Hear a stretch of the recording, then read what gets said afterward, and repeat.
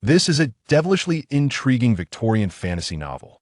Add a spoonful of steam engines to set that cursed technological tree in motion. Stir in a measure of love and hatred to provide ample justification for conflict. Sprinkle in a dash of madness to lighten this dark world. And finally, introduce a natural disaster as the main antagonist. Wait, that's too much. In the year 931 of the Inhabit calendar, the city where I reside has been deemed the most advanced in the Western world. The primary reason? The revolutionary steam technology, a burgeoning source of innovation and chaos. Undeniably, it is a truth that continues to draw countless inhabitants to its embrace. This city always offers a glimmer of hope, whether it be through deception or illusion. It feels tantalizingly within reach, urging one to forsake life itself. A hallucinatory city. I am but a dreamer in pursuit of aspirations. Chapter 1. Prologue. Old Dunling. In the year 931 of the Inhabit calendar, the city lay ensconced in a deep slumber, cloaked in darkness, while above, a colossal zeppelin glided through the night sky like a great whale, its solitary beam illuminating the sleeping metropolis below. Lorenzo stood at a street corner, a cigarette perched between his lips, exhaling wisps of smoke. The tobacco was infused with invigorating herbs, keeping his mind remarkably alert even in the late hours, tinged with a hint of exhilaration. With this subtle stimulation, he tapped his cane lightly against the ground, keeping time to the rhythm that echoed in his memory. He awaited someone, typically using the time spent in expectation to ponder various thoughts, as long as his mind remained engaged. Raising his gaze to the dimly lit street lamp, his thoughts began to drift. According to the concept of parallel universes, beneath vast scales, all unimaginable occurrences may transpire, or rather, are predestined to happen within this framework. For instance, in some realms, the speed of light can be surpassed. Saturn's rings transform into a gigantic donut. Tesla emerges as a sorcerer wielding thunder. Hawking becomes a time-controlling dragon, and Arthur truly is a maiden. Thus, the potential for all things is boundless. Consider, too, a world of modernity where humanity ignited the first industrial revolution. The thunderous steam engines slowly propelling colossal iron constructs, railways, sprawling across every inhabited expanse, liberating productivity and fostering economic ascent, a perfect era heralded by billowing steam, the lighten principle. The narrative should unfold thus. Yet akin to the concept of parallel universes, extraordinary events invariably occur. What if the advent of the electrical age were delayed? Like myriad hypotheses regarding the narrative, what if familiar historical timelines experienced slight deviations? The Second Industrial Revolution commenced thereafter. Yet curiously, the world did not transition into the electric age. Much like Newton turning over just as the pivotal apple was about to strike him, humanity momentarily lost the formula for universal gravitation. This world mirrors that occurrence when they discovered that boiling water could power machinery. This damned era veered off the well-trodden historical path. Electrical technology failed to dominate amidst the flood of steam, remaining largely underutilized, while the more efficient internal combustion engine went largely unrecognized. Ever larger steam engines were crafted, growing increasingly intricate until they became the nexus of the city and the world. They were cumbersome and inefficient, yet when those grand iron forms came into view, all gazes were filled with awe. Lorenzo lived in such an era, one where reason and madness coexisted. Steel and steam, mystery and the unknown. A sharp whistle jolted him from his reverie. He turned to see scalding vapor erupting from a nearby manhole, which swiftly condensed into countless droplets that danced in the cold evening breeze, ultimately dissipating into a gray mist that enveloped the entire city. It is a devilish age, and here lies a devilish city. The Mechanical Guild, a band of eccentrics, has excavated the city's underbelly to construct the largest steam engine in history, creating kilometers of underground channels to channel the Thames into that iron furnace, which burns day and night, powering the city's mechanical factories. The intricate subterranean system serves as their discharge facility, with thousands of tons of steam purified and recycled daily, surfacing to the streets and transforming into a gentle rain. Thus, this place remains perpetually gloomy, devoid of sunlight. Glancing at his pocket watch, he noted the time was nearly upon him. Just then, he heard hurried breaths and footsteps approaching from the street's end. It appeared the person he awaited was quite punctual. Lorenzo discarded his cigarette and reached beneath his heavy overcoat to retrieve his cherished Winchester. Much like the concept of parallel universes, in this devilish age, there exists a figure acclaimed as the Great Detective.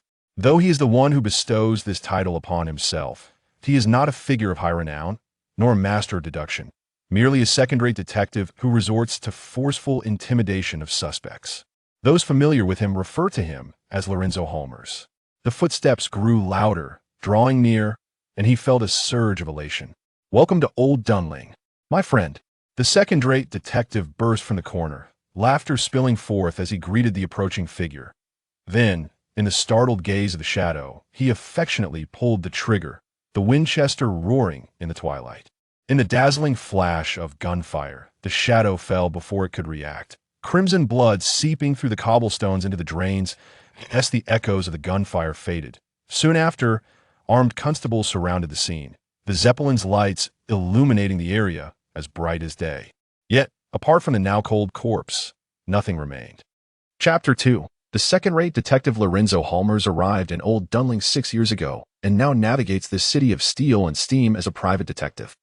Another life has been extinguished. This is the topic of conversation among the populace this morning. According to the Queen and Imp, Oppos, S. Daily, a man was shot dead at the junction of irons in the East District and the inner city, due to its proximity to the affluent inner city. The patrolman responded swiftly. However, as has often been the case before, they found nothing. The coroner at Swallenhall reported that the man had been struck at close range by a shotgun blast, the scattered pellets rendering his visage unrecognizable, though the coroner surmised from the man's tanned skin and faint scent of fish that he was likely a sailor. Yet, the reason for his presence in such a distant locale from the harbor remains a mystery, as he had no apparent motive to be there. Another enigma. Or so the public believed. The outcome elicited neither surprise nor panic. After all, they had grown accustomed to such occurrences. This is Old Dunling, the very heart of Inelvig, the pulse of the world, where the first steam engine in human history was conceived. Consequently, countless wayfarers flock here daily, some in pursuit of wealth, others for knowledge, and yet others for power. The overwhelming influx of people has led to a decline in public order, prompting Old Dunling to delineate 4 districts, each encircling the next. At the center lies the epicenter of power in Inelvig, the Platinum Palace where Queen Victoria resides, alongside the Royal 3rd Mobile Division. Surrounding this are the inner city, home to the wealthy elite of Old Dunling, who enjoy round-the-clock protection from patrolmen, followed by the outer districts. Divided into 4 smaller areas where the majority of residents dwell, the largest segment of Old Dunling. Finally, there is the lower district.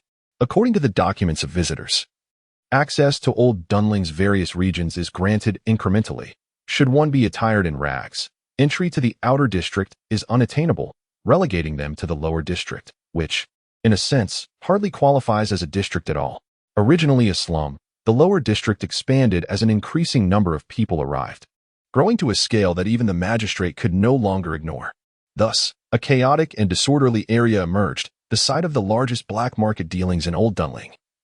A furnace for all clandestine information, existing but a thread apart from the world everyone seeks. This deceased sailor hailed from the lower district, and to the residents of Inelvig. Those from the lower district are scarcely regarded as human, they are merely a stain upon the beauty of this city. The sailor's demise became fodder for gossip among all. With the exception of one, the individual responsible for his death, Lorenzo traverses the outskirts of the lower district, where the infrastructure is virtually non-existent. His boots sinking into the muddy pathways, each step a struggle. Were it not for the need to make a living, he would never have set foot in this place. Wearing a black-dyed deer hunter's hat that pressed down his light golden hair, a dark red tie adorned his chest, while a wide gray-black overcoat expertly concealed the firearms beneath. He occasionally glanced at the pocket watch in his hand while gripping his cane, resembling a hurried businessman. Lorenzo's attire was impeccably suitable, indistinguishable from the ordinary passers-by. Yet, he found himself in the lower district, where he appeared to the locals as a hapless lamb that had strayed into their midst. Individuals from various nations lurked in the corners, eyeing this unsuspecting prey. This territory fell beyond the jurisdiction of the constables, and even in the event of a death, accountability was seldom pursued. After all, this area was teeming with people, with countless arrivals each day via vessels landing in the city. Among them were all sorts, well aware of whom to target and whom to spare. A few newcomers took an interest in Lorenzo, whispering amongst themselves as they divided his possessions, some coveting his overcoat, others his pocket watch. The remaining onlookers remained indifferent, since the lower district had devolved into old Dunling's black market. A new underworld industry had emerged. Those bold enough to commit theft were mostly gang members, who only endangered themselves in the process. On the filthy streets, this group surrounded Lorenzo, their expressions menacing. "Your friend dresses rather well," remarked the leader, a smile gracing his face. It was not a gesture of goodwill, but rather a realization that Lorenzo's pocket watch was of greater value than it appeared. "If I were you, I would refrain from such actions."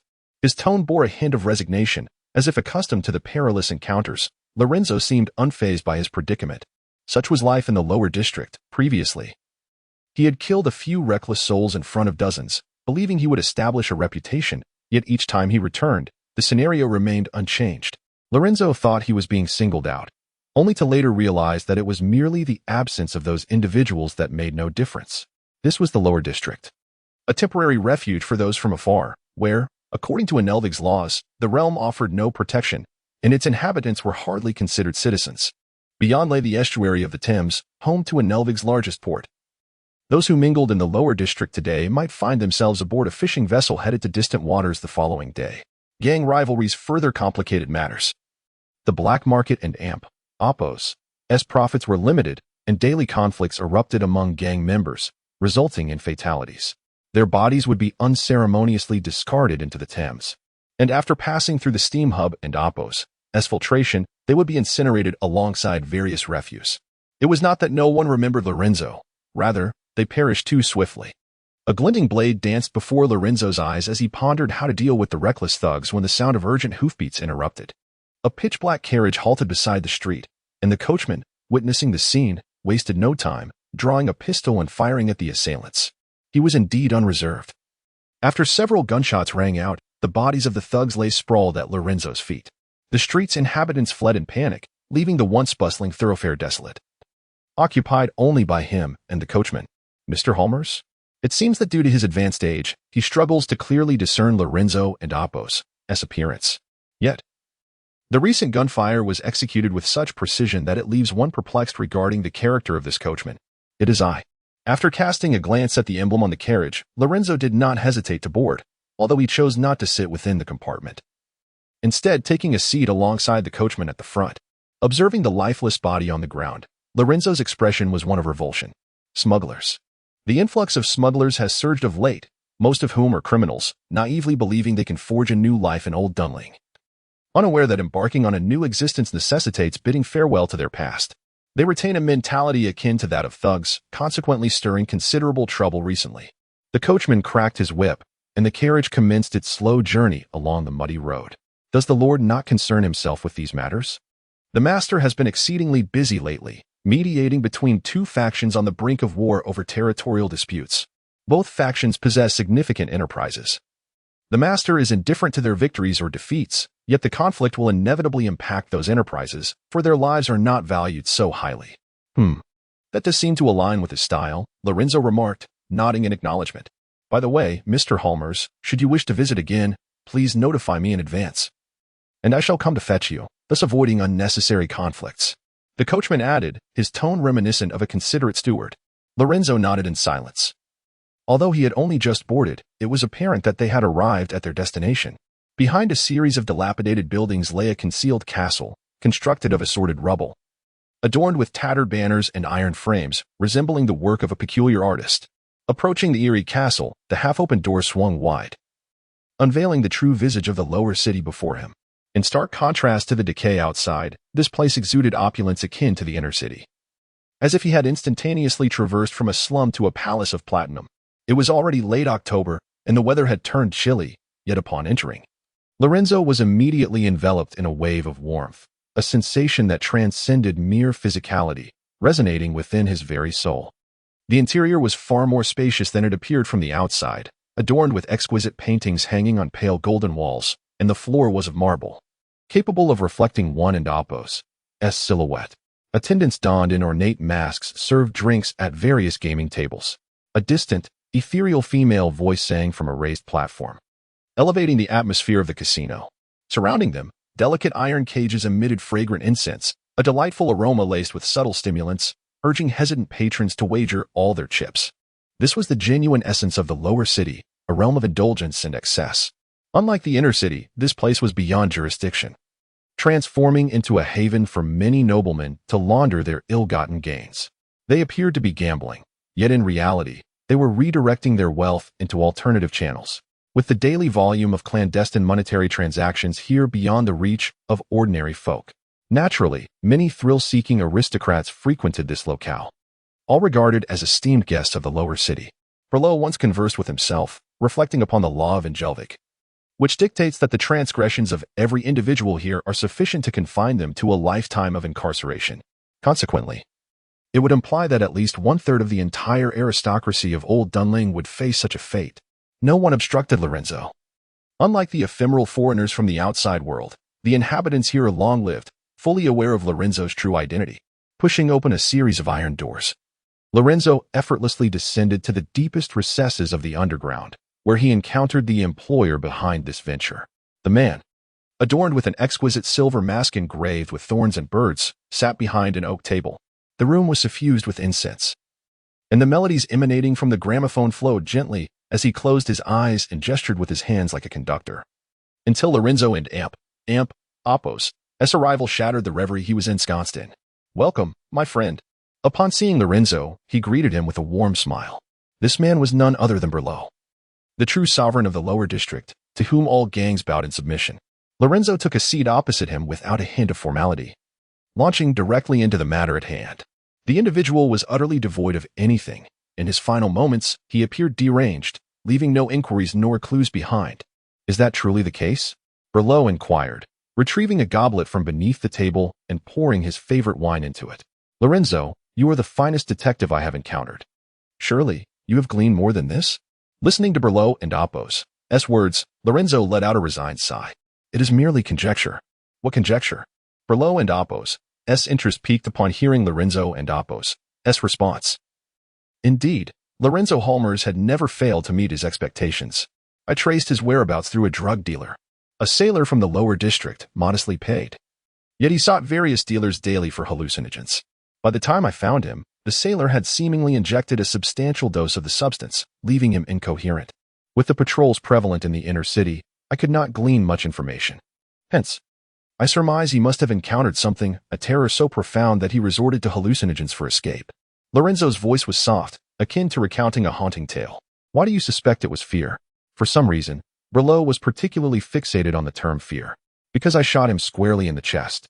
Dozens of pellets piercing his heart and lungs. Even under the influence of hallucinogens, he would still feel pain and awaken. It is known that all beings fear death. With but a slight provocation, he would have revered my inquiries for the remainder of his days, answering my every question. Yet, he did not. He continued speaking in an incomprehensible foreign tongue.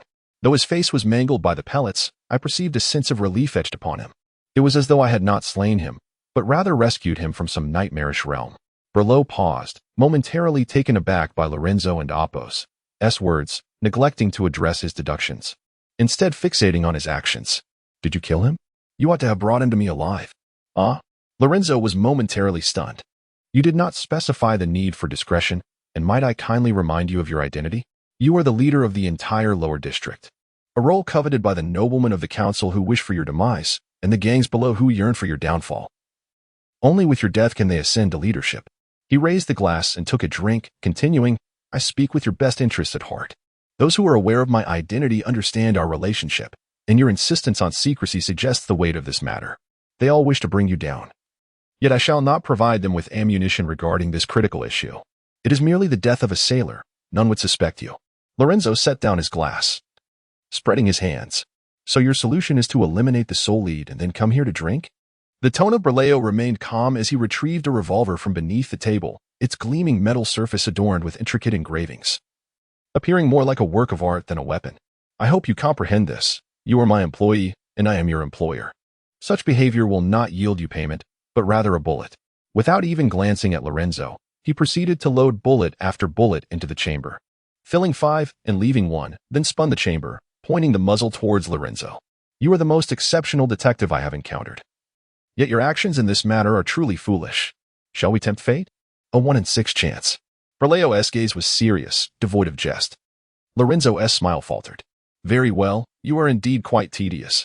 He waved his hand, attempting to push the gun down, only for Berleo to raise it again. Realizing the gravity of the situation, Lorenzo knew he had no choice but to clarify under the threat of the gun. When you assigned me this case, you merely asked me to investigate this individual, claiming he held a secret. As if the gun were non-existent, Lorenzo relaxed once more.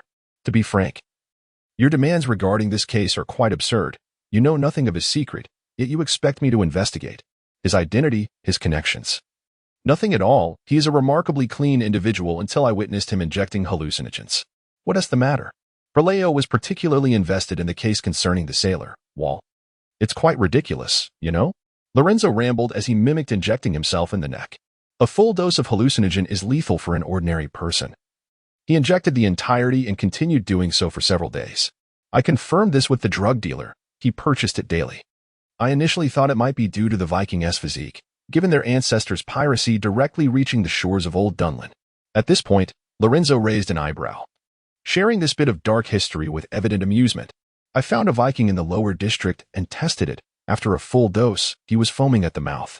So while S body is compromised, Berleo seized upon the crucial detail. Indeed, there are grave issues with his physique. Moreover, he exhibited a remarkable degree of aggressiveness, claiming at least 6 lives that day. Otherwise, how could a mere sailor possess such wealth? Subsequently, I did take his life, albeit at his own request. Amidst the rising white steam and the illumination cast by the Zeppelin, Lorenzo stood as a dark silhouette. Beneath him lay the contorted remnants of flesh, each bullet hole oozing dark crimson blood, his chest heaving violently, and a sound of whimpering emanating from his throat, though he could not comprehend the utterance. It seemed as if he understood its essence. Kill me. Take me away. Thereafter, I thrust my rapier into the wounds he bore. Lorenzo withdrew his cane. The ebony would splintering to reveal a glimmering blade beneath. I pierced his cervical vertebra. The carotid artery ruptured, leading to copious internal bleeding. And he soon succumbed to death. Yet, an uncanny phenomenon transpired at that moment. In Lorenzo's narrative, Berleo leaned forward, attentively absorbing each word, constructing the scene of that fateful night within his mind. He should have perished. He certainly should have, yet his heart continued to beat, pulsating fiercely.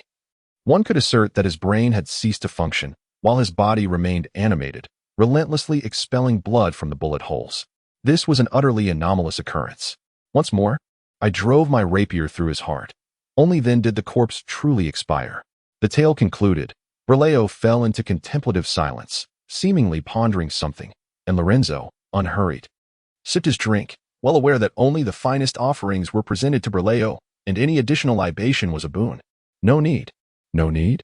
Berleo retorted, genuinely incensed, appearing as though he might draw his firearm at any moment. With a disdainful glance at Berleo, Lorenzo continued, currently, Volendapos' corpse lies in the morgue of the Victoria Central Hospital, dissected by a cadre of forensic experts who have toiled for an indeterminate duration at the Royal Medical College. Pieces are meticulously severed, arranged upon a metal rack, resembling a sumptuous feast of human anatomy, with every anomaly scrupulously documented in the report. All of this awaits my retrieval. Taking out his pocket watch, Lorenzo glanced at the time.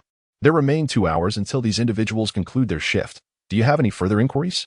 Chapter 3. A gift from the North. Lorenzo spoke with unwavering confidence, relishing the moment, though he refrained from explicitly stating it. He felt as though he were belittling Berleo's intellect. Berleo remained silent, as he always did. Just when he was on the verge of pulling the trigger to eliminate this accursed detective, he would invariably validate his own worth, subsequently infuriating himself to no end. Is that your plan, to utilize those forensic experts? Lorenzo nodded in acknowledgement. To be honest, this is the first time I find myself bewildered by knowledge. Of course, you have your utility. Otherwise, I would not have ventured to this wretched part of town to meet you. Lorenzo exuded confidence, seemingly indifferent to the fact that Berleo had just pointed a gun at him. Berleo, I have come primarily to inquire about certain matters. What matters? Like a teacher and his pupil, Lorenzo embodied the role of a dubious mentor. He would not impart knowledge but rather toy with their minds to showcase his superiority, as though deriving satisfaction from it. Berleo, I need to understand the entirety of this case. Lorenzo fixed his gaze on Berleo, his own blurred reflection dancing within the distinctive aquamarine eyes of the Inglework. Grasping the edge of the table, Lorenzo pulled himself closer to Berleo, making them appear as intimate friends. So, Are you interested in discussing it? Lorenzo inquired with a smile. The narrative must begin a fortnight ago. According to Inglewood law, the fishing season is prohibited from mid-June to mid-September, during which all fishing vessels must remain docked and refrain from setting sail. However, on one fateful day a fortnight ago, a fishing boat arrived at the port of Raindona amidst a thick fog. My men have been tracking that vessel for quite some time. It departed from the kingdom of Norbido and altered its course, traversing the icy seas before finally reaching Raindona a fortnight ago. That sounds unremarkable. Every year during the fishing ban, numerous boats from other waters deliver their catches to Old Dunling. Lorenzo remarked as he listened attentively. The issue lies in the fact that their fishing boat remained docked without unloading its cargo, and no one disembarked. After several days of searing sun, the fish began to rot, drawing the attention of the populace. So, does this fishing boat hold any significance? This was indeed a fundamental question. Everything possesses its value, even this fishing boat, however peculiar it might seem. Lorenzo could not fathom how it had managed to rouse the interest of such a prominent figure as Berlot. It is far from being merely a fishing boat. Berlot unveiled the hidden narrative, the alcohol enhancing the atmosphere and making him feel considerably better. My business extends beyond Old Dunling. I have dealings in the surrounding regions. That vessel was transporting something it ought not to have possessed. My men have been pursuing it, employing a modern steamship that outpaces them by more than double. Downing the remaining wine in his glass, he continued. Unexpected occurrences transpired. As though Odin himself had favored them, the fishing vessel ventured into the icy seas, while my men vanished amidst the tempest. Subsequently, as I have indicated, they arrived at the port of Riendona, where the fish and shrimp served merely as a facade, for the true cargo had long since been transported. Thus, I seek to investigate that enigmatic shipment, correct? Lorenzo remarked, bowing his head as he lit his pipe and nodded. Indeed, according to the roster, that Vole was a sailor aboard the Silverfish. Since their arrival, this group had seemingly evaporated from existence, with Vole being the sole individual I could trace. Including the captain and the first mate, there were 17 in total, discounting the deceased Vole. The remaining 16 individuals remain unaccounted for. Yet now, the only Vole has met his demise at your hands, Berlot retorted with irritation. Lorenzo cast a glance at him, his confusion unabated. Why do you not take matters into your own hands? It is merely a matter of capturing someone. This cargo is tied to a certain duke. My men cannot appear at the scene. Berlot, the king of shadows, exhibited hesitation in the face of that noble duke. And the cargo? I am unaware, only knowing it is sealed within an iron chest. Lorenzo chuckled. Behold, yet another vague request. May I simply procure an iron chest from the blacksmith in exchange for my reward? This time, Berlot did not react with ire to Lorenzo and Apos as provocation. Instead, he remained remarkably composed. Do you believe in intuition? You mean a gut feeling? Perhaps. Berlot and Apos' gaze fell upon the revolver resting on the table, adorned with carvings of spirits. And he was captivated. You shall comprehend it at first glance. Much like intuition, when you behold that iron chest, you will recognize it. His words were cryptic, revealing a side of Lorenzo he had never encountered before, filling him with unease. Berlot, there are still numerous matters you have yet to clarify for me. This is a fragmented tale, leaving even Lorenzo somewhat bewildered, shadows lurking behind that which he could not perceive. You are merely a detective I have employed, not my accountant. It would be prudent for you not to delve too deeply into my affairs. Berlot was resolute, unwilling to divulge further information. This is for your own good. The remaining documents are here. A carriage awaits you outside, and you may peruse them en route to the hospital. As he spoke, Berlot produced a file, rifled through a few pages, tore away the sections Lorenzo ought not to know, and cast it towards him. You are aware of the extent of my trust in you. I am the loathed butcher bird, and you are the iron thorn that pierces my prey. Berlot regarded him intently. So be gone, for if you fail, I shall ensure the last bullet finds its mark, referring to the revolver with a 1/6 chance of success. Very well, very well. Lorenzo rose, grasping the file, turning to depart, yet paused momentarily. I shall proceed in my own manner. Yes? I only care for the outcome of this affair. Emerging from the craggy fortress, the frigid air surged instantly into Lorenzo's nostrils, oppressively damp and icy. How cold it was! Old Dunling was perpetually shrouded in a haze of moisture, with countless tons of water vapor enveloping the city day and night. Here, the incessant rain was a constant companion, as if a canopy of mist obscured everything above. Sunlight would occasionally pierce through, illuminating the cloud-laden sky in a golden hue, as if the heavens themselves were ablaze. The coachman awaited Lorenzo outside, and he promptly entered the carriage, sifting through documents. The scenery outside the window transformed slowly. After passing through several checkpoints, they entered the outer district. In stark contrast to the desolation of the lower town, the area was adorned with towering Gothic and Baroque architecture, with grand steam towers rising between the blocks, billowing thick smoke that rendered everything a ghostly gray. This was the birthplace of steam technology, the most advanced city in the world, where hope flourished amidst the evolution of innovation.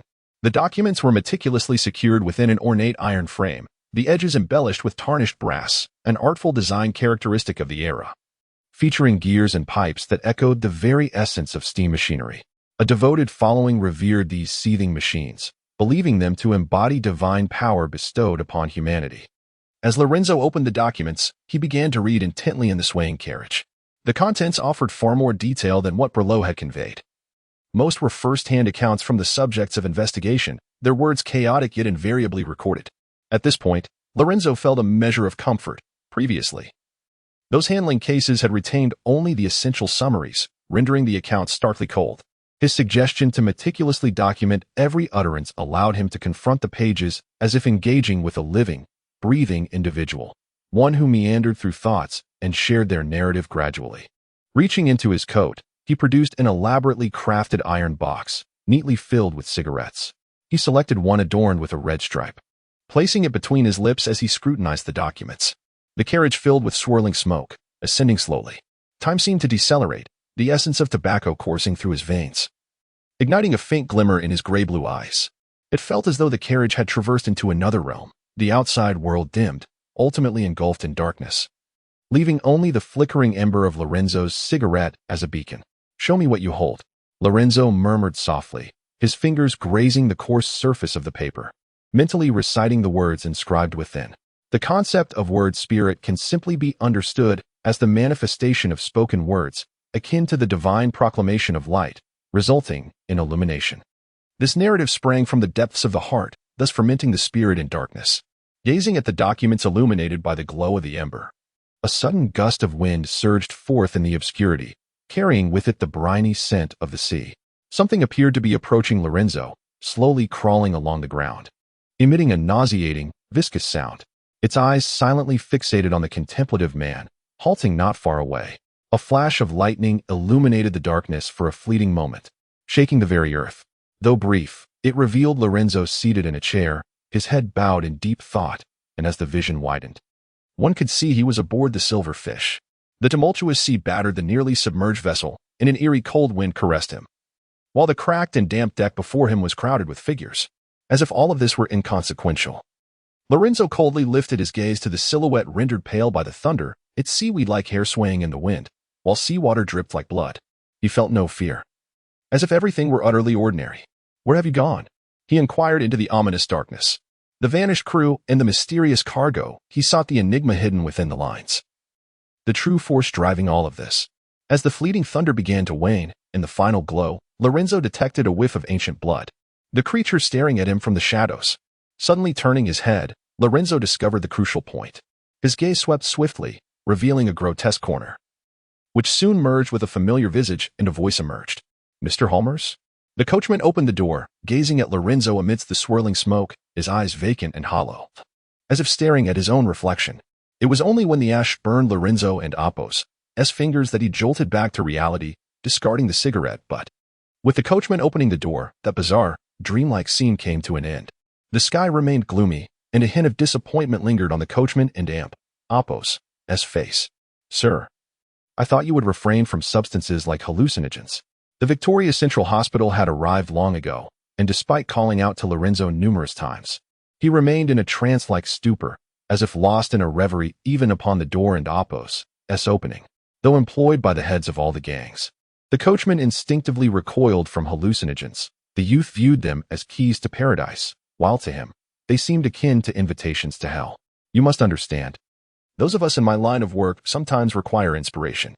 The coachman stepped aside as Lorenzo alighted, muttering under his breath, "Out of courtesy."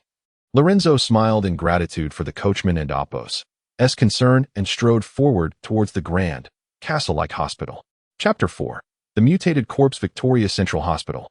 one of the oldest medical institutions in Invergree, boasts a rich history that is paralleled only by its exceptional medical standards. Over the years, the hospital has undergone multiple expansions and now stands as one of the few structures in Old Dunling that spans across 2 districts. To ensure the hospital and OPO's operational efficiency, the Mechanical Institute has even established a dedicated energy supply line for its use. Not far from Victoria's Central Hospital lies the highest security force in Old Dunling, the Swarland Hall, where mounted officers can arrive within 10 minutes armed with fully loaded rifles upon receiving orders. Due to its substantial size, Victoria's Central Hospital has taken on numerous additional functions in recent years, including collaboration with Swarland Hall. The cadavers from various cases are sent here for autopsy, and the body of the sailor, Wall, was evidently deemed inconsequential. No one claimed it, and it held no importance. As per protocol, his remains would be directly transferred to the Royal Medical Academy for students to practice their surgical skills. However, at the insistence of an individual, this seemingly worthless body underwent a rare autopsy. The officer glanced at the young girl standing in the corridor, her face etched with impatience. Were it not for her insistence on the autopsy, he would be enjoying a rare moment of respite at his desk. To the officer, the residents of the lower districts were hardly considered citizens of Invergree. Unless a case involved individuals from the inner districts, they rarely garnered attention. Yet this young girl was different. This was her first case, and she was determined to uncover something, anything. She was filled with zeal and enthusiasm. Once, the officer had been like her, but now he appeared dulled, as if life had worn away his edges. Perhaps he saw a reflection of his former self in her. And so he endured, believing that life was mundane and that she would give up in a few days. He merely needed to wait. Is the report not ready yet? The girl finally seized another nurse, her anxiety palpable. You know how it is, officer. Per protocol, the report needs to be signed off by the director, and he might be quite busy at the moment. Please be patient, said the nurse, her face adorned with an awkward smile. Since the arrival of the body that morning, this young officer had been waiting here, asking for updates every hour. It was quite vexing. Did she think an autopsy was akin to butchering a pig? Even that required time for blood to drain. What could possibly be determined in such a short span? Oh, well, disappointment flickered across her excited face. But it was swiftly rekindled by a sudden, violent explosion that echoed from the street. The intense shockwave shattered the surrounding glass, and panic-stricken screams filled the air, a gray-white mist enveloping everything. Ivy. The officer shouted her name, swiftly drawing his baton. Is it a terrorist attack, Officer Press? As a newly appointed detective, Ivy excitedly brandished her sidearm. It's likely just an explosion from the aging underground steam pipes that blew off a manhole cover. Put your gun away. Our duty is to maintain order. Gazing at the vibrant newcomer, Press was struck by a wave of dismay. He harbored a tinge of resentment towards his own fortune, questioning why fate had chosen him to mentor this novice. The hot steam wafted through the streets, and after a moment of panic, the crowd gradually regained its composure. Old Dunling was vast, not merely in its expanse, but also in its extensive subterranean facilities, where the most intricate network of pipelines sprawled beneath the feet of the populace. Resembling a dense spider and amp, Oppo's S-web that thrived in the depths of Old Dunling. Maintaining such a colossal infrastructure was evidently a daunting task, and incidents of aging pipelines were not uncommon. Eve, hurry up, Press called out. A mere explosive could incite chaos in Old Dunling. A lesson Lorenzo had gleaned from years of living in this city. Amidst the steam-filled pipes, any explosion would unleash a thick mist, providing Lorenzo with the perfect cover for his stealthy endeavors. This would draw the attention of the guards, allowing him to procure the report before they could attend to the pipes. He strode nonchalantly into the hospital lobby, utterly oblivious to the fact that he was there to pilfer. Successfully diverting the guards, he infiltrated the hospital with an air of audacity. However, a pressing question loomed. Where was the crucial report? A white figure entered his line of sight, and Lorenzo quickly devised a plan. He composed himself, forcing tears from his gray-blue eyes, and waved sorrowfully at a nurse. My nephew was killed today in the lower districts. The guards instructed me to come this afternoon for the autopsy report. Could you please tell me where I might find it? His gaze was earnest and mournful, as if he truly mourned a nephew. The nurse initially expressed sympathy for Lorenzo's plight, then informed him that the report should be provided by the officers at Swarland Hall. Yet, perhaps moved by the sincerity of Lorenzo's emotions, she made an exception and revealed the location of the director's office, where he could learn about his nephew's cause of death, even if he could not obtain the report itself. Minutes later, The balding middle-aged director sat placidly at his desk, facing Lorenzo. Though he longed to scream at this unwelcome guest, the ornate Winchester was presently pressed against his polished forehead, compelling him to maintain his composure. Regardless of the circumstances, here is the autopsy report you requested. Is this satisfactory? He handed the document to Lorenzo, beads of cold sweat glistening on his smooth brow. Is there a copy? Lorenzo inquired, his eyes never lifting from the pages. No, none, came the swift response. I see. Could you perhaps create another copy? It was a peculiar request. Surely, the coroner could draft the report anew, submit it to Swarland Hall, and refrain from mentioning today and Appos events to anyone else. Could you manage that? Though Wall was an inconsequential foreigner, whose existence mattered little to anyone, the loss or misplacement of the autopsy report, or any other reason that might draw Swarland Hall and Appos' attention, would undoubtedly complicate Lorenzo and Appos' affairs considerably. Lorenzo and Appos' gaze was as frigid as that of a cold-blooded assassin. Director Buscolo, you reside at 147 Hemling Street in the Outer District. He swept his eyes across the documents on the table, his thoughts surging within his mind. While on the other side, Buscolo felt an overwhelming sense of dread. You are not wearing a ring. I surmise your wife has divorced you, correct? She took your son with her? His heart raced violently, and these unseen words instilled a terror that was far more chilling than the shotgun pressed against his head. She left you with a daughter, whom you dote upon, and she has a penchant for sweets. Is that not so? Lorenzo delivered his final blow with pride. At this juncture, Buscolo and Appos' psychological defenses crumbled entirely. He could not fathom how this man before him possessed such intimate knowledge. His hands trembled uncontrollably. Perhaps he had entertained other thoughts before, but when it came to his daughter, he shattered. Lorenzo exited Buscolo's office, laden with spoils, confident that the middle-aged man would prove to be a devoted father. Spotting a figure at the far end of the corridor, he wore a smile. I am immensely grateful to you, nurse. Director Buscolo has promised to assist me in thoroughly examining my nephew and Appos' remains. The perpetrator shall not continue to evade justice. It was the nurse who had previously guided Lorenzo, speaking so intimately. He approached her, discreetly producing several silver coins from his pocket and slipping them into her hand. I must also thank you for the address you provided, dear nurse. Director Buscolo eagerly anticipates the gift I shall deliver. Under the nurse's smiling gaze, Lorenzo strode away. There was nothing astonishing about his deductions. It was all merely premeditated. Lorenzo was a second-rate detective, a morally bereft investigator of violence, yet in a certain light. He was a genius, a master manipulator of all available resources. Perhaps he lacked superhuman deductive prowess, but in this impromptu crime, he was indeed a hero of his own making. The line separating a brilliant detective from a brilliant criminal is a thin one, perhaps known as principle or conscience. Yet it was evident that Lorenzo was devoid of such qualities, oscillating between the two extremes. Pushing open the iron door, the temperature noticeably dropped. This was the morgue, a place seldom frequented, thus allowing Lorenzo to navigate it with ease. Clutching the report, he felt compelled to inspect the peculiar state of Wool and Appos' corpse for himself, as if haunted by an apparition from a dream. Which one? Following the sequence number on the autopsy report, Lorenzo meticulously examined the plaques before the iron cabinets. Gripping tightly, he withdrew a frost-covered cabinet, dragging it across the floor. He knelt beside the recently deceased individual he had dispatched. The body bore numerous incisions, with a forceful twist. He opened it, revealing the viscera beneath. On his way, he briefly glanced at the report. According to the forensic examinations, Wolf and Appos' bones and internal organs exhibited some anomalies, though he did not delve deeper into the details. The scene within was a grotesque tableau, leaving one to wonder if the group of forensic experts had felt the urge to retch upon reaching this point. The internal organs were grotesquely intertwined, dark red clots resembling gelatin encasing them. The intestines appeared constricted, markedly shorter than those of a typical individual, as if a portion had been surgically removed, yet without any signs of surgical intervention. Furthermore, the amount of fat was significantly diminished, which typically serves to store energy and provide insulation. Evidently, this Viking's fat percentage was alarmingly low. This was not as it should be.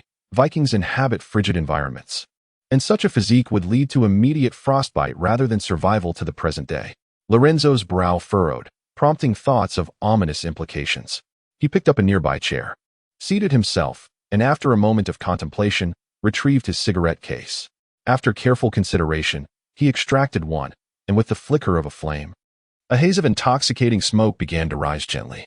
The lights in the morgue extinguished one by one, leaving only the solitary glow of the ember at the tip of his cigarette.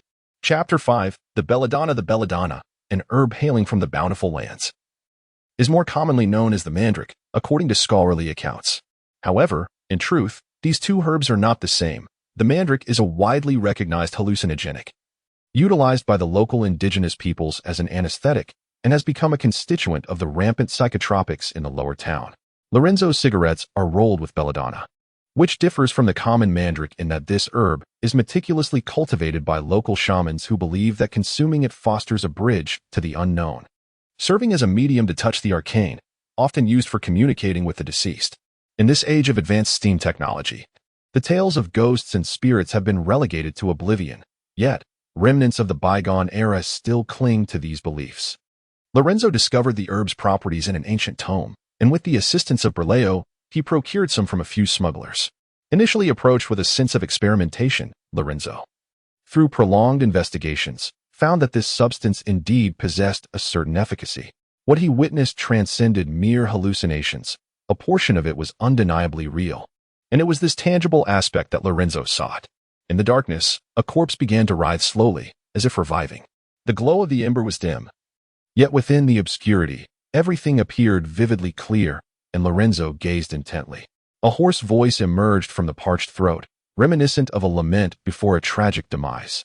It was a scene that inspired dread, yet Lorenzo remained unfazed, seemingly devoid of the emotion of fear. Halfway through the cigarette, the belladonna intertwined him with that mysterious realm. The duration of the tobacco's burn determined his stay in this world of the dead. It was insufficient. It was far from enough. Suddenly, a sensation of being watched surged within him, so familiar, akin to the moments in the carriage when something had lurked in the shadows. Lorenzo abruptly turned, attempting to discern the eerie figure in the darkness, but in the next instant, a distorted body, reeking of blood, knocked him down. It was Wall, or rather, the corpse of Wall. It toppled Lorenzo from his chair, pinning him forcefully beneath it, sharp claws tightening around his skull, ribs splayed like the mandibles of a predator, constricting Lorenzo with desiccated blood. "Look at me." A voice seemed to resonate, and before him loomed a grotesque visage, contorted in agony, the pupils shrouded in an opaque darkness. Yet amidst it, a faint green luminescence flickered. Severe pain coursed through his body, yet Lorenzo paid it no heed. He fixated upon those eyes, and within the reflection of that darkness, he finally glimpsed a fragment of the truth. It was a lighthouse rising within the emerald glow. Lorenzo appeared to awaken from a long hibernation, his movement stiff, his gaze bewildered. As he released his grip, the cigarette but fell to the ground. He sat in his chair, dazed for an extended period before regaining his composure. This was the after effect of indulgence. Each time, Lorenzo emerged briefly resembling a simpleton. Everything felt dreamlike and surreal. Wall and Appo's lifeless body remained motionless before him, while he himself was unscathed, comfortably seated as if the vivid events that had just transpired were mere phantoms, despite the agony being so palpably real. It was an illusion, yet it bore traces of authenticity, particularly in the last image he beheld, the lighthouse. Lorenzo was uncertain of the lighthouse and Appo's role in this case, but at the very least, he had begun to form a tentative theory, the peculiar corpse intertwined with the lighthouse. Gradually, he rose to his feet, the stiffness lingering uncomfortably, possibly a side effect of the windbell herb. Initially, this state of confusion was fleeting, yet with increasing usage, its duration had lengthened. Perhaps in a few days, he could seek out the unfortunate Director Buscolo for a physical examination. After all, as a director, he should be able to facilitate matters, right? Having concluded these reflections, time beckoned for departure, but at that moment, the ominous sound of a bullet being chambered echoed. "Raise your hands," Eve commanded, her handgun aimed directly at Lorenzo. From a young age, Eve had possessed sharp instincts, and this instance was no exception. Amidst the mist, she sensed someone passing by her side. Unable to quell her unease, she finally apprehended this covert individual. What transpired, detective?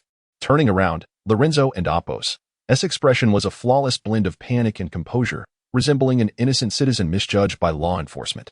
In the chaotic underbelly of Old Dunling, Lorenzo, a seasoned detective, had mastered various skills. "What are you doing?" Eve, a newcomer, found herself in a precarious position. Her gun trained on him for the first time, and momentarily felt doubt about her assumptions. "This is my nephew. He was murdered this morning. I am utterly bereaved." Lorenzo and Apos' voice faltered as he covered his face. Eve stepped closer, yet remained vigilant. "Your nephew is a Viking?" The corpse and Apos' visage was nearly unrecognizable. Yet the beloved braids of that Viking still adorned the head. Lorenzo's weeping abruptly ceased, and Eve and Apos' gaze fell upon the plaque atop the iron cabinet. It was the case she was responsible for. Any lingering sympathy evaporated as Eve coldly remarked, "Sir, you may need to accompany me." An awkward silence enveloped the scene. Lorenzo had once clandestinely infiltrated the Royal Academy of Arts, striving to immerse himself in character to deceive others. He had studied in the drama department for over a year, initially perceived as a mere passerby, subsequently a guest auditor, then a student. Eventually, even the professors recognized this remarkable individual named Lorenzo, inviting him to perform at the Royal Opera House. Yet, after a year, this prodigious talent vanished without a trace. The professors scoured the rosters, yet found no mention of a Lorenzo Holmers. He seemed to have evaporated into thin air. Everyone remembered the gifted young man, yet his name was absent from attendance lists or academic records, as if he were a specter.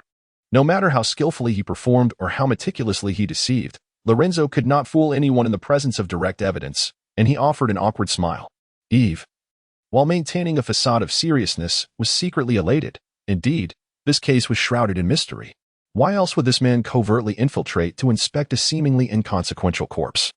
"Turn around," she commanded, brandishing her gun to threaten Lorenzo. Complying, he leisurely pivoted, and Eve lowered her weapon, producing handcuffs. Yet, in that fleeting moment, Lorenzo sprang into action. His voluminous black trench coat, which fell short of his knees, swept through the air, obstructing much of Eve's view. With one hand clutching her gun and the other grasping the handcuffs she had just retrieved, the young detective appeared flustered and pulled the trigger. However, her slender hand struggled to manage the recoil, causing her shot to veer off course. A sizable hole appeared in Lorenzo's coat, and almost immediately, the ominous barrel of a gun emerged from beneath its folds.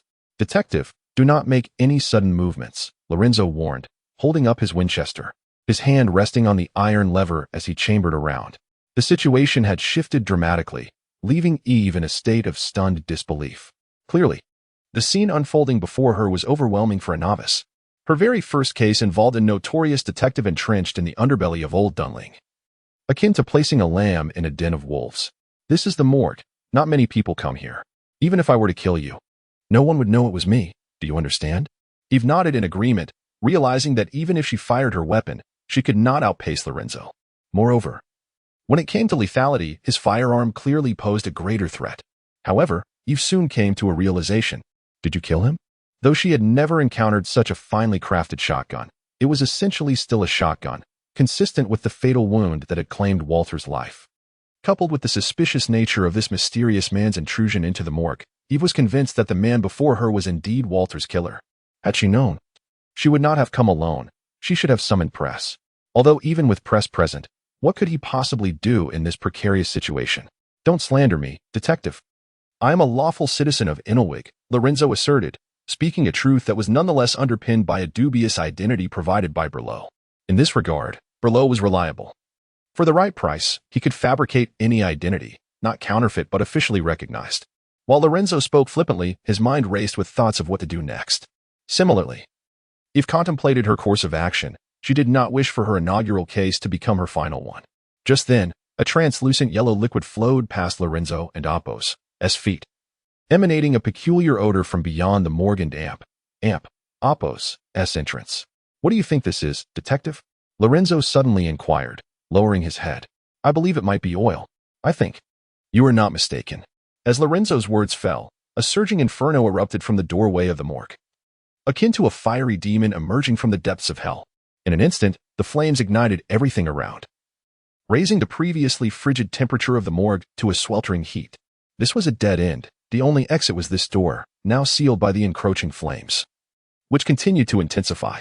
In a final moment of urgency, Lorenzo pulled Eve away, for had she leaned against the door, she would have been consumed by the inferno in an instant. "There's a clue," the man's voice dripped with a morbid excitement. Eve glanced to the side, the firelight illuminating Lorenzo's face, where an even greater fire burned within his gaze. Indeed, The death of Vor had drawn the attention of those individuals who wished to keep the secrets within Vor and Apos' corpse hidden, leading them to commit arson. If the detective wishes to survive, come and assist, Lorenzo said, as he kicked over the iron cabinets that concealed the bodies, stacked precariously and capable of being dismantled. What are you doing? Eve questioned, perplexed by his actions, as the flames licked closer. He was still grappling with this collection of the deceased. Survival.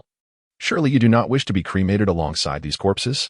Shall we all become one in this fiery fate? Chapter 6. Dear Winchester, what are you going to do? Escape.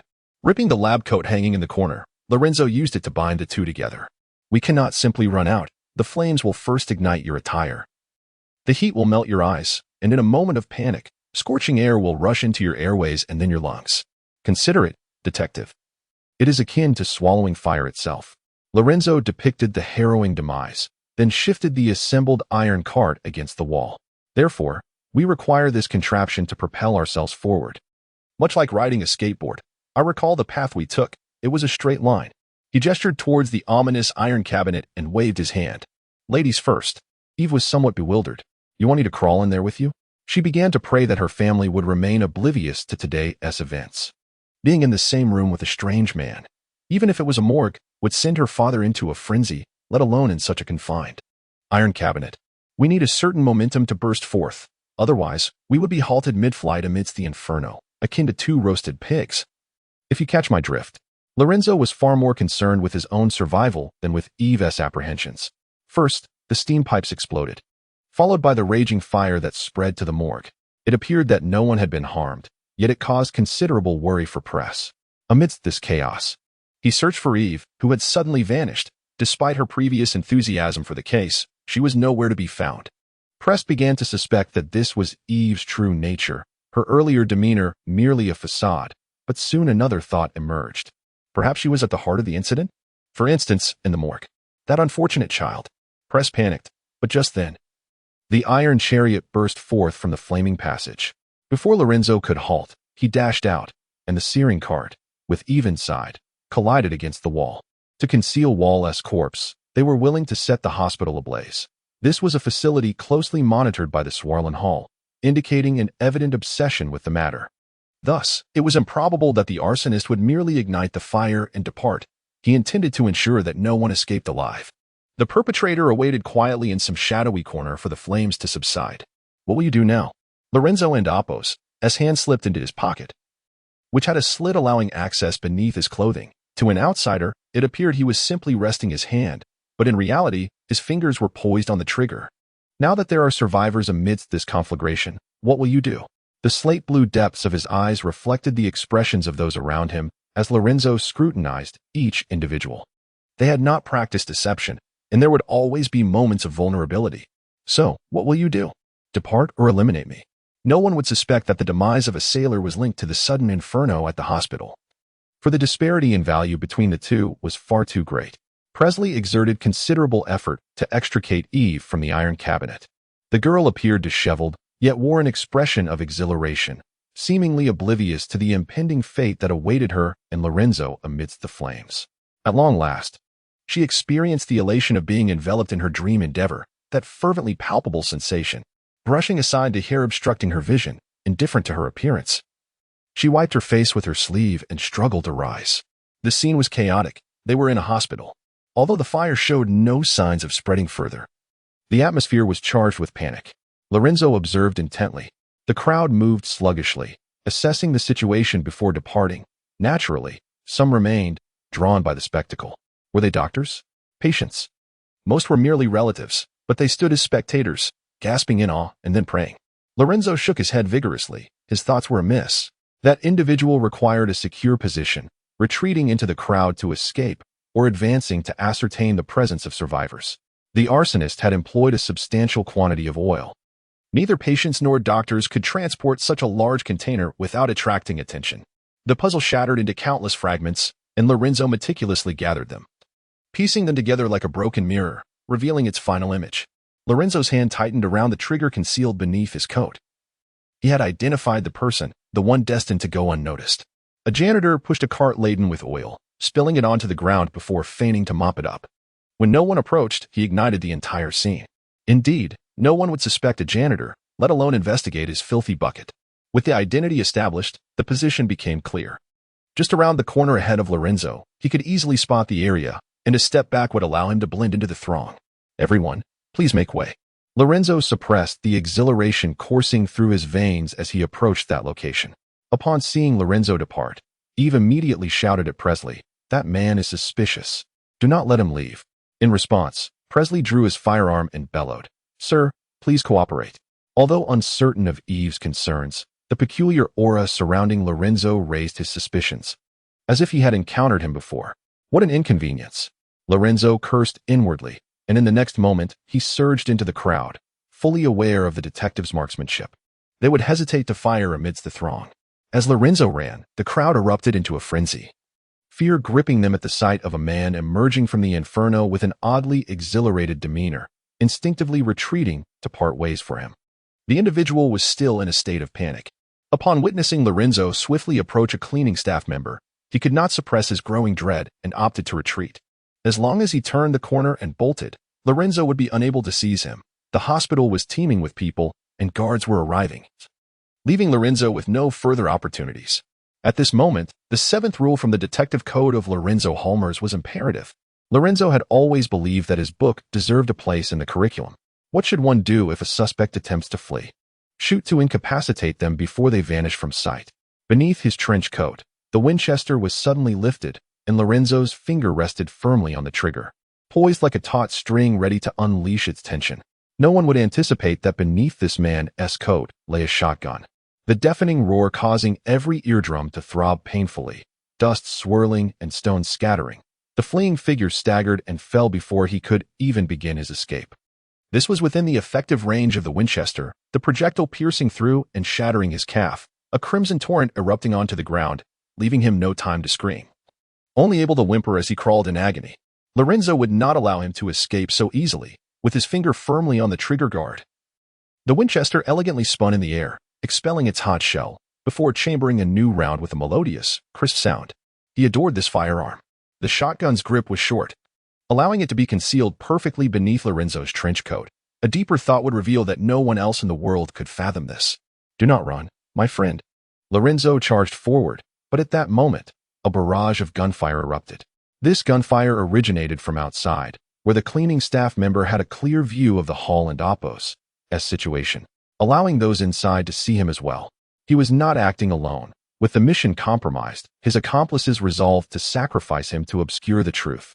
A bullet pierced his skull, and he lay lifeless on the ground, his blood pooling around him. Yet, this was not the end. A more intense hail of bullets suppressed Lorenzo, preventing him from approaching the hall. To be frank, Lorenzo grew increasingly curious about what the silverfish had transported. What peculiarities lay within that mysterious iron box? Taking a deep breath, he surmised that these were not a cadre of trained soldiers, but rather a group of mercenaries willing to sell their services for money. Their intelligence would likely not permit them to exchange fire in a systematic manner, ensuring that the relentless barrage would eventually yield a moment of respite. Just as Lorenzo anticipated, amidst the mournful cries of the crowd, a lull in the gunfire emerged. In this precious moment, the great detective sprang forth. The Winchester erupted with a thunderous sound, the lingering scent of gunpowder tantalizing his senses, far more intoxicating than any hallucinogen. A barrage of bullets shattered a man and Oppo's chest, blood spraying from his back as he was thrust backward by the impact. Expecting some form of retaliation, Lorenzo found none. They were not reloading, but rather retreating. This was Lorenzo's oversight. When the fire broke out, reinforcements from the Swarland Hall were already en route. Given the swift pace of the cavalry, they would undoubtedly arrive within 10 minutes. They had no desire to linger, for once the cavalry reached the scene, the situation would be beyond their control. Outside the hall, the sound of neighing horses resonated, followed by the hurried clatter of hooves fading into the distance. Lorenzo slowed, forcefully parting the crowd, and stepped over the bodies strewn on the ground as he pursued them. More gunfire greeted him, but it was merely a threat directed at Lorenzo, with no intention to aim. At this moment, the group had accomplished what they set out to do. Lorenzo could not catch up to them, only witnessing their frantic gallop. He was but an ordinary man, unable to match the speed of those wretched individuals. Just as despair began to settle in, a resounding whistle pierced the air, like a divine intervention. It came racing into Lorenzo's view, with traffic lights turning red in its wake to grant passage. The iron serpent billowed forth clouds of steam, thundering along the tracks beneath him. Chapter 7. The serpent of the courtyard Old Dunling is vast, truly immense. As the capital of Inelvig, it has been gradually expanding throughout the annals of its history, with the advent of steam power propelling this growth to unprecedented heights. Its architectural expanse is astonishing, occupying the heart of Inelvig Island. However, such a colossal urban area inevitably incurs exorbitant transportation costs. A citizen of the DC district, needing to traverse to the factories in the XC district, would find that merely walking consumes half a day. The average citizen cannot afford a steam vehicle, let alone the upkeep of a wretched horse for commuting. To remedy this dilemma, the Mechanic Institute embarked on a new round of renovations to Old Dunling over a decade ago.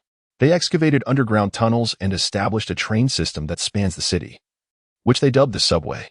It resembled a diminutive underground locomotive, while the surface was adorned with tracks seamlessly integrated into the ground, upon which the steam tram, known as the Iron Serpent, sped forth. This transportation system was initially trialed in Old Dunling before expanding nationwide, and in recent years, efforts have been made to incorporate Zeppelin airships into this vast network, allowing the footprints of Inelvig and Appos' denizens to grace the skies. The Mechanic Institute and Appos' engineers, drawing inspiration from Norse mythology, aptly named this transportation system after the great serpent of legend, envisioning a beautiful and bountiful world akin to the mythic courtyard. In this realm, every individual could partake in this earthly leviathan for a modest fare, enveloped by machinery and steam in an ever-diminishing world. Victoria's Central Hospital also stands as a notable station, where steam trams pass by every few minutes, and on this occasion, Lorenzo found himself fortuitously present. "Forgive me, my friend." As the doors swung open, Lorenzo, wielding a dangerously formidable shotgun, made a beeline for the driver's cabin.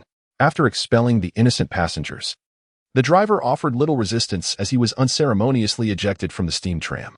The Iron Serpent, now exhaling steam, gradually accelerated along the tracks, racing forward. When had the law-abiding citizens of Old Dunling ever witnessed such a spectacle? Even Press appeared momentarily bewildered. This was Old Dunling, the very heart of Inelvig, where at any given moment, at least 3 Zeppelin airships patrolled the skies, manned by fully armed aerial cavalry clad in crimson cloaks. They formed a formidable line of defense for the city and Appos' order and safety. In the event of an emergency, one could only behold the monstrous shapes obscuring the heavens, followed by red-clad soldiers descending from the skies via zip lines, executing their grim duty with lethal precision. First, there was an explosion of steam pipes, followed by a blaze, then a gunfight, and now the hijacking of a steam tram. While the situation remained unclear, it was inevitable that those responsible would find themselves apprehended and confined. This event marked a significant milestone in Press's career. Belatedly, he seized his weapon and sprinted toward the steam tram, only to catch sight of a figure suspended behind it. Press and Appos' heart faltered momentarily. This surely qualifies as at least a third-class merit. Despite the cacophony of winds swirling around her, the girl remained unfazed, her lips incessantly murmuring. Eve clutched the handle of the steam tram with unwavering determination, and at the very last moment of its departure, she managed to catch up. This unfortunate child was oblivious to the perilous situation she found herself in. Her mind was consumed with thoughts of the next day's Queen's Daily, where the headline would proclaim the newly appointed officer of Swallenhall solving a major case on his first day, earning a third-class merit and being summoned to the Platinum Palace to meet the Queen, rising to the pinnacle of his career as the chief constable of Old Dunling. Such absurdities. The notion of reaching the zenith of life before the age of 30 felt particularly dreary to her. Meanwhile, Lorenzo, aboard the Iron Serpent, felt nothing of Eve and Appos' tedium. His spirits soared. The steam whistle blared like the harbinger of death, compelling pedestrians to clear the path. An avid scholar, Lorenzo's room overflowed with books, and he possessed a smattering of knowledge on various subjects, including this steam tram. Although he was not well versed in its intricate operations, he deemed the basic controls manageable upon observing the simplistic dashboard. He had to pursue that group. They were the only leads in this murky enigma. Before long, the group came into Lorenzo's view. The streets of Old Dunling were congested, and galloping on horseback was futile unless one was a police officer sounding a whistle or a reckless Iron Serpent like Lorenzo, under the weight of law and life. Even the most irate citizens were inclined to yield. Using an object to wedge the control lever, Lorenzo deftly vaulted onto the tram's roof. Though the denizens of the Mechanical Institute were somewhat unhinged, their creations were marked by meticulous precision. The integration of the steam tram into the courtyard serpent system had occurred many years prior, equipped with a set of reliable emergency protocols that enabled swift halting under duress. His gaze traversed the barrel of his firearm to the suspect not far away. Lorenzo did not need to apprehend everyone. He only needed to catch the slowest among them. With a decisive pull of the trigger, a thunderous crack erupted. The bullet pierced the horse and Apos' leg, sending the unfortunate creature and its rider tumbling to the ground. Skidding several meters, Lorenzo believed he had succeeded, but another gunshot rang out, and the suspect on the ground fell, struck down without a chance for survival. No witnesses remained. At this moment, Lorenzo finally grasped the gravity of the situation. He was not contending with mere thugs. Ordinary henchmen lacked such resolute determination. Within this group, there must be one tasked with ensuring no one fell behind, responsible for silencing any stragglers and safeguarding the secrets of the silverfish. This was not the work of the petty delinquents from the lower districts. Lorenzo found himself in a stalemate, yet the solution to this impasse was straightforward: eliminate them all. Human will is both resilient and fragile. Lorenzo wagered that when he cornered the individual responsible for ensuring their secrecy, that person would falter in their resolve to bring the gun to their own mouth. This unfolded a rare chase in Old Dunling, a dramatic spectacle of pursuit. The suspect began to adjust their course, advancing towards the inner city, where patrol officers were plentiful. Their objective was to reach the chaotic lower district, where even the intervention of the Su Yalan Hall would be futile in apprehending them. This area was akin to a tumor thriving atop the Old Dunling. Forcibly excising it would result in mutual destruction. This explains why that scoundrel Berleo could be so audacious and yet survive for so long. It was imperative to intercept them before they reached the lower district. Otherwise, Lorenzo might not ensure his own safety. Activate your astute mind. While your moral compass may be questionable, your intellect is undoubtedly exceptional. The blue line extended incessantly, yet at the next intersection, it shattered into countless threads, filling every street of Old Dunling, converging from all directions to encircle the red line. At last, just as the red line was nearing its destination, a blue line obstructed its path. Grateful for the Old Dunling steam tram schedule hanging in the driver's cabin, Lorenzo discovered the sole route available. With great effort, Eve finally ascended into the steam tram's compartment. During her training at the police academy, her instructor had remarked that Eve was an exceptional detective, albeit lacking in physical stamina. However, those days were behind her. With various modes of transport at her disposal, a detective no longer had to exhaust themselves in pursuit. Should she encounter her instructor again, Eve would certainly discuss this matter with him. But first, she had to bring this damned steam tram to a halt. Stop it. Eve raised her pistol, aiming at Lorenzo in the driver's cabin. The distance between them was not considerable. Despite the roar of the machinery, her voice reached him clearly. I am not your enemy, detective. They are. Eve understood that Lorenzo referred to the fleeing individuals, yet she remained vigilant, unwilling to lower her weapon. I am a detective. A private detective. A detective with a shotgun? Most of my colleagues carry firearms, though mine is rather unique. You might consider me part of a minority. Do you realize the commotion you and Apos' caused? I currently possess the authority to execute you on the spot. The latter part of Eve's statement was a bluff. She was uncertain under what circumstances one would actually fire a weapon. Such matters should have been addressed under the guidance of press during practical training sessions. Such a ruckus? I would describe it as my personal signature. Rather than feigning contemplation, I am more of an action-oriented individual.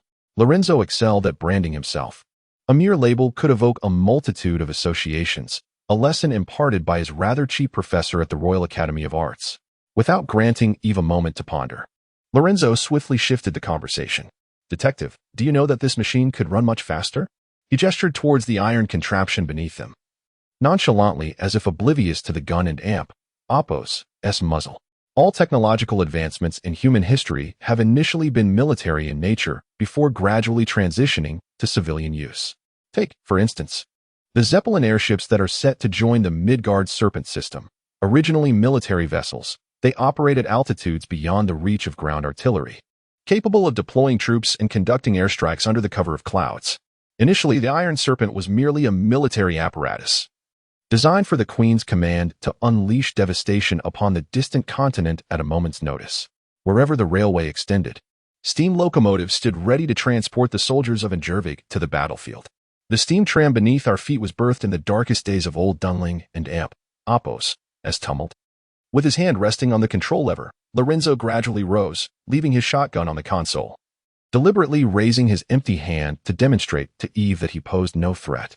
This creation, known as the Iron Serpent, resembled a true serpent of iron. Its seats filled with fully armed soldiers, encased in sturdy armor that merely dented under gunfire. Above, the Zeppelins commanded the skies, swiftly responding to unrest. As the armored exterior ascended, gun barrels emerged from the openings, ready to unleash fire. At that time, Inelvig had just ascended to the forefront of global steam technology.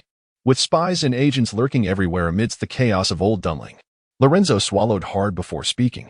What I wish to convey is that this machine and Oppos's power exceeds its stated specifications. For years, it has relied on the What-3 steam engine, capable of galloping forth with a cargo of soldiers and tons of armor decades ago. Yet now, it struggles to carry a few citizens. The engineers have grown complacent, deliberately restricting its power. Cloaked in civilian guise, it remains a bloodstained weapon, easily rendered potent with a mere understanding of mechanics in the tram and Oppos's construction.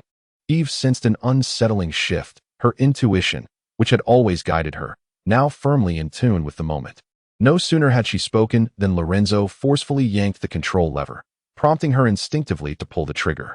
The bullet erupted from the chamber, sending the steam tram into a violent sway, as if it might disassemble. The tremendous impact hurled Eve against the iron wall, and with a shattering of glass, an unrelenting gale surged into the interior. Why?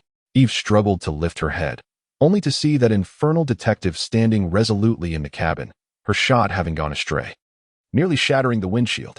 She did not comprehend the source of this upheaval, but soon she felt it. The entire carriage was shaking violently. The Iron Serpent had broken free from its constraints, its speed surging, ultimately reaching the splendor of its former glory.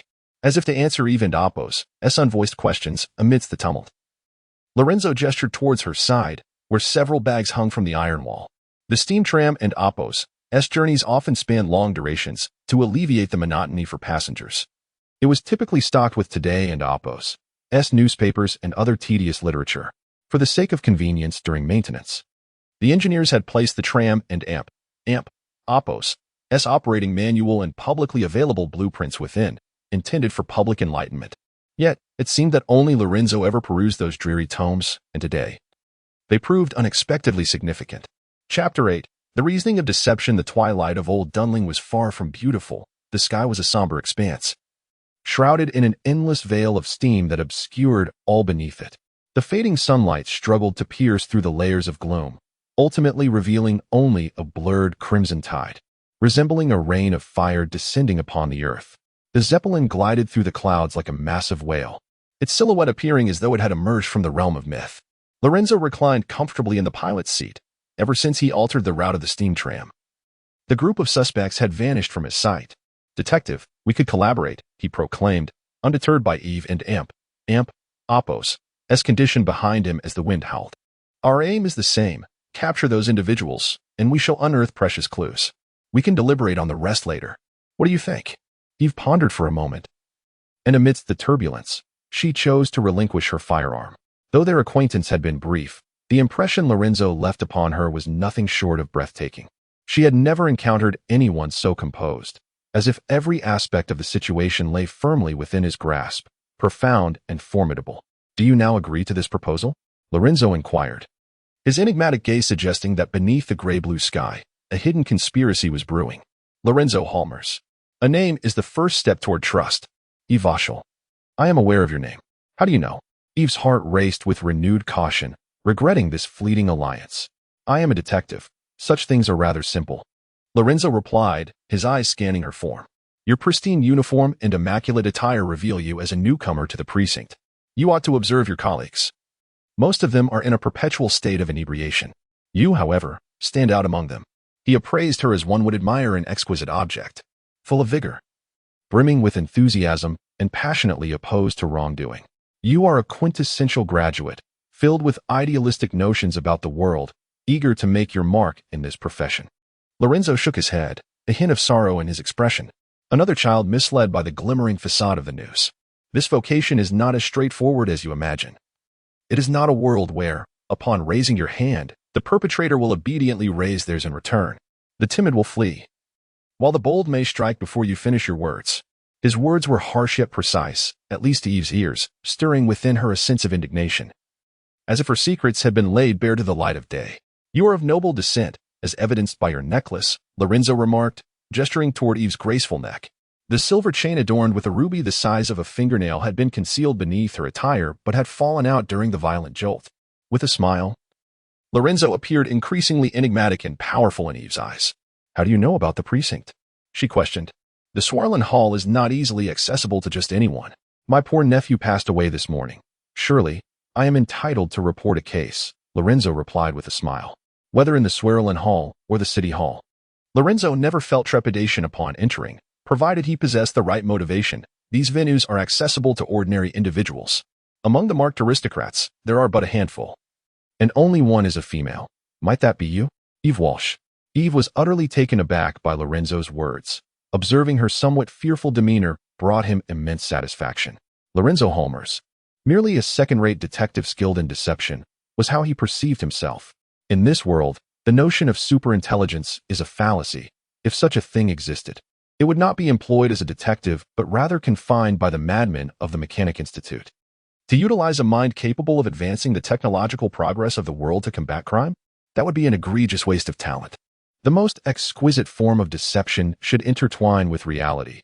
He would not disclose to Eve that this unfortunate child had inadvertently dropped her police identification during their recent encounter, which contained detailed records of her information at the precinct. Nor would he reveal that, to facilitate the operations of the mercenary in the lower district, Swarland Hall had already concealed the mercenary's informants, ensuring that any personnel movements would be reported to that dreadful butcher bird under the cover of night. The true outcome, paired with enigmatic reasoning, is what Lorenzo has perpetually practiced, even if riddled with flaws, in the face of factual results they could only believe. It resembles a mathematical formula. As long as the derivation is accurate, no matter how absurd the answer may seem, it remains unequivocally correct. "Can you now trust that I am a detective?" Lorenzo flashed his signature smile, confident of victory. "Where shall we go now?" Though temporarily united in purpose, Eve remained vigilant.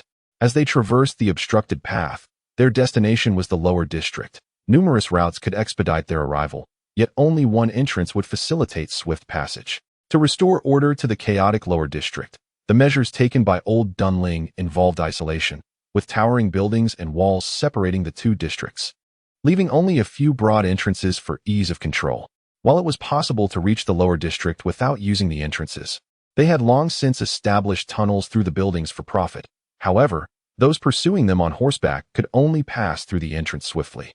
They were not merely being chased by Lorenzo. The mounted police of Swarland Hall had likely already caught up, resulting in an intense exchange of gunfire. "How can you be certain we will catch up?" Eve questioned, perplexed, as Lorenzo pointed to the map displayed in the driver's compartment. "You should pay attention to the daily news. For instance, the lower district is also set to be incorporated into the Iron Snake's operational range." Lorenzo's habit was to peruse the newspaper, visiting the City Hall weekly to ascertain any new regulations.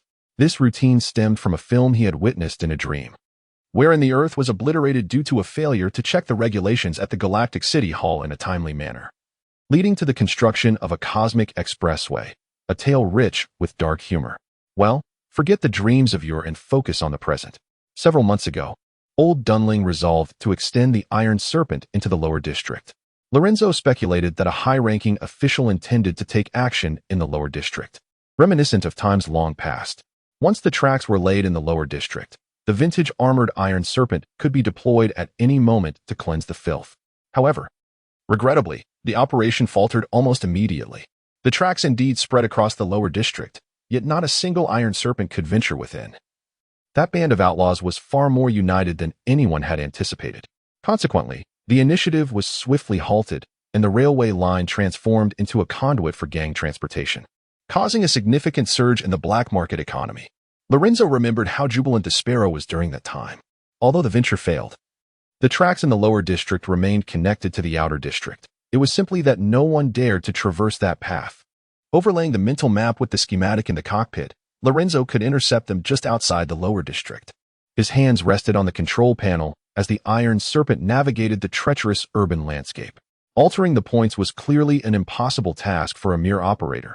Thus, the Iron Serpents traversing the city relied on the switch machines to facilitate track changes, allowing Lorenzo to orchestrate the diversions from within the vehicle. "Charge!" Lorenzo exclaimed with exuberance. Though circumstances were dire, the lower district lay before him. Once he reached there, even the Swarlen Hall would find it troublesome. If only he could arrive. This dreadful day would ultimately conclude. In truth, much of the day had already succumbed to darkness, with only the crimson clouds at the horizon casting their final glimmers. This was the interlude of Old Dunling, where daylight waned, yet night had not fully descended. Approaching the destination, a thunderous roar erupted, causing the entire street to tremble slightly. And then the iron serpent burst forth through the fog. "At last, I have caught up with you." The mist parted, heralding the Grand Detective's arrival. Lorenzo, poised in the cockpit with a Winchester in hand, fired without mercy, joined by the mounted police behind him, who viewed Lorenzo as one of the foes. Following the gunfire, several bullet holes appeared within the carriage. "We are almost there," they thought, but soon the iron serpent accelerated, manifesting behind them. Gunfire and explosions ensued, distorting their vision amid the chaos, while the air was filled with the cacophony of impacts and the anguished cries of the crowd, all swirling together with the warmth of spilled blood. The iron serpent derailed. The first order of business for the gang, after the tracks were established, was to sever the connection between the lower district and Appos' railway and the outer district. The route was indeed direct, yet it was severed. The iron serpent relentlessly rolled over its adversaries, ultimately resembling a heap of scrap metal, leaving a long trail of blood on the ground. With the barely living emitting feeble moans of despair, Eve's head throbbed painfully, her body feeling as though it might disassemble. In the final moments, she was flung out, her vision blurred by tears of pain as she struggled to rise, and then she beheld a shadowy figure beneath the fiery clouds. Lorenzo, one hand gripping a shotgun and the other clutching his cane, stood not far from the wreckage of the iron serpent, his foot pressing down on a still-living adversary. "It appears you are the last one remaining, my friend." The dark muzzle of the gun hung low, leaving everyone uncertain whether Lorenzo would suddenly pull the trigger. "I want to say a word," the individual declared calmly, seemingly unperturbed by the impending doom. "Oh," Lorenzo chuckled, well-versed in dealing with such resolute minds. Yet, just as he was about to utter another remark, a head beneath his feet exploded violently. He was dead. The smile on Lorenzo and Appos' face froze as he gazed ahead, where, beneath the dilapidated structure, a wounded figure cast a lingering glance at him, concealing the still smoldering muzzle within their clothing before turning to depart. It was the one assigned to provide insurance. They had survived until the end. This time, Lorenzo truly felt the flames of anger ignite within him, but just as he lifted his foot to advance, more individuals emerged from his surroundings, brandishing guns and swords, exuding an intimidating presence. Lorenzo stepped into the lower district, where iron serpents crushed foes beneath their relentless advance, yet amid the turmoil, he too reached the inner depths of the lower district. More gang members appeared, a veritable sea of darkness. With no path for retreat, backwards meant arrest by the mounted police, while forward led to a brutal demise. Lorenzo found himself at a loss. Suddenly, the crack of another gunshot rang out. Eve, her face etched with terror, clutched the grip of her gun, standing before a thug felled by a single shot. Noticing Lorenzo's gaze, she nervously stammered. He initiated the aggression first. The situation grew increasingly awkward, and before Lorenzo could respond, the throng of black-clad figures surged forward. Chapter 9. The Iron Thorn of the Shrike in Places Illuminated by Light. Darkness finds its genesis. Before the emergence of the Undercity, the malevolence of Old Dunling permeated every shadowy corner, unaltered by the iron serpents carrying soldiers or the countless corpses cast into the Thames. Above, steam towers, embodiments of the world and Appos' most advanced technology, pierced the clouds, while beneath them, the darkest evils festered in the mists until the Undercity arose, providing an outlet for this pent-up wickedness. All that was dark congregated in that squalid realm.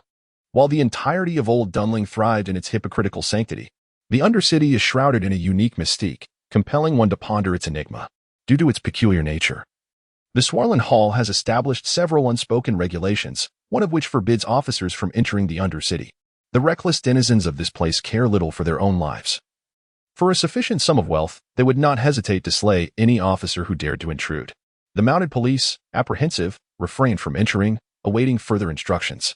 Amidst this tension, Lorenzo felt a profound discomfort, acutely aware that this group had come for the suspects. Their flawless coordination meant that no matter the chaos they incited in the outer districts to cover their tracks, once they entered the Undercity, surrounded by such desperate souls. The mounted police could do nothing but let them pass. Initially, a stalemate prevailed, but the moment Eve dispatched a gang member, a violent confrontation became imminent. Run. In the face of urgency, Lorenzo could only utter this command, followed swiftly by the piercing crack of gunfire. The gang had opened fire, an array of makeshift weapons unleashing a hail of bullets. Eve threw herself behind the wreckage of the iron serpent, the cacophony of metal colliding shredding her eardrums. Lorenzo had already sought refuge behind the serpent, a man of action whose words often followed his deeds. What now? The young detective was evidently flustered, unable to fathom such an exhilarating ordeal on her very first day. Wait. When I tell you to run, you run. Do you understand? Lorenzo shouted, striving to make his voice heard above the din of gunfire. Eve was still of use to him. He could not allow her to perish so easily. Pointing towards a line of mounted officers behind her, he urged, run that way. You're a detective. They won't let you fall. As long as you cross that line, those thugs won't dare to harm you.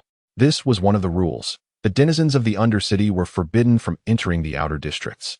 To Old Dunling, they were mere stowaways. By law, all detectives possessed the authority to shoot any thug who dared cross into the outer district. The scene was chaotic yet bound by ironclad rules. The Shrike had once articulated this entire scenario. The existence of the Undercity was merely a necessity for Old Dunling. Old Dunling is a vast, frenzied metropolis, resplendent and alluring, yet amidst its beauty, there is always refuse that must be discarded. In the past, it was cast into every corner. Now, it finds itself concentrated within the Undercity, a veritable dumpster. The Shrike has always described his dominion in such terms. In the depths of his gray-blue eyes lay countless secrets, and Lorenzo was a man ensnared by enigma. Run, girl. With a swift motion, he struck her, barely pausing to absorb the softness of her form before brandishing a shotgun with formidable presence. Pulling the trigger felt akin to the firing of a starting gun. Unbeknownst to her, Eve began to believe every word Lorenzo uttered. As he stepped forward with his weapon, she instinctively retreated. The sound of gunfire mingling with the shrill of a whistle, heralding the onset of a new chaos. Bullets pierced through skulls, shattering fragments knocked down several nearby. Blood splattering in a vivid display. The assailants, armed with makeshift weapons, surged forward, though their orders were merely to impede the advance of the mounted police. The death of one of their own demanded retribution from Lorenzo and Eve. Rusted blades swung, narrowly missing Lorenzo, before a Winchester roared, tearing apart his upper body. Unlike the walls, their bodies had not undergone that bizarre transformation. Mere flesh and blood could hardly withstand such a shot. After all, this weapon was never intended for murder in its original design. A familiar yet exhilarating sensation washed over him, the distinct aroma of blood permeating the filthy streets, awakening a primal fervor, as if his own blood were boiling. The gunfire persisted. Lorenzo had never been a virtuous man, a conclusion he had drawn after countless nights of introspection. Thus he acted without mercy. They communicated, exchanging signals with frequency. Lorenzo had devoted considerable time to mastering this clandestine form of communication. While he could not fully decipher it, he could now comprehend some rudimentary commands. A sharp whistle followed by a prolonged blast. Lorenzo shattered the skull of a brawny man before him, feeling a twinge of pressure. He recognized the whistle. The mounted police were soon to arrive. Press gripped the reins tightly, his visage etched with concern against the roaring winds. He followed the approaching mounted police, hastening toward the lower city. At that moment, Press cared little for any case. The urgency of Eve's safety eclipsed all else. As Lorenzo had indicated, Eve was of noble lineage. Being a seasoned detective tasked with this newcomer, Press could discern her extraordinary status. Eve could not die, should she perish. Those accursed nobles would flay him alive. Yet, Press harbored deeper anxieties regarding Lorenzo. He felt an unsettling familiarity with this damned detective, after much contemplation. A haunting silhouette materialized in his mind, sending a chill down his spine. Press hesitated to affirm his suspicions, yet he could not deceive himself. His revolver, fully loaded, hung by his side, and another revolver was tucked at his waist, as if he were preparing for battle. After all, he was potentially facing one of the oddities of the lower city, and being adequately prepared was paramount. Even now, Press considered it the most vicious case he had encountered. The fog-laden ground soaked in blood, corpses and crimson waters filling the Thames. He would never forget that figure, one of the principal players in the Red River Massacre. The iron thorn of the Shrike. With rough hands, he slowly grasped the rifle, already able to discern the encircled mounted police from afar. Press understood that the moment was imminent. He raised the iron whistle to his lips, its piercing call resonating through the crimson twilight. As the sound of the whistle echoed, the previously indifferent mounted officers promptly aimed their weapons, the dark muzzles forming a wall of death. The fading light of the setting sun cascaded down from the horizon, draping everything in a layer of blood-red horror. Eve could not discern the faces of the mounted police. They were silhouetted against the dying light, appearing as dark shadows. Following the whistle and amp, Oppo's call, gunfire erupted in unison. For a fleeting moment, Eve believed she was destined to perish, yet the bullets whizzed past her, shooting towards the chaos at the center, followed by the mounted officers advancing, their tall steeds galloping past her towards the sordid realm ahead. Eve. Suddenly, someone called her name, a dark figure rushing through the twilight to her side. Officer Press. Upon seeing that familiar face, Eve finally felt a sense of relief. But it was quickly overshadowed by the realization of impending reprimand. With so much transpiring, she was bound to face censure. Retreat. This is not a place for you. Press's expression was grave as he gripped his rifle. Though speaking to Eve, his gaze remained fixed ahead, intensely focused. Eve attempted to utter something, but Press interrupted her sharply. That individual may be Thorn, not someone a newcomer like you should involve herself with. Step aside. Thorn? It seemed as if something within her had been stirred. Eve recalled the term, yet its significance eluded her momentarily. Following this, Press moved past her, raising his rifle, the muzzle flashing with fire. No matter how ferocious the assailants were, they were no match for the firepower of the regular army. The conflict was brief, concluding swiftly as the area was cleared, with all captured assailants bound at the side. The ramifications of this incident were far greater than anyone had anticipated. The Victoria Central Hospital suffered a fire, the steam tram derailed, followed by a fierce shootout. Night had fallen, and a massive zeppelin floated in the sky, casting its lights to illuminate the darkened area. Have you located him? Another mounted officer approached Press, inquiring softly. No, Sheriff Donis. A glimmer of disappointment and self-reproach flickered in Press and Amp, Oppo's eyes. I apologize for deploying such significant force based on my intuition. It's quite all right. Mobilizing such manpower during a major shootout is standard procedure. It's just unfortunate that we thought we might apprehend Thorn, Sheriff Donis replied slowly. However, Press, according to our intelligence, Thorn has been missing since the Red River Massacre. Some say he perished in that incident, but we have yet to find his body. Others claim he was sent out of Inelvig by the Shrike. He is still here. I have always held this sense. Press was resolute in the face of the sheriff and Oppo's skepticism. After a moment of silence, the sheriff chose to trust Press and Oppo's instincts. Then what purpose does his appearance serve this time? I am uncertain, Sheriff, yet I have persistently felt this way. The usual languor has dissipated, replaced by an unprecedented seriousness, and President he has always lingered in Old Dunling, yet his cunning nature allowed him to evade detection, even when he passed right before our eyes. Chapter 10, more terrifying than death in the outer district of East Irons, at 121A, Cork Street. The night had enveloped Old Dunling. The dark sky was graced by the slow, graceful movements of a colossal whale, casting immense beams of light that scrutinized the slumbering city below. Scalding steam billowed forth from beneath the manhole covers, and amidst the mist, Lorenzo emerged, taking deliberate steps. He appeared relatively well, albeit with a pallid complexion, leaning on his cane, his gait unhurried. However, this time he had not managed to escape unscathed. One could only marvel at the proficiency of the thugs who had fashioned a nail gun. In the midst of a hail of projectiles, Lorenzo's hasty retreat led to him being struck, a nail the length of a finger embedding itself in his side, fortunately resulting in merely a superficial wound. Thanks to the ever-present humidity, the inhabitants of Old Dunling often found their garments damp, which is why Lorenzo favored black attire, rendering it difficult for others to discern whether the stains upon his clothing were water or blood. After a considerable passage of time, he finally arrived at his doorstep, 121A, Cork Street. Lorenzo hesitated to knock, instead gently opening the door and cautiously stepping inside. The ground floor was presided over by the landlord, Mrs. Vandert, a remarkably formidable elderly woman reputed to have been a valiant air cavalry officer in her youth. She frequently regaled Lorenzo with tales of her past exploits, particularly relishing the story of how she met her husband. Lorenzo speculated that she had encountered some dashing officer and succumbed to love. However, the reality was far more audacious. As an air cavalry soldier, Mrs.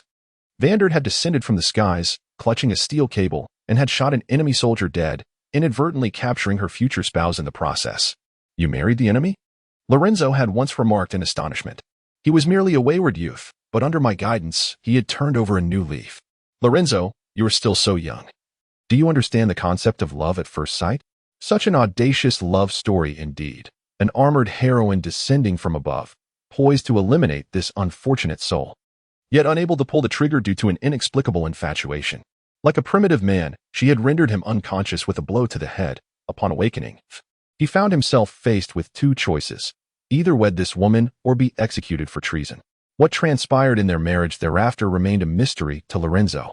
He had often questioned Mrs. Vandert's narratives, but upon recalling her fierce demeanor when brandishing a gun over overdue rent, he chose to remain silent. Stealthily ascending the stairs, he reached the landing where two doors flanked the living room, one belonging to him and the other to his roommate, an unremarkable mechanic who frequently toiled late at the factory. The light in the room was off, suggesting that the unfortunate mechanic was yet again working overtime. Entering his own chamber, Lorenzo finally felt a sense of relief. He hung his clothes neatly on a rack and, with a medical kit in hand, proceeded to the bathroom, one of the reasons he cherished this place. The luxury of having an ensuite. Warm water cascaded down as he meticulously tended to his wounds, his bare torso glistening under the gentle stream. The wound was not substantial. After a meticulous cleansing, Lorenzo commenced the disinfection process. It is crucial to acknowledge that the makeshift weapons wielded by the marauders of the lower district are rarely fatal. Rather, it is the accompanying elements that pose the true threat. In that filthy, cursed locale, one can never ascertain where a knife or sword may have lain the previous night. Likely abandoned in some foul drain. The era of warfare has faded, and now it is diseases that claim lives, with the majority of fatalities resulting from infections following injuries. Compounded by the utter lack of basic medical awareness among these individuals, a once renowned artifact, merely a rusted metal weapon, gained infamy in the lower district. Lorenzo dubbed it the tetanus blade, for the area was rife with dubious practitioners of medicine, and an infection there was tantamount to a death sentence. After tending to his injury, Lorenzo slowly rose, fatigue urging him to seek rest. As his gaze inadvertently flitted towards the mirror, the periphery of his vision caught the reflection of grotesque, twisted black patterns. It was a tattoo, a large black tree growing along Lorenzo's spine, imbuing him with an eerie sensation. Staring at it felt as if he were merely a facade of human skin, with iron branches and thorns supporting his entire being. Resembling a sinuous black serpent entwined around this mortal frame. Mysterious and dark, it seemed to lead to another realm beyond its shadowy depths. The great tree that upholds the world. Lorenzo had seemingly grown accustomed to its presence, merely casting a fleeting glance before dismissing it. Quite an intriguing tattoo. A voice suddenly resonated within the room. A beast-like alertness sliced through Lorenzo's nerves like a razor, his slate-blue eyes swirling with murderous intent. His gaze fell upon a man adorned with an exquisite mask, lounging on the sofa with an air of nonchalance, as if he owned the place. "I nearly killed you," Lorenzo remarked, his mood soured upon recognizing the man's identity. From the periphery of the man's vision, his hand extended, grasping a gun laden with ammunition. This was one of Lorenzo's habits. In this modest room, his swords were concealed in every nook, ready to be drawn should an intruder enter. Even if Lorenzo were otherwise occupied, able to extract a weapon from behind a towel and into life with a single shot. "You seem rather averse to having someone gaze upon your tattoo. It is quite artistic, indeed," the man, known as Berleo, observed as Lorenzo donned his coat and took a seat opposite him. "I simply dislike being scrutinized by another man. So, what brings the esteemed Berleo to visit me at night? I assume those markings hold significance." Lorenzo and Apos' expression was one of displeasure, yet Berleo continued to peruse the cigarette case. Offering commentary, "Is this nightshade?" Berleo inquired, lifting a cigarette adorned with a red line and inhaling its scent, somewhat astonished. "I presumed you wooden and amp, Apos, T recognized this."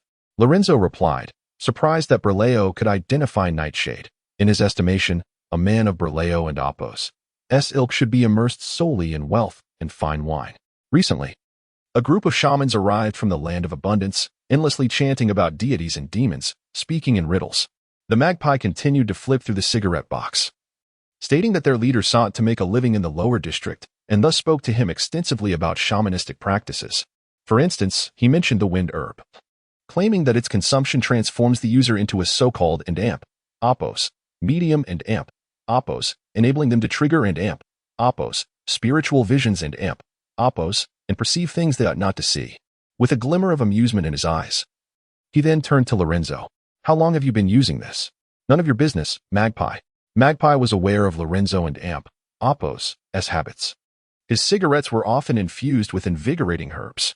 However, this particular cigarette was unique, adorned with a solitary black line, emanating a chilling aura as if it concealed a lethal toxin within. Poisonous. It's best not to touch it if you wish to avoid death. Lorenzo patiently explained to Magpie. I suppose this is your tool for murder? A marked instrument of death? Lorenzo mercilessly mocked Magpie. Despite the fact that just hours earlier, this benefactor had nearly put a bullet through his head. That cigarette is meant for me. The neurotoxin will induce a coma, and my heart shall cease to beat in a blissful dream. He spoke of it as if it were an unremarkable detail, as though the life extinguished was not his own. Magpie appeared momentarily stunned, seemingly taken aback that this irreverent individual could harbor such a grim side. Noticing Magpie and Amp, Oppo's, expression, Lorenzo leisurely continued, given your extensive time in the lower district, you should understand that some things are more dreadful than death. Thus, sometimes, dying is the most sensible choice. Death is merely a fleeting moment, yet suffering can last a lifetime. What a profound philosophy of life, Magpie remarked after a brief pause. Has Lorenzo Holmers ever encountered such a better-off dead scenario? Like a venomous snake revealing its fangs, Magpie sat up straight, a smile gracing his face, awaiting the swift rise of the dark gun barrel and the icy gaze of Lorenzo's gray-blue eyes. You truly seem upset, Magpie casually remarked. I am merely curious about what this man, prior to adopting the name Lorenzo Holmers, was like. Yet it seems you were reluctant to share. This exchange was not their first. Since Lorenzo's arrival in Old Dunland 6 years ago, Magpie had repeatedly attempted to unearth his past.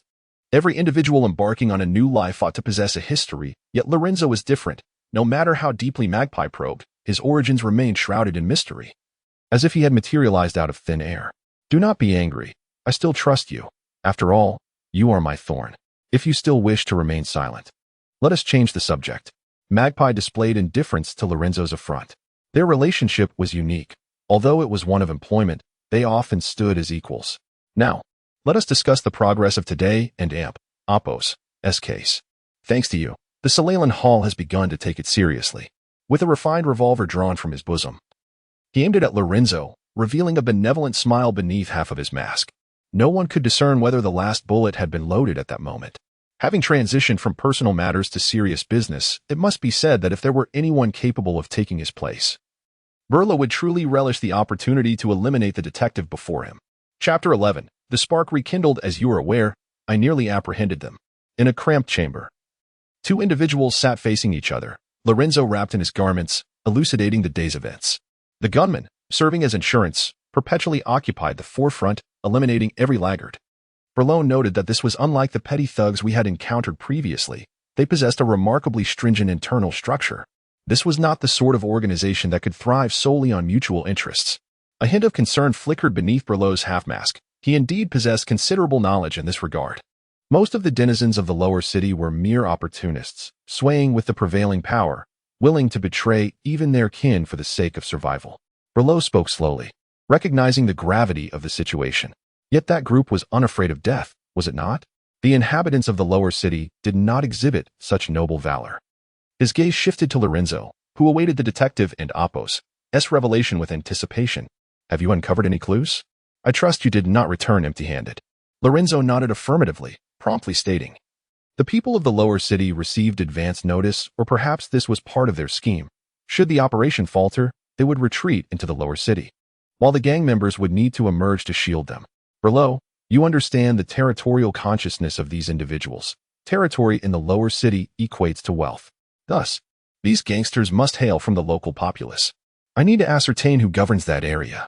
Sabo, Burla, the sovereign of the lower city, instantly recalled the identity of its inhabitants. Sabo, a Viking from the northern seas. Burla and Oppo's thoughts halted, coinciding perfectly with Vol and Oppo's origins. Do you believe the goods were taken by Sabo? That cannot be. He is merely a lackey under your command, incapable of engaging in business of your caliber. Lorenzo promptly dismissed the notion. He is merely a smokescreen. If someone pays him to provide cover, I have no doubt he would comply, provided the compensation is substantial. And what do you intend to do, Lorenzo Holmers? Burla gently tapped his chin, finding the situation increasingly intriguing. Quite simply, locate him, place the gun to his head, and demand to know who orchestrated this. Should he refuse to divulge, I shall pull the trigger until he concedes. Lorenzo's tone remained steady, akin to casual conversation. Yet the underlying menace was palpable. You would kill him. Berlo, I have audited lectures at the Royal Medical Academy, though the intricate details elude me. I comprehend how to avoid inflicting fatal injuries. You should consider attending as well. One must learn as long as one lives. This technique of evading lethal gunfire is quite suitable for feigning death. Lorenzo and Amp, Oppos, S. expression was earnest, a rare moment of seriousness from this otherwise irreverent individual. Berlo found himself momentarily at a loss for words, perceiving Lorenzo as an extraordinarily peculiar character, indeed quite remarkable. When engaged in work, Lorenzo diligently investigates cases. When idle, he rides the steam tram to various universities to audit classes. He once spent an extensive period at the Royal Academy of Arts, leading Berlo to suspect that this great detective was contemplating a career in acting. The truth, however, was that he pursued acting solely to enhance his investigative skills, with his graduation examination requiring him to infiltrate Berlo's circle. Lorenzo Holmes truly is a genius, moving silently and unnoticed, brazenly attired in a black and white suit. He mingles with the patrons of Berlo and Amp, Oppos, S. casino while personally shuffling cards as a dealer. Had he not signaled to Berlo, the latter would have remained oblivious to the fact that the detective was so close at hand, merely testing his acting prowess. Yet, what if he were to wield a knife? No one knows the extent of Lorenzo's skills, but it is certain that he applies them to his detective work. With such intellect, why not pursue other endeavors? Are you truly going alone to confront Sabro? Berlo does not doubt Lorenzo's capabilities. He is formidable, and that shotgun packs a significant punch, yet facing a gang head-on seems somewhat inadequate. Indeed, but I have my methods, and besides, even if I lacked options, you would offer me no assistance, would you? As you mentioned, this cargo concerns a duke. You cannot leave behind any trace. Berlo nodded, for he had ascended to the master of the lower district by maneuvering among various powers. A mere duke is insufficient to topple him from his throne, yet could indeed threaten his dominion. Ultimately, the lower district is merely a refuse heap, and compared to those who wield true power, Berlo still falls short. Take this. With it, you shall be my envoy. As he spoke, Berlo tossed his revolver, the very weapon he often brandished to threaten Lorenzo. The lower district is far more intricate than most perceive. Berlo is its leader, yet he commands only a rabble, all driven by self-interest. His supremacy stems from the might of his fist, making him the arbiter of those interests. With Lorenzo possessing a plan, Berlo felt considerably reassured, preparing to take his leave. Good night, Mr. Holmes. The door closed slowly, and the uninvited guest finally departed. Lorenzo gazed out the window, wiping the condensation from the glass. The dark carriage melded with the night, ultimately vanishing from his sight. Witnessing Berlo's exit, Lorenzo drew the curtains tightly, donned his nightgown, and concealed the black tattoo entirely. Confronting an entire gang alone is, to be frank, an act of folly.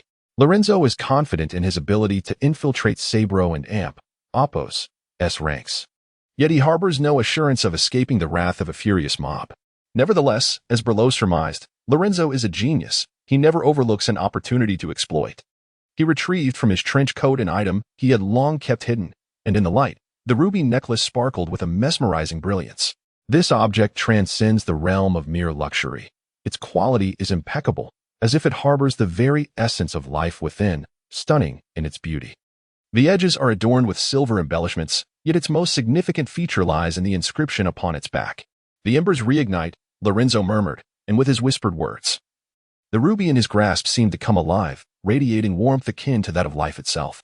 This is Eve's necklace, which Lorenzo had forcefully removed from her as she sprinted, thankfully oblivious to the perilous circumstances surrounding her.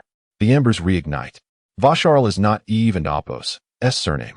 It is likely that of her mother, a facade to conceal her true identity, for had her superiors glimpsed her name, they would have undoubtedly dispatched a squadron of mounted officers to apprehend her. Eve Phoenix. This is her true name, a descendant of the esteemed immortal Phoenix lineage. Her genuine identity is a delightful surprise. Initially, he had seized the necklace merely to exploit Eve in the ensuing events, recognizing its significance to her. For in his quest to investigate the goods, he required a spy within the Swarland Hall, one who would be exclusively loyal to him. Lorenzo had been troubled about how to extract the desired information from Sabo, but now, everything seemed to fall into place. Meanwhile, In a distant countryside estate belonging to the Duke, the girl had just emerged from her bath, draped in a robe, gazing vacantly out the window. Today was not a day of joy. She had experienced her first case, yet also faced her first reprimand. Officer Press was quite displeased with Eve's rash actions. And on her very first day of duty, she found herself on leave. Despite her lingering discontent, the thrill of investigation was undeniably real.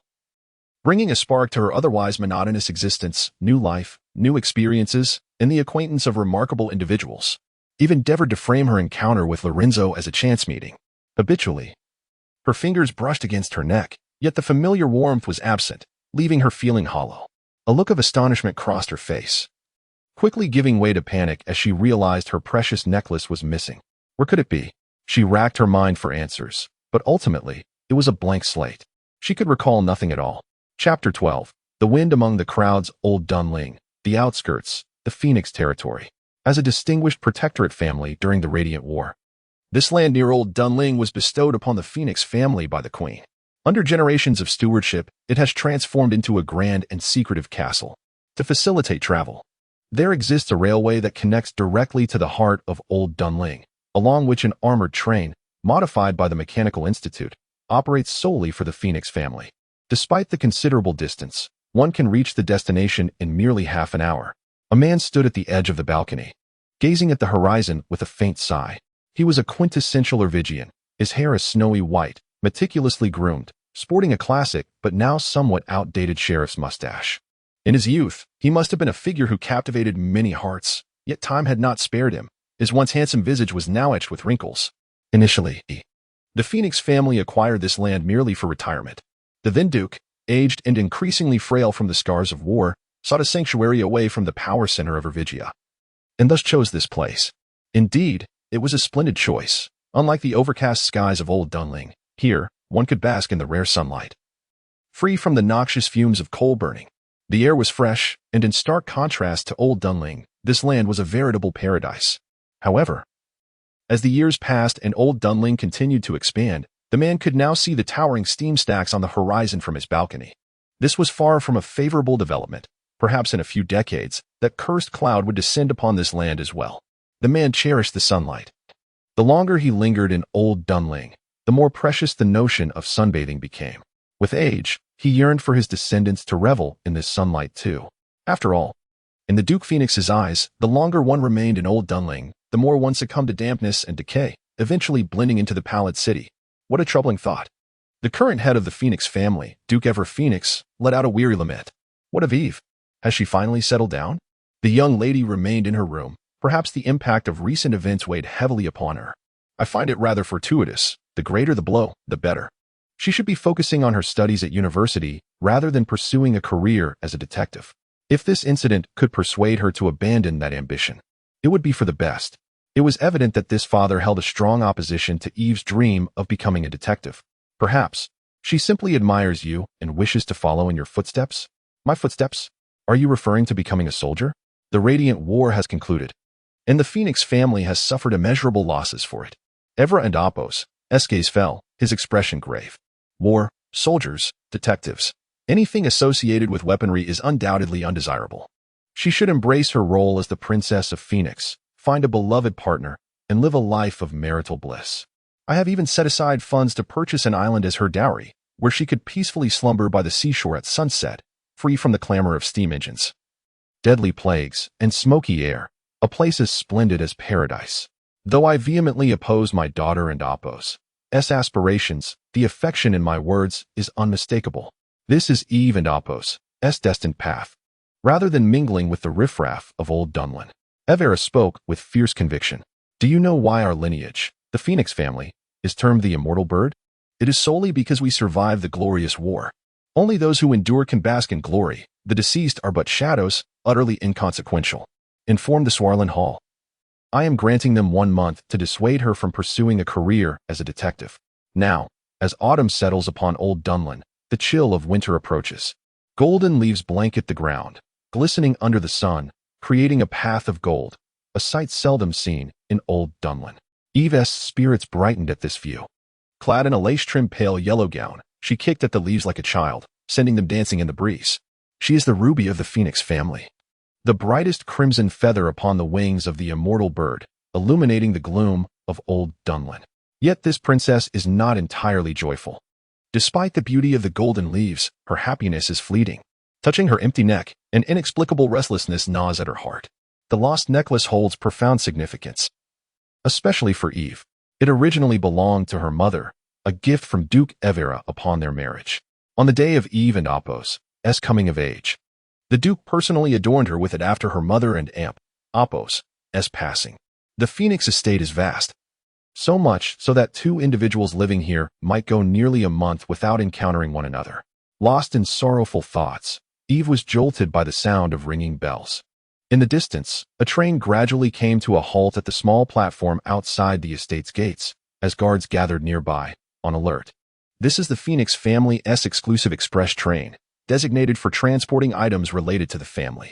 Maids typically ride it to procure provisions, and some distant guests arrive by it, although their carriages are far more opulent. It serves as a vital link between the Phoenix territory and Old Dunlin, capable of delivering everyday supplies as well as those with nefarious intentions. Thus, each arrival of the train causes heightened tension among the guards. Amidst the wafting steam, a month's worth of provisions and supplies was unloaded from the platform, while the guards kept a watchful eye, allowing the workers only a distant glimpse of this legendary estate, filled with both admiration and trepidation. The crowd bustled about, instantly filling the once spacious estate. As the diligent efforts of nearly 100 ordinary individuals operated behind the grandeur of Phoenix, they too required sustenance. Eve observed from a distance, unaware of the individual who had approached her, carrying a folded ladder, clad in a dark green gardening uniform, with large shears tucked at his waist. His head hung low, his attire adorned with leaves and twigs, and sweat soaked the hem of his clothing.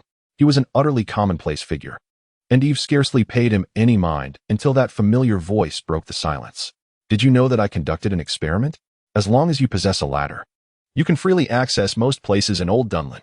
The gardener suddenly stood beside Eve, removing his stifling hat and speaking to himself. "I have successfully entered the Swollen Hall, the town hall, the cinema, and now I can add Phoenix Estate to the list." They all assumed I was there to make repairs. Beneath his light golden hair lay a somewhat pallid face, and he regarded Eve with a smile. "I learned this at the Royal Academy of Arts. People tend to overlook those who seem ordinary. For instance, if a window is open and a cup falls to the ground, you instinctively believe it was knocked over by the wind. Your subconscious crafting an explanation for these and Apos, abnormalities, and Apos. This principle suggests that those who appear commonplace become the Apos, wind, and Apos, as long as I carry a ladder and shears. You will perceive me as a gardener, requiring no further explanation. Your mind will justify my presence, provided I am appropriately attired and the scene is fitting, leaving no room for doubt. The sweat stains are merely water splashed about, and the leaves and twigs are carelessly gathered from the ground." The girl and Apos' expression gradually shifted to one of alarm, yet she seemed to realize something and endeavored to compose herself. Lifting her pale yellow gown, she removed a handgun from the tightly bound satin ribbon around her thigh, leaving the gardener in a state of bewilderment. "So, did you deduce all this?" Eve inquired with a serious demeanor. As the princess of the Phoenix family, she was no mere decorative vase. This was the Phoenix estate, her domain. With a single gunshot from Eve, 8,000 blades would emerge to reduce the wretched gardener to mere pulp. To be honest, in my not-so-extended career as a detective, I have encountered hidden loot beneath long skirts, but never a concealed handgun. You have provided a fresh perspective for my profession. Well then, allow me to introduce you to Mr. Lorenzo Halmers." As she gazed into his slate-blue eyes, Eve sensed that her precarious detective career was on the brink of a significant transformation. Chapter 13. Paradise, may I be succinct? Gazing at the gun barrel pointed at him, Lorenzo found himself somewhat accustomed to it, perhaps due to the excessive attention from the Shrike. The train could only linger for a mere 15 minutes after unloading. It must depart, and I too must leave with it, lest those guards eventually seize me. Prior to arriving here, Lorenzo had meticulously prepared for every eventuality. Logically, his presence here carried immense risk, yet for the sake of his objective, he had to personally ascertain Eve's identity, and now it seemed all was worthwhile. "Wouldn't it be preferable," he mused, "to escort you to the Swollen Hall, where the sheriff would be compelled to believe my every word?" Lorenzo was indeed the source of that day's turmoil. The detective, when roused, resembled a seasoned veteran. "Isn't that rather dull?" Lorenzo, however, was indifferent to such notions. He was a cautious individual, and upon arriving here, he had already made comprehensive preparations. "I am a detective, Miss Eve. Would it not align more closely with your desires to unravel a case of significant magnitude rather than to linger over an ambiguous suspect?" Fixating on the detective and Apos' keen gaze, Eve contemplated deeply. From the moment she first encountered Lorenzo, he exuded an unsettling yet trustworthy composure, as if he held dominion over all. "I shall grant you 5 minutes. Detective," she declared, holstering her weapon and shifting her gaze elsewhere, beginning to pace. Observing her compliance, Lorenzo feigned nonchalance as he pretended to prune branches from a ladder. From a distance, the princess of the Phoenix household reveled in the splendor of the golden path, the only conspicuous detail being the gardener laboring beside her.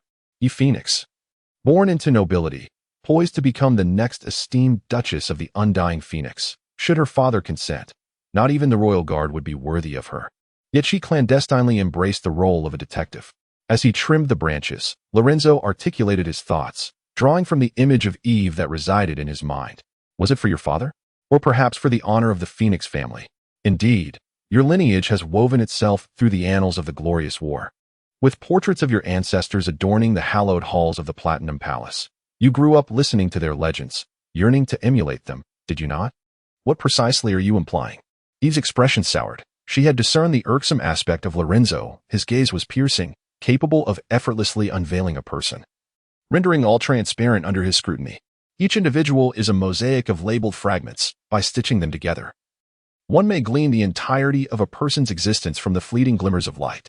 Lorenzo continued, "I believe we can collaborate, Miss Eve." In his gray-blue eyes, the golden hues of fallen leaves shimmered. "Your political career is poised to end before it even commences, yet I can offer you an opportunity for change. Should we join forces?" Eve regarded him with cold scrutiny, her pale fingers firmly resting on the trigger. "How can I trust you? What of this?" As she spoke, a vivid crimson hue illuminated Eve and Apos' face. The lost necklace lay in Lorenzo and Apos' grasp, glimmering in the sunlight, revealing the exquisite craftsmanship of its gemstones. The robust surface was meticulously carved into dozens of facets and polished to a mirror finish, reminiscent of a kaleidoscope's splendor. Only under the sun would its brilliance emerge. Yet beneath the shadow of old Dunling, that day would eternally remain elusive. The train was about to depart. "If you deem this gift worthy of your trust, I believe we can commence our collaboration." He had not departed entirely empty-handed, for he left behind a letter as well. Casting a wary glance around to ensure no one was watching, Eve cautiously adorned herself with the precious necklace, subsequently tucking the letter into the ribbon at her thigh, where a sharp dagger glimmered faintly. Who knows what thoughts occupied the mind of this young woman? Old Dunling, the lower district. Beneath the crumbling castle lies a vast expanse far greater than anyone could fathom. Before its occupation by the Gallonero, this place served as a stronghold during the war. Governed by a certain count, its immense subterranean chambers stocked with provisions and armaments. It was a time of dire straits in the glorious war. As the Gallonero fleet conquered the port of Raindona, mere steps away from the capital of Old Dunling. Yet, between them, this long-forgotten castle stood as the final bastion, firmly obstructing the advance of the Gallonero forces. For 3 days, the bombardment raged, the surface torn asunder by gunpowder and shrapnel, the air thick with sulfur, and charred corpses scattered everywhere. The castle endured, despite being riddled with wounds, even as the waters of the moat evaporated under the relentless fire. The Gallonero, believing they had subdued the place, pressed onward, only to be met with a sudden onslaught of countless soldiers and steam machines erupting from the castle. It was a surprise attack. Though they were at a disadvantage, they miraculously repelled the enemy. In the days following this counteroffensive, the Mechanics Institute enhanced the steam engine, heralding the dawn of the Second Industrial Revolution amidst the flames of war. And in this upheaval, Inhabit launched its counteroffensive in the glorious war. Ultimately, the century-long conflict concluded with Inhabit's victory, and celebrations erupted, yet the crumbling castle was forgotten. In the days that followed, it changed hands several times, eventually falling into the possession of the Gallonero, once resplendent, though it still retained its allure. The land of bliss. The denizens of the lower district often refer to this place as such. Indeed, it lives up to its name. Even the nobles from the inner city venture here under the cover of night to indulge in revelries. This is a realm where dreams materialize, akin to the final door of hope in one's life, as each individual clutches their last fortune. attempting to pry open this gateway and bask in the sacred light. This night, as ever, hosts numerous dream chasers, each exchanging their final riches for chips at the gaming tables.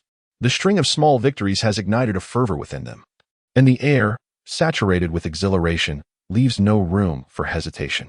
Such scenes unfold before every gambling table, where wealth multiplies exponentially, ultimately rendering money merely a sequence of digits. No gambler wishes to withdraw. They are driven by the whims of fortune, believing that a victory begets further victories.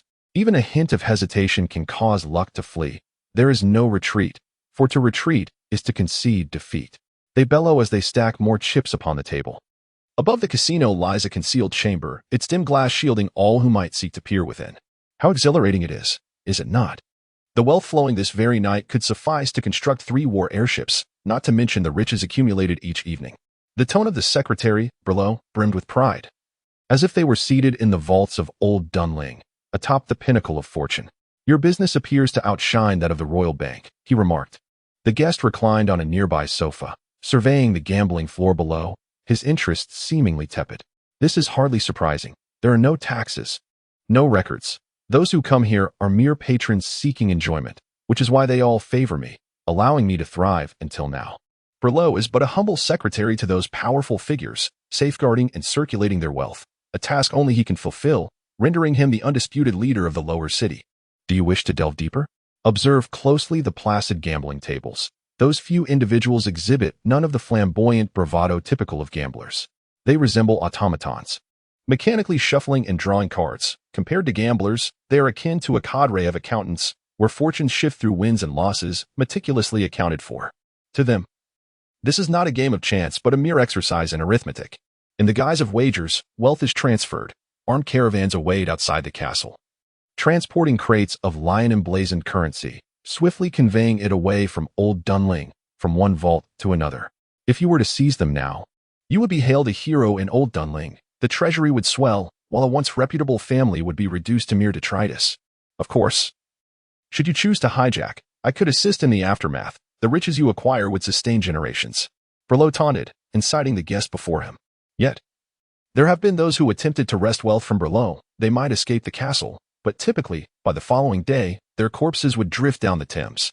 Regardless of my choice, Arthur will see to my demise, the guest interjected, entirely unmoved. Now is not the time to ensnare. Do not rush, Berlot. I am aware of your disdain for this place, and I have not come today for your affairs. He was a noble knight, impervious to such temptations. Seeing this, Berlot ceased his provocations and began anew. He produced the autopsy report that Lorenzo had entrusted to him. The Wall's body had been nearly consumed by the flames. The contents of the report were sufficiently revealing. My most reliable detective is already on the case. He is exceptional. Sensing the anxiety in the guest's eyes, the magpie offered words of encouragement. The magpie, a figure entangled in the tragic events of the Red River incident, is etched in my memory. Had it not been for your plea to Arthur, he would have long since met his demise. Therefore, he truly is the finest, is he not, Galahad? Chapter 14. The low-income demographic Old Dunling, Inner City. When one speaks of the splendor of Old Dunling, the inner city immediately comes to mind. This area is the epicenter of wealth within Old Dunling, distinct from the royal precinct safeguarded by the guards and high walls at the heart of the city. Here lies the last bastion where the nobility can connect with the common folk. The streets are illuminated by electric light, casting a vibrant glow at night, revealing the bustling crowds within towering edifices, their silhouettes dancing upon the ground like ethereal fragments, while the intoxicating aroma of spirits wafts through the air. Even at the fringes of the inner city, the streets are lined with modern automobiles, their design demanding impeccable road conditions, thus they predominantly traverse the inner city. Nevertheless, affluent individuals lavishly spend their fortunes on these seemingly superfluous vehicles, for they epitomize the pinnacle of technological advancement and serve as a symbol of status. Lorenzo sat at the dining table on the balcony, surveying the city as it lay in tranquil repose. This vantage point afforded him a comprehensive view of the neighborhood. Although darkness had descended, the inner city was devoid of shadows, each corner illuminated by bright electric lights. This was a hunter's perch. He could detect any anomaly at a moment's notice. If he possessed a new mechanical sniper rifle, he could easily eliminate anyone within his line of sight from this position. Of course, Lorenzo was a detective, not a remorseless assassin. He derived no pleasure from bloodshed. The table was laden with an array of dishes. awaiting the arrival of another guest. Casting a glance at his pocket watch, he noted that she was already 10 minutes late. The streets were teeming with pedestrians. Although midnight approached, it felt as though the day was just beginning. As he pondered the departing figures, a silhouette took a seat before him. Upon beholding the striking presence of the young woman, Lorenzo found himself momentarily speechless, before recalling the lessons of etiquette that urged him to offer sincere compliments. Ah, splendid. The girl before him was indeed dressed to the nines, resplendent yet tasteful, reminiscent of a socialite frequently gracing grand balls. Lorenzo understood that the girl and Apos' elegance was not a fade. It stemmed from the distinct atmosphere of her upbringing. Thus, the essence of one and Apos' demeanor is an enigmatic quality. While Lorenzo could mimic anyone and Apos' performance, that elusive grace always eluded him. Did you summon me merely for a meal? Eve inquired, her gaze fixed on Lorenzo. This detective was perpetually shrouded in mystery, appearing and vanishing unexpectedly, leaving only a letter detailing the day and Apos' agenda. Of course, one must nourish oneself to be effective. Wouldn't you agree? Lorenzo replied, taking up his knife and fork with a voracious appetite, resembling a ravenous wolf. Eve sighed. Someone like Lorenzo would not engage in trivialities without purpose. He surely had an agenda, though he was reluctant to divulge it. Have you completed the preparations I requested? She asked, as they dined and conversed, his manners quite unbecoming. Yet Lorenzo paid no mind to such decorum, having long since discarded the teachings of etiquette. This is the inner city, and this meal could consume a significant portion of his salary. He certainly would not forego the pleasure. Eve leaned back slightly, not wishing to have grease splattered on her dress. I have done everything. What do you truly want? The letter left by Lorenzo contained an array of peculiar requests, such as dressing formally while discreetly concealing casual attire beneath her skirt, and even requiring her to carry weapons and money. Eve exerted considerable effort to slip a fitted garment beneath her long dress, and similarly, her thighs were adorned with weapons, making her hesitant to stride too briskly for fear of the metallic clinks. Suddenly, she recalled the tale of the assassin queen, that enchanting woman who would hide flexible yet sharp blades beneath her gown, drawing them forth in a passionate embrace with a man, staining the scene with crimson. In this moment, the only distinction between Eve and the queen was that she would brandish not a blade, but a Browning high-power pistol. Lorenzo wiped the corner of his mouth with a napkin, relishing the satisfying sensation of a hearty meal. One could only wonder when such a sumptuous feast would occur again. For our careers, detective, he declared, raising his glass and consuming its contents in one swift motion. Lorenzo adjusted his attire, and it was then that Eve noticed the neat white clothing beneath his dark gray overcoat, with a black top hat resting nearby, as if he were preparing to attend a grand ball. You need to solve this case to avoid dismissal, while I must solve it to ensure my employer does not eliminate me. Lorenzo donned his top hat, grasped his cane, and seemingly produced a false mustache from nowhere, affixing it to his lips. You have brought money, I trust? Once everything was in order, Lorenzo inquired of Eve. She nodded and retrieved her handbag. Lorenzo acknowledged her with a nod, then continued, I sought you out today to accompany me to a ball. After all, attending alone would be somewhat conspicuous, and I require a female companion. And what does this have to do with our careers? Because this ball is hosted by Sabo. With an elegant gesture, Lorenzo extended his hand, assisting Eve to her feet. She lightly placed her hand on his shoulder, and their synergy was remarkable. Who is he?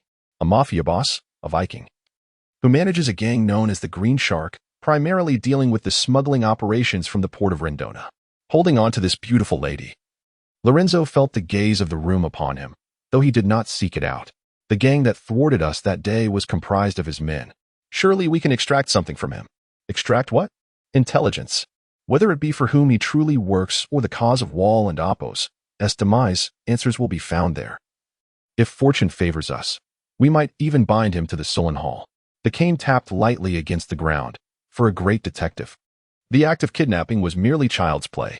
Trust me, detective, as the leader of a gang, his worth far exceeds the case you currently pursue. You shall rise as a new star in the police force. Kidnapping is indeed a crime, and without evidence, how can we hold him accountable? Deep within, Eve remains a person who adheres to the law. In stark contrast to Lorenzo, a man devoid of principles and sanity, her integrity far surpasses his.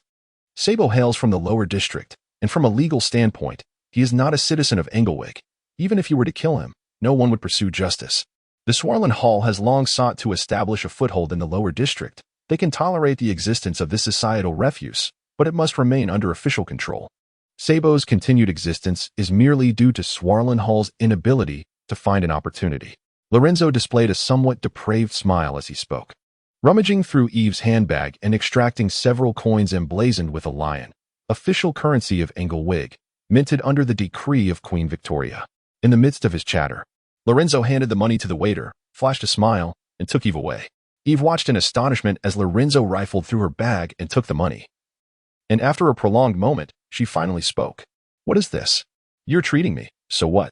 Lorenzo displayed no hint of shame. "Stop looking. It's hardly a fortune. You are the little princess of the Phoenix family. Please don't act as though I've swindled you out of millions." Lorenzo persisted. "According to the municipal income records, I am classified as low income."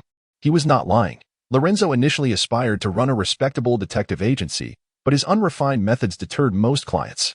A wealthy lady had commissioned him to catch a mistress, and in his haste to chase a fleeing carriage, he inadvertently shot out its wheel, causing the unfortunate husband to roll 3 times with his lover before coming to a halt.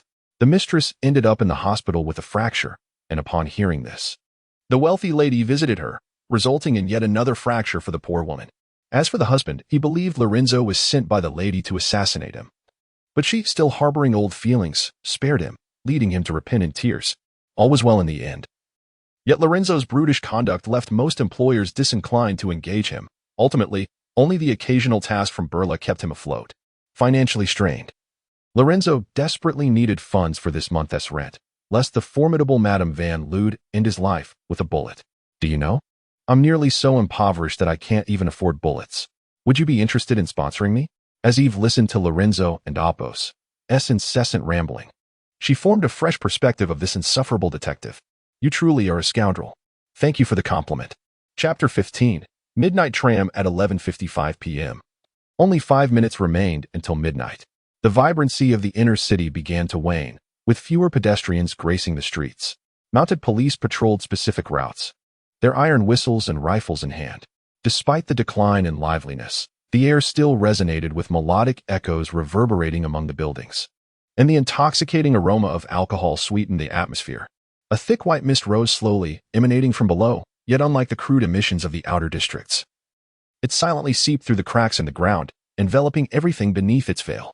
Eve rarely ventured into the inner city at such an hour. Typically, she would be nestled in her soft bed rather than wandering aimlessly with a deranged detective. Glancing sideways, she noticed Lorenzo seemingly awaiting something, his gaze fixed on his pocket watch. Since their departure from the restaurant, he had been in this state, continuously surveying the time and the surroundings as if in search of something, uttering not a word. Eve had no choice but to follow him in silence. The fog obscured everything, transforming the scene beneath the Zeppelin in the night sky into a white sea, where spires and clock towers rose from the gray mist, illuminated by electric lights that twinkled like fireflies. "We have arrived," Lorenzo suddenly declared, guiding Eve to the roadside. "Dear?" Eve questioned, puzzled. They stood at a platform designated for the steam tram, but the sign indicated that the last train had ceased operations 2 hours prior. The surroundings were shrouded in hazy fog, and the sweltering steam heated the evening breeze, brushing against Eve's face, evoking an unsettling sensation as if a lurking monster exhaled from within the mist. She instinctively tightened her grip on her skirt, beneath which lay not merely shapely thighs, but concealed weapons of danger. "Yes, here," Lorenzo murmured enigmatically, his gaze penetrating the fog ahead. The steam tram system in Old Dunlin had long been operating at a loss. The ticket prices for transporting passengers failed to cover costs, sustained instead by the taxes of affluent entrepreneurs. To alleviate this burden, steam trams were also available for private rental or sale. As her gaze shifted to the tracks below the platform, the metallic rails shimmered, yet they quivered under Lorenzo's watchful eye. "This is a privilege your aristocratic class should be familiar with. Companies rent or sell carriages to private parties, who can summon the engine directly when travel is required. The Phoenix family, being quite influential, has even secured an entire train for themselves. Nobles typically adorn their carriages in extravagant finery, transforming them into miniature palaces. During banquets, these mobile abodes would halt at the doors of guests, where attendants would bow in reverence, awaiting their arrival." Lorenzo imparted knowledge that Eve found unfamiliar. Eve furrowed her brow, a look of distaste crossing her features. "How do you know all this?" "Because the Countess is my client. You may not believe it, but I am quite favored by wealthy women," Lorenzo replied, his eyes sparkling with enthusiasm.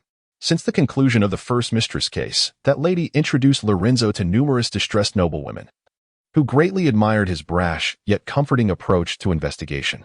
In no time, a detective known as the Mistress Slayer became renowned within high society. The Count's case marked the zenith of Lorenzo's career in exposing infidelity. The employer was aware of her husband's misdeeds but could not catch him in the act. Subsequently, she entrusted the matter to Lorenzo, who, after diligent surveillance, discovered that the Count had purchased a carriage to serve as a mobile palace. Ultimately, Lorenzo provided the employer with a location where he orchestrated a staged train derailment. One could scarcely fathom the expressions on the faces of those two individuals as they tumbled from the carriage, utterly exposed. Observing Lorenzo and Apos' exhilaration, Eve felt a wave of dismay. This detective had transcended mere malice. "Why don't you continue this line of work?" she inquired. "Such endeavors are morally bankrupt and inevitably fraught with peril." Lorenzo feigned nobility. Yet the truth was that the Count underwent 3 months of psychological therapy. After all, few could withstand the shock of suddenly finding themselves stark naked amidst a crowd. Upon his recovery, the first thing he did was to seek Lorenzo's life, prompting the detective to hide in the bushes for nearly a month. With Lorenzo's banter, the atmosphere lightened considerably, the damp chill receding slightly. "Do you have any space left?" he asked, gesturing towards the hem of Eve and Apos' skirt, oblivious to his own impropriety. What are you suggesting?" Eve's cheeks flushed. This detective was undeniably eccentric, unpredictable in his next move. Then, Lorenzo produced a silver revolver from seemingly nowhere, its chamber adorned with intricate designs, heavy and filled with ammunition. "I need you to help me conceal this. Although Sabo is a brutish Viking, he has learned some manners amidst the culture of Old Dunling. At his ball, he will thoroughly search male guests, leaving no place for concealment. Even if a blade is hidden in the most intimate of places, however, he will not disrespect the ladies." As he handed the revolver to Eve, Lorenzo stood beside her, meticulously adjusting his attire. The next act was crucial, requiring his utmost seriousness. Eve was somewhat perplexed but dutifully secured the revolver with a ribbon beneath her flowing gown. She wore form-fitting attire, ready to tear away the long skirt should the need for combat arise. With a dagger and a gun at her disposal, Eve was far from an ordinary noble maiden. As a child of the Phoenix family, while other nobles were born with silver spoons, she emerged biting on a bullet. The Phoenix family rose from the ashes of the glorious war, and even as the princess of this immortal lineage, Eve bore the acrid scent of sulfur, an indelible mark etched into her very blood. "Time's up," Lorenzo declared suddenly.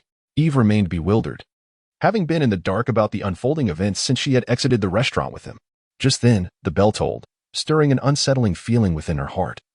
A sudden wave of fear enveloped her. The cold knotted her delicate gown, icy fingers akin to ghostly claws caressing her waist. She was oblivious to the moment when the street had been reduced to just herself and Lorenzo. Distant hoofbeats echoed softly, heralding the approach of the night watch.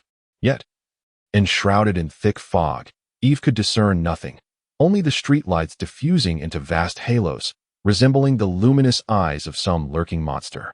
A frigid breeze brushed against Eve's cheek, and as she turned, she felt nearly suffocated. An ominous steam tram had silently arrived at the platform, its presence obscured by the fog, devoid of sound or light. Save for the warmth of steam that enveloped the surroundings, like a specter from afar. Logically, no steam trams should be operational at this hour. Yet here stood this enigmatic vehicle before her, lacking a number or insignia, its windshield devoid of darkness, leaving Eve uncertain of the presence of any passengers within. Clasping my hand, we were scripted as a couple for the night. Lorenzo and Apos' voice broke through the silence as he raised his arm in a gesture towards Eve. A couple? In that instant, Eve felt a surge of rage, tempted to draw her gun upon this insufferable detective. Her anxiety had escalated to a peak. But the sudden opening of the carriage door interrupted her tumultuous thoughts. A servant clad in black acknowledged Lorenzo with a slight nod, to which he deftly produced 2 coins to hand over. The coins bore not the image of a lion, but rather a shrike clutching thorns, resembling a form of pass. The servant stepped aside, granting them access to the vehicle, yet within the door lay an impenetrable darkness, as if leading to an unfathomable abyss. Lo! Eve wished to articulate her trepidation, an unsettling instinct clawing at her. She had always trusted her intuition, but in that moment, Lorenzo offered her no opportunity to voice her concerns, smiling as he took her hand and ascended into the steam tram. The tram began to glide forward, devoid of sound. quietly vanishing into the fog, as though it had never existed at all. Chapter 16. The dark side of Old Dunling. Eve gazed out the window, met only with an expanse of inky blackness. She felt as though she were trapped in a metal can, isolated from the world, and the enclosed space stirred a sense of anxiety within her. Where exactly are you taking me? Eve began to harbor a twinge of regret. The detective before her was not entirely trustworthy, and perhaps she should remain vigilant. They sat in a compartment of the train, with Lorenzo positioned across from Eve, his demeanor oddly familiar as he spoke leisurely. To attend Sabo and Apos, S-ball. As he spoke, Lorenzo produced a mask and handed it to Eve. Sabo was primarily engaged in smuggling, collaborating with a band of Viking pirates in the northern seas who were responsible for plundering goods and delivering them to the port of Raindona, where Sabo would then sell the stolen wares. These were items that could not be shown in the light of day. The common folk lacked the purchasing power, save for the elite nobility. Thus, he hosted these balls regularly, which, despite their designation, were more akin to trading fairs, goods exchanged for coin in a seamless transaction. Listening to Lorenzo's words, Eve felt her heart steady somewhat. The threshold to attend this ball is quite high. I too relied on connections to secure an invitation.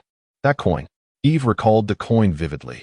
It was a currency that had never been seen before in the heart of a nation, prompting her to remain wary. Yes, they typically refer to it as the Butcher and Apos' coin, minted by the lord of the lower city, the Shrike. It bears the image of the Shrike upon its surface. Lorenzo elucidated the complexities of the lower city for Eve. Wherever there are people, rules will emerge, delineating classes, even in the squalid chaos of the lower city. To govern a region, one must standardize currency. It is well known that coins and notes emblazoned with lions are recognized as hard currency internationally, while in the lower city, the Butcher's coin reigns supreme. Each coin can be traded directly, and on the black market, it can be exchanged for any currency. One might consider the entire lower city as an immense casino, with the Butcher and Apos' coin serving as one and Apos' chips. Lorenzo produced several more coins, handing them to Eve, their weight hinting at their precious metal composition. Sabo is a cautious man. His business is immensely profitable, and many seek to usurp him. He typically resides in a heavily guarded bunker, yet he will attend the ball this time. That presents our singular opportunity to approach him directly. He would not disclose the location of the ball. Each time it occurred, a courier would deliver messages to the nobility, informing them of the station's coordinates, and they would embark at the stroke of midnight. Lorenzo donned his mask, a brass creation adorned with scattered gears along its edges. So we remain unaware of our destination? Eve too adorned her mask, feathers jutting from its rim, reminiscent of some keen bird. She continued to peer into the darkness outside, still devoid of discernible shapes. Indeed, Lorenzo nodded. Though Sabo is a Viking, he is never reckless. Rather, he exhibits a caution bordering on the excessive. Alas, times have changed. Beneath the relentless barrage of cannon fire, all beliefs waver. When the war airship, laden with munitions, sweeps across the kingdom and Apos' airspace, all remnants of the old era are consigned to the grave. How do you know all this? Eve suddenly inquired, her cerulean green eyes peering at Lorenzo from beneath her mask, which concealed a mysterious identity. You are a detective, yet you possess Butcher coins and know so many secrets. How have you achieved this? Eve was conditionally inclined to suspect Lorenzo of being a traitor. From the outset, he had comported himself like a crime lord, more akin to a wanted chief than a mere investigator. This warranted Eve and Apos' vigilance, for Lorenzo and Apos' weapon was in his possession, granting her a distinct advantage. In response to Eve's question, Lorenzo paused for a few seconds before breaking into a calm smile. I have a formidable friend. All this information comes from him. Do you believe me? Who would have thought that the esteemed Brolaw would serve as Lorenzo's ally? The chasm between their social standings was insurmountable. One was an emperor of darkness, the other an obscure detective. Lorenzo recounted his tale with an unsettling rationality. Eve, the lower city is a vast casino, and one might say that life itself is a gamble. Aside from yourself, the only thing you can control is the hand you hold. His gray-blue eyes fixated on her, his voice steady and powerful. The first wager, whether I am worthy of your trust. If you deem me trustworthy, our actions may proceed. If not, you may depart now while you still can. He raised a finger, concluding his statement. Eve remained silent, torn in her thoughts. As the princess of the Phoenix family, she recognized her elevated status. As Lorenzo suggested, should he harbor ill intentions, she would be akin to a lamb heading into a den of wolves. Yet, If she failed to achieve something significant, her father would undoubtedly devise a means to extricate her from the Solarian Hall. Torn between safety and ambition, Eve made her decision without hesitation. "If you dare deceive me, I swear I will kill you," she declared fiercely, then leaned back in her chair, awaiting their arrival at the ball. Indeed, she was a headstrong individual. Had it not been for her lineage, Eve might have made an excellent detective. Lorenzo refrained from saying much more. The evening unfolded seamlessly, too smoothly in fact. From the moment this girl accepted his invitation, he understood that she would not relent easily, simply because she was a child of the Phoenix family. From the ashes emerges only the Phoenix, not a mere ground dweller.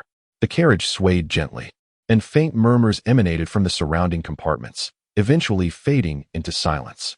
Finally, a servant knocked on the door, announcing their arrival. According to Lorenzo's script, they were to portray a couple tonight, although Eve did not comprehend why they were not a noblewoman and her male escort. She remained silent in the face of the peculiar atmosphere and allowed Lorenzo to lead her onward. The white mist of steam rose languidly, warming the air around them. The modest platform was already teeming with individuals, most adorned in opulent attire and donning various masks. They were, after all, the patrons of tonight and Apos' ball, where anonymity prevailed. For even if one recognized another, silence would be the rule. This ball resembled a dream, and upon awakening, nothing should remain to be remembered. The lighting was dim, and as Eve surveyed her surroundings, she could discern nothing but a hazy fog and encroaching darkness. She was aware she was in the lower district, yet the exact location eluded her. Gazing skyward, she spotted that familiar shadow still drifting among the clouds, providing her with a modicum of reassurance. If one is oblivious, it is best to remain silent. Our identities tonight are those of newlyweds. Sabo would be cautious of newcomers, so we must not reveal ourselves. Eve nodded, refraining from speech. At that moment, a servant emerged, bowing respectfully as he guided them toward the ball. The path was serpentine, illuminated only by feeble lights, devoid of anything else. Armed guards trailed behind, ensuring no one strayed from the group. As they proceeded, Eve suddenly caught a whiff of something sinister, followed by an upsurge of light. Beneath her feet lay a welcoming red carpet, yet the feeble illumination revealed a surrounding desolation reminiscent of ruins. Flickering lights emanated from candles, illuminating gaunt, aged faces that resembled the deceased drawn toward the light. Lorenzo tightened his grip on her, and soon Eve perceived more. A foul stench wafted from the darkness, as if something was slowly seeping forth, accompanied by the faint echoes of anguished wails. The imposing doors before them swung open. They appeared to be the gates of paradise, an endless brilliance streaming forth from the entrance, mingling with the scents of wine and song. The clinking of coins created a captivating sound, while languorous moans filled the air, infused with an atmosphere of restless exuberance. The guests gasped in unison, hastily advancing toward this celestial haven, fervent as devout worshippers. Meat and cheese, wealth and beauty. These were the taboos that promised to satisfy all, provided one was willing to abandon themselves to the experience. Lorenzo, what is this? Eve stood before the grand entrance, her spirit seemingly struck by an overwhelming force, rendering her momentarily immobile. Yet, Lorenzo offered no words of comfort. Instead, he whispered in her ear, "Welcome to the dark side of Old Dunling, Miss Eve Phoenix." Chapter 17, The Feast of Delight. Lorenzo guided Eve into the frenzied banquet, where everything unfolded before their eyes. The long corridor led directly to the depths, yet, like a spider in Apos' web, it branched into numerous paths along the way. In the corners where they converged, individuals lay scattered, their gazes vacant, seemingly entranced in an unawakable dream. What was this? Eve felt as though she were suffocating, her words failing to articulate the scene around her. The Feast of Delight. This was merely the periphery. None could fathom how many were lost in this vast subterranean realm. But Lorenzo remained indifferent to these thoughts, pulling Eve forward as they stepped over the contorted, writhing bodies. What were these people doing? Dreaming. This was their form of liberation, Lorenzo remarked as he held on to Eve, yet he warned that such dreams could only last for a fleeting moment. Eventually, one must awaken from the splendid paradise, plummeting into the grimy depths of the lower city, and weep aloud. Eve stood frozen. A mere glimpse of the world and Apos' cruelty had unveiled an overwhelming sense of despair within her. Why must they do this? It seemed as if she were questioning why they did not strive for work or cherish life. This was the age of steam technology, the thunderous engines propelling the world's advancement. Yet, the beauty afforded by this progress did not grace every individual, even within the antiquated confines of Invergordon. The entire old city languished in a grotesque malady, the sky shrouded in dark clouds, while zeppelins never descended. The pinnacle of technology burgeoned within this industrial cradle, everything ostensibly evolving towards a brighter future. However, the apex of technology was perpetually devoted to military service. Thus, Invergordon triumphed in the century-long glorious war. The spoils of war and unique military innovations led to its rapid ascent, while beneath this distorted development, the serpent of the central court nearly enveloped all of Invergordon's territory. The silent torrent of steel could easily obliterate any nation that dared to resist submission. Yet, the darkest shadows always lurked beneath the daylight. The nascent public infrastructure could only cater to the needs of the aristocracy and a fraction of the populace. The mechanized academy had the capacity to launch hundreds of tons of war machinery into the skies, yet it could not illuminate every darkened home with electric light. Following the liberation of productivity, countless individuals found themselves unemployed, cast aside by their own nation like wild dogs, surviving in the damp sewers, ultimately succumbing to madness. The entire old city resembled a pyramid, layers of class weighing heavily upon one another, upheld only by those powerless individuals at the base. Lorenzo coldly asserted, "Machines require no wages, no rest, yet humans do. Thus, they are cast aside, left to merely exist here." Eve said nothing. As a member of the aristocracy, she found herself without words. After traversing the lengthy path, her senses were bombarded by the chaos around her. Upon entering the true ballroom, Eve finally sighed in relief. As the two entered, all the guests had arrived, and the grand doors behind them slowly closed. The sound of music began to rise, as men and women swirled and danced in the ballroom, as if the door had severed them from the rest of the world, completely isolating them from the chaotic warmth outside. Countless crystals hung from the massive chandelier, reflecting the light and illuminating the dome as if it were daylight. The hall was far more expansive than it had appeared from the corridor, with tiered steps rising like an ancient Roman Colosseum. This place exuded unimaginable opulence. Eve had never envisioned such a venue in the impoverished lower district, as if all the wealth of that area had converged to establish this magnificent site. "Can you dance?" "I and Apos am not very skilled at it." The band on the platform played with fervor, the melodies stirring the emotions of everyone present. "As a noble, you ought to learn. Perhaps you will meet your future husband at a ball, will you not?" Lorenzo displayed incredible finesse, and Eve felt like his marionette, swaying and dancing at his command. "How could you know? Does a detective need to learn to dance?" "You know, most of the time, catching a mistress happens after the ball ends." Lorenzo and Apos' voice was somewhat dry. It was indeed awkward to constantly mention his past misdeeds. Eve flashed a mischievous smile, her spirits lifting considerably. If she could forget how she arrived and her purpose, this would resemble an ordinary ball. Cautiously surveying the surroundings, they needed to locate Sabo next. As he spun Eve around, she felt far lighter than he had anticipated, her long gown spreading like a blooming lotus with each turn. "You don't know what he looks like?" "I and Apos am merely a detective. How could I have seen him? Therefore, we must find a way to identify him before the evening concludes. He is a Viking, tall, and should be quite conspicuous." Eve offered her suggestion, but Lorenzo shook his head. "He won't appear on the dance floor. He is the host, and this is merely the prelude. A host need not arrive so early. This is his kingdom, and the king should sit at the highest point, overlooking his subjects, ensuring he sees everything that transpires at a glance." Eve and Apos' slender waist felt as delicate as a willow branch in Lorenzo and Apos' grasp as they swayed and twirled, weaving through the crowd under the influence of the music. Like those zeppelins, they forever hovered above the clouds, observing everything that transpired below with clarity. Their gaze eventually fell upon the elevated platform, and Lorenzo whispered in Eve and Apos' ear, "I believe I have found him." It was a higher platform where the more distinguished guests had settled early, engaging in conversation, savoring fine wine and delicacies, and discussing matters they wished to keep hidden from others. "Do you mean he's among them?" Eve inquired softly, catching sight of the group during a turn. "No." Higher up, Lorenzo's gaze remained fixed above the elevated platform, focused on the splendid, glass-like walls above. Though we find ourselves in the depths below, the walls are adorned with stained glass, vividly depicting scenes reminiscent of a cathedral's mythos. Yet, we are underground, where the sacred light can never cascade down to illuminate this place. This subterranean realm, with its jarring stained glass, suggests the existence of a chamber beyond. He is there, quietly observing us from behind that glass. What are we to do? Fire towards that direction? Such recklessness is unfathomable. Should we proceed in that manner? It would spell our demise today. Here, in this underground labyrinth, you have witnessed how convoluted the paths are. The only known exit is the way we arrived.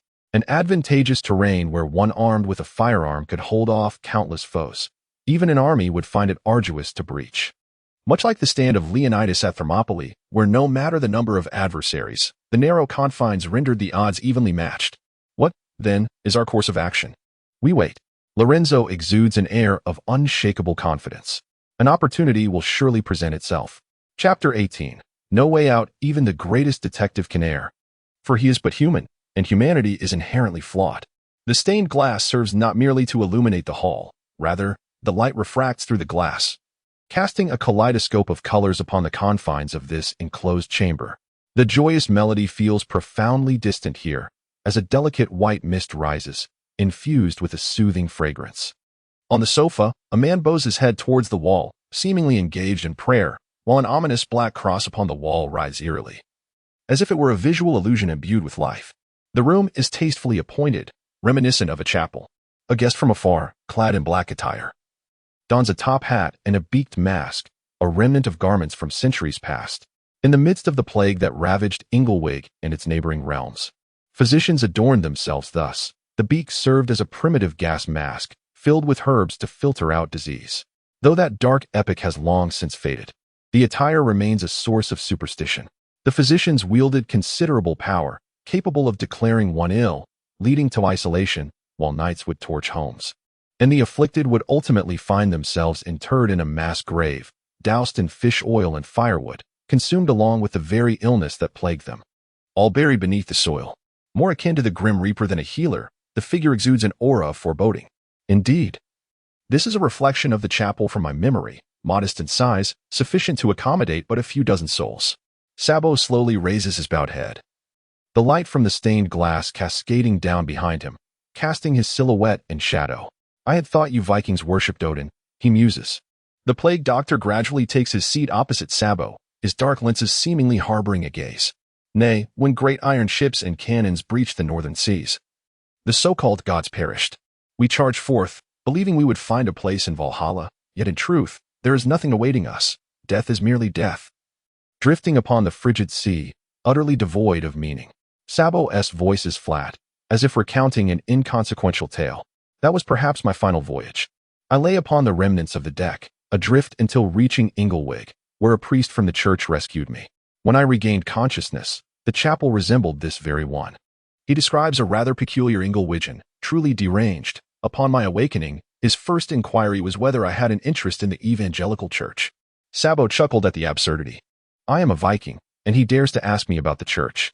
His laughter, though raucous, is ultimately subdued by the faint melody that envelopes the room in a silence as profound as death itself.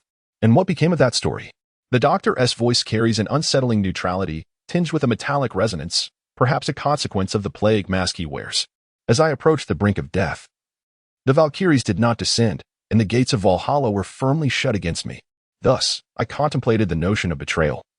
Perhaps then the noble Odin would deign to acknowledge my insignificant existence. I embraced the baptism, and yet I have survived to this day, unscathed by any retribution. Devoid of nightmares, thriving more than I ever did as a pirate. Sabor found it all to be rather absurd. Nothing held any significance. And the fervent pursuits of years past seemed akin to mere phantoms. I believe I have come to an understanding. The plague doctor remained silent for a moment before speaking. Do you think the divine holds any utility? Are you referring to the salvation of humanity? Perhaps, came the response. In truth, I too experience moments of confusion. I have dissected numerous corpses, and humanity is both intricate and beautiful. Each organ serves its unique purpose, pulsating with the rhythm of the heart, blood surging forth. One could even argue that the brain itself is a tangible miracle. The doctor gazed at his hands, attuning to his own breath. Each individual seeks miracles, yet seldom contemplates that their very existence might be the most miraculous of all. At times, I ponder the enigma of humanity. Can a so-called deity truly create beings such as us? Yet, without such a deity, how did we come to be? Sabur paused, raising a finger. A silver lion coin, the so-called divine, is worth no more than that, he scornfully remarked, though a tinge of sorrow laced his words. For a mere silver lion coin, one could procure a hallucinogen, and with that single dose, They could ascend to a paradise for 3 days. Just one silver lion coin could facilitate a farewell to this wretched world, allowing one to indulge in their own reveries until the next dose is required. The notion of entering paradise is hardly more than that, is it not? The doctor contemplated this. He was fond of introspection, yet at times such musings felt futile, mundane, and devoid of purpose. Distant melodies soared, and sweet laughter faintly echoed. Despite the thin barrier of glass separating them, the chasm between their worlds was immense. Now the time for sacrifice has arrived, Sabur. The doctor finally articulated these words, not out of a desire for idle conversation, but rather from uncertainty on how to broach the subject, for death is undeniably a sorrowful affair. I understand. Sabur appeared unfazed by the notion of sacrifice, his gaze exhibiting an unprecedented calm. You, the plague doctor, have come to pronounce my demise, have you not? Just as during the Black Death centuries ago. You possess no means of healing. Your role is merely to identify the afflicted and extinguish their lives, isolating the contagion within that ring. According to your doctrine, you shall ascend to paradise after your demise. The doctor attempted to console him, yet Sabur's reaction was akin to hearing a grand jest. His voice faltered momentarily before erupting into laughter, as though he had encountered the most ludicrous of jokes. How absurd Valhalla is, and how ludicrous is heaven. You know I do not subscribe to such beliefs. He accepted the baptism, yet retained his skepticism. The pause lingered, and the doctor continued to speak.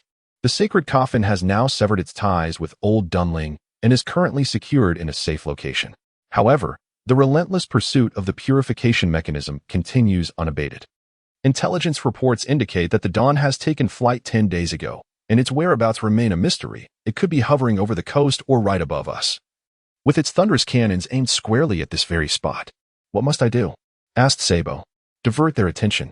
We must buy more time to relocate the sacred coffin. That means creating chaos, the greater the better? The doctor nodded in affirmation. Indeed, as long as disorder ensues, the purification mechanism will inevitably seek to resolve it. Their manpower is already limited. Any delay we can achieve is essential. If we can extricate the sacred coffin from Inelvig, every sacrifice will be justified. As he spoke, the doctor unveiled his case, revealing a row of syringes filled with a seething, hot blood encased in transparent glass. It resembled Pandora and Apos' box, and as it opened, Sabo felt his breath quicken, his gaze betraying a rare tumult, fixated upon the contents within. It was an ineffable sensation. Although humanity exists within the air, they seldom perceive its presence. Yet, upon the case and Apos' opening, an unsettling fervor filled the room, as if something intangible had escaped, omnipresent. This was the product of the cult's technology, the refined secret blood, a conduit to the inferno or a gateway to the celestial realm. Doctrine has never been a sharp blade. The cult had essentially nurtured a cadre of monstrosities to triumph in the war of faith. The doctor and Apos' voice was oddly calm, as if he had long acclimated to this eerie ambience. Fixated on the syringes, Sabo's voice trembled. Are these all for me? Only one. Sabo, this is an opportunity to alter your fate. If you possess sufficient strength, one chance is adequate. If you are merely average, then granting you more opportunities would be a mere waste. The doctor's words were uncharacteristically harsh as he rose and approached the stained glass. Through the glass, the opulence of the hall unfolded before him. I have heard this place was once a dueling arena. Indeed, old Dunling was established by the Romans, and such traditions tend to persist in the crevices of history. During the age of the Glorious War, the lower city did not exist. This was merely barren land. Life was harsh, and people gathered here to engage in underground gambling. Wealthy patrons would acquire useless war captives, who were then reduced to slaves. Amidst economic hardship, many impoverished individuals took to the arena with weapons in hand, where Ingelvigians and Galunaloans clashed in the Roman Colosseum. Yet, the Ingelvigians typically emerged victorious. Despite the underground nature of the duels, to encourage the populace, Galunaloans were often injured prior to their entry. They fought while wounded, with their lives counting down the moment the gates swung open. Those were bloody times, as foes descended from the White Tide Strait. At the onset of war, the weapons wielded were grand ships and swords. Yet throughout nearly a century of conflict, weaponry has evolved from flintlock guns to long-range artillery, from steamships to Zeppelin airships. However, such duels have become a relic of the past, as in our civilized society, people now prefer socializing at balls. Sabo grinned broadly. Whether in the dueling arena or at a ball, both serve merely as venues for social interaction. The noble families engage in discussions regarding the distribution of interests, while young ladies select their suitors and young men choose their brides. It seems you have come well prepared. Those esteemed nobles ought to have never set foot in the sordid lower district, let alone don masks. Regardless of their official status, their families would vehemently deny any connection to their demise here. It would be a source of disgrace. From the outset, tonight's ball was a trap, and they would serve as Sabo's sacrificial offerings for his grand aspirations. I shall fulfill your expectations, dear doctor. It has been my destiny since the moment of my birth. Sabo retrieved a syringe from the case, standing for the first time, his figure appearing diminutive and hunched, yet casting a shadow that was strikingly menacing. Chapter 19. 1/6 at last, a moment to rest. Eve uttered wearily, having danced with Lorenzo since the beginning. As the music shifted, she finally seized the opportunity to pause. So far, their subterfuge had been remarkably successful. No one had detected their peculiarities, nor had anyone approached them for conversation. Instead, curious glances scrutinized them, leaving Eve somewhat flustered. Do not fret. Their interest is merely curiosity, Lorenzo reassured her at the opportune moment. This clandestine ball had been held countless times before, and even behind masks, the guests shared a sense of familiarity with our presence here today. They undoubtedly yearned to discern our origins. Shall we initiate conversation? Eve inquired. Unnecessary. The more we speak, the greater the risk of exposure. Lorenzo's performance skills were truly remarkable. He appeared so nonchalant, as if he had participated in numerous such events. Eve, have you seen any guards? Lorenzo suddenly asked. Guards? The girl surveyed her surroundings. Everything was enveloped in a sea of joy. Where were the guards? Indeed, our path here has been devoid of any guards since the very beginning. Lorenzo's expression grew unusually grave as he seated himself. Everything appeared normal, reminiscent of an ordinary ball, yet he suddenly perceived something amiss. Servants navigated through the crowd, bearing trays laden with coins and gold. The transaction had commenced, or perhaps it had begun the moment they entered. Lorenzo had anticipated some formal speech, followed by a grand entrance amid a throng of exquisite women. Instead, the goods for trade resembled libations, circulating among the guests. Damn it. Then it is highly probable that Sabo will not appear. The events of the evening unfolded like a flawless script.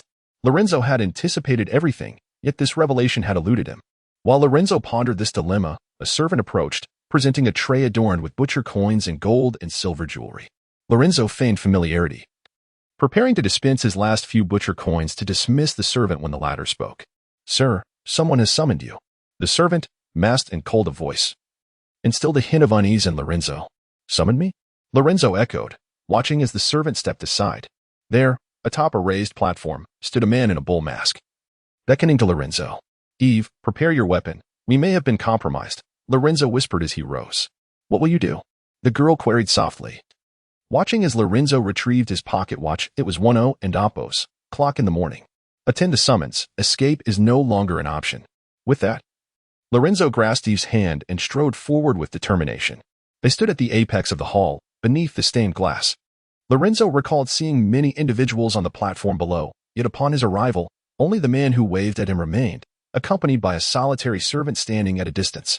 Though the ball brimmed with warmth and merriment, this space felt starkly desolate. Welcome, my new friend. The man expressed his greeting, extending his arms, his robust physique perfectly complementing his mask, reminiscent of the mask worn by the Shrike. It appears I have been exposed. I wonder how you discovered my presence, Mr. Sabo. Lorenzo sat opposite Sabo with Eve, revealing his thoughts candidly, maintaining his composed demeanor.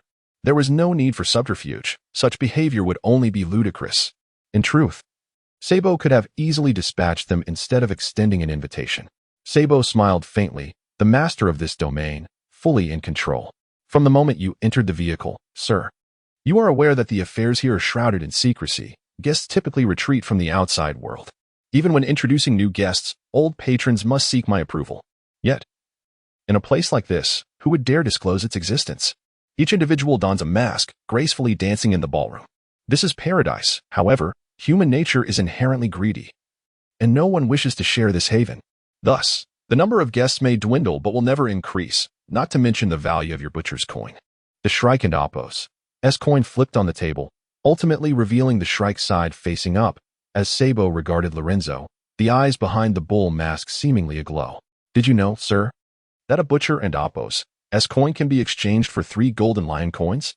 Sufficient for a family in the lower district to survive for several months.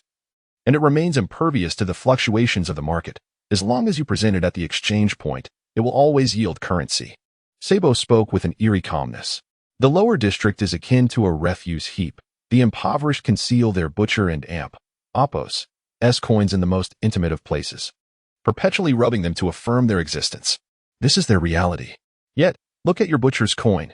It gleams as if freshly minted from the coinage facility. A pristine specimen possessed solely by the esteemed Shrike. I trust you recognize this firearm. The Shrike's gun. I am indeed familiar with it. Sabo appeared unfazed by the revelation of the weapon, effortlessly lifting a nearby goblet and pouring a crimson-hued wine. It is called the death knell, for the Shrike claims its report resembles the tolling of a bell for the deceased.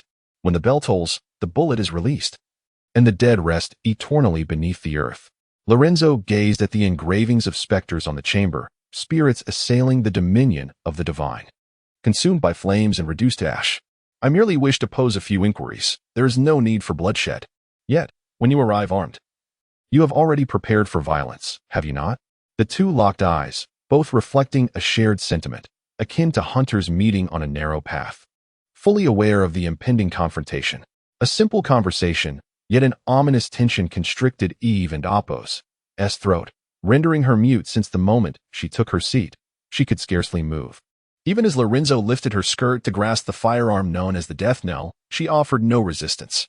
The joyous ball remained unbroken by Lorenzo and Apos' draw of the gun. Yet both men acutely sensed the undercurrents swirling beneath the surface. Perhaps we ought to seek a compromise? Lorenzo suddenly lowered his weapon, relinquishing his obstinate demeanor. A confident smile concealed beneath his brass mask. You appear to grasp the situation quite well, Sabo remarked, surveying the man before him, an unexpected intrigue igniting within him. Indeed. Even if I were to slay you, what would it matter? I certainly could not escape this place alive. Your dealings are shrouded in secrecy. You must not only shield yourself, but also cater to those guests. After all, here they are patrons, and once the masks are removed, they are the very powers that govern Old Dunling. Your existence is a blemish upon them, and should they unite, your demise is inevitable.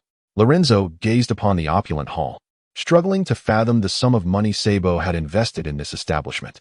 With a mere command from you, I am certain a cadre of guards would emerge to escort the guests away, transforming this locale into a fortress.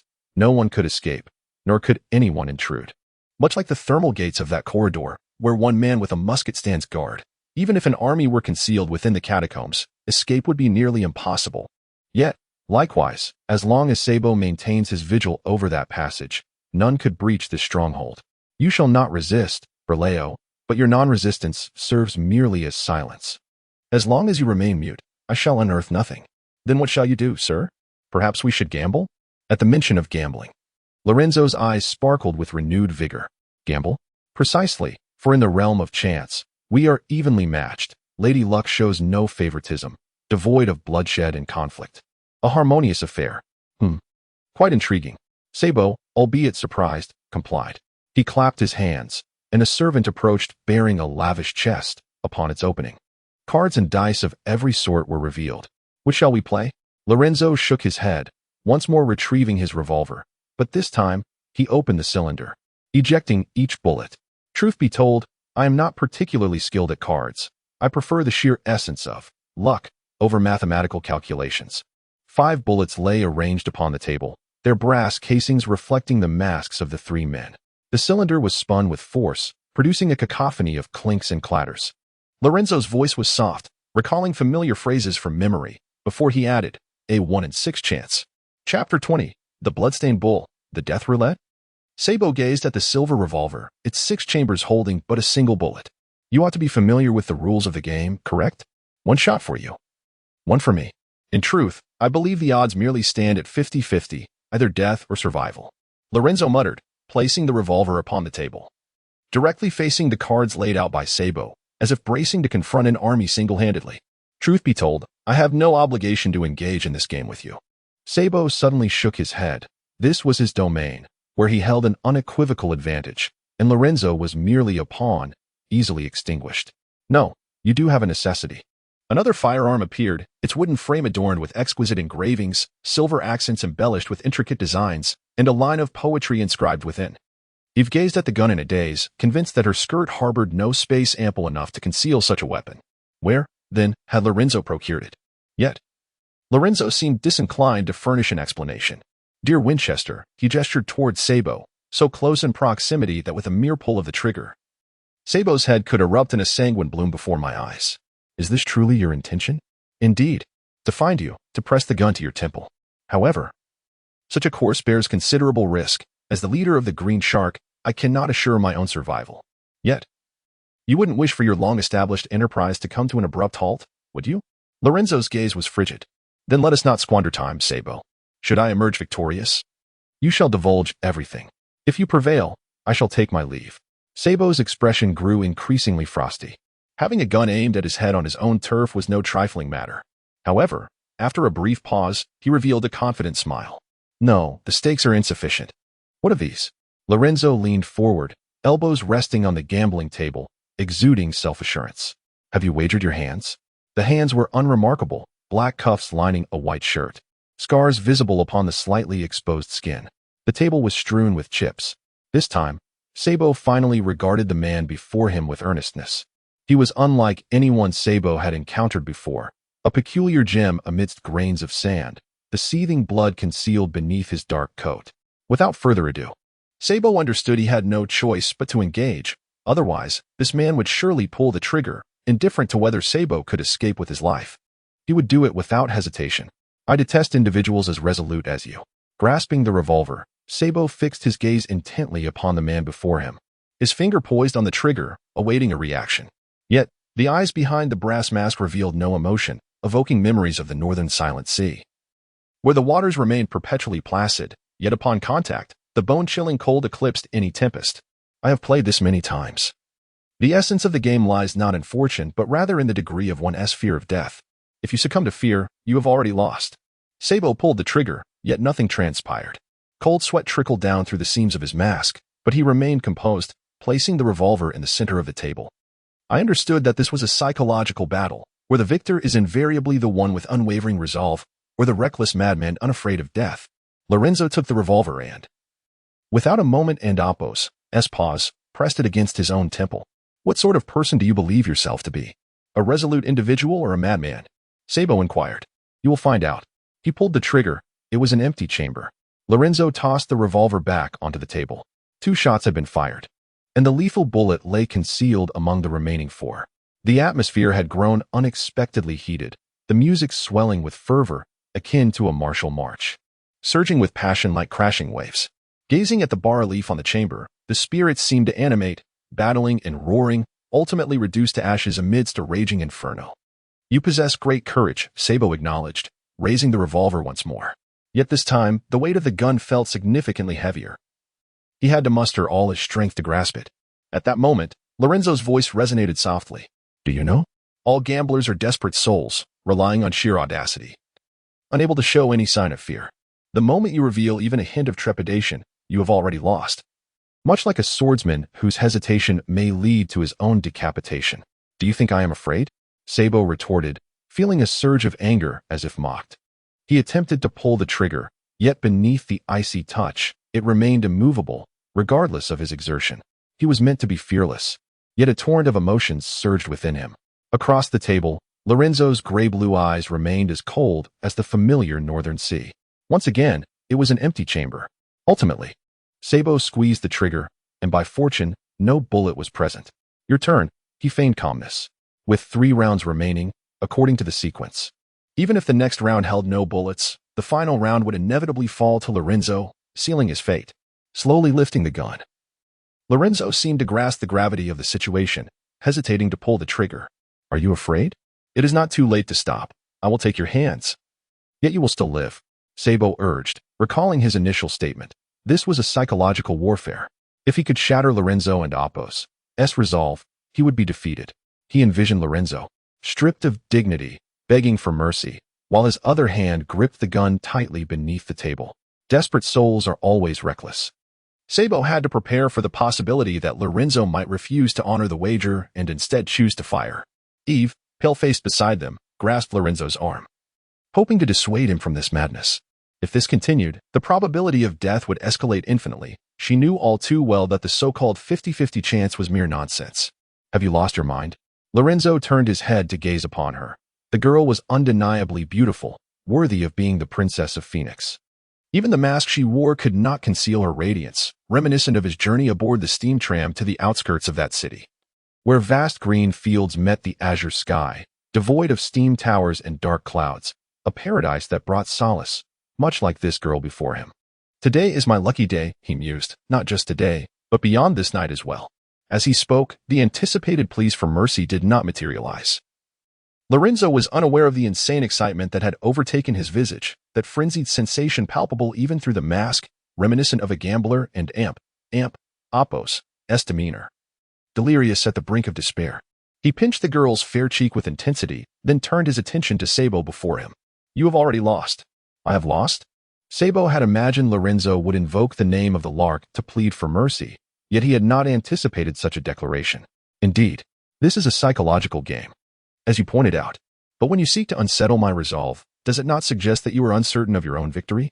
Lorenzo asserted, pulling the trigger, only to hear the click of an empty chamber. It was a bizarre sensation. A gambler cannot concede, nor should he even entertain the notion of yielding. To surrender is to embrace one's demise.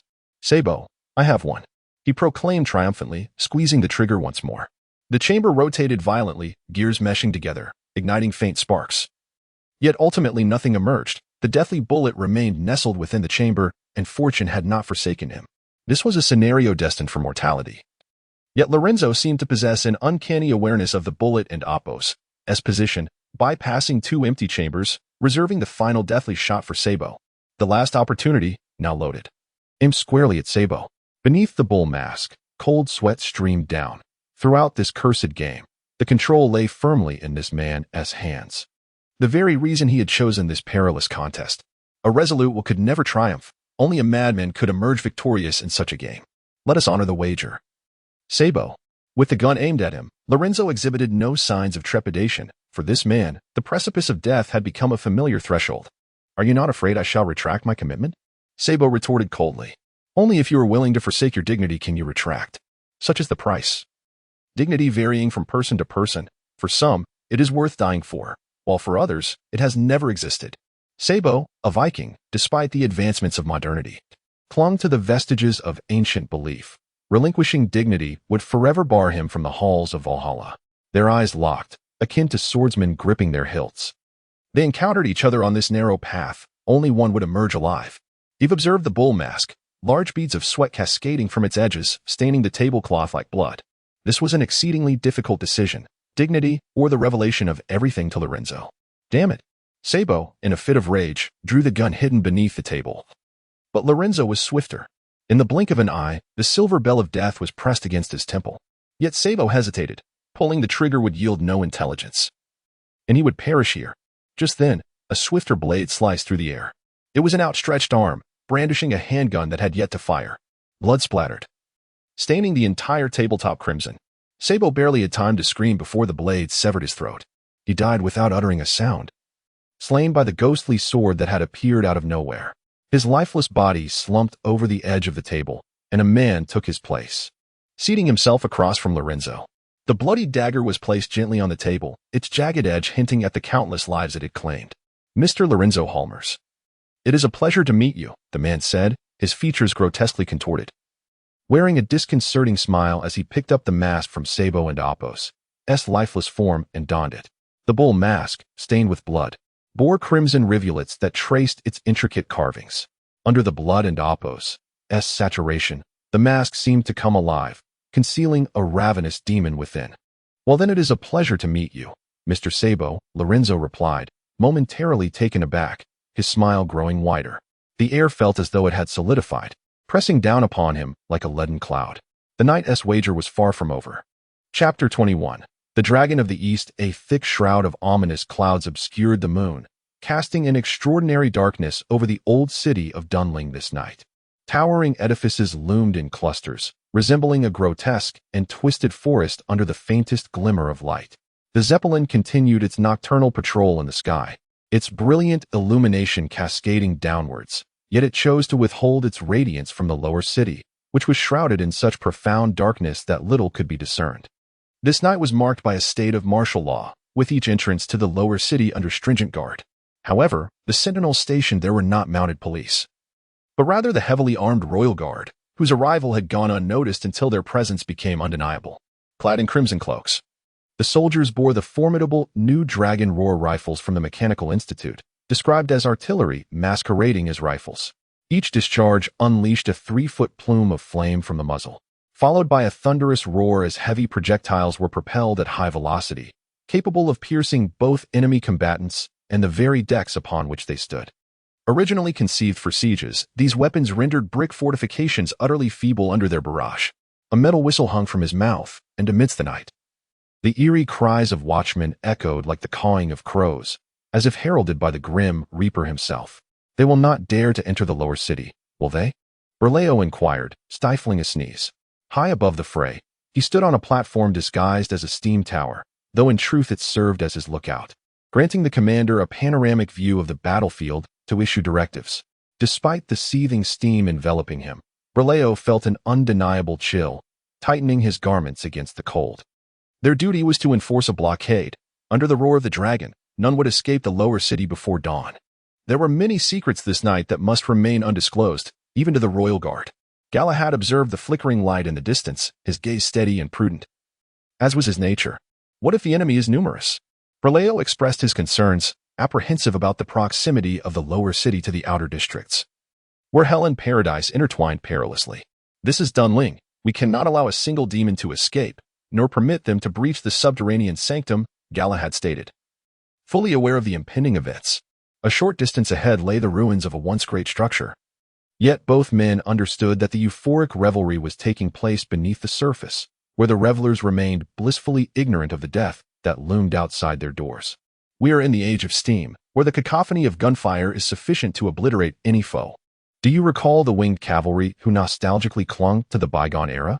They traversed the continent, adeptly altering their armor to serve as either heavy or light cavalry. Their wings unfurled behind them, charging forth like angels descending from the heavens. Galahad scoffed, deriding that antiquated time. Yet ultimately, all they could do was accompany the old era to its grave, their sturdy armor rendered inconsequential in the face of black powder. The last of the winged cavalry fell before the onslaught of cannon fire, with only their commander reaching the high ground. But he stood alone. The outcome of the battle was already determined. The dawn of a new era has arrived, and the once formidable armored cavalry has fallen into our grasp. Let alone those monstrous beings, remnants of a bygone age that ought to perish in due course. Galahad's voice remained as serene as ever. Illuminated by the faint glow of the night, with the scent of gunpowder enveloping him, it seemed that many souls would meet their demise this evening. I find myself curious as to why you chose to launch an assault tonight, especially when the identity of that enigmatic duke remains shrouded in mystery. Surely, this risks alerting our adversaries. Bilal surveyed his kingdom, a veritable refuse heap, where he reigned as the king of rats, fully aware of the impending casualties. He fell silent, cognizant of who Galahad referred to as the plague doctor, while tonight, it was Galahad who commanded the operation, with Bilal merely assisting. The great detective should also be present. Correct? Indeed, without his intelligence, we would never have surmised that Sabo was aiding them. Galahad glanced at the pocket watch in his hand. The hour had not yet arrived, leaving them time. Can you still reach that detective? If so, urge him to depart swiftly. This night is not one for a detective's involvement. You intend to cleanse the entire subterranean palace? Bilal's expression turned cold. This would result in a massacre. No one knew what the plague doctor would leave behind. Arthur's intention was to eradicate them completely. After a lengthy pause, Bilal sighed. He could not reach Lorenzo. The most expedient modern communication was a device called radio, which was currently only equipped within the precincts of the cleansing organization, unknown to the outside world. Lorenzo could not hear Bilal's call. He was now fighting alone. It appears your great detective is destined to perish there, Galahad remarked icily. No, he is a scourge. As the Eastern saying goes, calamities endure for 1,000 years. Bilal chuckled confidently regarding this detective. A scourge enduring for 1,000 years? Galahad raised an eyebrow, somewhat perplexed by this phrase from the East. Even as the world shrank beneath the serpent of the Middle Court, the distant East remained an enigma to all. The advent of steam technology incited a revolution, awakening the colossal dragon that lay dormant in the East. After the conclusion of the Glorious War, the power of steam technology reached its zenith. With new steamships and war airships, alongside a myriad of powerful artillery making their debut. When it seemed that no one could challenge the supremacy of Inelvig among the nations, the dragon from the east emerged. On a fog-laden morning, the crew diligently inspected the vessel, preparing for departure. Suddenly, relentless waves surged, battering the fishing boats as if a storm were imminent. As they lifted their heads, all beheld the colossal behemoth emerging from the thick mist. So enormous it appeared to be a creature from ancient myth. It was a direct clash between two cultures, leaving many crew members utterly stunned, rooted to the spot. They had never beheld a vessel of such magnitude. Even the royal flagship of Ervig seemed childlike in comparison. More astonishing was its construction. Steamships had been in existence for nearly a century, yet this grand ship appeared as if it had sailed forth from the annals of history. Constructed entirely of resilient timber without a trace of iron, as if hewn from a colossal tree that bore the world itself. This magnificent vessel was named Coelong. Its towering sails obscured the sun, adorned with the image of a coiled eastern dragon, while hundreds of cannons protruded from its flanks. The prow was adorned with a fierce dragon head, evoking a creature unseen before, leading many to believe that the apocalypse was upon them. As the sun rose, the humid mist dissipated with the light, revealing the ocean behind the colossal ship. There lay hundreds of other ships of similar stature, countless banners fluttering like migratory red birds, igniting the heavens with a fiery rain. This was a fleet that spanned the globe. Panic and despair swept through the port of Raindona, spreading all the way to the Platinum Palace of Old Dunling. Though this fleet from the east possessed weaponry decades behind, no one believed they could emerge victorious from this impending conflict. Good men do not live long, miscreants endure through the ages. This encapsulated the essence of the saying, suggesting that those bound by their moral principles often meet untimely ends, while the unscrupulous thrive. Berlot remarked this while tightening his garments, feeling the chill of the condensed droplets that had formed without the aid of steam. "Do you consider him a wretched scoundrel?" Galahad inquired, surprised by Berlot's assessment. "Indeed. Only the debased require a fresh start to escape their past, and Lorenzo Holmes is one such individual," Berlot replied nonchalantly. "Yet, it is precisely such individuals who endure until the end. Do not concern yourself with him. Let the assault commence. This detective will surely survive." Reflecting on his first encounter with Lorenzo, Berlot found it difficult to fathom the depths of suffering this disheveled man had endured, the putrid wounds, the hollow gaze. That must have been an immense darkness. Nevertheless, Lorenzo had not perished, let alone in the face of tonight and Apos, as events. Suddenly, a sound pierced the darkness. Berlot's communicator flickered with a faint glow upon his chest. This was a new technology from the Mechanical Institute, referred to as radio communication.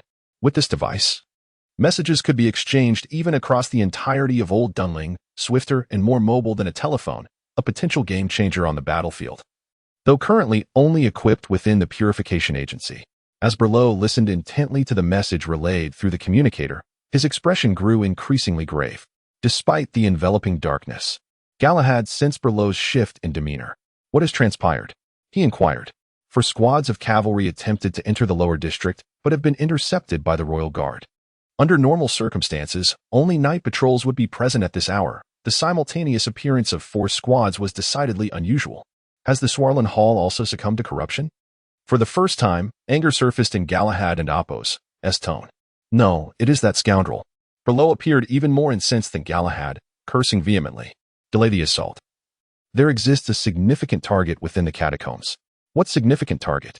Galahad, the commander for the night, could not fathom why Berlot had suddenly overstepped his authority. "That scoundrel Lorenzo, who claimed I could handle Sabo alone without issue. I had anticipated he possessed some novel strategy. You are well aware he single-handedly orchestrated the Red River Massacre. He is a detective who observes everything and can metamorphose into the quintessential criminal. I finally comprehend the source of that bastard's confidence," Berlot explained, his unprecedented wrath compelling him to reach for his revolver, only to remember halfway that the weapon resided in Lorenzo and Apos' possession. Now, he began to regret not having slain Lorenzo. Half an hour prior, Swarland Hall had received an anonymous correspondence, a singular address, and a name. Berlot produced a silver-white rifle from the shadows, its elongated barrel and high-magnification lens gleaming. The slender body bore sharp protrusions, capable of doubling as a peculiar sword in battle if necessary. This weapon, born from the Mechanical Academy, was a formidable yet conceptually flawed armament, too costly for mass production.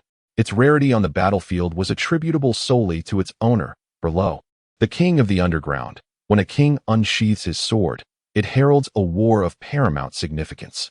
The address led to the catacombs overseen by Sabo in the lower district, the battleground of the night, while the name mentioned was Eve Phoenix. Upon hearing that name, Galahad paused, his traditionally stoic visage betraying an emotion beyond mere calm for the first time. He cradled his head, lingering in silence before slowly articulating, "Arthur will slay us all." Chapter 22. The gamblers. I once told him that upon donning this mask, he would transform into Sabo, wielding power whilst also paying the price. The true Sabo would never forsake his dignity, lest he become a jest. Sabo kicked aside the corpse and smiled at Lorenzo. Yet that smile sent a chill down Lorenzo and Apo's spine. He had never anticipated such a revelation. Surprising, ISN and Apos. Tiet? The authentic Sabo is, in fact, a deformity, a dwarf. Sabo seemed unfazed by Lorenzo's astonished gaze, or perhaps he had encountered such reactions far too often in his life, becoming accustomed to them. Extending his short arms, the accumulation of flesh and frail bones contorted his form, with his organs crammed within this diminutive body. After the recent sword swing, he panted slightly, his thick fingers struggling to grasp the blood-soaked cards. He appeared so corpulent, yet wore a nonchalant demeanor. "I hope you are not displeased with my proxy, after all. I am the master of the Green Shark, seeking to dominate a band of outlaws. A dwarf and Apos' physique is hardly imposing, and it is difficult to instill fear in my subordinates, not to mention I am a Viking. A Viking dwarf is rather ludicrous, wouldn't you agree?" Sabo remarked, his tone strangely detached despite the sorrowful nature of his words. "Rather than ludicrous, I find it magnificent. To command a band of outlaws with such a physique is quite impressive," Lorenzo replied earnestly. Sabo did not appear pleased by Lorenzo and Apos' praise. Instead, he responded calmly, "And what of you, Mr. Lorenzo Holmers? I am curious as to why you are so confident in your victory over him. A mere twist of fortune could lead your head to explode. This is not a feat achievable through mere luck and fearlessness. That is a wager teetering on the brink of death, akin to dancing with the Grim Reaper. Only pure madness can navigate such peril." His eyes, those piercing eyes. Lorenzo pointed to his own, the gray-blue irises shining brightly, reflecting the blood-soaked table. That man is too desperate to win, driven to madness. As a leader, he ought to command respect, yet his bravado is feeble. I have studied performance. He is not a competent actor, nor a worthy gambler. A true gambler never retreats. The chips in hand represent their very essence. Lorenzo had long seen through that proxy. He presumed it was merely a trivial underling. However, the emergence of the real Sabo complicated matters considerably. "You appear to relish gambling, yet I have never encountered you in a casino," Sabo remarked without hostility, shuffling the cards. The music in the hall continued, and the crowd remained engrossed in the warmth of opulence. The death of the proxy had gone unnoticed. Gambling is a splendid thing. It can reverse fortunes. Even a single coin can potentially win an entire kingdom. Yet, a friend once told me that luck is a finite commodity. One and Apos' lifetime luck is predetermined. Perhaps today you should have been struck by a carriage, but before that could occur, you fortuitously tripped, thereby evading death and Apos' grasp. Like soldiers on the battlefield, one may evade countless bullets merely due to the whims of fortune, yet when luck runs dry, a single fatal shot may extinguish one's life. My friend is the most remarkable gambler I have ever encountered, though he seldom engages in games of chance, claiming he wishes to preserve his luck." Sabo nodded. Having heard such tales before, yet today they bore a different resonance. "What of your friend? Did he conquer an entire kingdom?" "No, during a fierce skirmish. He exhausted his fortune. A shattered shard pierced the only chink in his armor, severing an artery, transforming the most formidable of defenses into his tomb. I, too, am drawn to gambling, though I cherish that exhilarating dance between life and death, escaping with spoils just before the Grim Reaper's blade descends." As he spoke, Sabo licked his parched lips, revealing a scarlet tongue. As if he were tasting blood, his jagged teeth resembled those of a shark. Eve sat silently, daunted by the night, which had transcended her understanding of the world. "You are aware, such deformities as mine render it difficult to feel alive. Society perceives you as a harbinger of misfortune, and indifference is your constant companion. Yet at the precipice of death, it is different. You confront the Reaper directly, perhaps even brushing against the hem of his dark robe, and survive. The thrill is exquisite, a surge of adrenaline that rekindles a heart long extinguished." Sabo spoke with fervor, his large hands thumping the table, resembling a grotesque giant child, imbued with a bizarre eccentricity. "So was that your loss? Lorenzo inquired. Are you referring to this? Sabao halted his thumping, extending his hands, which bore the marks of disfigurement. Both palms exhibited varying degrees of mutilation, the fingers severed, leaving only 2 or 3 intact. Yet despite this, he remained remarkably dexterous, performing dazzling shuffles with those mutilated hands. With his few remaining fingers, he grasped a slender dagger, devoid of adornment, lacking even a crossguard, merely a blade and a hilt, thus considerably lightening its weight, allowing Sabao to wield it swiftly and lethally. Today has been quite splendid. Shall we play another round? But I have already won. That was my substitute. Yet he is still Sabao, is he not? A cold exchange ensued, neither party yielding, the slender blade and firearm poised. All stakes laid bare upon the blood-stained table. After a moment of silence, Sabao spoke again, regarding the events of a few days past. A figure known as the Mentor orchestrated our actions, intending to provide cover for that group to escape pursuit. Who is this Mentor? I am uncertain.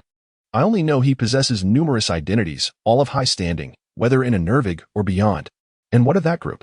That is the second inquiry, Mr. Halmers. Beneath the half-mask, Sabao revealed a grotesque grin as he neatly unfolded the cards, laying them before Lorenzo, the blood still fresh and exuding an eerie aura. Shall we play another round? The silence was deafening. Despite the warm air and the spirited music, the atmosphere atop the platform felt as chilling as an ice cellar. That should suffice, Eve murmured softly. The princess of the Phoenix family had only been exposed to the shadows of the world through her family's recounting of war, and she felt an unprecedented unease. Yet Lorenzo paid her no heed. Like Eve, he too was unsettled, albeit for different reasons. He yearned to grasp the entirety of the situation. He needed to uncover the truth. What are the stakes? Came a steady voice from beneath the brass mask, firm as iron. Then, from behind the bull mask, a genuine smile emerged as Sabao clapped his hands vigorously, his laughter piercing and frenzied, reminiscent of a final revelry before the apocalypse. He abruptly leaped from his chair, his diminutive form swaying as he approached the edge of the platform, surveying the grand banquet like a monarch. Ladies and gentlemen, he bellowed, causing the dancing crowd to cease their movements, gazing at the small figure above them. He appeared vastly different from their recollections of Sabao, yet they remained indifferent. In this celebration, only the masks mattered. Whoever donned the bull mask was the master. Sabao was elated, for any joy felt by those on the brink of death would amplify his own. Let the ball commence. As his voice echoed, the orchestra shifted its tune, departing from past elegance and beauty. This melody was rife with the uncanny and mournful, the musicians fervently tugging at the strings as if they were sawing through flesh. The music resonating with the lamentations of humanity. Servants emerged from nowhere, their trays no longer adorned with gold and jewels, but laden with hallucinogens. Guests casually picked them up, revealing the inner sides of their wrists, once smooth skin now riddled with pinpricks, skillfully injecting the substances, thus opening the gates of paradise to fallen mortals. It was a revelry before the end, discarding all ethics and morals, unveiling the darker facets of humanity. Eve stared in a daze. This was merely the beginning of her nightmare. The air was thick with the scent of blood, which pulsed restlessly, eager to join in the debauched festivities. Calm down, detective. This is only the beginning. A cold hand grasped hers, awakening her from the haze as if thawing a block of ice. Stay alert. You wouldn't want to end up like them, would you? Lorenzo's voice broke through, and Eve awoke from her stupor, gasping for breath as sweat soaked her mask. What is happening to me? She asked, fear creeping into her tone. The strange sensation made her feel as if the world was shattering before her eyes, only to be reforged into a grotesque form. Hallucinogens, there should be a significant amount of its vapors in the air, but the effects are still manageable. He grasped the sharp short sword, drawn from beneath Eve and Apos' gown, and pressed it into her hand, believing that holding the weapon might offer the girl some semblance of comfort. So, this is what the ball truly resembles, a grand revelry of hedonism. Lorenzo's gray-blue eyes remained clear, untouched by the hallucinogens that permeated the air. Indeed, those who frequented such places were affluent individuals, whose wealth no longer sufficed to satiate their desires. What if I were to lose? I never anticipated being so favored by you. Lorenzo was somewhat taken aback. He had assumed that someone like Sabao would demand the severing of his fingers. After all, you are the iron thorn of the Shrike, Mr. Halmers. In a certain sense, it is because of you that I became Sabao, the leader of the Green Shark. You might be considered my benefactor. Sabao and Apos' gaze did not deceive. His achievements today were largely attributable to Lorenzo. To be frank, it was somewhat unexpected. This is only natural. Easterners often speak of such matters, referring to it as karma. I was present during the Red River Massacre 6 years ago, but as you know, my unremarkable physique rendered me inconspicuous, allowing me to survive. I owe my survival to your efforts in reshaping the lower city, which afforded me the opportunity to rise. That was a long time ago. Yet, even now, the mere mention of Lorenzo evokes the scent of blood. His expression remained rigid, as if frozen in ice. Beside him, Eve stood in a daze, recalling the last time she heard the term and amp, oppos, ironthorn and amp, oppos. It had come from Officer Press, and even further back, it was associated with the Red River Massacre. In that moment, the memory crystallized in her mind. The foreigner employed by the Shrike, you were the one whose body was cast into the Thames that day, which ultimately shaped the present of the Shrike. Afterward, you vanished mysteriously, known only to a few survivors who lived in constant fear, always expecting your reappearance in some shadowed corner to claim those lives that should have perished. So what shall you propose, Sabo? Lorenzo remained composed, his demeanor devoid of emotion, almost mechanical in its detachment. How about tossing a coin? No one could have anticipated Sabo suggesting such a game. His solitary finger toyed with the coin as he spoke. You're not particularly adept at cards, are you? It seems a tad unfair for an expert to compete against a novice. If you prefer pure chance, let us proceed with this, and then how would you like to continue? With that, the coin was flicked toward Eve, spinning rapidly before her, finally coming to a gentle halt.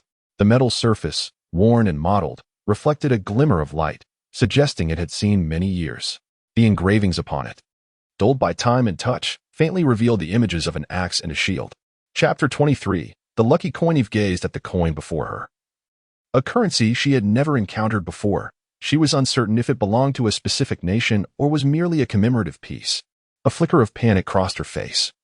Yet it swiftly dissipated as she regained her composure, her eyes gleaming with the sharpness of a blade. The blood of the Phoenix family coursed through her veins, serving as a bastion of her spirit. Eve understood with utmost clarity that fear was not an option. She was destined to be the one who would appear in the Hall of Manifestation, the Duchess of the Phoenix, and this was not the end. Is it permissible? Eve inquired of Lorenzo as she lifted the coin, her role akin to that of a dealer in a game of chance between him and Sabo. Lorenzo nodded, then addressed Sabo. There is no psychological warfare, no cheating, no transcendental skills involved. This is purely a matter of luck, which I find delightful. That is splendid indeed. Sabo replied, his head bobbing in agreement, pleased that Lorenzo consented to this seemingly absurd wager. One side bears a shield, the other a battle axe. I choose the shield, Lorenzo declared, his gaze unwaveringly fixed on Sabo, neglecting Eve entirely. This coin must be quite old. I recall it being a currency long forsaken, Sabo reminisced. Indeed, it was issued by the Viking kingdom of Nobido over a decade ago. As you know, the Vikings amassed wealth through piracy, and they had various currencies. This one was among the first to unify the Viking people internally. However, it is now a rarity, mostly held by collectors. As Sabo spoke nostalgically, Eve tossed the coin into the air, watching it soar gracefully, glimmering like a silver sprite in the light. It must hold some significance for you. Perhaps a memento of your homeland? You hardly strike me as a collector. You wouldn't have kept it for so long, would you? I harbor no nostalgia for that frigid, desolate place. Being born, there was an error. I keep it solely because it was the first thing I won at the gambling table. I lost my first finger for it. It is my lucky coin, Sabo replied, rubbing his left hand, where his pinky should have been, now replaced by an empty space marred by a scar from an untreated wound. At that time, I still had 4 fingers. I bested that bastard. But he was a coward, so I killed him. That was my first kill. The sensation of seizing one's fate is truly exhilarating. His words brimmed with excitement, and the grotesque experience he recounted was far more legendary than he had imagined. As the coin descended, Eve deftly caught it and placed it upon the table. What initially seemed like a child's game now bore an immense weight. Reveal it, Lorenzo urged, and Eve slowly lifted her hand to unveil the result, a battle axe. Lorenzo had lost. Who are you truly? Sabo asked, rubbing his scar, his eyes filled with an insatiable curiosity, as if this was the very answer he sought. Lorenzo Holmers, a detective. What I wish to know is your identity prior to your arrival in Old Dunlin. Who exactly are you? He, like the Shrike, was filled with curiosity regarding the enigmatic detective's past. After a brief hesitation, Lorenzo spoke. A priest? Even Eve, who stood nearby, appeared perplexed. It seemed inconceivable to associate this deranged scoundrel with a figure of such sanctity. A priest? A minister from the evangelical church? The profession of a priest was hardly rare. A century ago, the world was still governed by the Holy See, which dispatched countless priests across nations, covertly manipulating them in the name of faith. Yet, with the rise of steam technology, the so-called faith fell into decline, as firearms and airships liberated everyone from the shackles of belief. Sabo chuckled as he spoke, choosing not to pursue the matter further. This time, I bet on the battle axe. Eve tossed a coin into the air, which ascended and then descended. Neither of them watched its flip, instead fixating on each other, their tones calm yet their hearts brimming with tension. Once again, the battle axe faced upward. And Sabo emerged victorious. Why have you come to Old Dunling? Because this is Old Dunling, the pinnacle of global technology, the city of hope, the city of steam, where the roaring machines have irrevocably cast aside the old era. Indeed, the church and Apos' power had waned significantly to consolidate their rule. Kings relied on firearms to dismantle one church after another. It was no longer a century ago when priests like you could live comfortably on donations alone.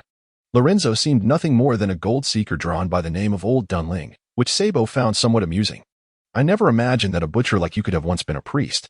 Are you not afraid of divine retribution? If divine retribution truly existed, this place would have long been reduced to a fiery abyss. The orchestra had ceased its performance. They too had inhaled hallucinogens. Their faces contorted as they engaged in a grotesque dance. In the dance hall, the scene was no different. People tore at their clothes and skin, their pale bodies marred by dozens of bloody wounds, howling and growling like beasts, as the vestiges of human civilization were utterly abandoned. Perhaps the divine is merely awaiting our reckoning after death? You go first. Still, it was the shield. Why choose the shield again? You have lost twice already, Sabo questioned. Puzzled, Eve revealed her hand. It was indeed as Lorenzo had said, the shield, and she had won. What precisely is that cargo? This was what Lorenzo most urgently needed to know. The mysterious cargo that had instigated the events of the night. The sacred coffin, he said. They say that group excavated it from a sunken ship in the ICC, and many have perished for it. The sacred coffin? What is that? Lorenzo had never heard of such a thing. Even in theology, there was no term for it. I do not know, Sabo admitted candidly. Like some sort of pronoun. Akin to the deities of the evangelical church. Do you even know what it truly is? Is it a person, an object, or perhaps something entirely different? Akin to the sacred chalice within doctrine, merely a pronoun representing that which cannot be articulated? Humanity falters in describing such entities, resorting instead to venerable and exalted names in their reverence. It seemed as though something had been stirred. Lorenzo sensed an oddity in the air. The coin was cast once more, flipping before it settled. Shield or battle axe?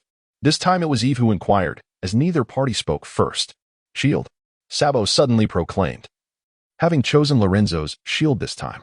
Revealing the coin, just as Lorenzo had asserted, Lady Luck bore no favoritism. It was the battle axe, and Lorenzo emerged victorious once again. However, this time Lorenzo did not hastily pose a question. Instead, he picked up his pocket watch to check the time. Do you have matters to attend to next? It was the dead of night, and even if there were affairs to address, they would wait until dawn, which was still a considerable time away. Sabo, intrigued, pondered what Lorenzo awaited. Indeed, this shall be my final question.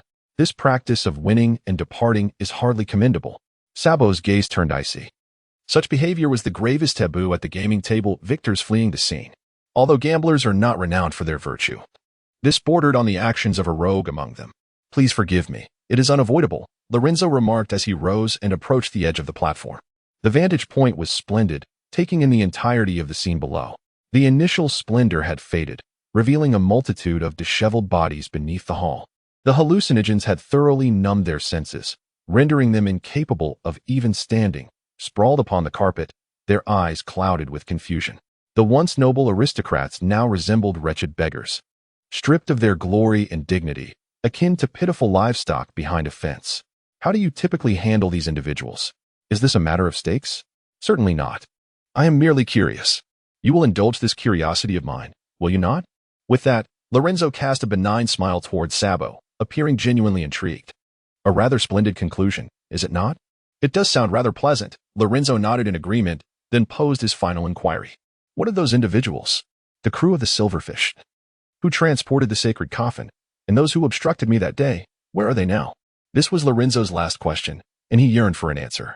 As before, Sabo exhibited no reluctance in his candor, prompting Lorenzo to almost regard him as an ally. They are all dead. Even those who remain are as good as deceased. Sabo replied bluntly. All dead. Lorenzo found it difficult to believe, and then, as if realizing something, his pupils constricted as he asked, Did you kill them? Chapter 24. The Blood Feast. It was you who slaughtered them. Lorenzo and Apos. S. expression grew grave as he gazed at Sabo, yearning to discern the man concealed beneath that bull mask. Sabo spoke in a detached manner, showing no remorse for his actions. Why did you have to kill him? Lorenzo's intent to voice his thoughts faltered as realization dawned upon him, his demeanor shifting as he tightened his grip on the Winchester. This is why you were willing to divulge everything to me, is it not? The great detective finally grasped the anomalies surrounding him.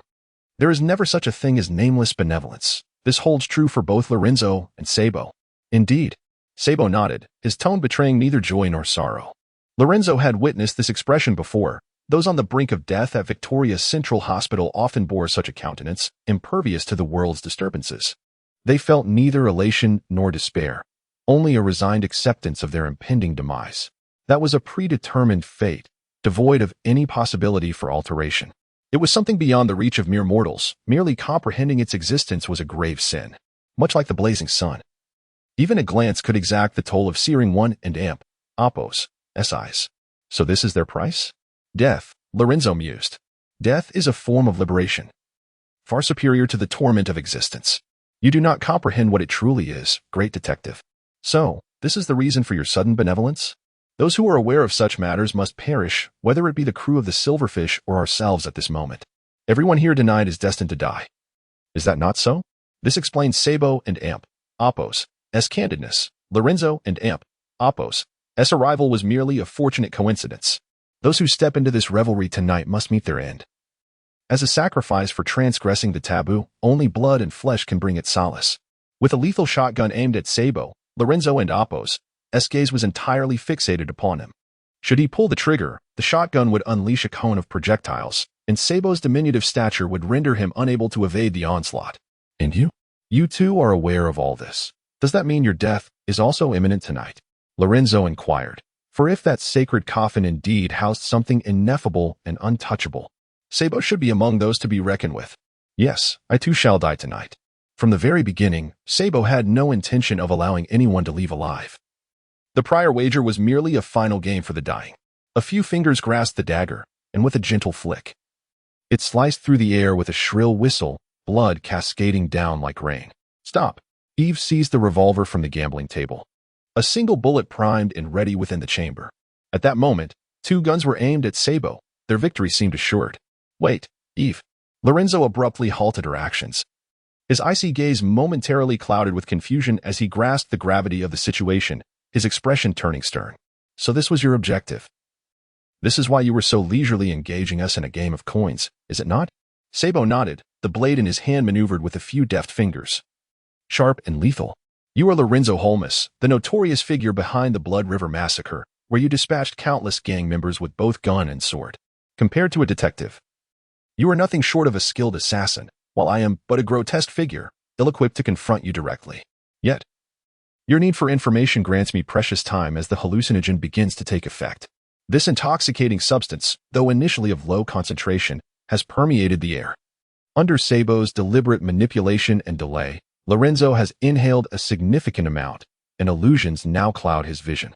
The bull mask appeared to come alive, blood streaming down its grotesque visage, and in that moment, Lorenzo realized that the mask bore no resemblance to a bull at all. It was merely a monstrous creature with horns, a misperception born from his own limited understanding. Get back, Eve. Lorenzo bellowed, pulling the trigger as he succumbed to the hallucinations. Unable to discern the reality before him, his only instinct was to ensure Eve and Apos' safety from potential harm. Beneath the dome, thunder rumbled ominously. There was no time for Lorenzo to waver. The scattered bullets shattered the poker table into splinters, yet failed to strike Sabo, whose diminutive form moved with a swiftness that far exceeded Lorenzo and Apos' expectations. The blade traced a silver arc in the air, akin to a gliding ribbon fish, before it aimed sharply at Lorenzo. In a moment of desperation, Lorenzo raised his cane to block the attack. The serrated edge of the blade cleaved through the wooden exterior, erupting into a dazzling shower of sparks. A sword like mine, Sabo exclaimed, relentlessly striking down along the cane, shattering the wooden shell to reveal a brilliant metallic sheen beneath. Lorenzo was pushed back several steps by the force of the blow, unable to fathom such strength emanating from that slight frame. In the chaos, his Winchester became a mere burden, and he slung it behind him, gripping tightly to his sword cane. Sabo was correct. This weapon mirrored that of the blade, stripped of guard and hilt, leaving them devoid of means for protection. The guard serves to shield the swordsman from slippage during a clash, yet neither combatant possessed this safeguard. Much like their owners, they cared little for self-preservation, or perhaps were so imbued with confidence that they believed they could eliminate their foe before suffering injury themselves. You too must be affected by the hallucinogen, Lorenzo surmised. As the substance took hold, the world around him began to subtly twist and warp, leaving him uncertain of his perceptions. Firearms, naturally, could not capture the elusive enemy, but the sword was different, akin to a blind man and Appos. As Cain, the sword encountered reality directly, providing no deceit to Lorenzo. Sabo, sword poised, found his own world distorted, yet he had dwelled in this realm for so long that it failed to faze him. He was born a deformity, unable to run swiftly or leap high, and he had lost a significant portion of his fingers in a gambling debacle. His desire to win was overwhelming. From the very day of his birth, he was a failure, possessing nothing, and thus he sought to seize everything within his reach. Long ago, I became accustomed to concealing sand in my pocket, ready to hurl it into the eyes of my enemies as I deftly severed their throats. Sabo spoke, his other hand retreating behind him, his body bending like a bow, and in the next instant, he lunged forth like an arrow released from its string. The clash of swords ignited sparks that, under the influence of illusion, appeared to blaze like a great fire, and from that inferno emerged the monstrous creature with horns. Sabo could muster strength only with a few fingers. In direct combat, he was far weaker than Lorenzo. Thus, his thrusting sword moved like a serpent, striking with the force of its impact, then swiftly redirecting towards another angle, darting like a dragonfly skimming the surface of water, never lingering.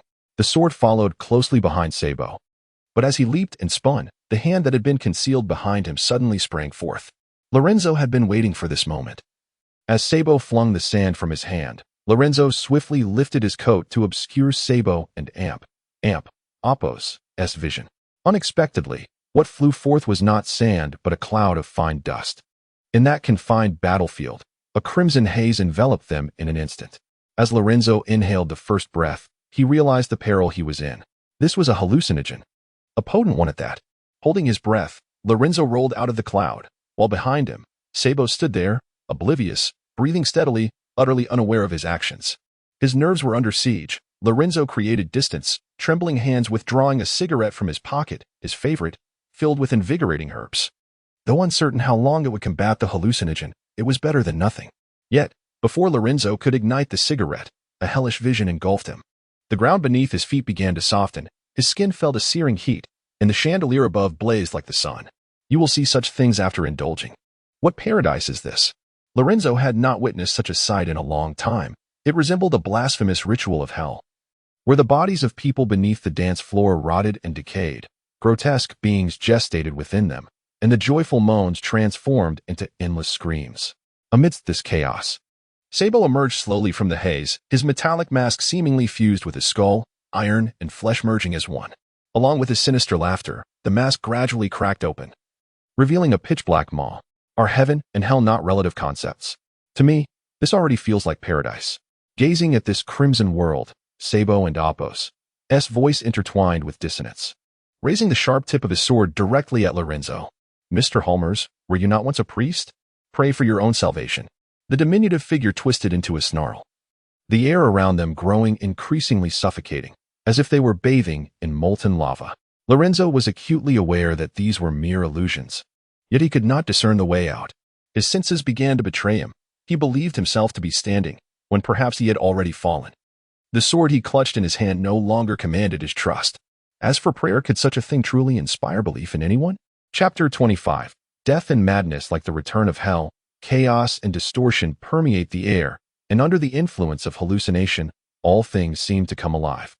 Countless faces emerging, each bearing a multitude of expressions, shrieking in agony. The diminutive figure resembles a gaunt specter, the straight rapier twisting under the illusion as if it were a resurrected white serpent.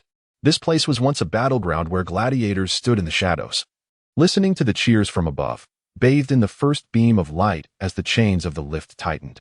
Everything here mirrors that time so closely.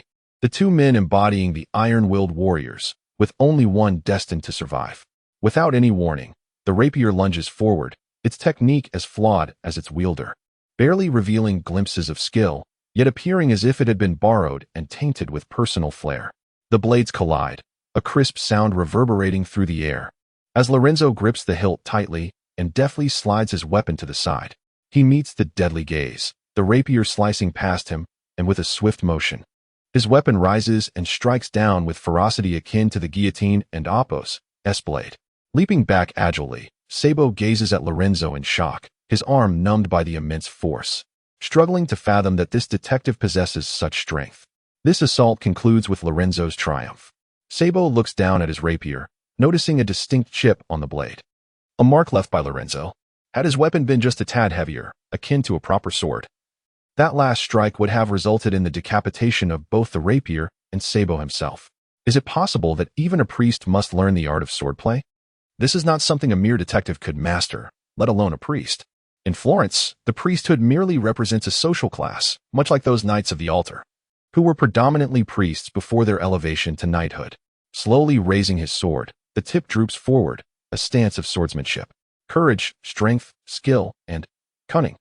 Few are aware that these constitute the four cardinal principles of swordplay: the courage to wield a blade, the strength to sever steel, the lethal technique, and the treacherous cunning. Ultimately, this is the craft of killing. The so-called glory is merely a veil of self-deception following the act of murder. With a sudden lunge, the sword descends like thunder. The sound of air being cleaved resonates, echoing the wails of souls beneath the blade in the distorted hallucination. Sabo's small figure elongates. He knows he cannot withstand this strike. Yet in the fleeting moments of contemplation, the white light descends. Red dust erupts as the sword falls, amidst which the treacherous rapier strikes. The staff sword barely intercepts the attack, but the rapier, like a serpent, twists and lunges, finding its mark in Lorenzo. The two become entangled in a tumult of confusion. Their roars akin to wild beasts. The black suit is pierced, blood spilling forth in torrents, and after this blow, Lorenzo suddenly advances rather than retreats. In the twisted vision, he extends his hand, gripping tightly on to that white serpent. The swift rapier was seized by Lorenzo, startling Sabo, who seemed taken aback that Lorenzo could match his sword in such a circumstance. Yet, that was all there was to it. The blade was a shattered sawtooth. And with a swift withdrawal, he could sever Lorenzo and Apos' hand. Sabo exerted force to withdraw, but the blade remained immovable in Lorenzo and Apos' grasp. His lack of strength was his weakness. And under this frailty, Lorenzo firmly clamped down on the blade before raising his sword staff. In an era dominated by firearms and cannons, the battlefield was ruled by steeds and knights clad in iron armor. Unlike the lethal encounters depicted in novels, the duels of yore were cumbersome, resembling two individuals colliding while encased in heavy metal cans. The sword's edge could scarcely penetrate the weighty armor forged by the metallurgy of the time. Thus, swords were largely symbols of status, while the truly effective weapons were the blunt instruments that could shatter internal organs. Yet, in such an age, there remained a cadre of swordsmanship enthusiasts who adeptly wielded dull blades to fracture iron armor. One of the techniques involved grasping the enemy's weapon tightly, sacrificing one's own flesh to claim the adversary's life. Lorenzo tightened his grip on the sword's blade, drawing it towards himself, and then swiftly swung his sword staff, a strike that was destined to hit unless Sabo relinquished his weapon. However, should he abandon this sword, his few fingers would be inadequate to contend with Lorenzo, rendering him incapable even of firing a gun. The diminutive figure resembled a child as the sword staff descended. It carried with it a wailing wind, striking precisely yet only upon the ground. A fleeting moment of confusion lingered in Lorenzo and Apos' mind. He realized that an illusion had misled his judgment. In the next instant, the indistinct shadow rolled away, and Sabo loosened his grip on the rapier, relinquishing it. This was not a favorable omen. Although they had been in contact for less than an hour, Lorenzo understood Sabo's true nature, one who would risk everything to win, even at the cost of his fingers. The relinquishment of the rapier merely indicated that Sabo still had other weapons at his disposal. With a swift pivot, Sabo, despite his deformity, transformed his diminutive stature into a lethal asset in close combat. "You would fare better as a swordsmanship instructor than as a detective," Lorenzo remarked, admiration evident in his voice. Yet Sabo acted without hesitation. Like a swirling tempest, in mere moments, Sabo left several wounds upon Lorenzo and Apos' body. There is no necessity. Such swordsmanship is merely a relic of a bygone era. Lorenzo's voice was cold, devoid of fear. Suddenly, he recalled a night in Florence, when his swordsmanship instructor wept over drinks. When Lorenzo inquired about his sorrow, the instructor spoke of his own teacher. In those days, firearms had undergone significant advancements, and the master had lamented to him that the age of swordsmanship had come to an end, with the battlefield now dominated by firearms and cannons. The so-called swordsmanship would merely devolve into a spectacle to amuse the nobility. Why? Lorenzo pondered, contemplating the lamentable loss of such artistry. Blood flowed incessantly, staining the short barrel of the shotgun. Whether it was a mere illusion or something more, the weapon seemed to possess a life of its own, ravenously consuming Lorenzo and Apos' blood. Its exquisite patterns seemingly animated. Times have changed, Sabo rasped, having discarded his dagger in order to aim at Sabo, desperately correcting his earlier missteps before pulling the trigger. The old era had vanished without a trace. One must either embrace fate or perish. The conical barrage resembled a rain of arrows, the gun's muzzle igniting in a fleeting blaze, akin to a red dragon exhaling its fiery breath.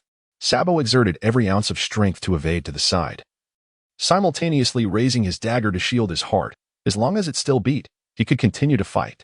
Yet, it was all in vain. For no human could outpace a bullet propelled by gunpowder.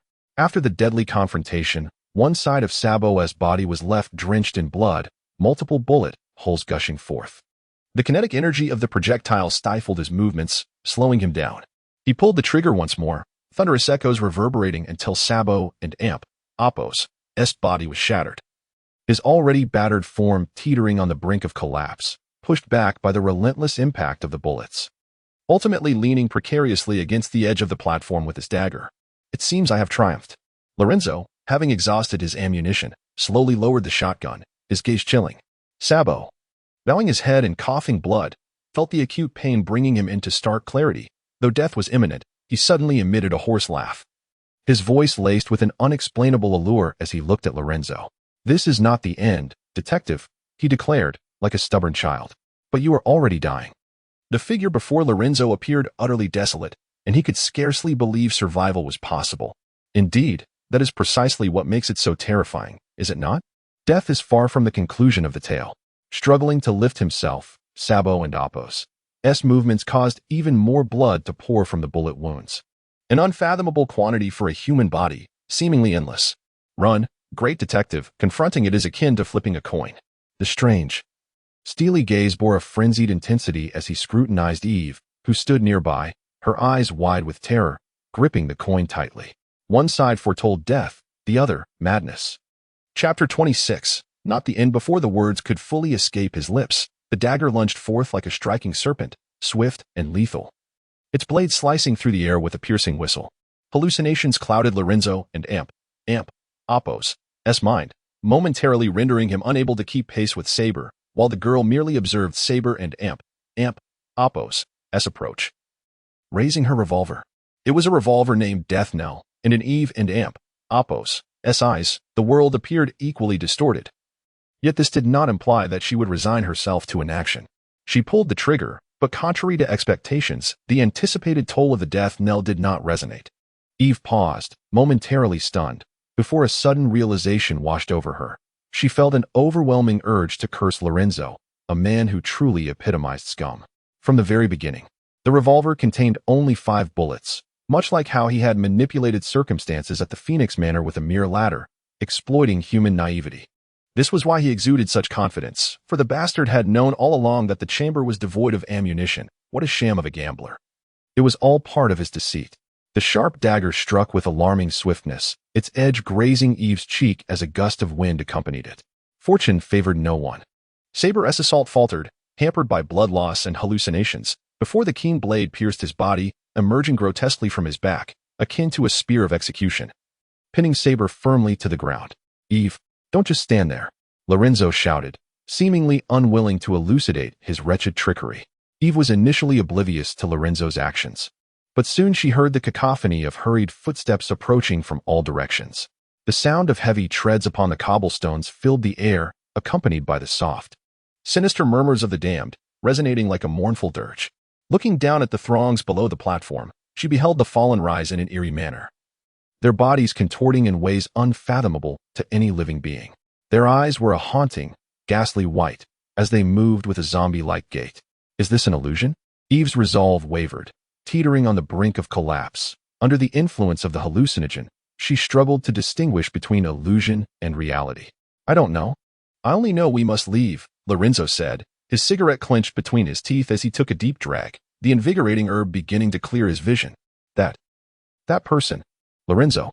Eve intended to inquire about how to deal with Saber, especially given the scant clues they had so far. But as her gaze shifted towards Saber, the corpse that should have perished stirred once more. This was no ordinary vitality, it was an absurd spectacle, reminiscent of the bizarre tales of lore, as he grasped the blade and slowly raised himself from the ground. Blood had drained from his body, leaving only the stark whiteness of bone visible through the gaping wound, devoid of any cries of agony, replaced instead by a chilling, sobbing laughter. Death is not the end. Lorenzo recalled Saber and Apos' earlier words in a hushed tone. It's the coin, Eve suddenly exclaimed, her eyes widening with realization. Sabona and Apos' grotesque form slowly rose, clutching his lucky coin in a shattered hand. Gradually, the twisted iron mask split open, and the inky maw consumed both the coin and his palm, while disordered fangs gnawed at flesh and bone, producing a chilling sound. Was it an illusion? The girl gripped her sword and gun tightly. In the midst of this madness, it was the only way to maintain her composure. It was of little consequence, Lorenzo remarked coldly. The atmosphere was eerily tense. But suddenly a more thunderous sound reverberated, causing the entire hall to tremble. The opulent chandelier swayed violently, the crystal components clashing together with a crystalline chime, followed by a cascade of dust. It was as if a giant was stomping the ground, yet the sound continued to echo. And only then did Eve discern it was the unmistakable sound of cannon fire. What was happening on the surface? Before she could ponder further, the violent tremors caused the lights in the hall to flicker. In that fleeting moment of illumination, Sabona and Apos' contorted body vanished inexplicably.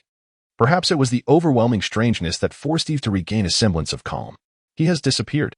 I am aware, Lorenzo replied, his voice eerily tranquil. At that moment, the great detective exuded an indescribable aura, his gaze fixed intently on the spot where Sabona had vanished, lost in thought. However, soon a relentless sound of footsteps echoed once more. Unbeknownst to them, the dance floor was now filled with guards wielding firearms, each driven to a state of extreme madness by the hallucinogens. It was the lift. This had once been a dueling arena, where gladiators prepared beneath the dance floor. Emerging through the lift amid the roaring cheers, the guards had concealed themselves below. Just as one wave subsided, another surged forth, chaotic gunfire showering the elevated platform. A shotgun was fired at the stained glass behind, shattering it into fragments. Following this, a small room materialized, just as Lorenzo had anticipated. Sabona had been observing him from here all along. He ushered Eve inside, and the room was suffused with an odd sensation. Eve, hold this position. We occupy the high ground, and they cannot ascend for the time being. He tossed his Winchester into her hands and strode into the room. What are you planning to do? As she caught the shotgun, Eve realized how heavy it was. It had seemed so light in Lorenzo's hands, making it hard to fathom the strength of this detective. Clues. Sabona has not revealed enough to us. The brass mask bore a complex expression, and since Sabona's disappearance, Lorenzo's demeanor had shifted. What now? How do we escape? Eve cried out, still preoccupied with how to leave. Everything that transpired that night had been a tremendous psychological upheaval for her. That depends on you, Lorenzo replied coolly. Me? Eve could not comprehend her role in this matter. I am still unaware of how many guards are outside. The most reliable strategy is not for us to fight our way out, but to summon assistance. As Lorenzo rummaged through the drawers, he recounted how hours prior to their endeavor, he had given a silver coin to a page boy to deliver a letter. Raising his gaze to Eve, whose expression was one of bewilderment, Lorenzo continued. In truth, I am aware of this location. The lower district is relatively small, and each gang's territory is well defined. Thus, I included the details of this place along with your name in the letter I entrusted to the Swarland Hall.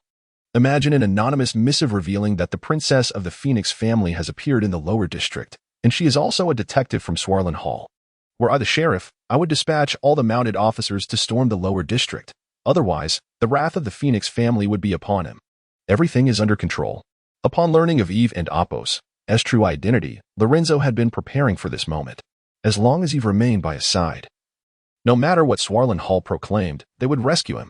Lorenzo had been glancing at his watch, waiting for this precise moment. when Swarland Hall launched their offensive. It would be his cue to retreat.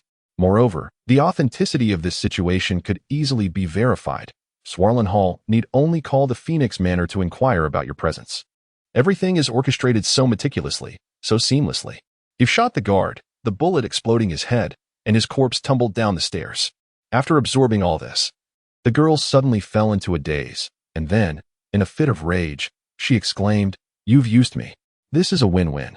Lorenzo, you are a scoundrel. Yet now, only this scoundrel can ensure your survival." The sword staff crashed fiercely against the wall, its blade forged from an unknown metal. Remarkably slender and light yet incomparably hard. A hidden door was forcibly cleaved open by Lorenzo's strike, revealing a shadowy corner through the iron gate, barely allowing passage. "It's all over." Eve, clutching her shotgun, stormed in, her fury palpable. She had not shed tears before amidst that hellish scene, yet now they glistened in her eyes. "They will surely use this to thwart my aspirations of becoming a detective, all because of you." "Calm down, detective. Do you truly believe I have not considered your position?" Observing Eve's stance, it seemed she might fire at Lorenzo any moment. He now regretted giving her the weapon. "As long as they do not capture you, none of this holds. It is merely an anonymous letter, devoid of credibility. As long as you remain unseen, no one will know of your presence here. And that letter bears no weight. You previously claimed a phone call would suffice for confirmation." "Yes, but that would only ascertain you are not at the Phoenix Manor. You could be anywhere tonight, just not here." Even amidst tonight and Amp, Oppos, S myriad uncertainties, with Eve and Amp, Oppos, S identity, Swarland Hall would be left at a loss. As Lorenzo spoke, he forcefully seized Eve and Oppos' skirt, tearing it away. There was no scene of seduction. Beneath her fitted attire and weaponry lay a transformation, akin to magic. As the delicate princess instantaneously morphed into a valiant Valkyrie. "Shall we negotiate our fate once we escape?" "Surely." You wooed and Amp, Oppos, T1 tomorrow and Amp, Oppos, S Queen and Amp, Oppos, S daily to feature news of the princess of the Phoenix family perishing in the lower district. Would you? Lorenzo seized the shotgun from Eve and Amp, Oppos, S hands, pulling the trigger with a swift motion. The guard atop the platform collapsed, yet even in death, their bodies writhed, ensnared by the effects of hallucinogens. Confronting a reality that Lorenzo could not comprehend, they felt no pain, only an unrelenting drive of pure desire.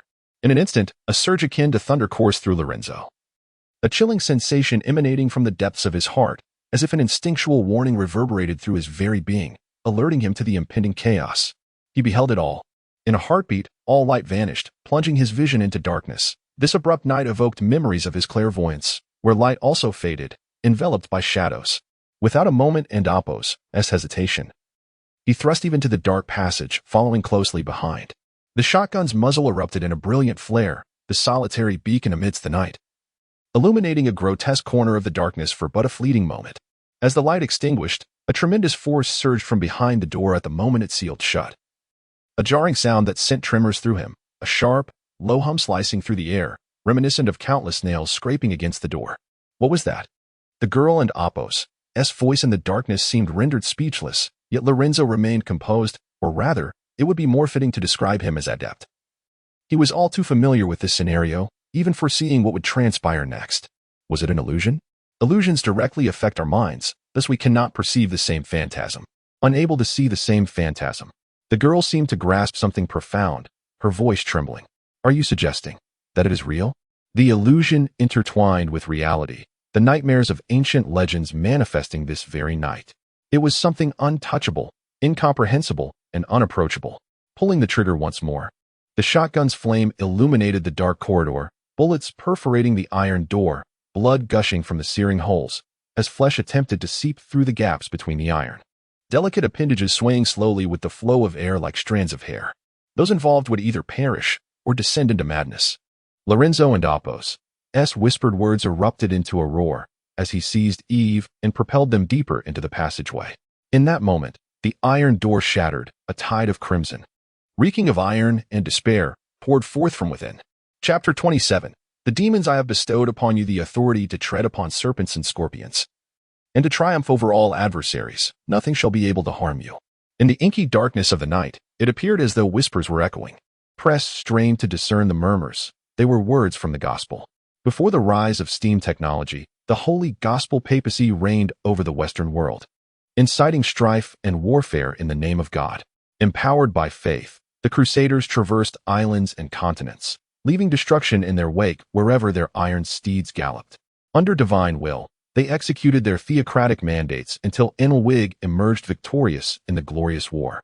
The steam engine shattered all beliefs, and beneath the soaring advancements of technology, a vast military chasm formed between the antiquated holy gospel papacy and the nations embracing steam technology, rendering faith incapable of ruling over anyone any longer.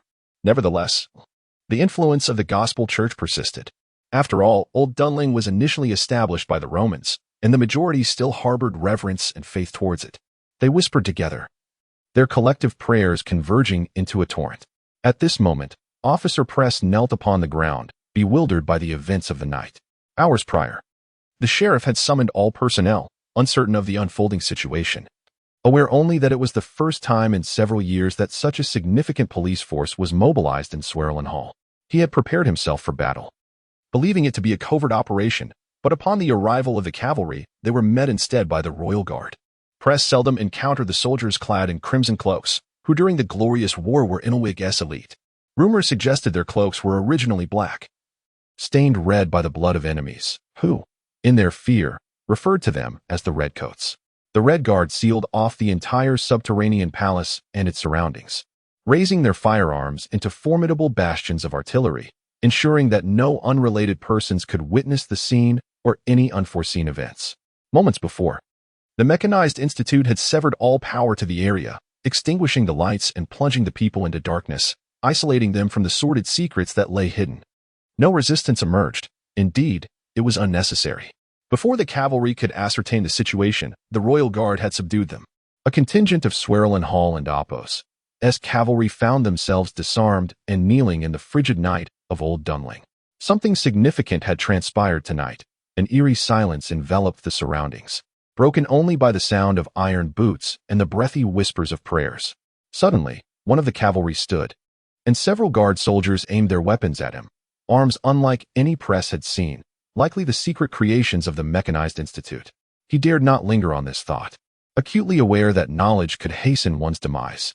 I am Sheriff Donis of Swearland Hall. I demand to see your commander. Sheriff Donis bellowed in a fit of rage, unable to endure the humiliation any longer. Yet, what awaited him was the brutal strike of a rifle butt, as the soldiers dismissed his identity entirely. Sheriff Donis? A voice probed from the darkness. As he turned, in agony, Donis beheld a figure emerging from the shadows. The attire was unlike anything Donis had ever encountered. The edges of the pitch-black cloak were adorned with exquisite patterns, and the sword and gun were models he had never seen before. Yet, judging by the intricate craftsmanship, they were undoubtedly formidable weapons. An odd scent enveloped him, not particularly unpleasant, but strangely familiar and acrid. After considerable contemplation, Donis finally recognized it as the smell of sulfur. Greetings, I am the one in charge here. The mask was refined, yet the darkness obscured Donis's ability to discern its form. Do you comprehend the gravity of your actions? Donis, the sheriff, exclaimed in anger. He had never endured such treatment before. However, his words fell on deaf ears as a heavy boot forcefully struck his abdomen, causing him to crumple in agony on the ground. I wish to clarify two facts, Sheriff. The dark muzzle of a gun was aimed directly at him. The man's demeanor relaxed, as if he might pull the trigger at any moment. The first fact, had it not been for the excessive number of your mounted police, we would not have hesitated to leave the forces of the Swearland Hall vacant. Otherwise, by protocol, you all would meet your demise tonight. The gun pressed against Donis's head, twisting painfully, eliciting a low groan from him. The other mounted officers, witnessing their sheriff's treatment, were eager to intervene, but the soldiers swiftly redirected their weapons towards them. The second fact, we possess the authority to execute anyone this night. Raising the gun, the man glanced at his watch, noting that the time was nearly upon them. Block their ears and blindfold them. What follows is beyond their comprehension. Press was moved without resistance. The soldiers had not anticipated encountering this group of mounted police and merely herded them into the darkness, covering their eyes and ears.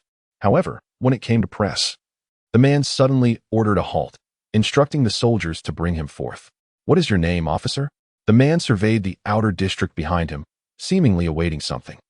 Press Leylon, sir. Press dared not take this man lightly, especially since even his superior had suggested a beating, let alone himself. I am known as Red Falcon. Red Falcon turned his head to speak, His gaze from beneath the oil-red mask scrutinizing President Press was acutely aware that this was merely a code name. Yet he could not fathom why this man chose to disclose it to him. Take this and ensure the safety of your comrades. It was a firearm identical to those wielded by the Imperial Guard, heavy and unlike any Press had previously handled. Why me? Press had countless inquiries, such as why he would possess any opportunity for protection with such powerful guards around. But all that emerged from his lips were these dry words. Well, perhaps it's your familiarity, or maybe my disdain for your sheriff. Now, do not be dazed. I request that you consider everything that follows as if you have not witnessed it. Understood? Red Falcon added thoughtfully. The term loss of control could also apply to that band of mounted police. If necessary, I require you to eliminate your colleagues, or even yourself. What does it mean? Press was enveloped in confusion, further deepened by the sacred tones of prayer that intensified. A mysterious sense of religion permeating every inch of this land. It is better not to know that such knowledge comes at a cost. The Red Falcon did not wish to elaborate, as if the previous conversation were but a fleeting whim. As the Red Falcon and Appos' words faded, the situation offered no opportunity for Press to inquire further. A resounding whistle echoed from afar. Ordinarily, steam trams should not be present at this hour. Yet they materialized so vividly, their blazing light piercing through the fog. It was a rush of speed, accompanied by a howling wind. Only as it passed before Press did he catch a fleeting glimpse of the steam tram's form. Its obsidian surface bore heavy armor, and its overall design was far grander than any steam tram Press had ever encountered. This was the true Iron Serpent, gliding past the defenses with murderous intent, followed by more whistles roaring forth from the mist, reminiscent of 1,000 galloping steeds. In an instant, Press felt an odd illusion. The guards before him were not the protagonists of the night, but rather the Iron Serpents, emerging slowly from the darkness, were the true main characters. As they vanished into the shadows of the lower city, booming cannon fire and bursts of flame descended, causing the very earth to tremble, as though some colossal beast were battling in the darkness. Just as the paradise of the Shrike, the underground palace was also built upon ruins. It was once a grand and imposing structure, yet it fell victim to the enemy's bombardment during the glorious war. And even this edifice in the wilderness did not escape unscathed.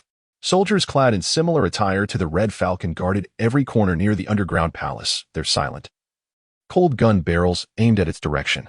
The Shrike had not idled away his time in the lower city. It was unclear where he had acquired the original blueprints of the underground palace. Heavy troops were stationed at several exits, forming the first line of defense, followed by scattered soldiers and the outer guards. So you intend to enter the fray personally? Your duty should be to command from outside. If anyone should go, it ought to be me. The Shrike opposed Galahad and Appos' suggestion of personally searching for Eve within the underground palace. At this moment, the operation was about to commence, and the two were situated at the primary battlefield of the palace's entrance, where it was predicted to face the fiercest assault. No, time is of the essence. We must launch our attack as soon as they arrive. So you intend to rescue someone in such a short span in return? You are well aware of our protocol. You would perish at our hands, and to ensure complete extermination, there may be nothing left of you but dust. The Shrike harbored distrust towards Galahad and Appos' words. What do you propose we do? Galahad exclaimed in anger. He was met with silence. In truth, the Shrike was uncertain of the course of action. Lorenzo, that scoundrel, was a remarkably effective sword, so effective that once you provide him with a target, he would eliminate it with utmost precision. Yet, this same sword was also prone to chaos, and one could never predict what mischief might unfold in the next moment, just as it was now. Fortunately, the dreadful night was not inclined to allow the two to remain entangled in their predicament. It promptly provided its own resolution. An icy chill enveloped them, an indescribable sensation that seemed to arise from the very essence of their biological instincts. In an instant, their breaths became labored, and a visceral emotion known as fear surged from the depths of their hearts. They exchanged a glance, only to be followed by the piercing wail of a siren reverberating through the night. The sound was a high-frequency beeping emanating from each individual, intensifying with time until it culminated in a jarring, prolonged alarm. This was the Geiger counter, a complex mechanical apparatus designed to detect radiation levels imperceptible to the average person, its warning frequency determining the proximity of the threat. At that moment, the indicator surged, breaching the critical threshold, and blood-red lights illuminated everything around them. Everyone understood the implications. There was no need for excessive debate or words. The bullets were chambered, the artillery readied, without hesitation. A relentless barrage of shells rained down upon the subterranean expanse. This was a cleansing operation, one that required no survivors. As for Eve, in their eyes, her life had ceased the moment the alarm sounded. This was the unwavering decree of the cleansing agency. The very reason they had managed to contend against those monstrous beings until this day. Attention all units, a reality distortion anomaly has been detected. Commence operations. Tonight. Save for us, no one shall leave alive. The air was thick with the stench of blood and foreboding as Galahad raised his arm, igniting a multitude of flames before the flamethrowers. A battalion of soldiers stood resolutely, clad in heavy fireproof gear, their bodies entirely shrouded save for a pair of lenses through which to survey the outside world. The sound of labored breaths escaped their gas masks. These were the arsonists, the most fearsome specters in the assault on the underground facility, equipped with mechanized flamethrowers and high-capacity fuel tanks capable of sustaining intense heat for several minutes. The searing flames would consume all the air within the subterranean confines, incinerating their foes as if they were in an inferno. More soldiers stood behind them, brandishing long rifles. The sole vulnerability of the arsonists lay in their cumbersome mobility and fragile protection. Their fireproof suits were exceedingly heavy, and they could only be assured of their safety under the guardianship of these soldiers, who shielded them from potential threats. Did you hear that, Galahad? Berlo had readied his peculiar silver-white rifle, his finger poised delicately on the trigger, his gaze grave and cautious. The sounds emanating from the dark entrance ahead were urgent footsteps and hoarse whispers, as if a disoriented crowd was desperately fleeing towards them, seeking to escape the depths of darkness. Yet, what awaited them was not redemption or a fresh start, but rather the consuming flames of annihilation. Remember our plan, tonight. A fuel explosion in the lower district will lead to the collapse of the underground. No survivors. Galahad and Apo's voice was devoid of emotion, executing orders with mechanical precision. A stark contrast to the heroic figure who had just endeavored to save Eve. Countless twisted figures surged forth from the shadows, reeking of decay, no longer resembling humans. Their grotesque visages bore an uncanny resemblance to the bizarre entities chronicled in ancient tomes, which the people of that era aptly named them demons. It is imperative to remain vigilant and alert, for your adversary, the devil, prowls like a roaring lion, seeking whom he may devour. You must withstand him with unwavering faith. The iron gate sprang open in an instant, and a searing steam billowed forth as men whispered and stepped into the battlefield amidst the endless white tide. Chapter 28. Normalcy. Like the incessant buzzing of countless insects around her ears, the harsh and restless sound drained Eve's composure as a myriad of negative emotions, anxiety, panic, and terror, sought to consume her rationality. She longed to scream, yet she was tethered to Lorenzo, who, despite his madness, exuded an inexplicable sense of reliability at that moment. His grip on her hand anchored her remaining sanity. Do not be afraid. That thing cannot catch us, Lorenzo suddenly declared, seemingly to reassure the girl. A grotesque amalgamation of beings, while defying logic, still adhered to certain laws of reality. For instance, the excessively corpulent could not run swiftly, nor could the overly large squeeze through narrow spaces. With that, he scooped Eve into his arms, and she was rendered completely paralyzed by fear, resembling a mere doll in his grasp. They ascended a path elevated above the ordinary, shrouded in darkness, yet in times of crisis, the senses sharpened. Without a moment's hesitation, Lorenzo hurled Eve upward, followed swiftly by himself. They found themselves in a concealed passage of the catacombs. Given Sabo's vigilance, this labyrinthine route was likely interconnected, perhaps leading to a hidden exit. In the absence of those bizarre creatures, Lorenzo would have had the luxury of time to explore each path. But now, he had to wager everything on fortune. I sincerely hope the goddess of luck still favors me, he mused. Fear and death trailed closely behind them, and Eve could not comprehend how this detective maintained his composure in such circumstances. Why was he devoid of fear? Upon reflection, aside from his reprehensible character, he was an invincible genius, his cunning schemes and swordsmanship far surpassing that of ordinary men. Just as Eve was about to inquire, she sensed the slight tremor in Lorenzo's grip. Though faint, it was unmistakable. He was afraid. This wretched detective was indeed afraid. Yet, Eve understood that he was different from her. He was forcing himself to remain calm, for only in this manner could they hope to survive. As for death, Lorenzo was indifferent to such a fate. He was the sort of madman who, even with death knocking at his door, would dare to draw his Winchester and fire a shot. Lorenzo was determined to survive. He had arrived in Old Dunling, and a beautiful new life awaited him. He envisioned himself smoking a cigarette while feeding pigeons in the square, or riding a steam tram around the mechanical city. Do not worry. Fear is a natural response. Such entities exert psychological pressure, compelling one to succumb to negative emotions. Once you yield, you become a puppet of fear. Lorenzo explained, as though he had faced such horrors before. Relishing the taste of tobacco. You could only see the glowing ember in the darkness, the scent of smoke lingering at her nostrils. Although she could not discern Lorenzo and Appos' features, she felt a strange emotion rising within her. We must leave quickly. If possible, we need to notify the Swarland Hall for assistance. Ordinary people would only be walking to their doom in the face of such entities. The voice was rather monotonous. Yet beneath that monotony lay a torrent of anger and self-reproach. This was Lorenzo and Appos' fault, upon witnessing the grotesque transformation of Wall.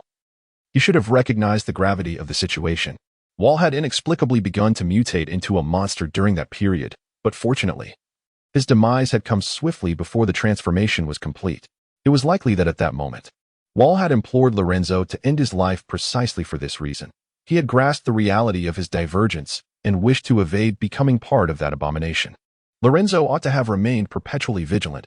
It was the mundane existence in Old Dunling that had dulled his senses. The grotesque metamorphosis was glaringly apparent. Yet he had failed to contemplate this direction. What, then, was this entity? Eve steadied her breath, striving to calm herself, and then gripped her weapon, directing her inquiry towards the shadowy figure lurking in the darkness. A demon.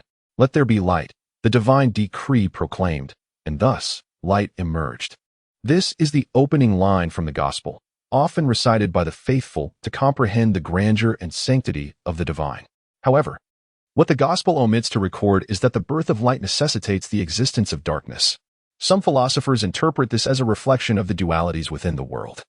Only through experiencing cold can one appreciate warmth, and in the face of evil, goodness becomes precious, while only through death can the beauty of life be illuminated. It seems as though the divine is testing humanity, for with the arrival of light, the darkest and most profound abyss rises within its shadow, harboring the monstrosities known as demons. Initially, the term demon was derived from the Gospel Church and Appos' Book of Isaiah, used to describe adversaries of the divine. Unlike mortals basking in the brilliance of God, these beings emerged from the divine and Appos' shadow, luring humanity into the depths of depravity, accompanied by sin and violence. Ultimately forsaken by heaven and relegated to a wretched existence in hell. He felt a sense of disorientation. She was acutely aware of the term and Appos' implications. Old Dunling had been established by the Romans, who not only brought prosperity but also faith. Although the influence of the Gospel Church had waned significantly, it still boasted a considerable following, among whom was Eve and Appos' long-deceased mother. When her mother was alive, she regaled Eve with these tales, even bestowing upon her a Christian name, which rendered Eve quite knowledgeable about such theological matters. Yet this very knowledge instilled in her a profound fear. How could this be possible? At this moment, the entire understanding of the world was upended. Eve's heart, which had only just begun to steady, now raced violently within the confines of the deep tunnel, resonating like a tolling bell. Eve had always scoffed at the so-called myths of faith, deeming them mere fabrications concocted by those in power to solidify their dominion and plunder resources. Yet, that which was once relegated to the realm of myth now stood vividly before her. As Lorenzo had asserted, it was indisputably real, not a mere illusion. Nothing is impossible. We must escape at once. Although the presence of the fiend remains a mystery, there are at least hundreds of individuals within this crypt, incapacitated by hallucinogens. These souls serve as sustenance for the creature, which will only grow larger and more terrifying. Lorenzo and Appos' voice echoed from the depths of the darkness. How could you possibly know this, Lorenzo? Eve's hurried steps came to an abrupt halt, the whispers around her intensifying, as if a spectral monk were murmuring in her ear. The effects of the hallucinogen, compounded by the fiend and Appos' psychological assault, rendered the girl in a state of disarray, making it difficult for her to trust anyone. A gun was aimed at the shadowy figure ahead, her own firearm, loaded with bullets. Do not yield, Eve, you have already been affected by it. Lorenzo's tone remained calm. Entirely unfazed by the gun she directed at him. Cold sweat trickled down her cheek as her breathing grew labored, tumultuous thoughts swirling in her mind. Doubts regarding Lorenzo expanded under the weight of her negative emotions. Why did this detective possess such knowledge? Why had he chosen her as his companion in this endeavor? Was it truly for the sake of the rescue plan? These suspicions, while unsettling, paled in comparison to the most critical concern, Lorenzo himself. A detective skilled in combat and arcane knowledge, his very existence was the greatest enigma of all. Do not fear, Eve. I understand you. When I first confronted a fiend, I was much like you. I nearly killed my friend. They possess the power to shatter a person and Oppos, mind. And those who fight against them must guard not only against the fiends, but also against teammates teetering on the brink of madness. Lorenzo's voice offered solace from the shadows, yet his grip tightened around his sword staff. In this dark tunnel, visibility was scarce, and he stood dangerously close to Eve, should he strike with sufficient speed. He was confident he could eliminate her before she could pull the trigger. There was no inner turmoil for him. From the moment he first wielded his sword against the fiends, he understood that opposing such aberrations came at a cost, whether it be one and Oppos' own benevolence, the constraints of personal principles, or the warm blood growing cold. Eve, calm yourself. Do not disappoint your ancestors. His voice grew stern, resembling that of a rigid instructor admonishing a wayward pupil. Yet, despite his admonishment, the sword staff was already raised above his head, with his strength. He could cleave even two in an instant. Conflicted emotions ensnared Eve. Her grip on the gun trembling as they faced each other in the darkness for nearly a minute. In that prolonged silence, she finally relinquished her weapon. What is happening to me? She murmured weakly, collapsing to her knees, her eyes bloodshot, her once beautiful visage now pale, the vitality of her youth extinguished, resembling a frail, ailing woman. Monsters are peculiar entities, scarcely qualifying as living beings. Anything they come into contact with becomes tainted by their bizarre essence. For instance, a vessel they have touched will induce nightmares in an ordinary person who dares to handle it. Similarly, any common individual who gazes upon them, hears their sounds, or perceives their scent will inevitably be affected. The extent of this influence varies, resulting in a form of madness. Lorenzo set down his lethal staff sword, assisting Eve while securing her firearm to prevent further foolishness from the girl. Even reading text about such entities is forbidden. They must not be observed, touched, or comprehended. Eve managed to turn her head, and amidst the strange atmosphere, Lorenzo maintained his composed demeanor, seemingly untouched by the surroundings. So why do you not fear? There are myriad factors, much like living alongside a tiger daily. The first encounter evokes sheer terror, but as one becomes accustomed to its presence, it transforms into nothing more than a formidable feline. A light shone ahead, suggesting an exit. So, in your view, that ghastly thing is merely a large cat? In the depths of darkness, the girl and Oppos' mood lightened significantly upon witnessing the illumination. She even felt a hint of laughter at Lorenzo and Oppos' description. When fear becomes commonplace, it merely evolves into an ordinary emotion. I once proclaimed that I was a priest from the holy evangelical papal state of Florence. I understood well that monsters embody the unknown, and likewise, we require an equally enigmatic force to combat them. Lorenzo lifted his Winchester, his fingers curling around the guard as he forcefully swung it, the shotgun spinning gracefully while loading itself in the process. The cigarette had burnt out, extinguished under Lorenzo and Oppos' boot, leaving only embers and ash. The unknown that once shielded us was referred to as God and faith centuries ago. Today, it bears the name of machinery and energy. Lorenzo removed his mask, feeling discomfort by its weight, and in the dim light of the exit, he finally discerned his visage.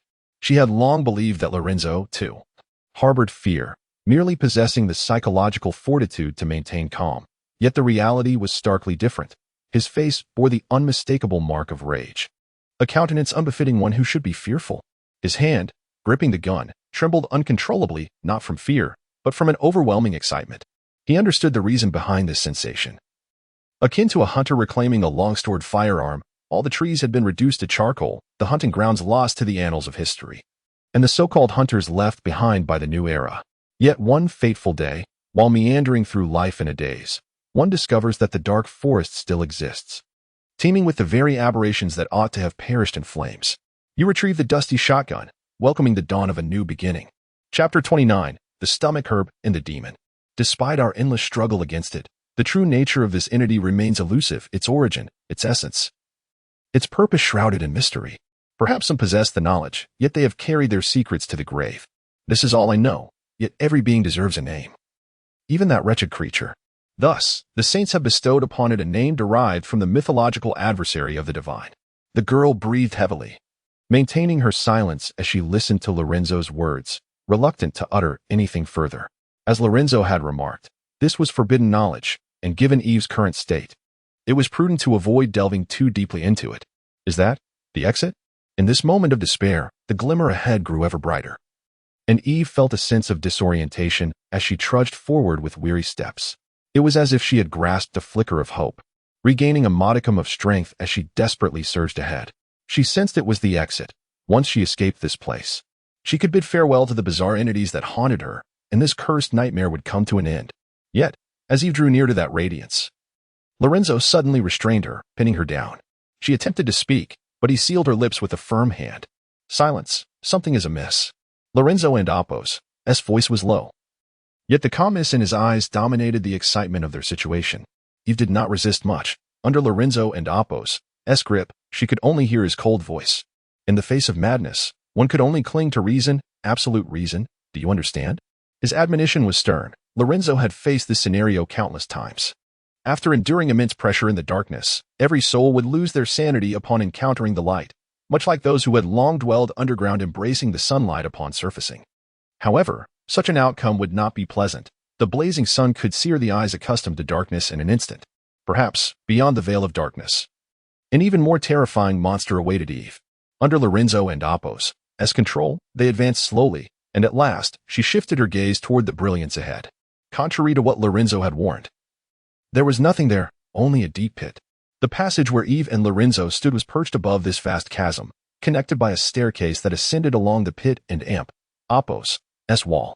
Eve had assumed that the banquet hall was the largest subterranean space within this tomb, but it was evident that this was the true expanse. Endless light cascaded from above, seemingly emanating from some high-intensity lamp. The brightness was such that merely shifting their gaze upward felt blinding, rendering observation impossible. The pit itself was illuminated intensely, measuring at least several dozen meters in depth, with countless meaningless torches flickering along its walls. Peering down into the pit's depths, a blood-red mist obscured the view, revealing only a murky crimson haze. I suspect this is a site of sacrifice, Lorenzo mused, gazing into the depths of the pit. Though shrouded in mist, his past experiences instilled a sense of caution within him. So, your previous work in Florence was to combat such entities? Eve spoke slowly. Yet when it came to demons, she instinctively shied away, having only glimpsed them once, but the impact they had on her was profoundly etched in her memory. Indeed, it was a partial understanding. Typically, we possess a well-established hunting system that allows us to eliminate threats before individuals fully transform into demons, rather than waiting until they have completely succumbed to their monstrous forms. Is that the reason a priest would be skilled in swordsmanship? In that moment, he found Lorenzo and Apos' life experiences to be somewhat legendary. The swordsmanship of Bologna is a requisite for every Templar knight, and becoming a priest is a prerequisite for becoming a Templar knight. The tone was unremarkable, yet the brevity of his statements revealed Lorenzo's past identity. He felt a sense of bewilderment. She recalled descriptions of Templar knights as those blessed by the divine, possessing noble character beneath their gleaming white armor, wielding swords ignited by holy flames to uphold order and peace. Although it was unclear how this surly individual could be associated with nobility, her curiosity was piqued. That must be a position of great honor. Yet why have you chosen to be a detective in Inhabit? Even if the influence of the evangelical church is no longer as formidable as it once was, bearing the title of Templar Knight within the holy evangelical papacy remains immensely prestigious to the faithful. These guardians of the Seven Hills are akin to celestial angels descended to earth. It is quite simple. I have lost my sense of purpose, or rather, I am unemployed. Lorenzo was not keen to discuss the past, yet under Eve and Apos' inquiry, he divulged his thoughts. Demons had been eradicated long ago, and I had no reason to remain there. You may find it hard to believe, but I, Lorenzo Halmers, have a dream. As he spoke, he unexpectedly broke into a smile. To be a detective? What a devilishly inspirational tale. Upon Eve's questioning, he nodded vigorously. Truth be told, Florence is not a place for the faint of heart. Unlike the progressive and open-minded old Dunling, it resembles a dying saint, replete with rules and fervent beliefs. The capital of the holy evangelical papacy, the Seven Hills, is even more so. It only permits the most devout of believers to enter, claiming it to be the holiest place on earth, where demons cannot tread. In reality, it is home to the Templar Crusaders, and even Inhabit would take days to breach its defenses. A pungent stench wafted from below as something fell from above during their conversation. It was a rapidly descending shadow that crashed heavily onto the stairs leading to the exit, a corpse. With the violent impact, the body shattered slightly, dark crimson blood oozing from it.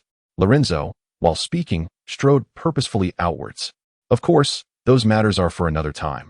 What I must do now is investigate why demons, long thought extinct, still persist. As he concluded, his words resonated like a lion and amp. Oppos, low growl, delivering a kick that sent the corpse tumbling into the abyss. An act imbued with emotion, clearly indicating his discontent. The corpse tumbled down, crashing onto the surface of the deep pit, and with the violent impact, the dense crimson mist was momentarily dispersed, unveiling the horrifying visage beneath its hazy veil. It was a sacrificial offering. Someone had been nurturing these abominations. Lorenzo's voice, colder than ever, confirmed that everything transpiring this night was no mere coincidence. It was a meticulously orchestrated scheme shrouded in darkness, intricately linked to the enigmatic artifact known as the sacred coffin, which bore a connection to the malevolent entities.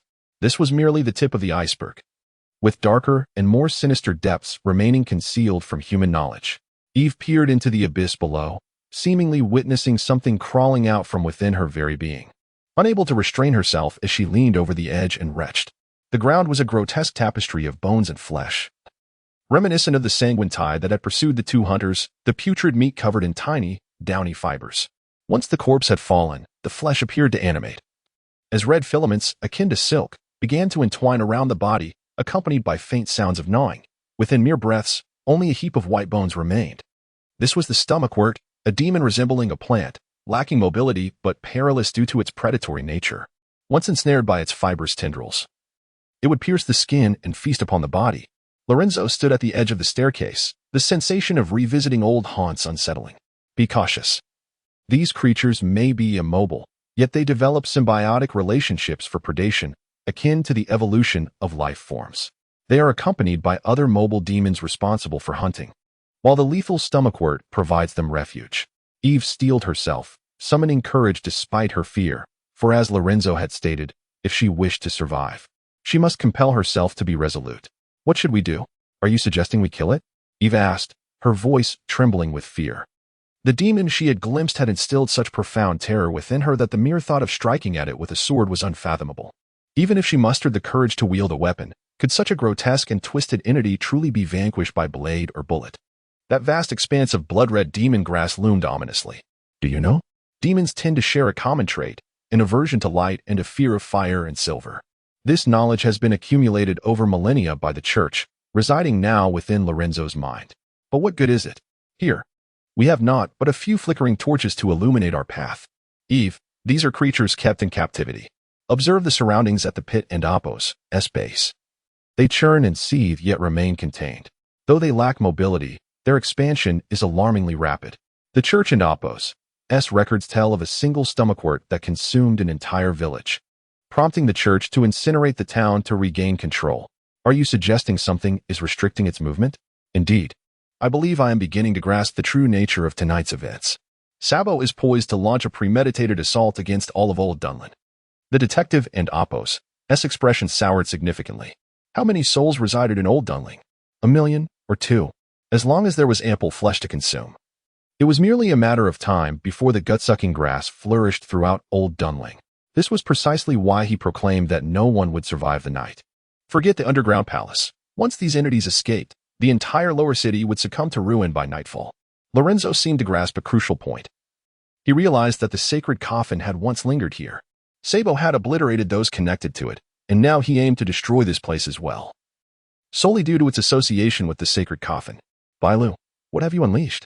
Lorenzo murmured, contemplating that if he survived the night, a serious conversation with Bailu was imperative. In this eerie silence, another sound emerged, the grinding of gears pulling iron chains, rusted from dampness, producing a piercing noise.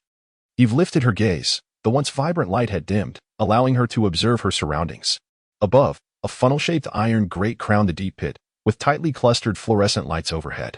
Although the illumination had waned, against its glow, she could discern a contorted shadow, from which countless hands extended, seemingly formed by hundreds of individuals shrouded in darkness. Suddenly, droplets fell from the shadow above, landing on Eve and Oppos' face. The liquid was warm. As she wiped it away, she discovered her palm stained crimson. I believe I know what that is, Lorenzo suddenly interjected. That is the restraint binding this fiend.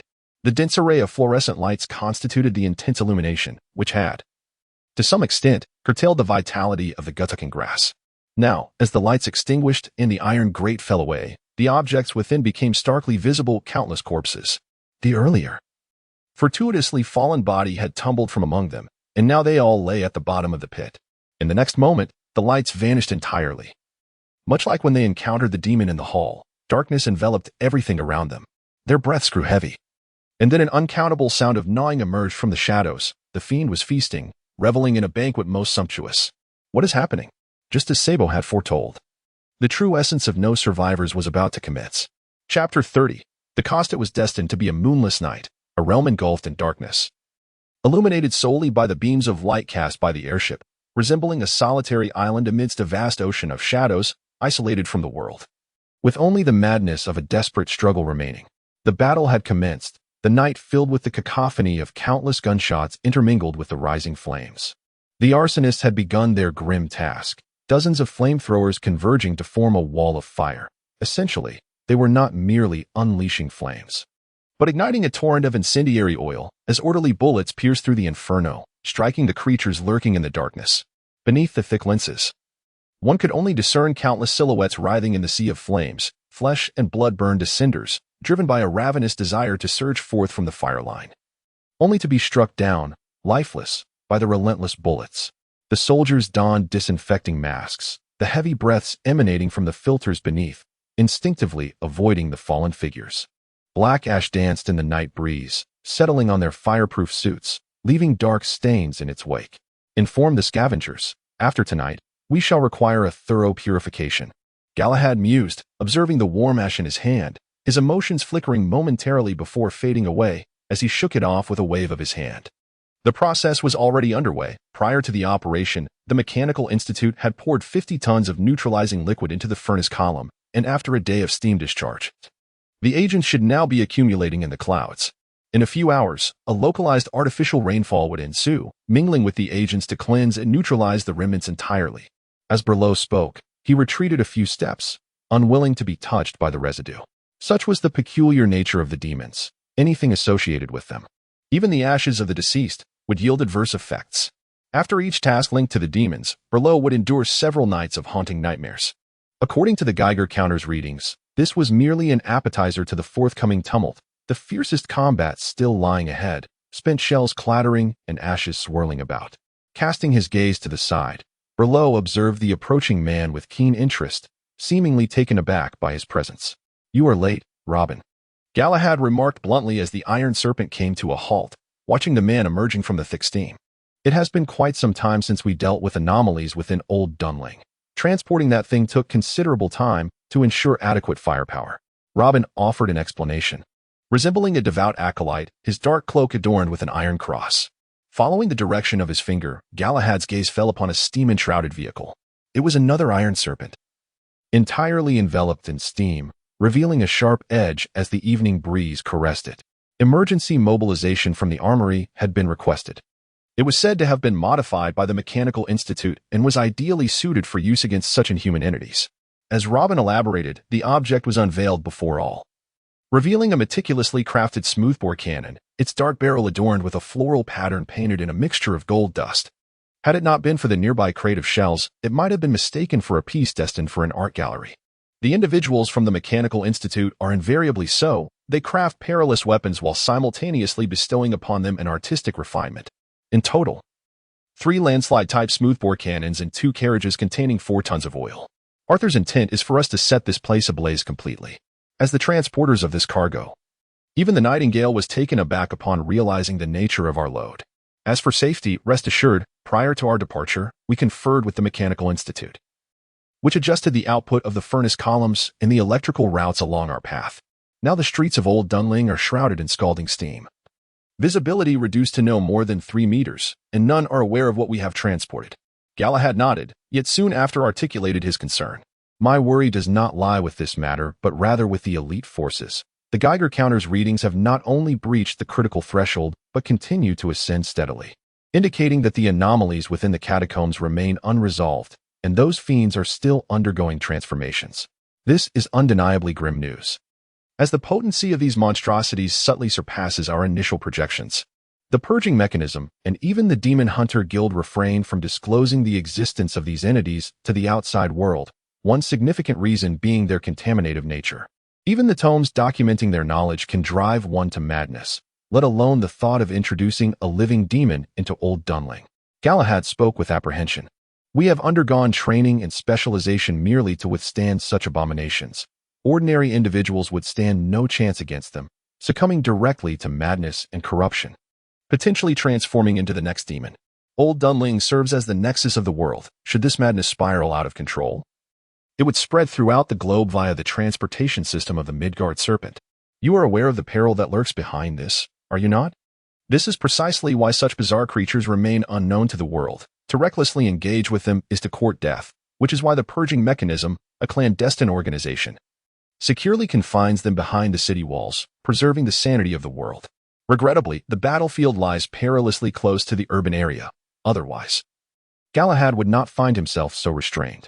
Otherwise, they could simply obliterate the area with war airships. Given the stockpile of weapons from the Glorious War, they could flatten the entire lower district. Yet, we no longer dwell in that dark age, a time when humanity could only combat demons with silver blades and fire. Now, mankind possesses far more efficient weaponry, and the scales of advantage have long been disrupted. This was also anticipated, hence the armor awaits your command. The implementers of this plan have foreseen every eventuality. Even the armor is ready. The Nightingale brimmed with confidence, perceiving divine favor upon the battlefield. As he spoke, the final steam tram arrived slowly, its armored coating a matte black, scarcely reflecting light. Were it not for the low hum of the engine, none would have noticed its approach. Endless steam billowed forth as the gates opened, revealing the grotesque silhouette amidst the grayish mist. Yet it seems that this is not steam. Galahad could only perceive an inexplicable chill within the mist. It must be cold air. This iron serpent is a mobile ice chamber. As the gate opened, a green light flickered to life within, accompanied by indistinct melodies that seemed to emanate from a woman's song. The soldiers beheld the eerie green illumination, where a woman's visage emerged, her ethereal expression oscillating between laughter and tears. She appeared to be speaking, questioning the soldiers in various ways. He felt a wave of nostalgia, tinged with sorrow, for that face belonged to his fiancée E, who had perished years ago. A piercing alarm abruptly shattered the soldier's reverie. A faint current surged through the electrodes buried beneath his flesh, coursing through his brain as if awakening from a deep slumber. He dropped to his knees, realizing he had strayed from his position, bathed in that green light, before the silver barrel of his weapon came into view. "Soldier, you have been neurocontaminated," stated the lark, standing before him against the green glow. "Child, you should not gaze upon this thing." The lark was acutely aware of what lay behind him, but had resolutely avoided looking in that direction from the very beginning, as had everyone present, steadfast in their posts. I. The soldier attempted to articulate something, yet his words morphed into a sorrowful wail, as if uttering in an unfamiliar tongue. The world around him twisted and warped, ultimately dissolving into a crimson haze. "You need to rest," was the last thing he could comprehend. The lark plunged a syringe into his body with force, and as the anesthetic surged into his veins, the alarm finally ceased, and the soldier collapsed heavily to the ground. It appeared that the Neurorehabilitation Center was to receive a new guest. The lark murmured to himself, casting a glance at the weapon in his hand, the green light behind him reflecting upon its silver surface. "So those madmen have truly succeeded?" he inquired of the robin. The robin, turning his back to the brilliance, firmly grasped the iron cross and replied slowly, "They succeeded months ago, but have been calibrating ever since. They believe tonight's operation is ideal for testing this weapon. They are playing with fire," the lark retorted angrily, loathing that weapon, which to him was an embodiment of Eloman. "But have we not also been playing with fire in our struggle against demons?" Galahad replied calmly, the only one among them to gaze directly at the light, seemingly unaffected, his eyes reflecting a complex understanding. "The index is still rising. We must crush that demon within the catacombs. According to their directives, only the Knights Commander are currently authorized to wield this weapon. This is the activation key," the robin said, extending the iron cross he held. Its seemingly smooth surface concealed hundreds of minute grooves, resembling the patterns of a key. It was indeed a key, unlocking an ominous box. "This is tonight's true secret weapon. The robin has come for this purpose. Do I count as a test subject? It is indeed a lavish indulgence for a Knight Commander to conduct experiments for them." Galahad paused momentarily, then, with a touch of self-mockery, accepted the key. Its icy texture reminiscent of grasping pure frost. Without the slightest hesitation, he strode purposefully into the emerald light. So, is this the reason for your sudden appearance tonight? According to the mission, you ought to be aboard the Dawn's Path with Lancelot. The lark could only hear Galahad's footsteps gradually receding, feeling an unsettling sense akin to watching a friend walk towards an abyss. Yes, this is the first batch of armor, a total of 13 pieces. Dispatched to the knight commanders scattered across the territory of Inelvig while simultaneously hunting demons from the Dawn's Path.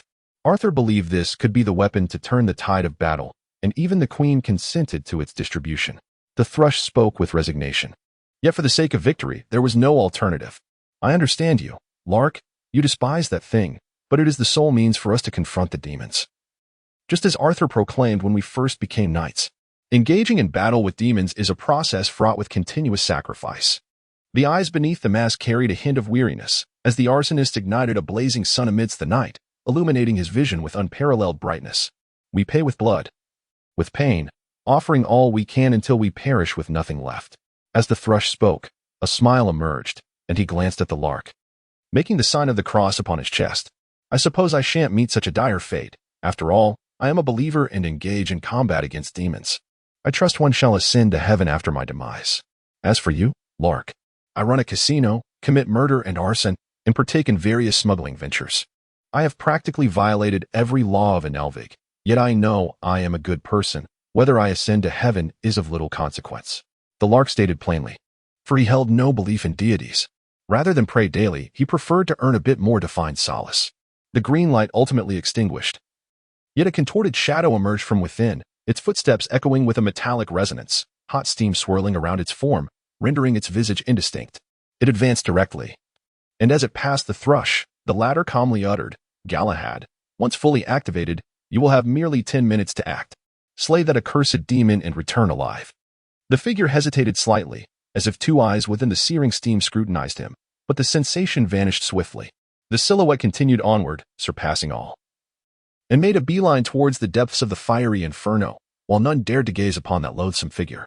May you all forsake evil for good. Dwell in eternal peace, never abandoned and ever shielded. The thrush offered this prayer. Chapter 31. Holy flame. It seemed as though the entire world had been stripped of its radiance, leaving only an unrecognizable abyss of darkness within sight. Eve traversed the shadowy corridor, still yearning for the arrival of light. As Lorenzo had remarked, for those long ensconced in darkness, the sight of illumination would provoke a frenzied hysteria. At this moment, Lorenzo and Eve found themselves deeper within the gloom. Since the gastric grass had freed itself from its bindings, they had not ceased their movement until they reached this point. The esteemed detective was uncertain of their exact location, surrounded by an oppressive silence that rendered direction indiscernible. Yet, maddening sounds began to emerge, echoing from beyond the walls, an eerie, indescribable cacophony, reminiscent of countless steel needles lightly scraping against the surface, or an unfathomable multitude of serpents undulating their scales, producing a disquieting rustle. It was the gastric grass, a grotesque amalgamation of flesh and tendrils. To label it merely as grass was to do a disservice to its plant-like qualities, for its essence remained that of a fiend, now liberated from its confinement. Lorenzo and Apos' voice emerged from the obsidian void, yet Eve could not discern his form. A sensation that filled her with trepidation. What shall we do?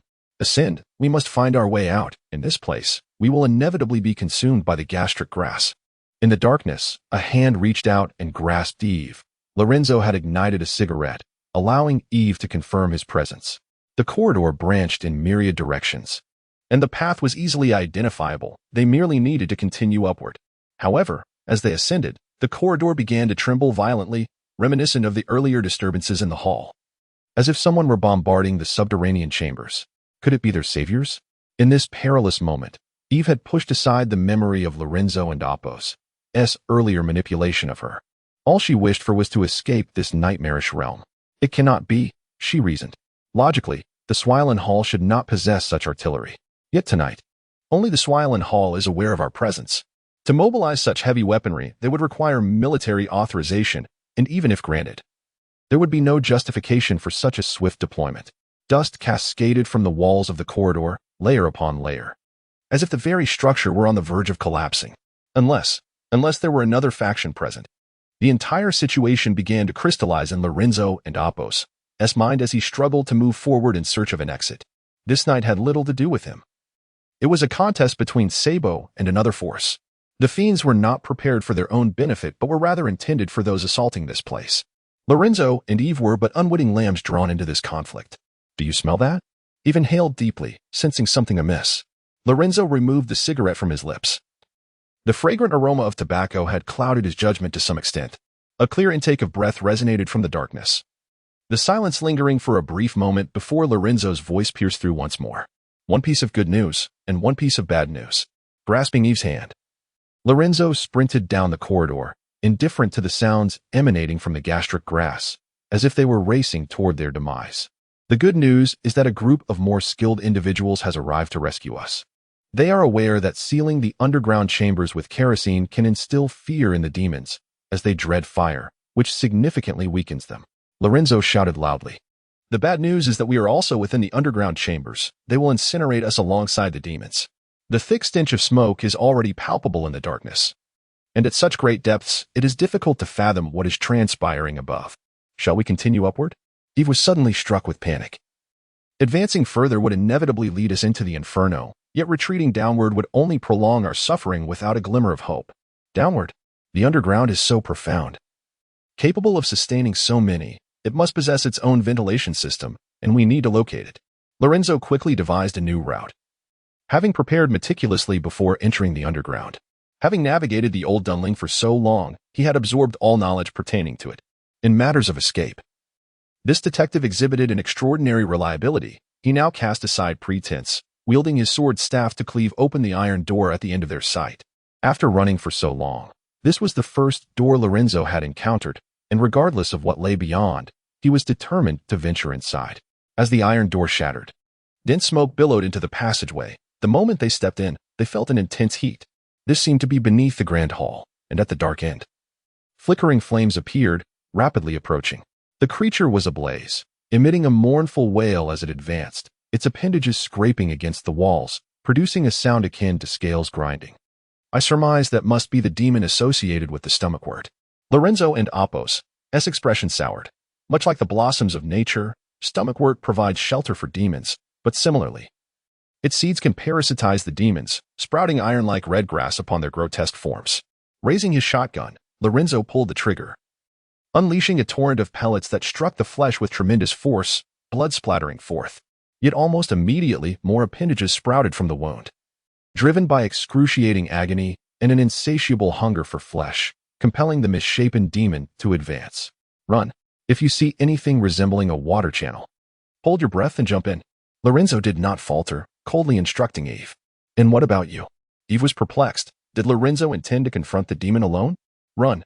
Your presence here is nothing but a hindrance. I will wait for you behind. In such a life-threatening situation, to hear someone claim they would wait for you was astonishing. Had it been any other time, Lorenzo would have been moved to tears, but now is different. The urgency of the situation left no room for such sentiments. Essentially, hunting demons is an exceptionally perilous endeavor. Every aspect of them erodes the human spirit, let alone engaging in close combat while drenched in the blood of foes. Even Lorenzo could not guarantee that he would retain his sanity in such circumstances, thus Eve had to depart, compounded by other factors, including matters that must remain undisclosed to others. Grasping the sharp staff sword, in the fleeting moment just before the demon collided with Lorenzo, the detective's figure twisted in a bizarre manner, executing a movement of extraordinary flexibility that was unattainable by an ordinary person. Yet, he accomplished it. Locating a blind spot amidst the colossal form, and with a burst of strength, he traversed through, the staff sword slicing through flesh, unleashing a torrent of blood. The demon emitted a hoarse, anguished cry, and immediately, its appendages seemed to awaken, coiling around like a swarm of serpents, surging towards Lorenzo, only to be met with a razor-sharp beam of white light. Leaning on his staff sword, a faint mist rose from beneath his garments, resembling steam. His gray-blue eyes narrowed, transforming into slitted pupils akin to those of a beast, as something writhed beneath his skin, only visible as subtle protrusions due to his clothing. He slowly raised the sword, its tip directed downward, teetering on the precipice of reason. In the next moment, the demon roared forward, its appendages flailing like wielded blades, ready to devour flesh with their minuscule mandibles. Yet, the sword light descended like thunder, severing all in its path. Lorenzo's form rolled swiftly. His physical capabilities continuously enhanced in this peculiar state, enabling him to run faster and strike with greater swiftness. He could leap from a standstill, soaring over the demon's massive body. Following this, a shotgun unleashed an assault from above, the concentrated pellet striking the demon's head with precision, creating a gaping cavity the size of a bowl. Lorenzo discarded the shotgun, allowing it to fall unceremoniously. All of this transpired within mere seconds. As Lorenzo remained suspended in the air, legs propelling against the wall. Utilizing this force, he gripped the sword tightly and thrust down with lightning speed. It was a bolt of descending thunder, a fiery blade of judgment against the demon. The sharp staff sword pierced through the opening created by the shotgun, impaling the demon and Apos' skull. However, at that moment, the parasitic plant, the stomach chewer, latched onto Lorenzo, countless mandibles sinking into his flesh, resembling a pack of wolves descending upon their prey. In mere seconds, Lorenzo would be devoured, and even if he managed to escape now, his body would still be infested by the stomach chewer, leading only to death. Endless blood gushed forth, ultimately leaving behind only a skeletal frame upon the demon and Apos' body. This was the expected turn of events. Nevertheless, it did not unfold as anticipated. The stomach chewer found Lorenzo to be a most unpalatable morsel. Its mandibles pierced his skin, greedily siphoning the warm blood. But soon the demon's already limited intellect grasped a critical realization. The blood was repugnant to it, and Lorenzo exuded an aura akin to the demon's, as if, in that brief moment, he had transformed into one of them. The demon was perplexed. Yet soon overwhelming pain eclipsed all else. Crimson appendages enveloped Lorenzo completely, yet amidst the gaps of those appendages, an endless white flame erupted, scorching every inch of the demon. It was indeed painful, wasn't it? In the midst of the white flames, Lorenzo's expression bore a hint of madness. His blood ignited, akin to a volatile chemical compound. While it appeared innocuous when flowing externally, it erupted into a ferocious blaze upon contact with the flesh of the demon. Firmly gripping his staff sword, blood traced along the blade and Apos' intricate patterns, extending into the flesh beneath. Subsequently, an even more intense fire ignited, incinerating every inch of the demon and Apos' being into ashes beneath the sacred flames, yet sparing Lorenzo from harm. The colossal creature charged wildly, attempting to dislodge Lorenzo, who remained steadfastly anchored atop its head, as if nailed in place. The demon's gut churned violently, yet it was ultimately consumed by an even greater inferno. The thunderous clash persisted for what felt like an eternity, reminiscent of a cornered beast struggle. Eventually, the demon came to a slow halt. It had perished. The holy white flames penetrated its carcass, leaving only unconsumed flesh and ashes within its immense form. After a prolonged pause, Lorenzo, leaning on his staff sword, gradually rose to his feet, his complexion ashen, barely able to stand. Typically, he would prepare extensively before engaging with such entities. But his life in Old Dunling had caused him to forget all that had transpired. He had believed the demons to be eradicated, yet today they had returned. Lorenzo's blood had incinerated the demon, but he too felt faint from significant blood loss.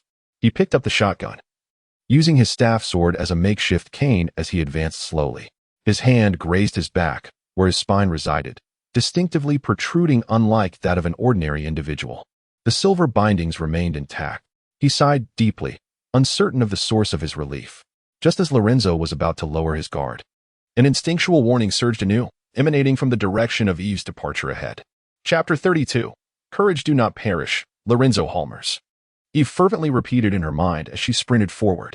The events of this night surpassed all the excitement she had experienced throughout her entire life.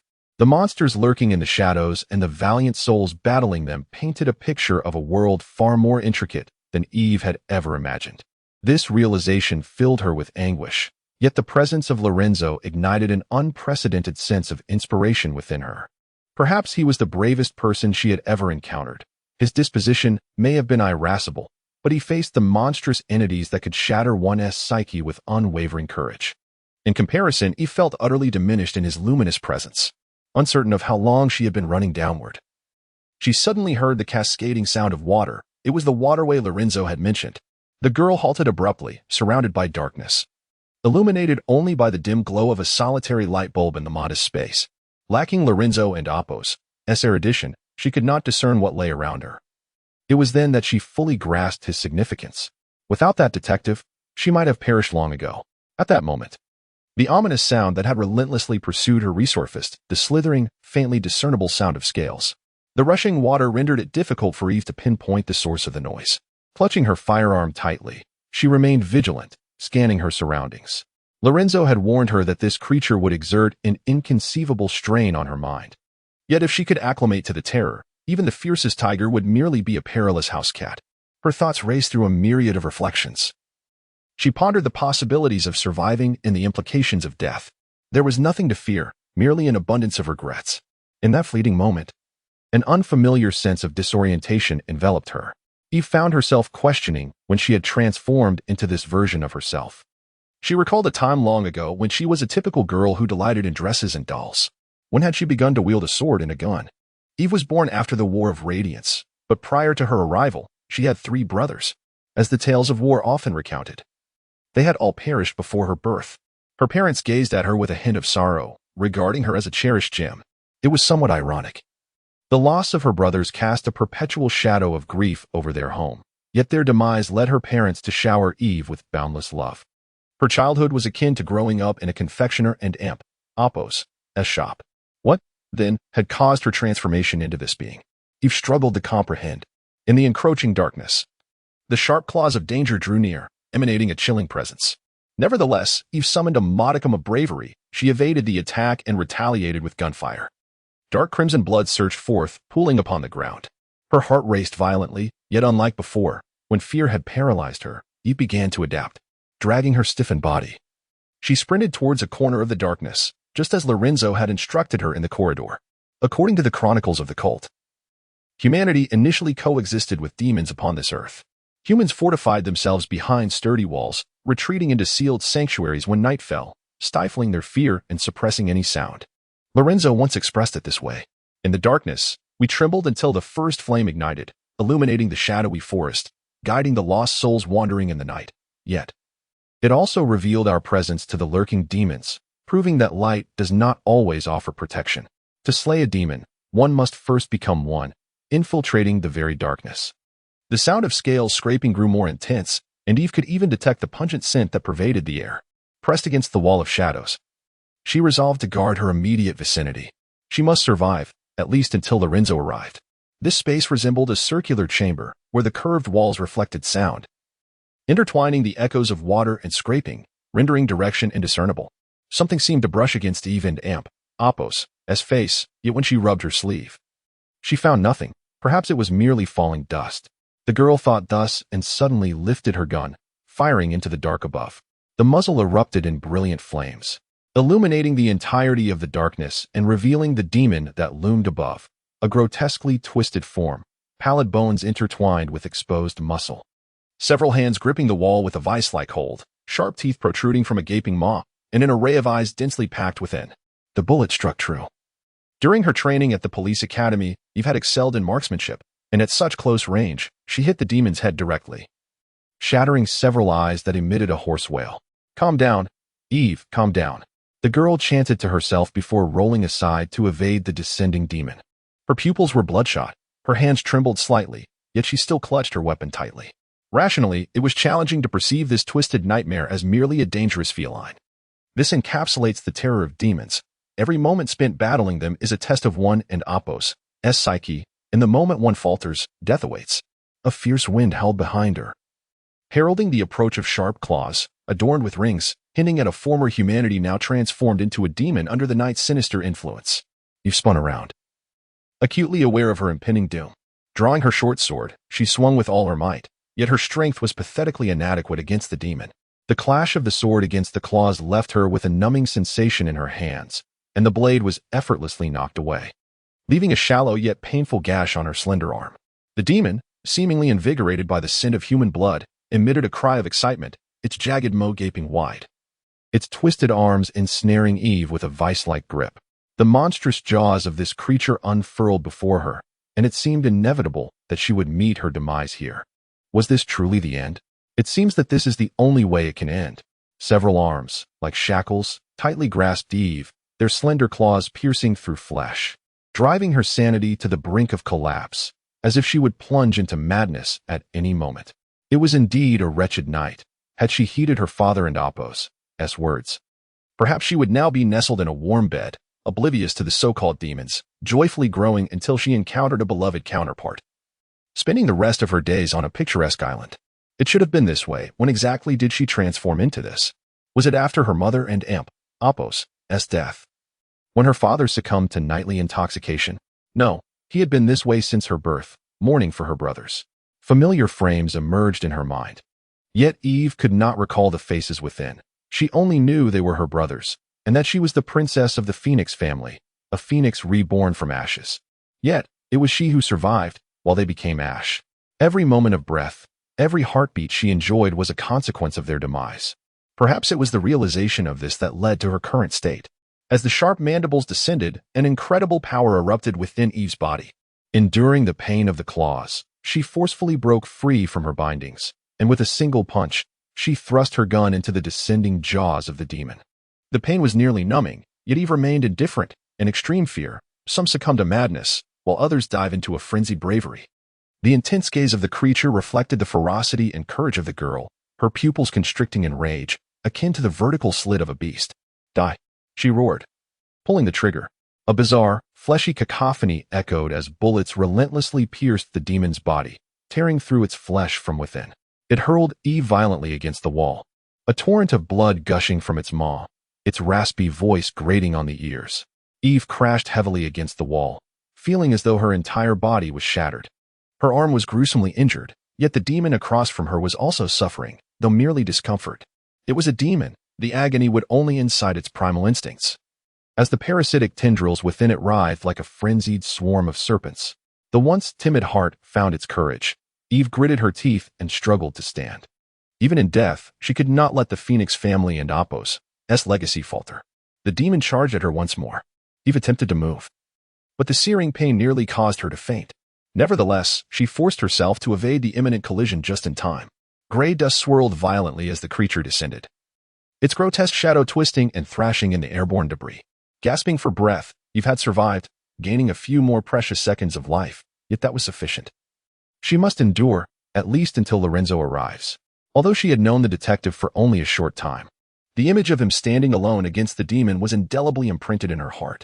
Lorenzo Halmers would not perish. His willingness to stay assured her that he could vanquish the demon. To merely survive, to endure. Another thunderous assault erupted, with wildly growing tendrils resembling dancing blades. Eve was merely grazed, yet it left her with wounds, blood flowing uncontrollably. Her vision dimmed. Eve felt as though she were submerged in an icy ocean. Due to the loss of blood, her resolve faltered against the onslaught of the demons. It seemed she was destined to meet her end. Eve closed her eyes, gazing at the ever-approaching fiends. Time passed slowly, yet the anticipated demise did not arrive. It felt as though a light was rising before her. Eve opened her eyes to find searing white flames filling her entire field of vision. Chapter 33. The dark currents of the underground. The speeding bullet traversed a vast distance, piercing through the pitch-black corridor with a thunderous roar akin to a death knell, striking the demon's body. Yet, this was not merely an end. The bullet, coated with Lorenzo's blood, ignited within the demon like a volatile oil, leading to an explosion within its very being. A blinding white flame erupted from the contorted form, seemingly possessing a will of its own, as the pure white fire tore through the demon's flesh, incinerating its foul, putrid blood into charred remains, while a feeble flicker of fire intensified, consuming all blood in its path. At the dark terminus, Lorenzo appeared to whisper something, lifting his shotgun, each pull of the trigger accompanied by a dazzling flash of light. The secret blood awakened to 3, remaining within a stable range. Mental assessments deemed normal, and the binding silver tether remained intact.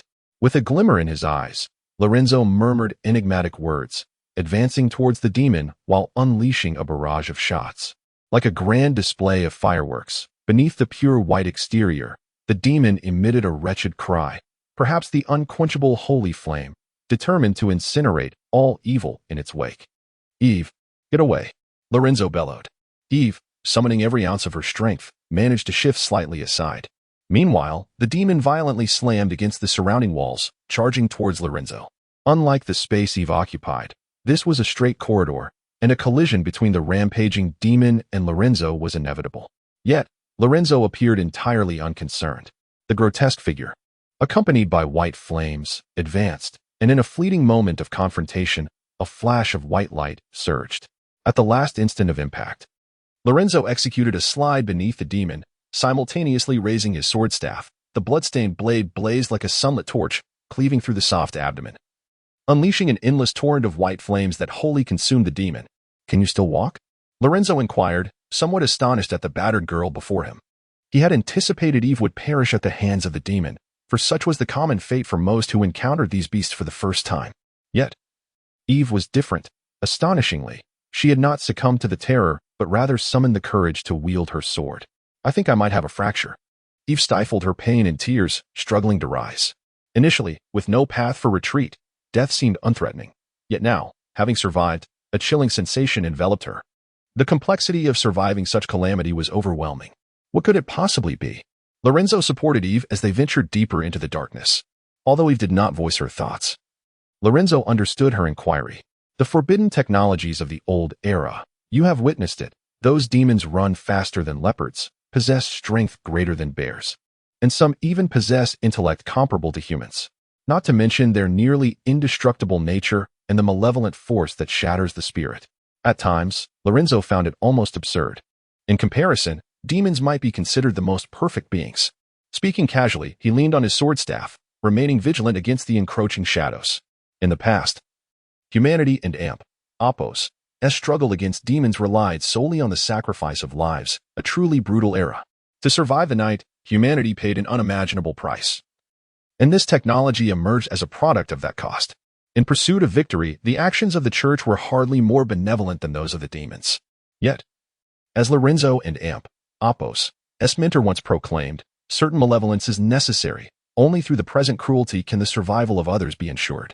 Although this may sound like a twisted rationale, Lorenzo found himself in agreement. Despite not harboring much nostalgia for Florence, he occasionally recalled that rather neurotic mentor of his. Both had suffered significant blood loss. Yet Lorenzo remained somewhat stronger. As a product of the church, his training had set him apart from the ordinary. In contrast, Eve appeared frail, her complexion pallid, as though she might collapse at any moment. The sound of water echoed nearby. Eve and Oppos' voice was faint. She could scarcely speak. "I realized we must be near the drainage canal. Pull yourself together, Eve." "Surely, you Don and Oppos' wish to drown in the water," I urged. With a firm pat on her cheek, Lorenzo sensed the urgency of the situation. Eve looked exceedingly unwell. Before them lay a spiral iron staircase, rusted from the damp air. The foul atmosphere laden with the acrid scent of rust and what seemed to be the stench of decaying food. Clearly, the denizens of the lower district had little regard for the municipal authorities. The thought of plunging into water mingled with excrement made Lorenzo feel nauseous. The haunting cries of demons echoed in the darkness, sometimes distant, sometimes near. Countless demons, now mostly congregating above in the catacombs, attempting to breach the soldiers' and Oppos' defenses. The two unfortunate souls Lorenzo encountered might merely be lost children of misfortune. The danger remained. No one could guarantee that those demons wandering astray were limited to just these two. "Hold on, we and Oppos, almost there. We will drift down to the Thames and be washed ashore. Afterward, you shall still be the Princess of Phoenix, and I, the detective. By dawn, no one shall know we were ever here." With a fierce swing, the sword staff cleaved through the iron chains, and the barred gate swung open, unleashing a wave of noxious odor that assaulted their senses, accompanied by the roar of rushing water ahead. Contrary to expectations, beyond the iron gate lay a tiny dock, where a small wooden boat bobbed atop the murky waters. "What luck!" Lorenzo exclaimed joyously. During his years managing the catacombs, he had expanded this area, transforming it into an underground river. Although not particularly spacious, it sufficed for a small vessel to navigate. This was a clandestine route, allowing for the covert transport of wealth out of the catacombs, and with the Thames stretching so far, no one could predict where it would surface. "Let and Oppos' make haste," Lorenzo said, lifting Eve onto the boat. Standing on the dock, he retrieved a booklet from his coat, wrapping it securely in several layers of fabric before placing it onto the vessel as well. "What is that?" Eve asked, clutching her clothing tightly, feeling cold from blood loss and the dampness of the air. "The bill from Sabo was discovered in that room behind the stained glass," Lorenzo explained to Eve. "The clues for tonight were still insufficient, but with this, the situation would transform. Every manager possesses such a ledger. After all, once the number of subordinates rises, many expenditures become chaotic, and a single bill can reveal an abundance of truths." Standing at the water's edge, Lorenzo grasped the oar. sensing that this perilous night was finally drawing to a close. Though blood flowed, the detective felt an overwhelming sense of joy. Yet, amidst the dim, damp atmosphere, a current surged as if an unseen hand were deftly plucking at the strings of their hearts, taut with tension, until they abruptly snapped. The girl before him narrowed her eyes, seemingly witnessing something horrifying. Her mouth parted as she attempted to utter a warning, but her weary body impeded her actions. In that fleeting moment, all senses sharpened, the rush of water, the gentle caress of a breeze against her skin, and the unmistakable sound of a third heartbeat resonating in their ears. Lorenzo glimpsed himself in the girl's eyes, and within that reflection, he discerned the looming presence behind him. In an instant, he made a fateful choice. He had the opportunity to strike back, but instead kicked the wooden boat, while simultaneously, a sharp blade pierced his chest. The girl screamed, dragging her exhausted body in a desperate attempt to save Lorenzo, but the boat carried her further away, until she vanished into the abyss of darkness. Was this merely a stroke of luck, Mr. Lorenzo Holmers? A voice echoed from behind, and Lorenzo managed a bitter smile, gripping the dagger tightly. The blade was meant to penetrate his heart, yet at the last moment, his kick had deflected it just enough to avoid the fatal blow. Certainly not. One must remain vigilant rather than solely rely on the whims of fortune. Is that how it is? The figure spoke as he withdrew the blade. But no blood gushed forth, for it seemed that Lorenzo's body had long since bled dry. Chapter 34. Similar souls. How was I exposed, one might wonder? Upon the shadowy docks, the final gambit unfolded. It was a strike that seemed certain to be fatal, yet Lorenzo evaded it with remarkable agility. The assailant was taken aback, not anticipating Lorenzo and Appos' continued vigilance. I too had only just come to this realization. As Lorenzo spoke, he slowly turned to face the warped figure before him. This subterranean palace was originally designed as a hot spring sanctuary, a place adept at concealing secrets with effortless grace, requiring no military might. The demonic entities alone sufficed to fend off any threat. He pressed a hand against his wound. Though no blood gushed forth, the pain remained acutely real.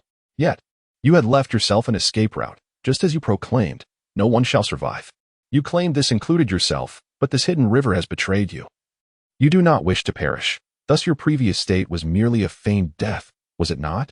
Gazing upon the grotesquely transformed Sabo, Lorenzo spoke, unable to suppress the astonishment swelling within him. It was evident that Sabo had succumbed to corruption, yet he had not become a mindless abomination. He retained a semblance of reason, even within a monstrous shell.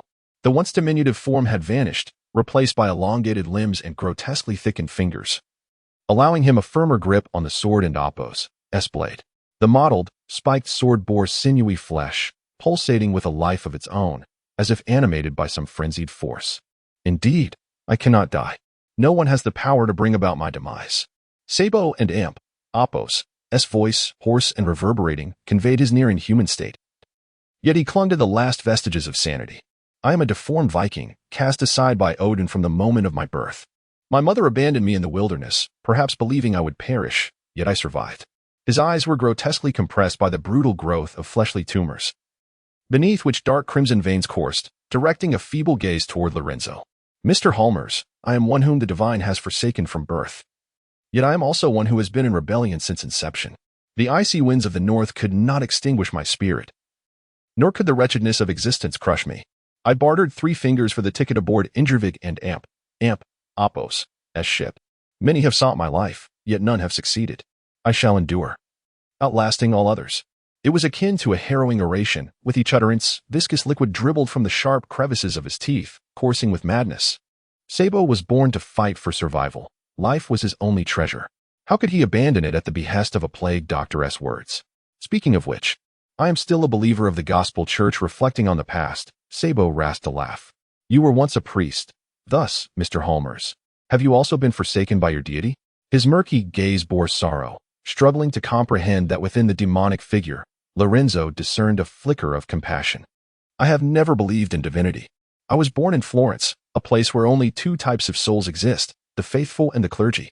The faithful are not only required to devote themselves to their beliefs, but also to contribute financially at the church. However, the pastor's situation is quite different.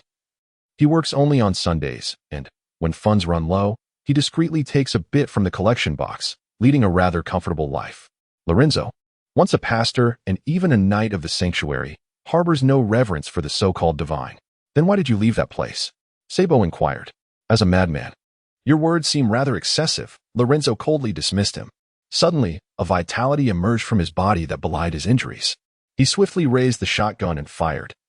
After a blinding flash, several deadly pellets shot towards Sabo. Yet this time, they missed, as Sabo and Appos' slender form moved with an unprecedented swiftness.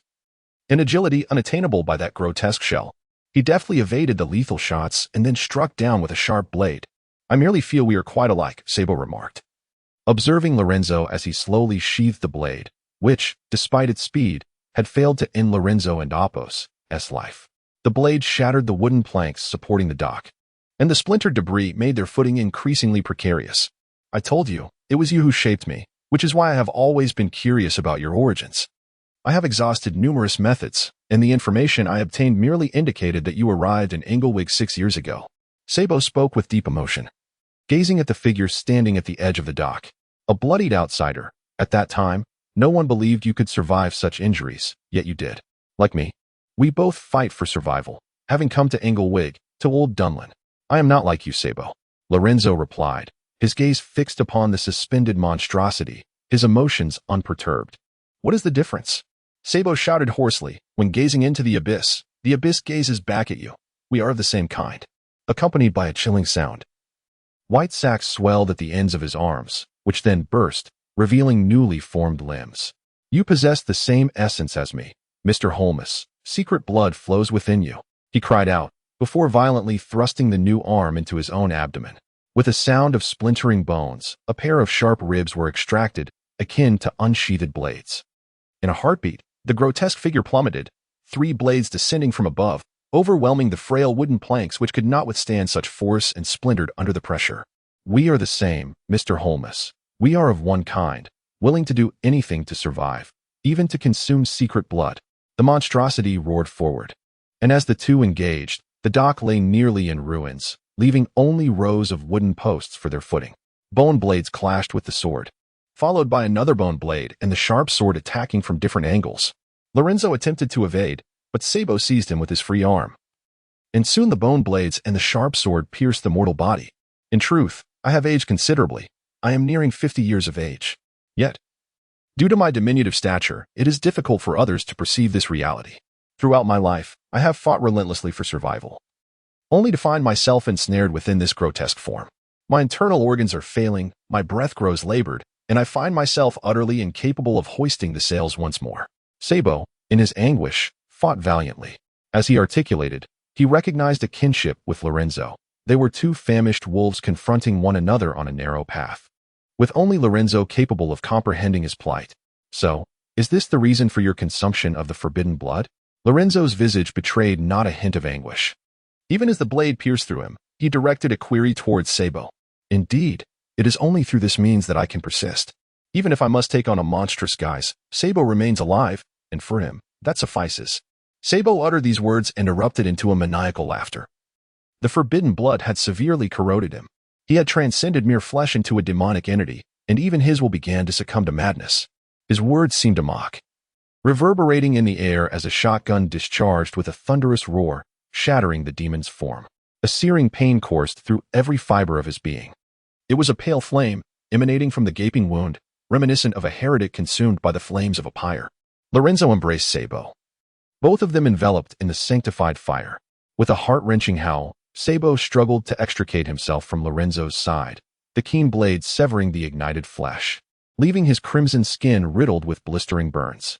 Sabo, we may bear resemblance, but from the very outset, we have been different beings. From the depths of darkness, the flames extinguished, and Lorenzo's voice emerged slowly as he traversed one wooden stake after another, wielding his staff and gun. An ineffable sensation enveloped him. It felt as though, at that moment, the detective known as Lorenzo Holmes had perished, supplanted by a malevolent spirit lurking in the shadows. You became a monster to survive, while I have lived to battle monsters. This was a roar that pierced the soul, as his wounded form began an eerie healing process.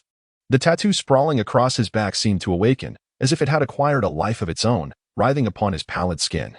Forbidden blood awakened 7.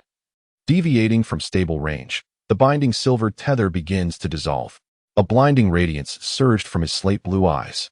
Sabo could only glimpse the sword and Appos' light, rapidly stretched into a slender line, as the man's tremendous force crushed the stakes, sending droplets of water flying. It transpired in an instant. By the time Sabo grasped the unfolding events, the man, resembling a demon, had thrust his staff into Sabo and Appos' chest, the luminous flame roaring fiercely upon the blade. Chapter 35, The Black Angel. A new era has dawned, relentlessly crushing the remnants of the old world beneath the rolling wheels of progress. It seems as if a myriad of birds are shrieking, converging into a colossal cloud that flits about the skies of the lower city. The resonant blasts of iron whistles echo through the air, as soldiers vigorously sound their alarms, their iron boots striking the damp earth, seizing every street and square in accordance with their commands.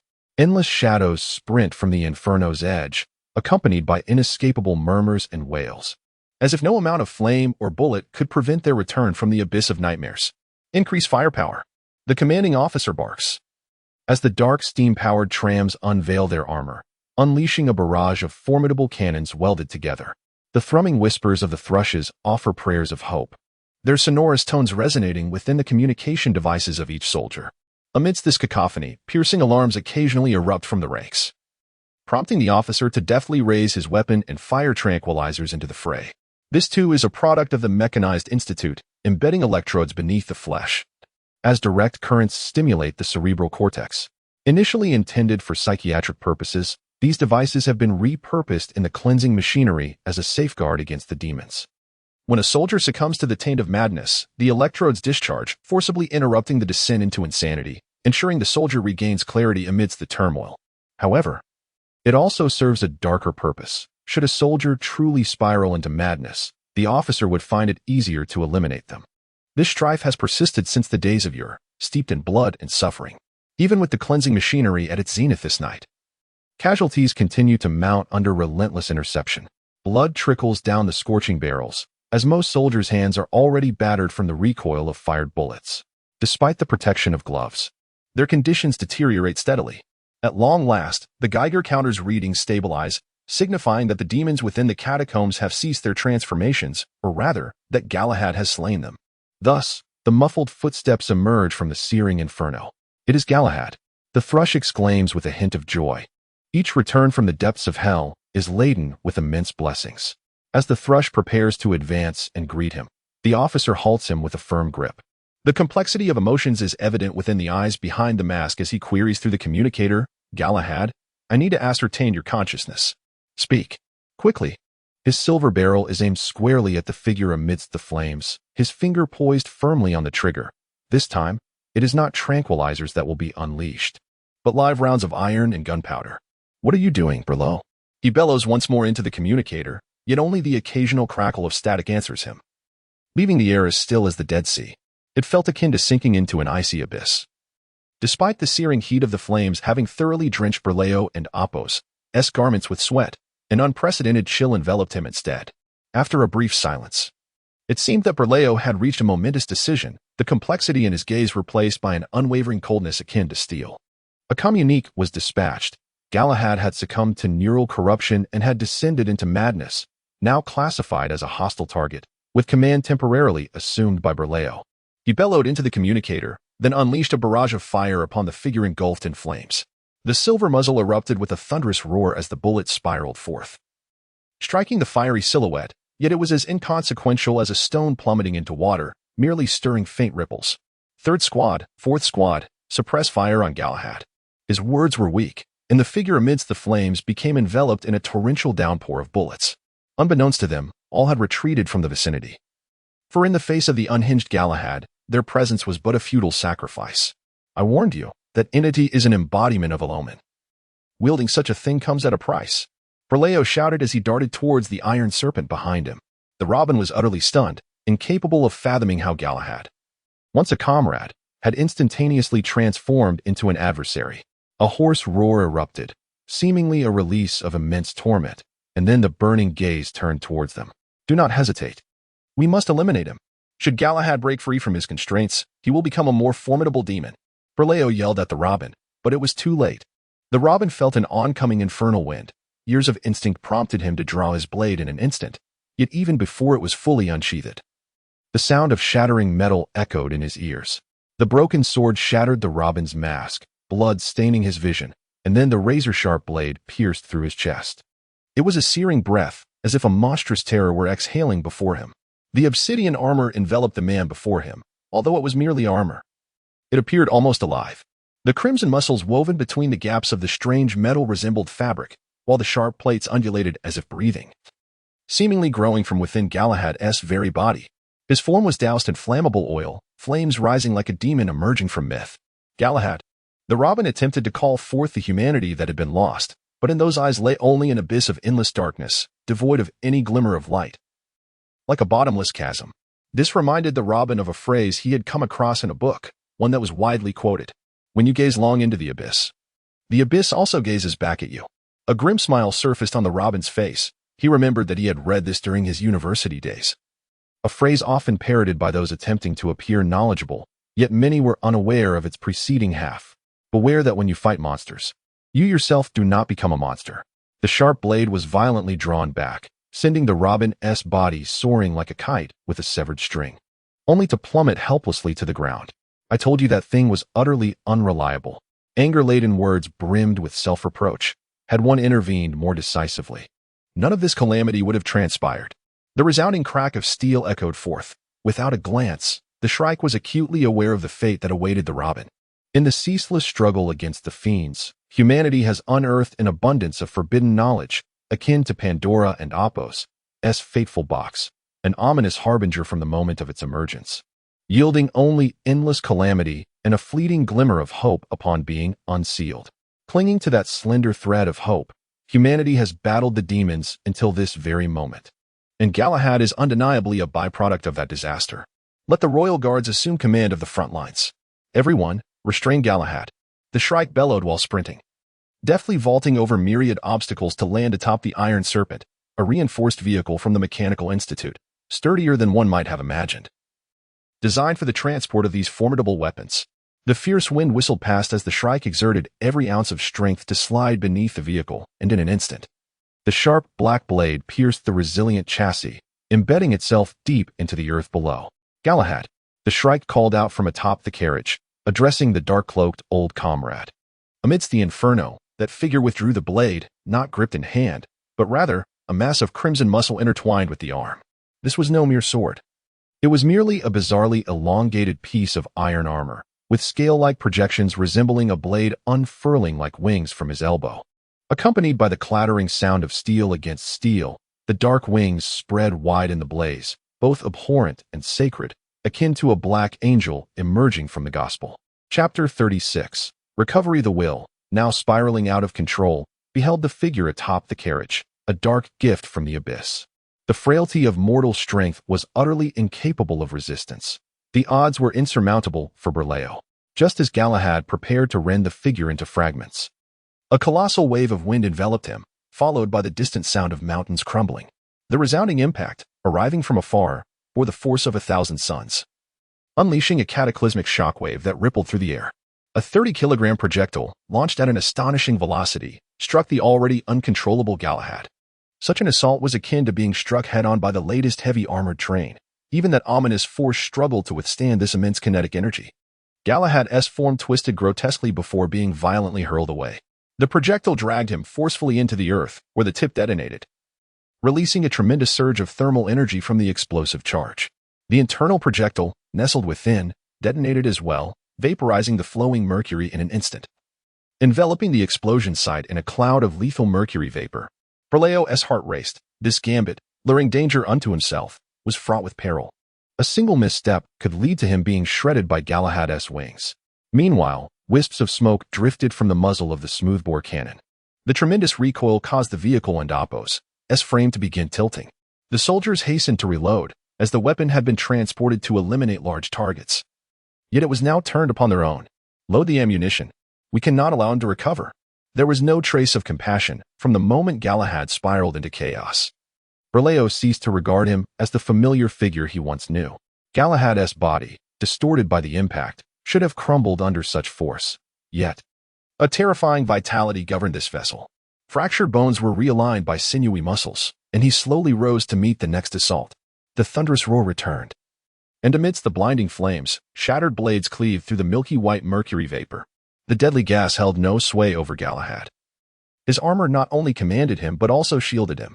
The cacophony of explosions reverberated, as not only Galahad bore the brunt of the onslaught. The subterranean complex trembled under the relentless fire and detonations. The robust structure, standing strong for decades, now teetered on the brink of collapse, its internal framework ravaged, beginning to cave in, much like a coffin, entombing all that was foul beneath the earth. Grasping a silver spear, Berleo loaded a specially crafted bullet, then focused his gaze through the lens toward the crater of destruction. Beneath the lens lay a life force reminiscent of a demigod, under the protection of the armor. This was no longer a being that could be merely called human. The Black Angel unfurled his wings fully. Such a heavy blow had merely fractured his plumage.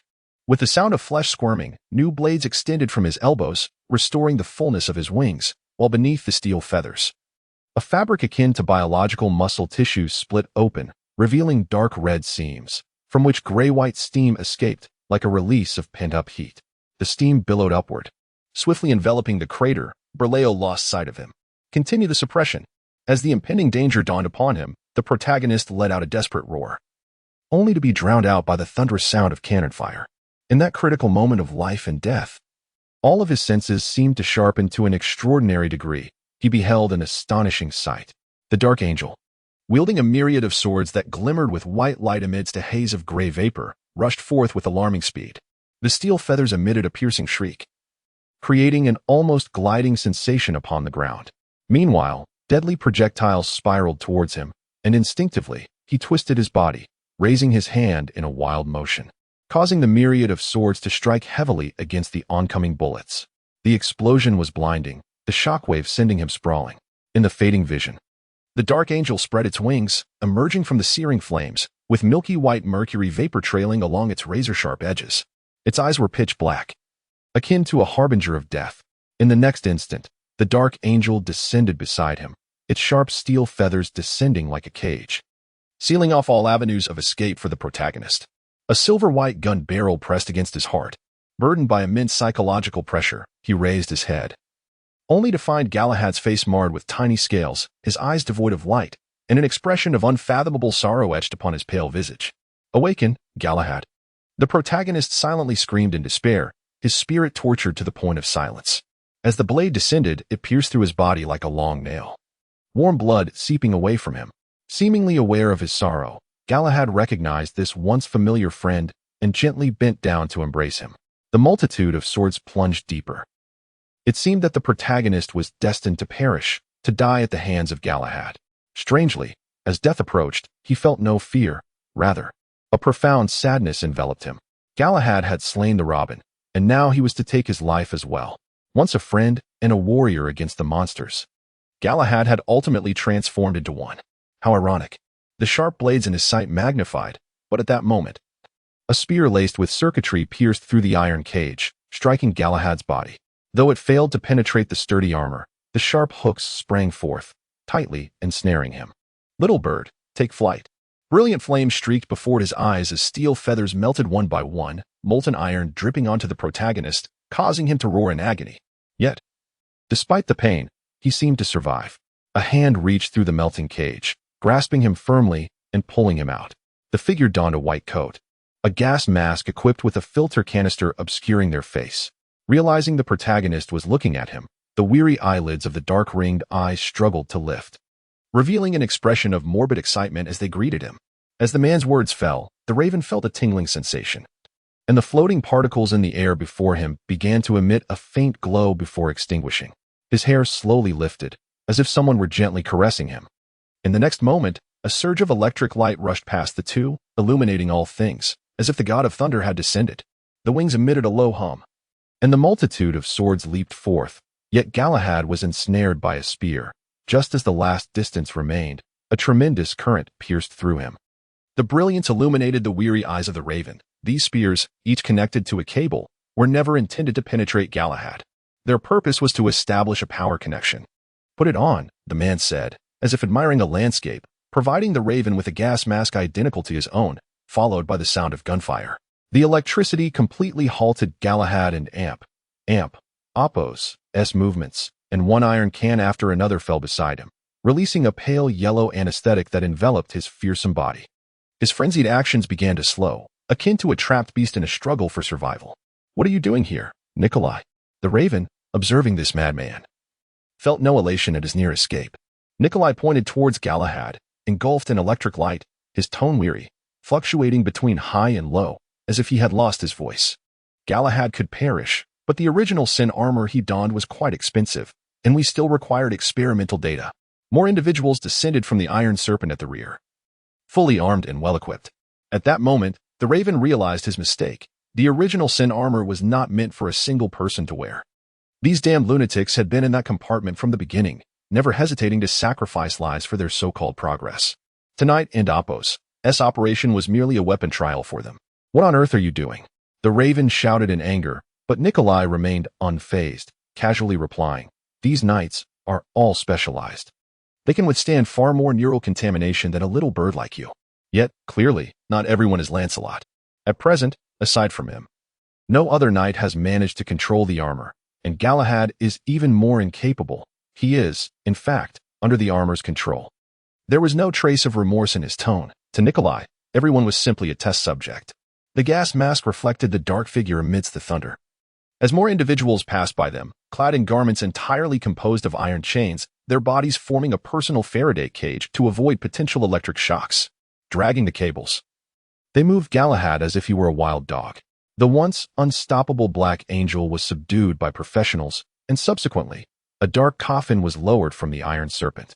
Forged from an unknown metal, the framework bore an eerie and grotesque relief upon its dark golden surface, with copper pipes densely lining the coffin and Apos' edges.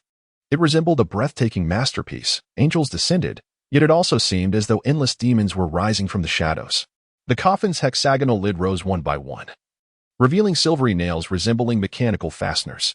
As the coffin opened, an endless surge of icy white mist poured forth, causing the air, heated by fierce flames, to plummet to sub-zero temperatures, and delicate frost formed upon the metallic surface.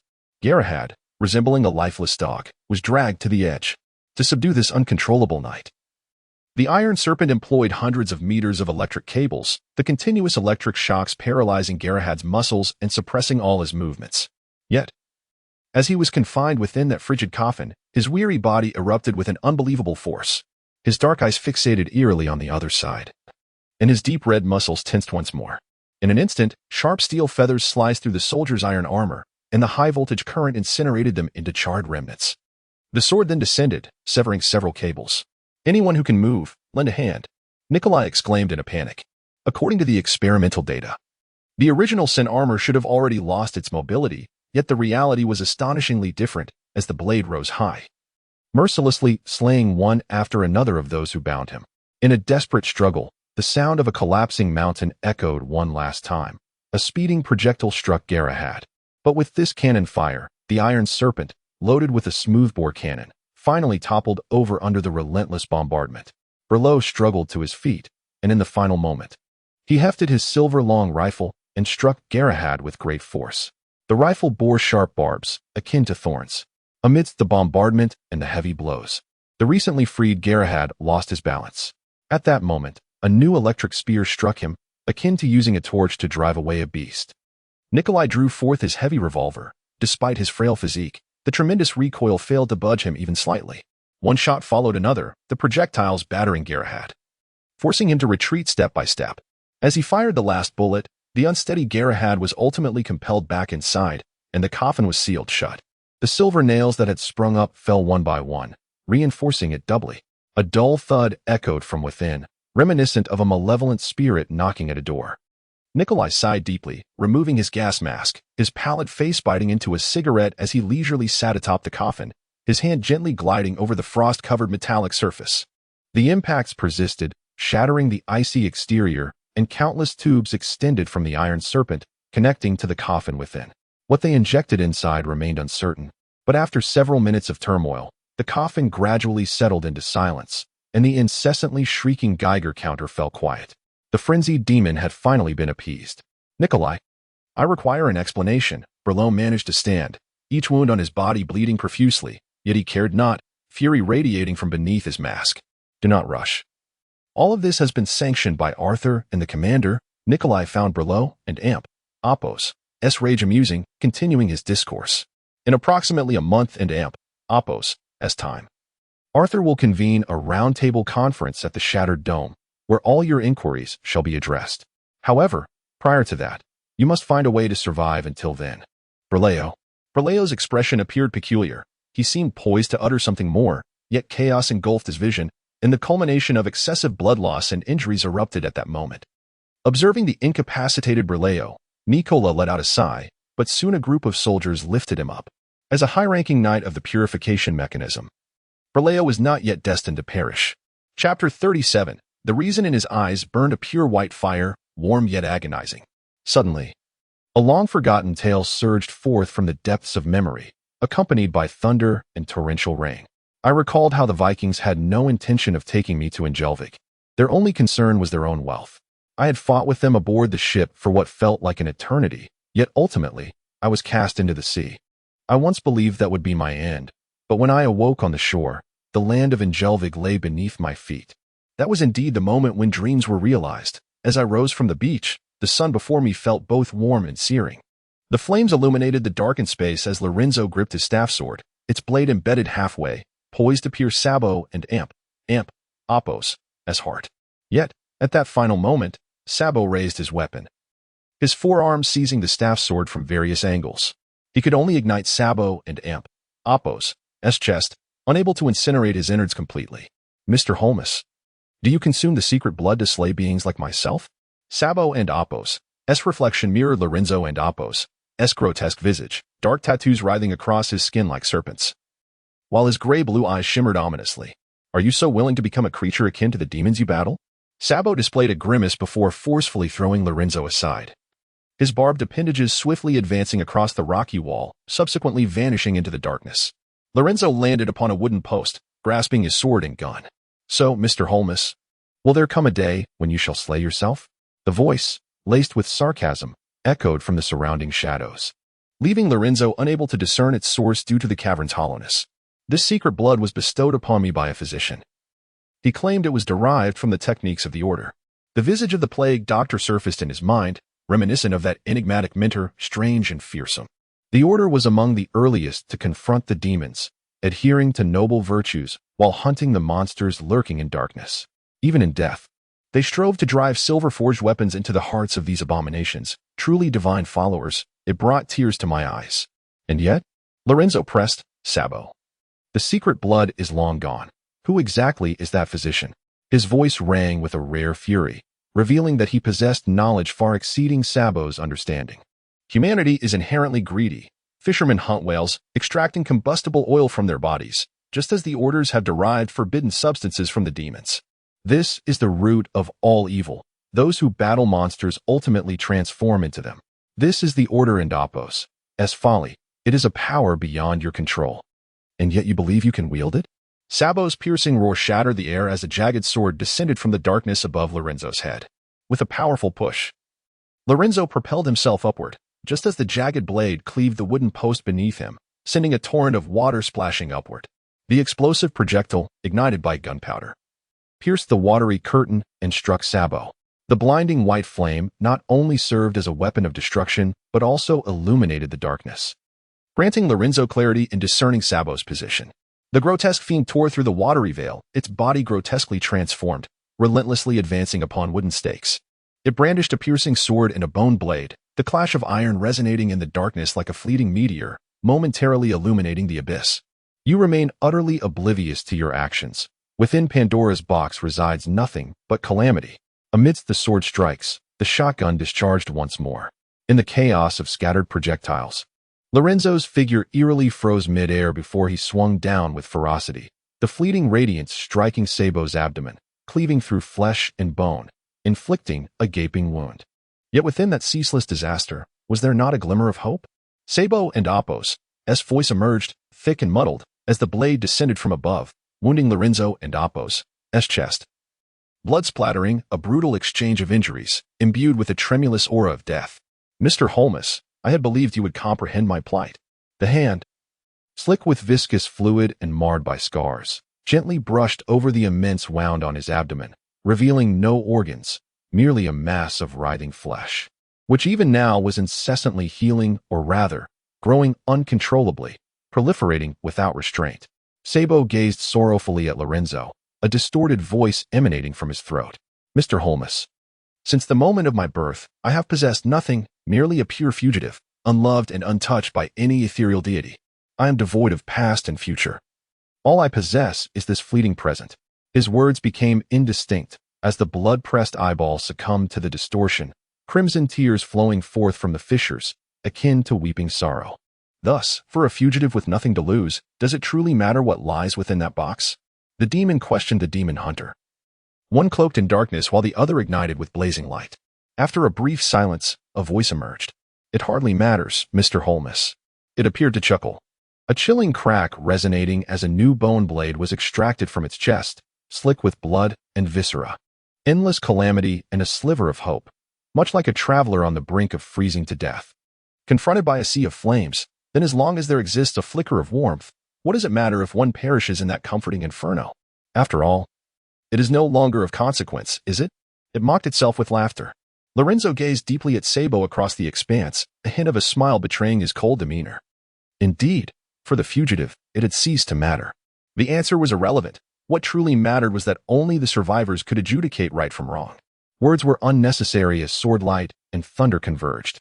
For sharp blades approached, and the sword staff endeavored to parry while seeking an opportunity to counterattack.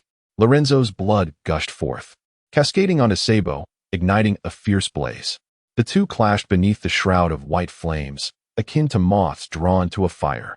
With a forceful swing, the bone blade was intercepted by Lorenzo, who gripped it tightly and yanked it upward. He then countered with his staff sword, shattering the steel-like bones. Yet, at that moment, another bone blade descended, leaving a series of wounds upon Lorenzo's body. Undeterred, Lorenzo and Appo's dark tattoos glowed with an intense heat as a strange transformation unfolded within him. Sabro suddenly lifted his thigh and delivered a powerful kick to Lorenzo's chest, sending the man crashing backward. Before he could regain his footing, a speeding bone blade pierced through his shoulder, nailing him firmly against the rock wall. In an instant, Sabro launched another assault. Two bone blades crossing in a manner reminiscent of a guillotine poised to strike. After all, we are quite similar, Mr. Holmes, he declared. The final thrust of the sword descended slowly, piercing through Lorenzo's chest and carving a deep gash. It revealed an astonishing wound, beneath which lay silver bones stained with blood. Yet, amidst the flames, sacred words could be discerned inscribed upon the surface, as flesh writhed within, simultaneously wounded and healing. You are a fugitive too. If not, why would you consume the secret blood? The so-called secret blood shielded Lorenzo, a substance he loathed yet was becoming one with. Sabro's triumphant laughter echoed, for in essence, Lorenzo was nothing more than a reflection of himself.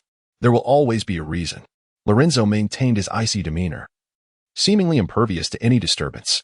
Sabro paused, but as if to assert something, the sharp sword descended. In his eyes, the sword magnified, and if fate allowed, Sabro aimed for Lorenzo's heart, regardless of whether one was demon, human, or any other form of life. Such a fragile body bore a fatal weakness, either the heart or the brain. The blade struck, piercing his chest and heart. A fleeting pain ensued, and then all faded. His vision blurred as Sabro leaned close, whispering hoarsely, "What is your reason for consuming the secret blood?" Though they spoke of differences in his dying moments, he pondered his own justification. Sabro and Appo's motive was simple: to survive, to cling to life, for it was the only possession of value he had. But what of Lorenzo? The corruption of the demon gnawed at his nerves, as if thousands wept and wailed in his ears. Illusory pain coursed through his body, countless maggots feasting upon his flesh, reducing him to a pile of bones. His will began to crumble, yet amidst this turmoil, Lorenzo suddenly recalled his past. He had been an old dunling for 6 years, a time neither long nor short, sufficient to forge a new life and to forget the old one. He remembered. Secret blood awakening 9-7, exiting stability range. The binding silver tether begins to dissolve. His gaze was frosted with anger, a fire brewing within, shattering the barriers. The chaotic wails vanished, and all the maggots were consumed by the flames, turning to ash. Muscles tugged at the skeletal form, wrenching it away in a visceral manner, drenched in blood and flames. Lorenzo seized the dagger fiercely, gripping it with unwavering resolve. He was alive. With a menacing glare directed at Sabo, Lorenzo extricated himself from the shackles of the skeletal blade. His body was torn asunder yet simultaneously mended. The demonic power surged forth from his blood, radiating with distortion and loathing, transforming him into a being akin to Sabo. I exist to survive for others, Sabo. The incandescent light in his gray-blue eyes intensified, while the inky tattoos encased his form like iron armor. Dense plates of armor erupted from beneath his skin, layering upon one another, producing a jarring clamor akin to the grinding of steel with the slightest movement. Like wings unfurling. Blood of secrets awake at 9. Departing from the stability threshold, the silver binding is commencing dissolution. Initiating connection to the stagnation sanctuary. Connection failed. It felt as though he were enveloped by countless devotees, their whispers of prayer barely perceptible at the edges of his consciousness. Sabo had never held faith in any deity. Even when he first joined the gospel church, it was merely to partake in the complimentary communion during Sundays. Yet, in the depths of this abyss, where light could not penetrate, he witnessed a miracle. The so-called steel began to be reforged from the shattered sword staff. A substance known as metal sprouted, ablaze like the fiery sword guarding the kingdom of heaven as described in the gospel. The sword of heavenly fire descended to the mortal realm, purging all evil. Chapter 38. The outlaw. The armor that enveloped Lorenzo resembled a dark angel. Yet it was more akin to a writhing mass of serpents entwined around him, interlacing to form this bizarre suit of armor. Blazing flames surged from the crevices of the armor, as if beneath it lay not flesh and blood, but a sacred entity forged entirely from fire. To slay a demon, one must destroy not only the heart but also the brain. A deep voice resonated in his ears. The burning blade descended effortlessly, severing the binding arms with a resounding crack. The wounds inflicted by the blade were not smooth cuts but charred blackened flesh.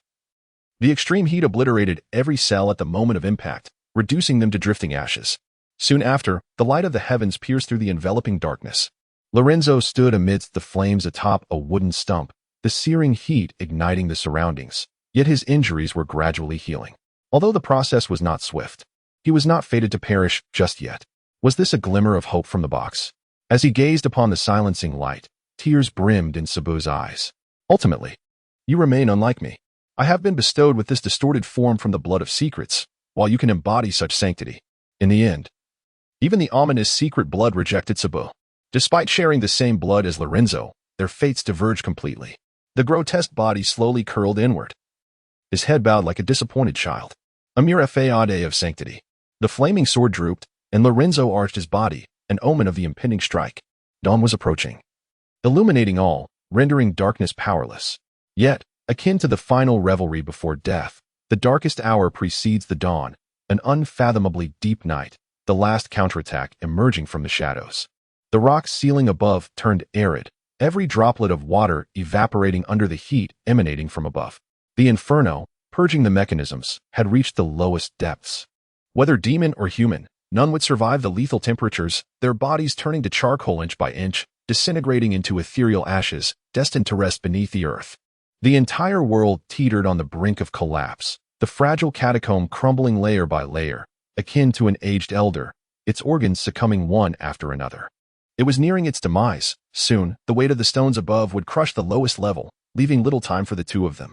Countless fragments of stone and dust cascaded down, causing ripples on the water and Oppo's surface. Only one among them would emerge alive. Thus, the mottled dagger pierced through the swirling dust. Its crimson gaze filled with jealousy towards Lorenzo, envious of every individual in the world. The sharp sword clashed with the fiery blade. The dark gray metal glowing red under the intense heat, blood droplets evaporating upon contact. No one can choose their origins, but one can shape their future. Sabu screamed. His form a grotesque monstrosity, yet he still clung to the belief that he could survive, that he must survive. It was his sole aspiration. Lorenzo clashed with his opponent, their swords dancing in a deadly ballet where skill had become irrelevant. It was merely the art of killing, devoid of the finesse required to vanquish demons. In this primal struggle, they resembled ancient beasts, engaged in the most elemental of combats. The swords struck against the resilient scales, producing brilliant sparks and leaving profound gashes, while the searing blades incinerated the wicked flesh, only for it to be swiftly replenished by the grotesque regeneration of blood and tissue. Like the Ouroboros, which consumes its own tail, destruction led to rebirth, continuing until one combatant succumbed. There is no turning back, Sabo, Lorenzo stated coldly. Many things lose their chance for change once a decision is made.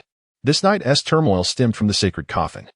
With the disturbances in the catacombs linked to the enigmatic doctor, Lorenzo had dealt with such matters before. He understood well that the physician had left behind a secret blood, the widespread diffusion of which transformed many into abominations, with Sabo being the sole individual capable of retaining his sanity. Perhaps it was indeed the allure of the secret blood that drove him, for his distorted body could no longer endure. Only the secret blood could offer him a glimmer of hope. The fiery sword relentlessly struck, akin to a blacksmith's hammer, furiously pounding steel and flame. Lorenzo forced Sabo back, then pressed forward again, the water's surface boiling with heat, shrouded in mist that mirrored grotesque shadows and light. Another rumble echoed as the collapse drew near. And with all his might, Lorenzo swung his sword, only for it to snap amidst the cacophony. This sword had accompanied Sabo for many years, and on this day, it finally shattered. He seized the broken blade, the burgeoning flesh entwined with it, and lunged toward Lorenzo, the jagged edge slipping into the crevice of his armor, piercing deep into flesh. Sabo opened his mouth, his sharp teeth sinking into Lorenzo's flesh. He had lost his sword, yet he still possessed his lethal fangs and powerful arms. He would rend Lorenzo's throat. His limbs would drag him into the depths. He had not yet surrendered. He could continue the fight.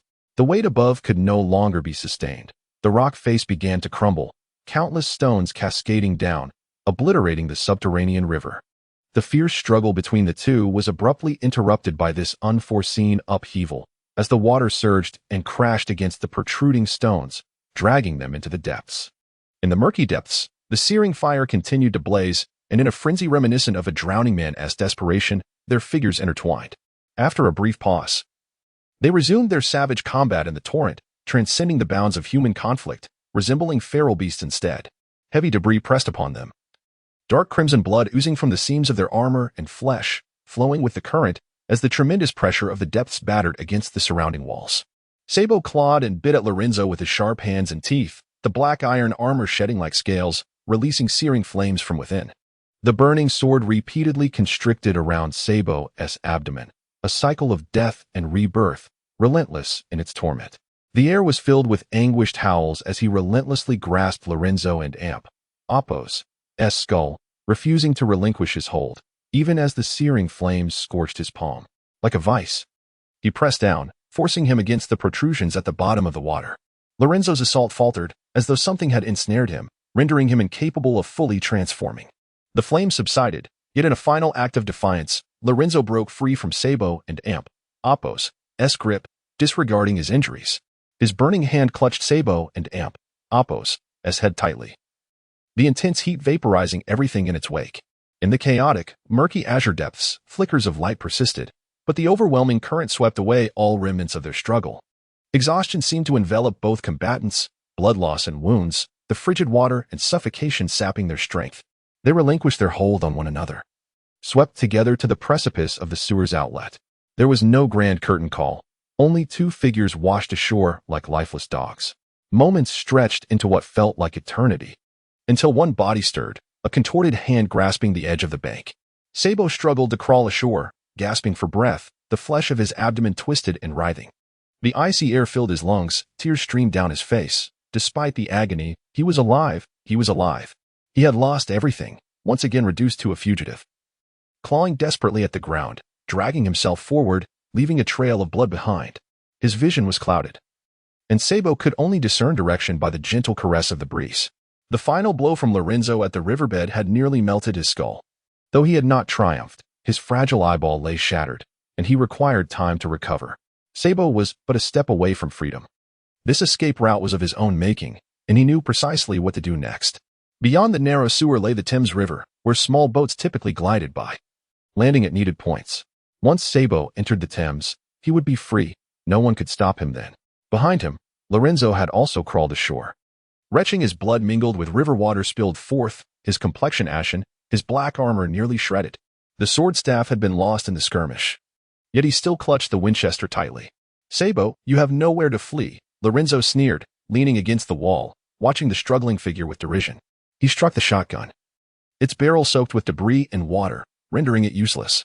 Lorenzo sighed heavily, pressing a hand to his wound as he attempted to rise. Meanwhile, Sabo continued to crawl forward, indifferent to Lorenzo's taunts, fixated solely on moving ahead. In a surge of desperation, Lorenzo lunged at him, pinning Sabo down. The scant blood he had left sought to ignite him, but the sharp bone blade beneath his flesh rose again, piercing Lorenzo anew. The two wrestled on the ground, and Sabo's bone blade descended one last time, impaling Lorenzo's thigh and pinning him to the earth. There was no desire to linger in battle. Sabo pressed on, eyeing the obstinate figure. Suddenly, a wave of sorrow washed over Lorenzo. He was so resolute, clinging to hope even as death knocked at his door. Perhaps at this moment, Lorenzo comprehended him. Sabo possessed only life, and life was something that would never betray him. That was sufficient, more than enough. The silhouette pressed onward, the searing flames consuming him, and it was then that Lorenzo realized the steel protruding from his flesh. It was his sword, inadvertently thrust into his abdomen during the chaotic clash in the underground river, ultimately piercing his heart. Sabo was on the brink of death. The inferno within had already incinerated his innards. At last, he came to a halt, expending every ounce of strength yet still unable to escape the murky passage. Am I to die? Gazing at the slowly approaching Lorenzo, he leaned upon the bone blade that had impaled him, appearing utterly disheveled. Lorenzo nodded, his tattered dark attire reflecting a countenance mingled with tranquility and sorrow, akin to a friend attending a funeral. Mr. Halmers, life is but a gamble. You stake your meager chips in an endeavor to seize all that life has to offer. I believed I had succeeded, yet I was so close, merely a fraction away. As he spoke, the loathsome visage was marked by crimson tears. He had finally arrived at Invervig, at Old Dunling. He had acquired wealth and power, even liberating himself from the shackles of his deformed body, possessing everything one could desire, yet now he faced death. Will you pray for me? His voice, frail, sought the former priestess compassion. After a prolonged silence, Lorenzo finally responded. There is no need. Sabo, you do not believe in God, so what purpose does prayer serve? Death is simply death. There is no heaven or hell, merely eternal tranquility. Sabo remained silent for a time, then appeared to find solace in the revelation. Is that so? How utterly unsatisfying. The scorching flames completely engulfed the demon's form, incinerating its innards and then its brain. The ebony bones teetering precariously in the ashes before plunging into the surging waters, irrevocably submerged beneath the Thames. The charred head drifted past Lorenzo underwater. Although it was but a fleeting glimpse, it was difficult to fathom that such a grotesque countenance could bear an expression of serenity. The fugitive finally came to a standstill, embracing the peace that had long since arrived. Chapter 39, Collusion. The darkest and most arduous times have passed, and at the horizon of the Old Dunling sky, a faint golden dawn begins to emerge. Soldiers stand vigil outside the underground palace, as the night's battle finally draws to a close. All the bodies are burned on the spot, ashes rising incessantly like dark snowflakes descending from the heavens, relishing the long-awaited light among the outermost guards.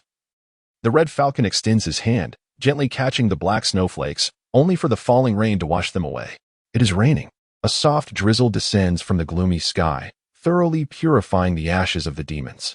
The morning is chillingly cold, and Officer Praise stands by, still bewildered, clutching the gun handed to him by the Red Falcon. The icy raindrops soak through his clothes, causing him to shiver involuntarily. The light breaks through the smoke-laden horizon, and the morning wind carries the scent of charred remnants. I have fought the noble fight, traversed the path laid before me, and upheld the beliefs I hold dear. Henceforth, a crown of justice shall be preserved for me. A frail voice crackles through the communicator, its electric hum sounding ancient and mysterious. Upon hearing this voice, the Red Falcon's previously frozen expression softens slightly, and he speaks into the device. I thought you were dead. Fortunately, Galahad's sword pierced my chest. A mere inch off, and I would have perished. But thankfully, the divine still shelters me. The sound of a robin chirps forth, revealing that he indeed survived. Indeed, it is somewhat regrettable. I believed I was finally bound for paradise. The robin chuckles. I had even prepared for my last confessions, only to be rescued by this group once more. Naturally, dear Robin, we are all brothers. How could you escape this hell before us? With a sigh of relief, the Red Falcon remarks, basking in the warm sunlight that kindles hope. No one has perished. How splendid. Lorenzo trudges alongside the Thames, his wounds healing slowly. Yet his vision begins to fade. Just then, the cold raindrops fall upon him, revitalizing his senses. The frigid air, ushered in by the rain, dispels the metallic scent of blood and smoke from his nostrils. After what feels like an eternity, he finally spots a small boat. Eve sits against the wall, her complexion pale, her hair disheveled by the rain, looking utterly disheveled. Their eyes meet, and they share a knowing smile, a moment of camaraderie amidst the chaos. What an unforgettable night this has been. If it weren't for the demons, I would have loved to pen this as a novel, of course. Featuring a legendary heroine and a hapless detective. You look as if you were on the brink of death. Eve slowly rises. You're not far behind. Lorenzo approaches. And Eve instinctively supports him, the two of them leaning on each other for support, stumbling slightly. You need a doctor, Lorenzo. Eve observes Lorenzo's pale face. Drained from blood loss, her concern evident.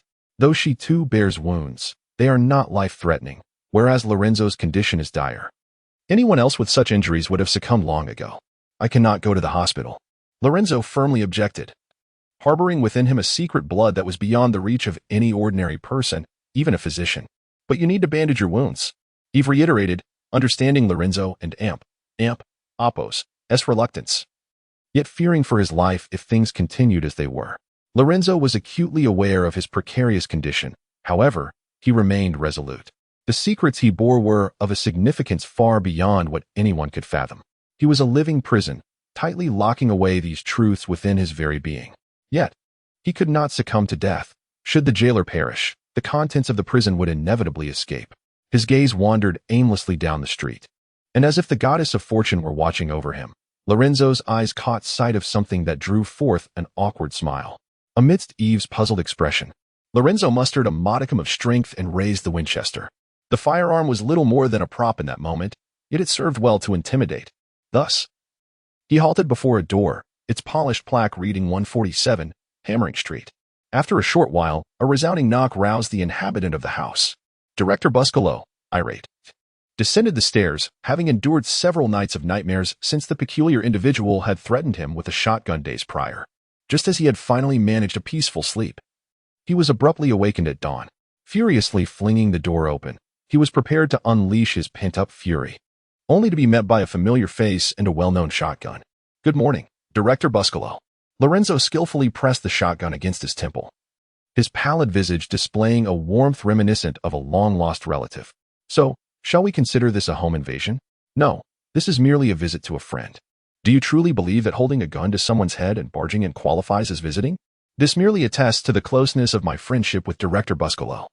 In less than a minute, Buscolo had grasped the reality of the situation. Consequently, Lorenzo found himself comfortably seated on a plush sofa, tending to his wounds with a bare torso. The director's home was replete with medical supplies. Though not as comprehensive as a hospital, it sufficed. Trembling, Buscolo stood by, watching as Lorenzo extracted piece after piece of metal from his own flesh with a pair of tweezers. The very fabric of Buscolo's worldview seemed on the verge of shattering. This man had removed at least 2 pounds of metal from his body. Logically, he should have been dead, yet here he was, bursting with vitality. Even engaging in banter with Eve while performing surgery on himself. Miss, are you his acquaintance? He inquired, turning towards Eve, who was seated across from him, tending to her own injuries. Compared to Lorenzo, her wounds were merely superficial, the most severe being on her arm, which required only a simple stitch. Upon hearing Buscolo's question, Eve glanced at the unfortunate man, uncertain of his intentions. Perhaps, she replied, Miss, you must be cautious in your choice of friends. This is not advisable. Buscolo recalled Eve, who had persistently troubled him during the autopsy of Wallace's corpse. How had the detective ended up mingling with a lunatic like Lorenzo? Could it be that there was an undercover agent from the Swarland Hall? Just as he pondered how to draft a will, Lorenzo abruptly spoke. Director Buscolo, could you please assist me in stitching this up? Lorenzo revealed his back, a spotty Kuden and Apos' reach, necessitating the doctor and Apos' help. Could Buscolo bring himself to do it? He felt an overwhelming fear. To him, Lorenzo seemed like a relentless specter of malevolence. However, Eve, standing nearby, picked up a shotgun, her cold yet cunning gaze suggesting that she was no longer merely a hapless companion, but rather a conspirator in this grim affair. Where had the once enthusiastic detective, relentless in pursuit of every clue, vanished? Why had there been such a stark transformation in just a few days? Ignoring Buscolo's rapidly shifting thoughts, Lorenzo presented his back, revealing a deep wound. As Lorenzo's secret blood began to stabilize, his extraordinary regenerative abilities waned. He required assistance in suturing the injury. Do not look at it, he urged. Reluctantly, Buscolo accepted the needle and thread, initially oblivious to what Lorenzo meant by do not look. After all, they were both men. What was there to be ashamed of? Yet he soon comprehended. It was that bizarre tattoo, seemingly alive, writhing before his eyes. Intrigued, Buscolo attempted to discern its form, only to be met with a sharp pain in his eyes, as if a hawk, animated and fierce, had suddenly pecked them blind. "I told you not to look," Lorenzo remarked coolly, laboriously covering his back with a blanket. Cold sweat enveloped Buscolo. He gasped for breath as if he had just completed a marathon. Both his mind and body engulfed in an unprecedented fatigue. The cognitive strain was immense, akin to reading a densely packed book. The overwhelming volume of information crashing upon his brain like a tidal wave breaching a dam, shattering even the sturdiest barriers. In the face of such turmoil, his mind instinctively sought refuge, falling into a state of faintness to shield itself from the deluge of information. Lorenzo spoke with indifference, yet Eve understood he was addressing her. After this night, she would have forged a connection with the dark underbelly of the world, an entanglement that was as treacherous as quicksand, once ensnared. One could only sink deeper. Buscolo's gaze grew heavy as he grasped the needle and thread, commencing the delicate task of stitching the wound. Though he refrained from examining the tattoo, he felt an inexplicable allure, akin to a serpent enticing one to pluck the forbidden fruit. At last, he completed the suturing, wiping the sweat from his brow. To him, Lorenzo was no mere criminal. Though an ordinary man himself, he was a doctor. And he had uncovered the strangeness of Lorenzo's anatomy within the wound he had just sutured. This was no ordinary physique. "Doctor, it would be wise for you to remain blissfully ignorant." Lorenzo spoke as he picked up a piece of paper, a list he had written down upon entering. Though his handwriting was somewhat distorted due to his injury. "By the timeline, you should be at work. As the director, you ought to be able to procure these. I hope you can deliver them shortly." It was a list of medications, and Buscolo, glancing at the paper, inquired, "Aren't you afraid I might call the police after you leave?" Lorenzo shook his head and replied, "You can sense the indescribable eeriness, can't you? The ones who will handle my situation are not the police, but another group entirely, as far as I understand. Their method of dealing with the strange is to eliminate anyone associated with it. We are on the same side now." It was a simple threat, yet effective. Buscolo shot a fierce glance at Lorenzo before storming out, leaving the room with only him and Eve. I recall he had a daughter, however. It seems his wife has taken her away. "Life is truly challenging," Lorenzo remarked casually, gazing at the family photo on the cabinet, while Eve sat across from him. "Mr. Lorenzo Holmers, I believe we can have a meaningful discussion now, can't we?" "About what?" The girl and Oppo's expression was somewhat complicated as she contemplated Lorenzo for a long moment before responding. "About why you saved me and these." Eve extended her hand, tearing off the bandage, revealing that her wounds had mostly healed, her eyes filled with a mixture of terror and confusion. Chapter 40. The dark gate. Eve revealed her pristine wrist, where several wounds were healing at a visibly slow pace, reminiscent of Lorenzo's own peculiar recovery. Her countenance bore a look of terror. Although she was uncertain of how Lorenzo achieved such a feat, she was acutely aware that this was an ominous sign. "Am I contaminated?" the girl inquired, a hint of fear lacing her voice. She hesitated to disclose this to Lorenzo. If she were indeed tainted by a demon, his nature would likely compel him to eliminate her without hesitation. Yet, Eve understood the peril posed by these entities, and in the balance of truth and danger, she chose candor. "It is not." Lorenzo gazed at her intently, and after a prolonged silence, he spoke softly. "For one to be contaminated by a demon, numerous conditions must be met. Moreover, those afflicted typically undergo a grotesque transformation akin to that of Sabo. However, you have not. Your condition remains stable. Much like mine. Much like you?" He ventured cautiously. Lorenzo remained silent, rising to approach her, his eyes igniting with an inner flame as the power known as blood's secret awakened within him. After an extended pause, the flame extinguished, and he resumed his seat. Though this time, confusion clouded his gaze. "The outcomes of encounters with demons are limited, thus your condition is relatively easy to assess. However," upon hearing the however, Eve stiffened, sitting upright like a diligent student. "Eve, you must understand that some things, once encountered, become inescapable, much like demons. In my knowledge, there exists a criterion known as the medium. Most individuals lack the ability to serve as mediums, and thus, even when dark entities draw near, they remain largely unaffected. This can be aptly illustrated through the metaphor of two worlds. You may perceive it as us coexisting in the same city as the demons. Yet they typically cannot see us. To them, we are merely an indistinct mist, and likewise, I cannot perceive them." Lorenzo's voice took on an enchanting quality, as if something intangible filled the room, omnipresent yet indistinguishable. "However, if you acquire excessive knowledge of darkness, it deepens your connection with it. in the eyes of those monsters. You will become increasingly discernible, and in turn, you will begin to see them. At this juncture, Lorenzo smiled. Take myself as an example. I am a human medium.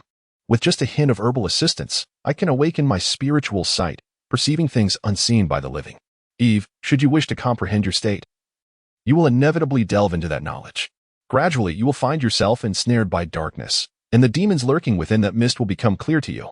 You will transform into a medium, perpetually pursued by shadows. Lorenzo regarded her with utmost seriousness. Thus, the choice lies with you. Should you desire to grasp all of this, you will undoubtedly deepen your connection with the dark. Perhaps, many years hence, that link may sever, yet no one can guarantee what lies ahead. I require your decision. The dark gate stands before you, and whether you choose to cross its threshold is entirely up to you. Listening to Lorenzo, Eve fell into silence, fully comprehending his implications. It was forbidden knowledge. Once grasped, one was destined to plunge into that abyss. Will I become such a being? Eve inquired. The likelihood is minimal, provided you do not engage with the demons. After all, your state remains stable. Was this anomaly triggered tonight? No. The chaos tonight was likely instigated by a low-purity blood ritual. Your bodily irregularities, however, stem from long ago. Long ago? Do you mean I have had interactions with this entity known as a demon for quite some time? Eve instinctively clenched her hands, her knuckles turning pale under the pressure. Tell me. The girl's gaze was resolute, imbued with an unprecedented seriousness. Lorenzo was momentarily taken aback. He had not seen such determination in a long time. He recalled the last time, during his days as a priest in Florence, when children spoke of their future aspirations with the same fervor, filled with persistence, stubbornness, and innocence. May I inquire about your reasoning? If it were not for the inability to choose one's origins, I would prefer to avoid any dealings with these monsters. As he spoke, Lorenzo involuntarily recalled Sabo, who had perished at his hands not long ago. No one can choose their lineage. Eve's expression dimmed slightly, yet after a moment of contemplation, she articulated her thoughts, appearing eerily calm. Since I was very young, I have been plagued by nightmares, though I cannot precisely recall their nature. I consistently dream of a scene that recurs relentlessly. A woman lies asleep in bed. I cannot discern her face, yet I always feel an inexplicable closeness. Suddenly, something emerges from her abdomen. Much like the demons I have encountered, it crawls forth from her body. I can never quite see what it is, as I always awaken in terror just as I am about to. In truth, I had not dreamt of these for a long time. But the night before my mother passed, I encountered it once more. The following day, she died. I was young then, unsure if it was curiosity or something else. My mother lay in a coffin adorned with blooming flowers, and when no one was watching, I lifted her garment. Eve curled up on the sofa, cradling her head, murmuring to herself. As if compelled by some unseen force, I peeled back a corner of the fabric, revealing a grotesque scar on my mother's abdomen, as though some creature had once crawled out from within her. This haunting nightmare had long shadowed Eve's existence. She believed she had forgotten it, yet it would occasionally resurface, becoming clearer with the passage of time, as though death itself emerged from that scar, claiming her mother's soul. Eve had always thought this might be a mere figment of her imagination, but after this night, the bizarre occurrences were now draped in the specter of demons. Lorenzo cast a deep gaze upon Eve. Every individual is much the same. Eve believed she had the opportunity to choose, yet the ominous darkness loomed like a treacherous swamp. Unwilling to relinquish any soul daring enough to venture into its depths, she thought she possessed the power to refuse, but akin to fate itself, there would always be reasons compelling her to advance. I hope you shall not regret it. Chapter 41. The Enigma of Blood Secrets. It is a tale steeped in ancient history, concealed within the shadows of the world, where each individual privy to its significance remains silent, only to whisper its secrets upon departing. The initial adversaries of the fiends were the Evangelical Church, more precisely, the clandestine organization known as the Demon Hunter Guild operating under its auspices. Lorenzo began to recount this history, which ought to have been forgotten, his gaze distant, faintly perceiving those who raised torches to expose themselves to the night. In the beginning, humanity was powerless against the demons, the sole means of triumphing over them being through the sacrifice of lives. This was indeed the darkest and most arduous of epochs, where we could only cower behind fortresses or offer our kin as sacrifices to quell the onslaught of the demons. It was a bloody era until the day someone proclaimed he had received a divine mandate. Eve found herself captivated by Lorenzo's narrative. A divine mandate? Lorenzo nodded. Continuing, much like all mythic tales, there exists that singular figure who pioneers everything. He claimed to have received a divine message, asserting that in the north lay a sanctity capable of ridding the world of demons. Thus, he gathered a group of believers, the earliest disciples of faith, who traversed the darkened lands, setting sail from their kingdom, enduring countless years to journey toward the frostbitten north, stepping upon the desolate ice plains.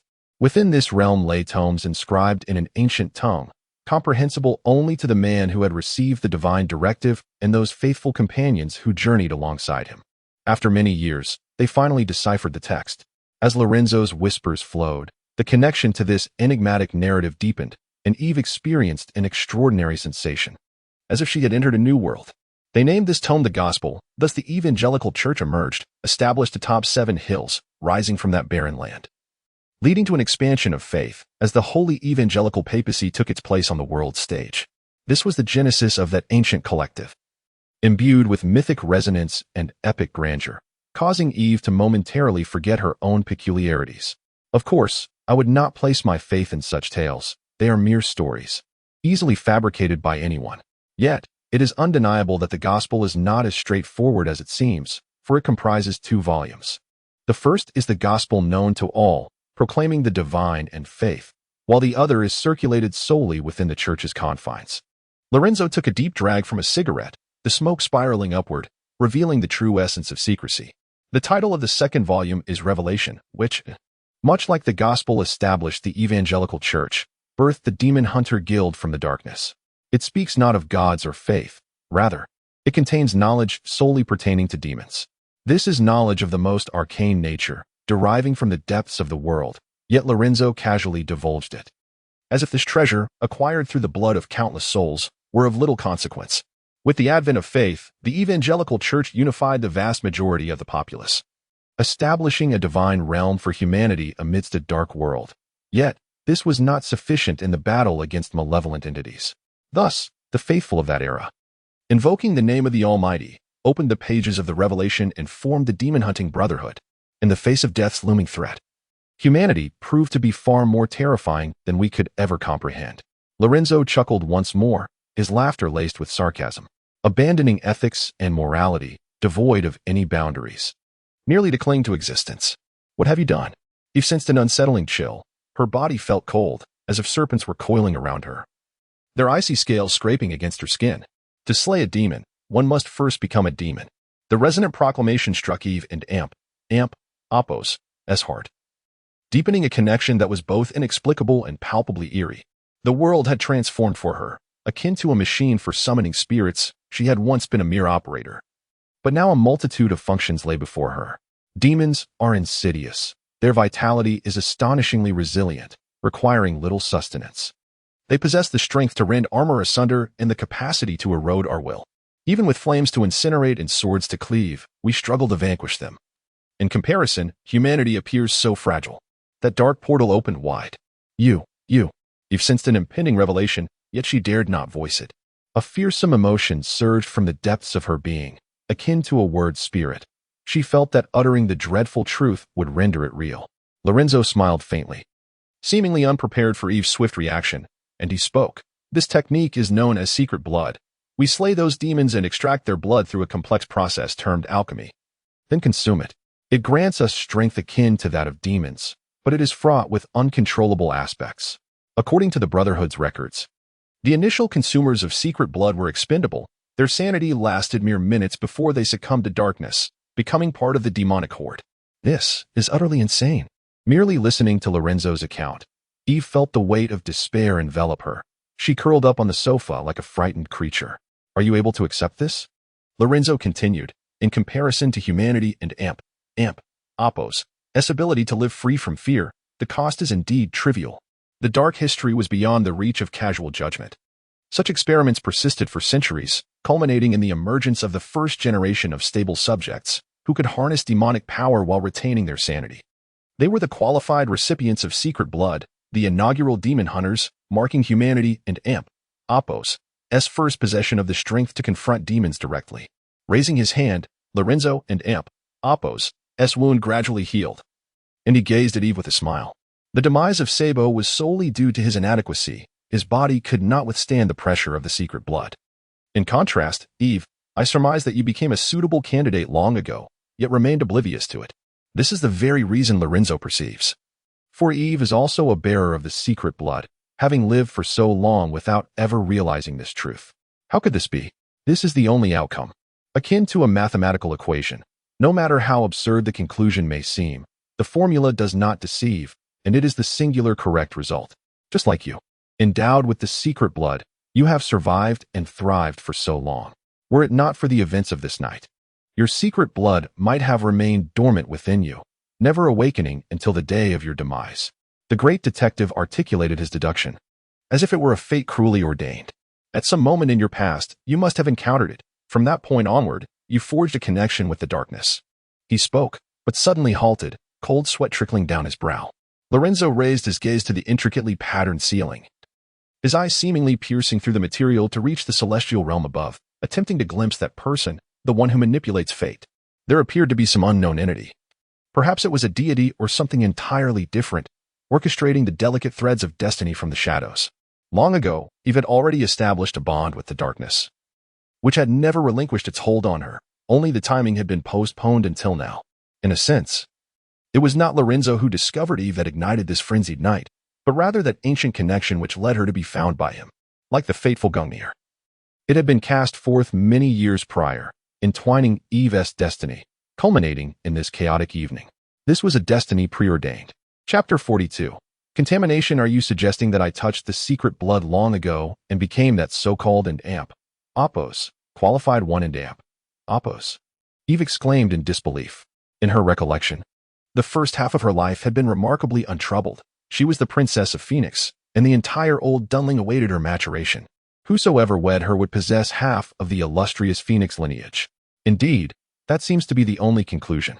It appears that old Dunling is far more intricate than I had anticipated. I had thought the demons were extinct, yet, after all these years, I encountered them right here in old Dunling. Lorenzo spoke nonchalantly, regarding the matter as trivial, for at least the humans remained alive. The demons had been eradicated over a decade ago, marking the most jubilant occasion in the history of the Demon Hunting Guild. Revelers indulged in libations, their intoxicated revelry culminating in the dousing of the last demon with burning holy water, relishing its agonizing demise. To ensure thoroughness, the guild monitored the world for several subsequent years, confirming the complete extinction of the demons. With no prey left for hunters, I retired to pursue dreams in old Dunling. Just as I mentioned, I genuinely aspire to be a detective. Lorenzo's ramblings, reminiscent of an elderly woman's chatter, painted a vivid picture of a grim and terrifying world. Yet his tone resembled that of someone amusing a large cat at a zoo. Whether it was habitual or intrinsic to his nature remained a mystery. Optimistic, gazing upon his languid, world-weary visage, warmed by sunlight streaming through the glass, it was a rather pleasant scene, yet his expression conveyed an air of someone owed a fortune. The previous coldness had vanished entirely. This is utterly heartless. Wait, so you are also that so-called qualified one? Yes, but it is of little consequence, he replied dismissively, rising leisurely to his feet and fixing his gaze upon Eve. Eve, your situation is far more complex than our current discussion suggests, yet for now, you appear to be quite safe. However, should the need arise, here is my business card. As she regarded the now drenched card, Eve recalled that Lorenzo was, after all, a detective. Though not particularly renowned, he was arguably the most capable among his peers. He undertook cases ranging from national secrets to extramarital affairs. If demons were involved, the fee would be doubled. Combing his damp hair back, Lorenzo picked up the Winchester nearby, preparing to depart. Where are you going? Eve inquired hurriedly. But, didn't you ask that doctor to fetch medicine? I merely wish to dismiss him. After all, this friend of mine has suffered enough. Recently divorced in middle age. It seems his only child does not reside with him. Should I allow him to deepen his ties with the darkness? Let this unfortunate soul be. He moved like the wind, his actions always preceding his words. Before Eve could utter another syllable, the door had already closed behind him. Lorenzo had departed. Instantly, a sense of emptiness enveloped the atmosphere, akin to a hamster whose abode had been abruptly overturned, leaving an inexplicable sensation lingering in the air. Eve was acutely aware that she had stepped into the abyss. There was no alternative but to forge ahead. Although a twinge of trepidation gnawed at her, the true world had become vividly clear to her. Her gaze descended to a sodden business card, marred by cheap ink, the letters smudged yet still faintly legible.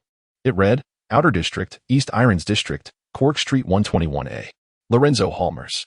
Sunlight streamed through the glass window, casting away the chill of the pre-winter breeze, enveloping her in a warm embrace that was most comforting. Burrow struggled to open his eyes, greeted by the familiar ceiling adorned with mythological frescoes depicting deities unleashing their wrath, expelling twisted demons from the realm.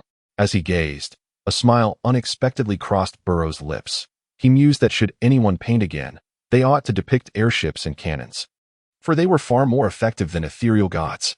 He recalled that this place had once been a monastery, later converted into a hospital.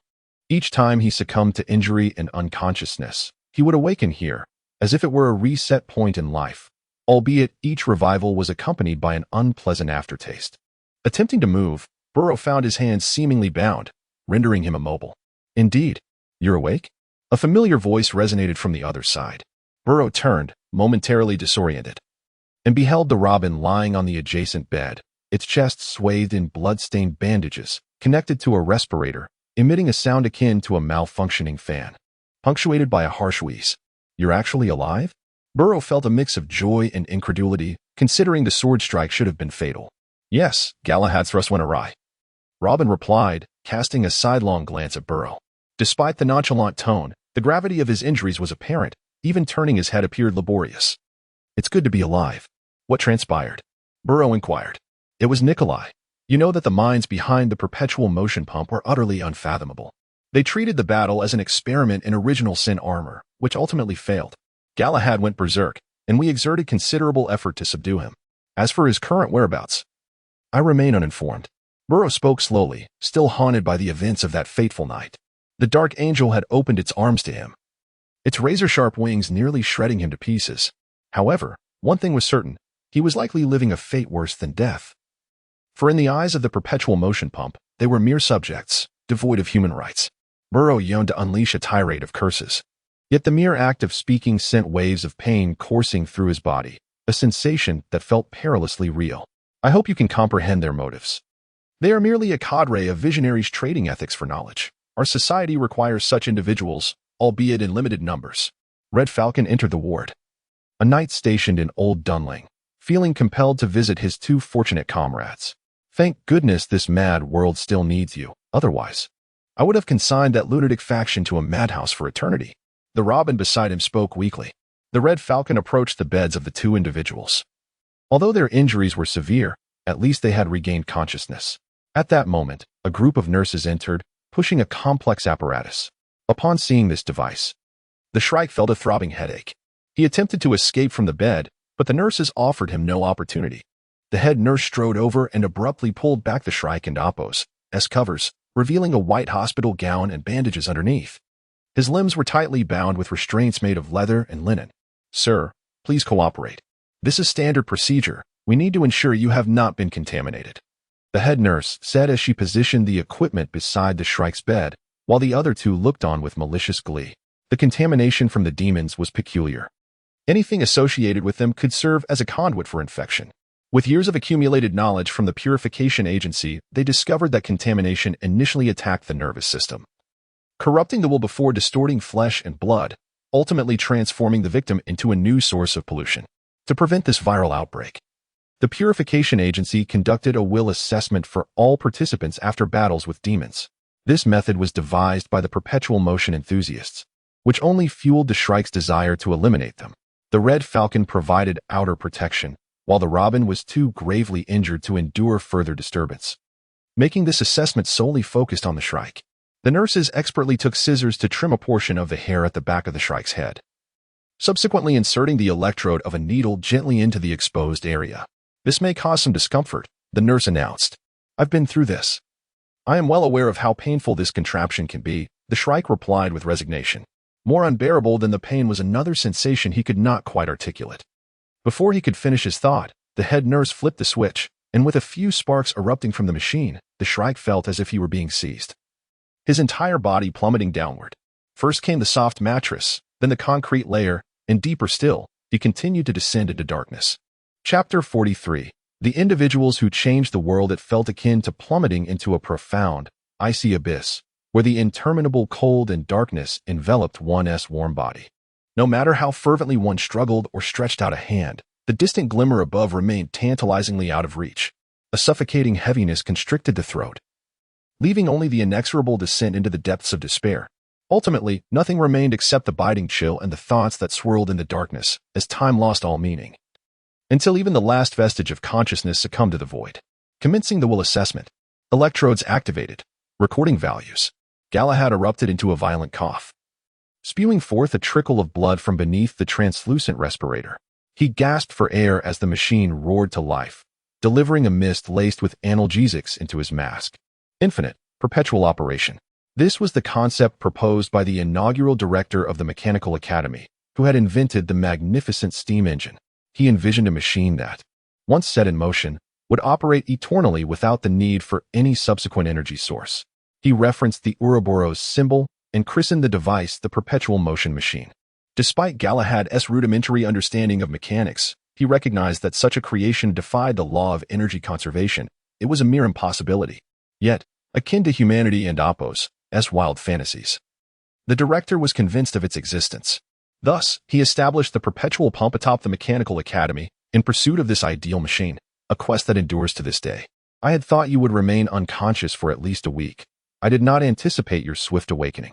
A voice emerged nearby, as Nicola ambled over with a cup in hand. His pallid visage bore dark circles beneath his eyes, and his steps were so light that one might fear he would collapse at any moment.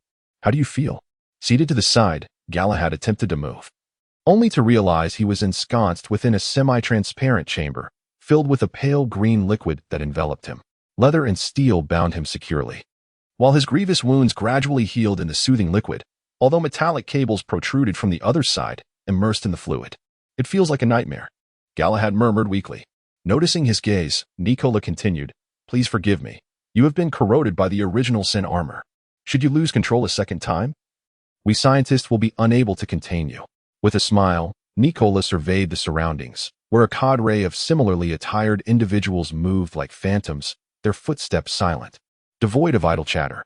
Only the sounds of keystrokes and the scratching of mathematical formulas filled the air. Among them were both youth and elders, with some individuals diligently pushing massive external circulation machines to sustain life. Each person here was a titan in their respective fields, having propelled humanity's understanding of the world to its current state. The Mechanical Academy advanced the technology of mortals, while the development of the perpetual pump sought to harness the power of the divine. Here lies the true epicenter of global technology, the very heart of Ingenverge's intellectual prowess.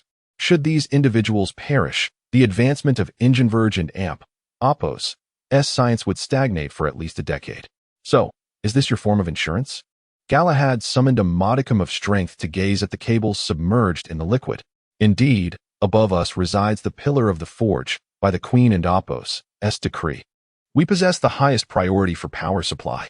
Should you lose control, I merely need to pull the lever, and you shall experience the sensation of being struck by Odin's thunder. Nicola forced a grim smile. However, that feeling will be fleeting, perhaps lasting less than a second. Without the original sin armor, your brain would be scorched in an instant, and your entire body would carbonize into a pile of ashes. A simple press of this drainage button would allow you to embrace the Thames. Galahad did not appreciate this jest. Nicola, you are not always this verbose. One must cling to some solace, even as a terminal patient, mustn't they? You think those damn dark jokes are meant to comfort me? These lunatics have been underground for far too long. Their mental state is undeniably erratic. Nicola and Oppos' expression darkened, his face as still as water, as he picked up a nearby report and approached the edge of the container to address Galahad. Galahad, your will assessment results are quite poor. You have been tainted by the original sin armor. Just give me the results plainly. I am the Knight Commander, and I am well aware of what the original sin armor is composed of. Galahad replied with indifference, unperturbed by this so-called terminal condition. After a brief silence, Nicola gradually recited the data from the report. Your nerves have been eroded by the original sin armor by 47. Although it has not surpassed the critical threshold, the damage to your nerves is profound. After treatment, the erosion rate should decline somewhat, but only slightly. In other words, this erosion is irreversible, is it not? The original sin armor is a classified weapon of the perpetual motion pump. One can only wonder how these madmen managed to create such a thing. It possesses demonic traits. Yet unlike true demons, it can be controlled by humans. However, akin to a double-edged sword, humanity, in wielding it, battles not just external foes, but also endures the erosion it inflicts. This is a truth known to all who serve in the purification mechanisms. Yet articulating it now feels cruel. Those who fight demons ultimately become demons themselves. But fret not, I will propose to Arthur that you be reassigned. You are no longer suited for frontline duties, Galahad. As if reminiscing about a long-forgotten homeland, Nicola continued, would you like me to arrange your retirement? You could visit my hometown, though it lies somewhat distant from Ingenverge. The weather is delightful, making it a splendid place for retirement. Hometown? Galahad paused, slightly taken aback. Having known Nicola for so long, he had never heard of his hometown. This fellow was an international student, hailing from a small place. And during his first semester at the Royal Mechanical Engineering Academy, he had inadvertently caused a blackout throughout the entire institution due to his inventions. He was not reprimanded. A researcher at the Mechanical Institute, who was concurrently serving as the director, recognized Nicola's genius and introduced him to the institute. The madman stepped into a realm of madness, swiftly ascending to his current stature. In Galahad and Athos, S.I.'s, Nicola and Athos, S. existence revolved solely around inventions and explosions. Yes, my hometown, had I not heard that Old Dunling was the most advanced place in the world, I would have hesitated to leave my roots. Leaving home. It indeed sounds burdensome. Why did you come here? For science. Science. Indeed, science. Galahad, you are merely a fool. I have perused your university transcripts. And your mechanics are utterly dismal. Geniuses often mock the ordinary in casual conversation. Whether it be political power or masterful swordsmanship, their impact on the world is minuscule, affecting merely a few generations, whereas science is different. Every individual in the world directly or indirectly enjoys the conveniences brought forth by technology. Such transformations cannot be achieved through mere ideologies or brute force. Therefore, it is not politicians or warriors who truly alter the world, it is science. The vacant gaze, dulled by lack of sleep, suddenly ignited with fervor. It was hard to believe that Galahad discerned something akin to ideals within the eyes of this madman. Thus, Galahad, regardless of Arthur and Athos' decisions, do not resist. Persisting in your path will only lead to becoming a monster with negligible impact on this world. It was akin to counseling. What did I do after losing consciousness? Ignoring Nicola and Athos' words, after a brief moment of daze, Galahad lowered his gaze to his body submerged in a pale green liquid. He had lost control, yet he was alive. Galahad recalled the powerful sensation he felt upon donning his armor. Logically, he should have been consumed by it. Yet here he was. Someone had subdued him. You nearly killed the Robin and the Shrike, and then, under the fire of a smoothbore cannon and high-voltage currents, you almost killed me. Nicola analyzed the situation without any expression on his pallid face. Perhaps years of sleepless nights had damaged his facial nerves. Lancelot. That familiar name echoed once more, stirring an indescribable feeling within Galahad. That fellow can command the armor? It was a nightmarish experience. Even familiar comrades enduring such terror rendered Galahad momentarily estranged. That man seemed born for the armor. You knights have undergone neural specialization, allowing you to withstand the corrupting will of demons longer than ordinary individuals. Even to the extent of disregarding most of the corruption, with Lancelot standing out among you. Following Nicola and Athos' directives, he executed all the intricate maneuvers with cold efficiency and absolute obedience, prompting Arthur to conduct a solo assessment for him, which Lancelot passed with flying colors. You are well aware of the uniqueness of the original sin armor. It took us many years to produce the first batch of the perpetual motion pump. And each invocation requires Arthur's consent, while Lancelot has been directly appointed by Arthur to independently bear the original sin armor. Enough of this. You need to rest. The remnants of the original sin armor within you also require cleansing. Sleep now. Seemingly weary of the conversation, Nicola deprived Galahad of further discourse, pressing a switch nearby.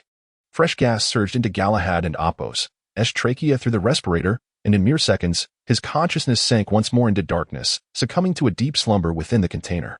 Observing the slumbering visage, Nicola's expression grew increasingly solemn as he circled to the rear of the container, through the translucent walls revealing Galahad's form. His back bore an eerie gray hue, most of the flesh appearing necrotic, gradually decomposing beneath the pale green fluid, with delicate flesh tumors shedding away. The extent of the injuries was even more severe than Nicola had indicated. The areas assimilated with the original sin armor had been excised. And based on the neural fluctuations during their conversation, it was confirmed that Galahad and Athos' level of erosion was stable. An assistant approached. Having been in the dark corner recording data since Galahad's awakening. This is grave. Nicola remarked, instructing the assistant to submit the report to Arthur, who would determine the subsequent course of action regarding Galahad. As he signed the report, Nicola seemed to forget something after completing the first half. He paused, rummaging through his pockets until he finally retrieved his nameplate. No wonder the Lark had called them a bunch of madmen. They were so engrossed in their work that they forgot their own names. He lifted his pin but halted mid-air, frozen like a statue, gazing at the figure within the container. Having exited the front lines, Galahad would undoubtedly never return to the battlefield. Although much of his emotional intelligence had been traded for intellectual prowess, Nicola understood that this was a blow for Galahad, and he bore part of the responsibility. Had it not been for his experiments, perhaps Galahad would have remained unscathed. In a whisper, as much to console himself as to comfort Galahad, he spoke thus: "One person cannot change the world, but I am different, Galahad. I am a scientist, destined to alter the course of history." As those words hung in the air, arcs of electricity surged across the steel dome, illuminating the dark corners and casting Nicola's face in a pallid hue. Thousands of cables coiled and arranged like a mysterious ritual, intermittently flashing with lightning and thunder, as if a deity were descending. The staff halted their tasks, not to rest, but to await Nicola. All preparations for the experiment were complete, now waiting for him to initiate the proceedings. Casting one last glance at the slumbering Galahad within the container, Nicola handed the signed report to his assistant, revealing a scrawl of handwriting beneath the densely packed data. Nikola Tesla. Chapter 44. The extinguished torch in the outer district of East Irons, at 121A, Cork Street. A week has passed since that chaotic night, during which no one has come to visit, nor has anything peculiar occurred. Everything feels like a fleeting dream, leaving nothing in its wake. Lorenzo endeavored to seek out the Shrike, clad in a dark overcoat laden with ammunition, exuding an air of impending devastation. Unfortunately, the Shrike remained oblivious to the events that transpired and had not shown up for many days. Lorenzo reclined in the bathtub, warm water washing away his fatigue. Enveloped in soothing warmth, savoring the hard-won tranquility, Mrs. Vanderduff was taking her afternoon nap, and his rather inexpensive roommate seemed to still be laboring at the factory. Leaving Lorenzo alone in the modest abode, the dim light overhead flickered gently, while the essence of life wafted in from the street, prompting him to relax. Lighting a cigarette and inhaling deeply, the sensation was rather delightful. It had been several years since Lorenzo had encountered such dark entities, despite severing ties with the shadows. It seemed that the grotesque darkness would not relinquish its grip on him, seizing him just as he was on the verge of forgetting. Emerging from the bathtub, he wrapped himself in a white towel, damply making his way to the room. His wounds were in the process of healing, aside from the more severe injuries. The minor ones had nearly mended, leaving only faint, dark red scars. Since that fateful night, not only had the Shrike failed to seek him out, but even Eve had lost contact. Lorenzo was indifferent to these matters, as the only perplexities that troubled him were a few lingering doubts. It was now evident that Wall and Apos, this anomaly was a form of demonization.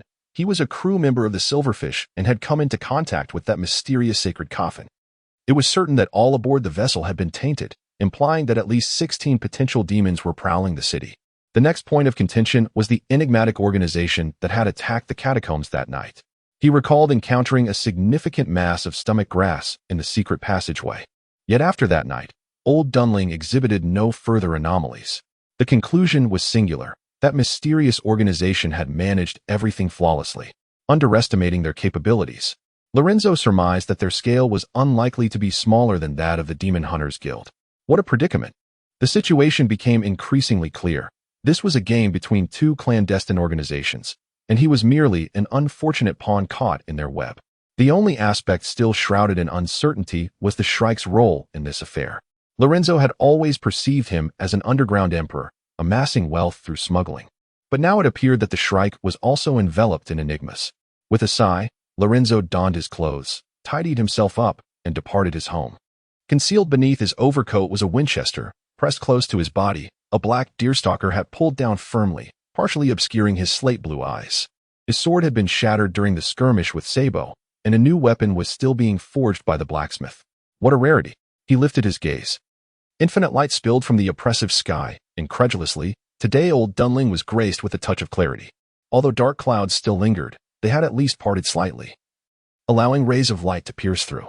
Lorenzo had embarked upon a new life, a life from which he should have refrained from entangling himself in such matters. The most prudent choice would have been to procure a ticket for a voyage, allowing himself the luxury of a well-deserved respite. Yet, every individual ought to possess a certain threshold, a boundary that delineates acceptable behavior. Although it is true that a man of Lorenzo and Apos' notorious disposition might seem unworthy of such a concept, it is undeniable that he does indeed have a boundary, albeit one that resides at an alarmingly subterranean level, perhaps 5 meters below ground. As he ambled past a florist on the street, he purchased a single white flower, as though he were about to meet a beautiful lady. Lorenzo hummed a cheerful tune as he boarded the steam tram, his eyes eagerly absorbing the slowly receding scenery. This was one of his cherished pastimes, randomly hopping onto a steam tram and riding it to the terminus. Due to the speed and the expanse of Old Dunling, such an endeavor typically spanned an entire day. After several hours, Lorenzo finally arrived at the end of the line. It was rather unusual that the sky above was not shrouded in ominous clouds. A dilapidated church stood forlornly upon the desolate grassland, with the steel city looming in the distance. The steam and railway were gradually consuming the area, hinting that in a few years, this place would inevitably become a part of the iron landscape. When Lorenzo first arrived in Old Dunling a few years prior, there were still a handful of priests in the vicinity, but the local populace had long since migrated to the factories in the city.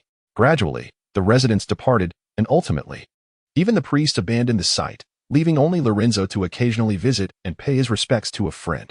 Navigating through the weeds and barbed wire, Lorenzo stumbled upon a weathered gravestone amidst a jumble of stones, its inscriptions long since rendered illegible. Were it not for Lorenzo's recollection, no one would have discerned it as a grave marker. "Good morning," he greeted with fervor, removing the white flower from his chest and placing it at the base of the gravestone. Each visit here evokes the sentiment of, "Can you believe you have been gone for so long?" With no semblance of solemnity in honoring the deceased, he pointed at the gravestone with a tinge of vindictiveness, as if to proclaim, surprisingly, "I have outlived you." After a prolonged silence, his gaze hardened, and he drew forth his Winchester, murmuring a prayer under his breath. He then pulled the trigger. "Be vigilant, be watchful, for your adversary, the devil, prowls about like a roaring lion, seeking whom he may devour. Resist him with steadfast faith."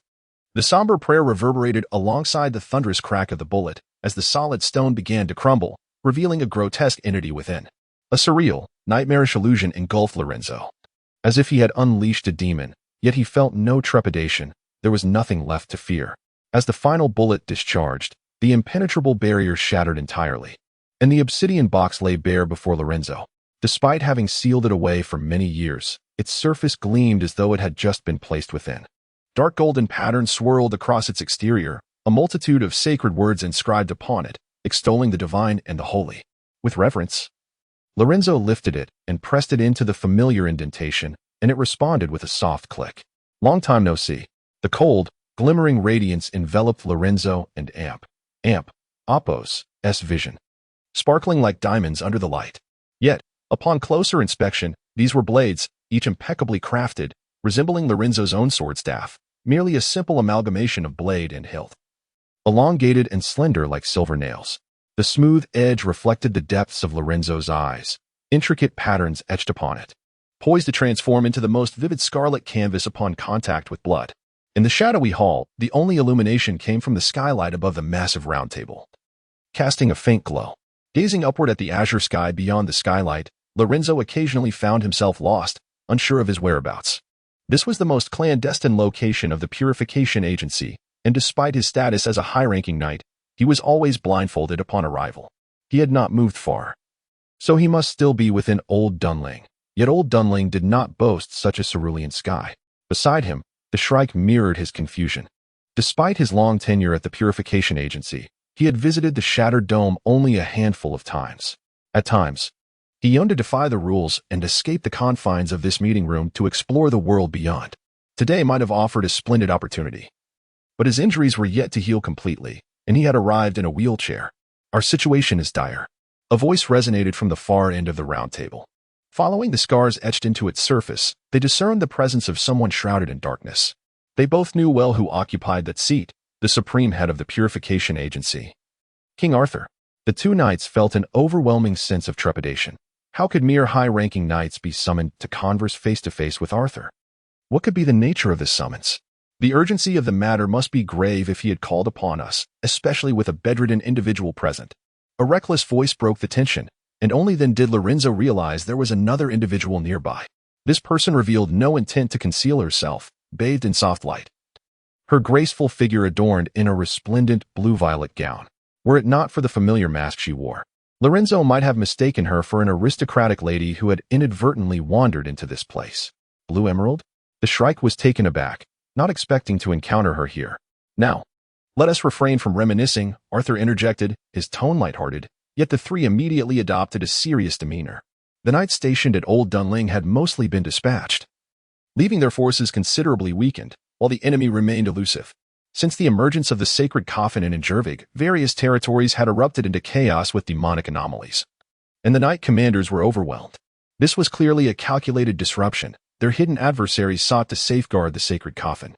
Lancelot had already embarked aboard the dawn-bound vessel, armed with the original sin armor, in pursuit, yet no leads had surfaced despite the passage of time. According to predictions, they had approximately 1 week before the sacred coffin would likely be transported out of Inelvig. They must devise a strategy to ensure it remains behind. The eyes in the darkness seemed to ignite with fervor. The voice remained calm, yet the gravity of the situation was unmistakable to all three. The ordinary populace is insufficient. I require knights, endowed with specialized neurology, capable of resisting the encroachment of demons. Regrettably, our losses have exceeded our expectations, and currently, only you three remain available in Old Dunling. What of Galahad? Upon recalling his friend, Berlot inquired hastily. Under normal circumstances, Old Dunling is home to 3 knight commanders. However, 2 have been dispatched to pursue the whereabouts of the sacred coffin, and after that fateful night, Galahad has also gone missing. This mission was originally to be led by Galahad, but he has been detained by the perpetual pump, rendering him unfit for action, both physically and in terms of the extent of corruption he has suffered. Therefore, this operation will be led by you, Berlot. Me? Berlot was taken aback. Still recovering from his injuries, and now he was being asked to lead? I recognize that this order is burdensome. Yet you are presently the most informed among us regarding the situation. I require your leadership, and I shall provide you with comprehensive support. But this seems rather urgent. Red Falcon interjected, voicing their uncertainty about the mission and Oppos' objective. I would prefer otherwise, but time is not on our side. According to Lancelot's report, he has traced a lead to the approximate location of the sacred coffin. I do not need you to engage in combat. I merely require you to incite chaos at that location, to delay the enemy as long as possible, while Lancelot will handle the ensuing confrontation. Arthur and Oppos' tone remained even, suggesting a grim fate for them. Then why not have Lancelot go directly? Blue Emerald, who had remained silent, finally spoke up, puzzled by the unnecessary complexity of the situation. A long sigh echoed in the darkness, and after a moment, Arthur responded. For the first time in many years, the demons have emerged en masse. We have underestimated their numbers, thus we can only muster you few. You understand that ordinary people fighting demons will inevitably succumb to corruption, only serving to increase the enemy's ranks. No, there must be more to it, right? After a prolonged contemplation, Berlot slowly posed the question. He cared little for his own life but had discerned a deeper crisis.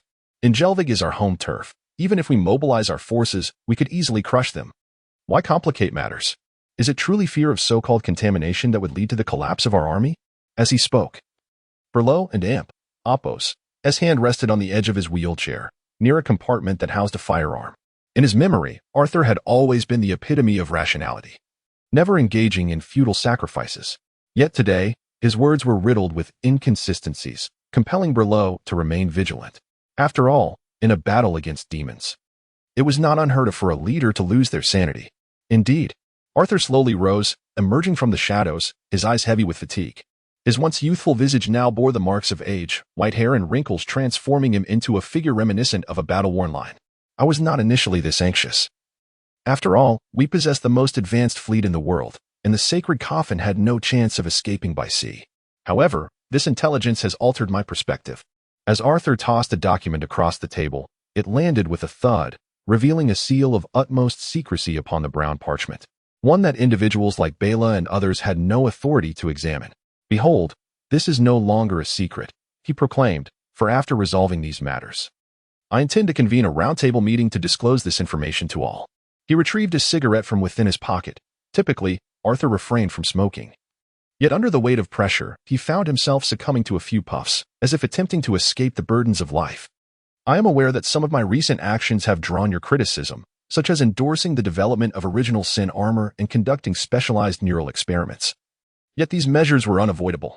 The sound of pages turning resonated in the room, each breath seemingly suspended in disbelief and trepidation. Until Arthur and Appos' voice shattered the oppressive silence once more. Before the advent of the steam engine, the evangelical church wielded dominion over the nations, not for reasons of faith, but simply because they possessed the demon hunter order, the sole entity capable of combating the malevolent forces. Although we later established the purification agency to liberate ourselves from the church and Appos' grip, they remain the experts in the fight against demons. The brightest torch in the darkest of nights. Arthur and Appos' voice trembled slightly. Indeed, as noted in the report, intelligence confirms that the demon hunter order was officially disbanded 6 years ago. The brightest torch in the night was extinguished 6 years past. Chapter 45. The hardcore military shelter. Lorenzo produced the solitary piece of intelligence he had acquired that night in the underground palace, a ledger. A significant reason for Lorenzo and Appos' rescue of Eve lay in this very ledger. It had departed the palace alongside her in the small boat, thus remaining intact. Its inscriptions clear and legible. Human memory is inherently unreliable. No matter how fervently one endeavors to remember, the likelihood of forgetting looms large, often without one even realizing the occurrence of such amnesia. Consequently, every organization, regardless of its nature, necessitates a ledger, one that meticulously records expenditures. Even the notorious Sabo and Appos' gang is no exception. Lorenzo scrutinized the ledger for an extended period, yet failed to uncover any clues. After a moment of contemplation, he nonchalantly retrieved a cigarette, filled with windweed, pondering whether that peculiar herb might assist him. Yet, Lorenzo hesitated. His connection to the darkness had undeniably deepened, and he was uncertain of the repercussions of consuming this herb once more. Nevertheless, what did it matter? In times of indecision, a cigarette suffices. He grasped the reassuring blade, its texture akin to the biting frost. Inhaling deeply to draw the herbal essence into his lungs, his gaze fixated upon the ledger. Before the entire world succumbed to darkness, the familiar sound of ocean waves echoed once more, a damp breeze carrying the scent of the sea. As furious torrents crashed against the shore, shattering upon the rocks in a cascade of white foam, Lorenzo lowered his head, an uncommon gravity etched upon his features. Beneath him lay soft earth, where withered grass lay in decay. Such was the vivid authenticity of this environment that, had Lorenzo not been keenly aware of his consciousness, he might have believed himself to have physically traversed to this unknown realm. The advantage was that he could now perceive more clues through the medium of sight. The disadvantage was the deepening of his bond with the shadows. A spectral green light flickered not far in front of him, resembling a burning emerald sun, or perhaps a colossal eye gazing upon the world. Raising his gaze, he beheld the lighthouse he had seen repeatedly, now positioned directly before him. Its damp surface cloaked in moss and vines, the pinnacle radiating an ominous glow. If all proceeded as anticipated, the enigmatic sacred coffin should reside within its confines. This was the very source of it all. After a fleeting moment of astonishment, Lorenzo regained his composure. He required further clues. The coastline of Inelvig was replete with such lighthouses, at least 100 abounded. He needed to discern distinguishing characteristics to identify the correct one. Yet, as he surveyed his surroundings, a raspy voice emerged, shrouding him in shadow. A grotesque figure, its back turned to the green light, exuded a warmth reminiscent of a great bear, with a sanguine miasma issuing forth from its ghastly maw. Lorenzo felt no fear. He had traversed the realm of the unseen many times. While the visual manifestations contained elements of reality, they were predominantly illusory, mere fabrications of the herb and the unknown force at play. Thus, one could assert that all before him was but a mirage, save for the clues that held true. However, as this thought crossed his mind, the shadow before him launched an assault, akin to a mere test, swatting away imaginary flies in the air with casual swipes directed at Lorenzo. Instinctively, Lorenzo raised his blade, striking down upon the ethereal shadow without a moment's hesitation, warm blood splattering across his visage. The sensation was strikingly vivid, so palpable that every fiber of Lorenzo and Appos' being could feel the blood brushing against his cheek, every nerve pulsing with electric currents. Was this reality? The shadow roared, a tremendous force crashing against the blade, sharp claws leaving a crimson mark upon Lorenzo's arm. There was no time for him to discern the truth. He immediately swung his sword again, yet the ethereal shadow dissipated like ink under his strike, and the entire dark world crumbled, revealing the familiar room once more. He maintained the motion of swinging the sword, yet there was nothing before him. Unbeknownst to him, the tobacco had already burned out, the vision concluded. Lorenzo, drenched in cold sweat, collapsed into his chair, gently placing the blade upon the table. After a prolonged pause, pain radiated from his arm. It was a shallow wound. Almost instinctively, he wiped his face, only to find his palm stained with bright red blood. Everything witnessed in that vision was real, just moments ago. Lorenzo had battled the creature within that realm. This was not a mere coincidence. Such occurrences had never manifested before. Breathing deeply, a terrifying hypothesis took root in Lorenzo's mind. His connection to the darkness had deepened, to the extent that he could briefly linger in that world during his visions. This was not a harbinger of good tidings. As he had confided to Eve, one exists alongside the dark beings in the same world, yet neither can perceive the other. Now, however, Lorenzo could see them. And they could see him. Truly, what a nightmare. Lorenzo muttered a casual curse, contemplating as he placed the blade beside him, seeking a semblance of security. This was the standard weapon of the Demon Hunters Guild, crafted from alloy and coated in holy silver, a lethal instrument against the fiends, resembling a long nail. Whimsically dubbed the nail sword. Initially, Lorenzo had wielded a staff sword largely due to its resemblance to this weapon, aside from its weight and significantly lesser efficacy against demons. They were quite similar. Lorenzo, what are you doing? Madame Van Lud and Amp. Oppo's sharp voice echoed from downstairs, at which point Lorenzo realized his earlier frantic strike had toppled the bookshelf. Drawing her attention. I tripped, it's nothing. Lorenzo, however, had discovered something. He noticed that the blood had stained a particular transaction. It was an address. And he immediately pulled out his map, yet after much searching, he could not locate the address from the transaction. Momentarily stunned, Lorenzo recalled that within Jervig and Oppo's astonishing expansion, the city-states within his territory were in constant flux, rendering his map outdated. Suddenly struck by an idea, Lorenzo grasped the invoice and hurriedly exited his room. Descending the stairs where Madame Van Lud sat on the sofa, engrossed in the newspaper. Upon seeing Lorenzo's frantic demeanor, she removed her thick reading glasses. Have you lost your wits? No, I'm just looking for something. That is a military map from the glorious era of war, more detailed than Lorenzo and Oppo's map. In terms of timeliness, it even indicates the backup resources buried underground by the Inelvig army at that time, and even the cities that no longer exist are recorded. This map should have been securely locked away in a military warehouse, yet somehow, upon her retirement, Madame Van Luth managed to smuggle this grand map out and boldly hung it in her living room. What are you searching for? An address. It pertains to a transport deal, where Sabo is shipping a significant quantity of food to a town named Indy. In Inelvig, countless towns abound, but through his clairvoyance, Lorenzo glimpsed a lighthouse, narrowing down the search to coastal towns, yet he still could not locate it. No. After searching for quite a while, Lorenzo failed to find that town on the map, just as Madame Van Luth approached. Indy?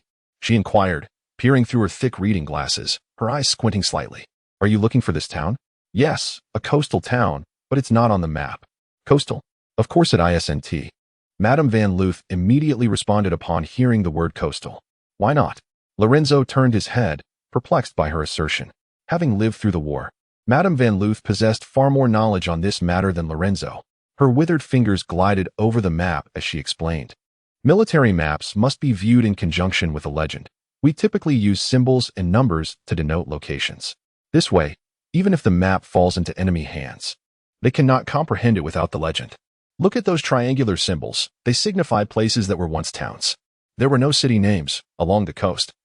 Only rows of triangular symbols accompanied by numbers were visible. Observing Madame Van Luth, Lorenzo pondered before tentatively suggesting, Madam, which town do you think requires external supplies for food? Are you referring to the supply line? Perhaps. According to the transaction record, Sabo had invested a substantial sum to transport food to the enigmatic town of Indy, directly mobilizing from the port of Raindona, its destination pointing to the obscure location of Indy. Well, it might be here. Madame Van Luth indicated towards the edge of the map, on the western side of Inelvig Island. In the west, Inelvig had yet to be developed. Even the railways were sparse. Due to the war, Inelvig maintained strict control over interactions with neighboring countries, with the exception of the north and west. The northern region is the Northern Sea, where the enemy would have to traverse a long route while enduring the ice-laden seas and a band of Viking marauders. To the west lies an endless ocean, and our major cities are concentrated in the center, where they would land only to find hay. Thus, This direction remains the only viable option, distant from the major cities, devoid of ports, and even fishing boats seldom venture there, making self-sufficiency in food impossible, necessitating external supplies. Then why not the north? Lorenzo still felt uncertain. Madame Van Lode glanced at Lorenzo before speaking. Indeed, you are a child of the new era, utterly unacquainted with hardship.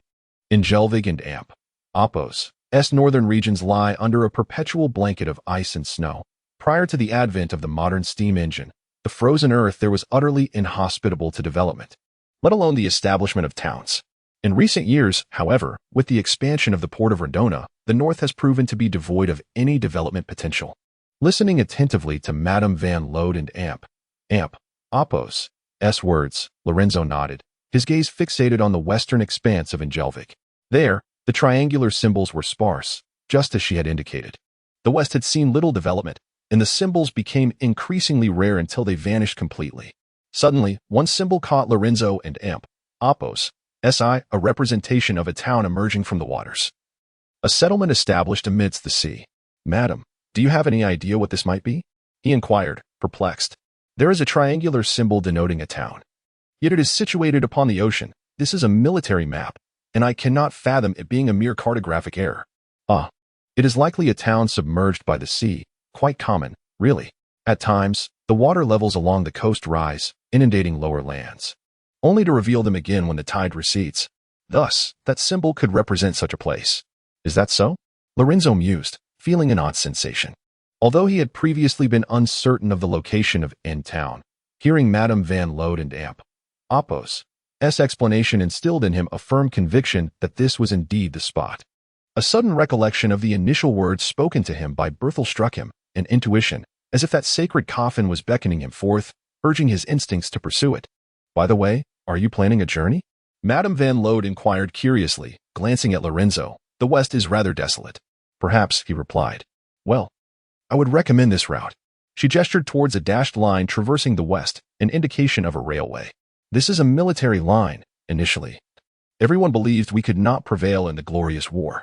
The leadership prepared to retreat to the west after the southern coastal demise to continue the resistance. But as you know, we expelled the enemy from Old Dunling and triumphed in the conflict. Thus the construction of that railway ceased. However, in recent years, someone has initiated a tourism project in the west, reviving this line. I believe it may prove useful to you. Lorenzo, there are quite a few weapons in the basement. Should they remain dry, feel free to take them. They are military supplies, assuredly of superior quality compared to those sold by the unscrupulous merchants in the lower districts. Just as Lorenzo prepared to ascend the staircase, he stumbled upon her words. What are you implying? Do you think I would believe your fabrications? Madame Van Lode raised her head to regard Lorenzo, her murky eyes seemingly penetrating his very soul. Travel? You intend to travel? Who would believe such a tale? It was Berthel who introduced you to this residence. Rather than a journey, you are more likely to be heading out to commit murder.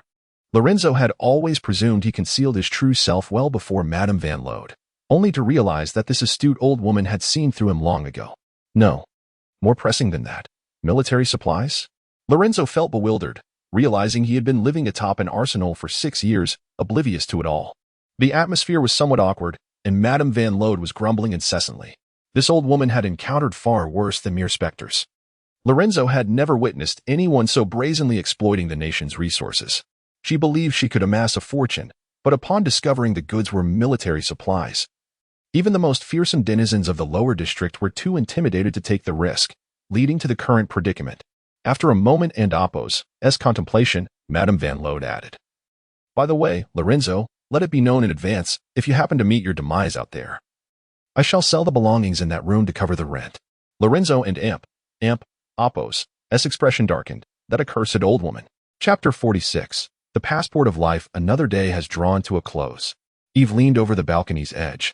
The sunset's afterglow casting a rosy hue upon her face, while nearby, servants exchanged furtive whispers at the sight of her.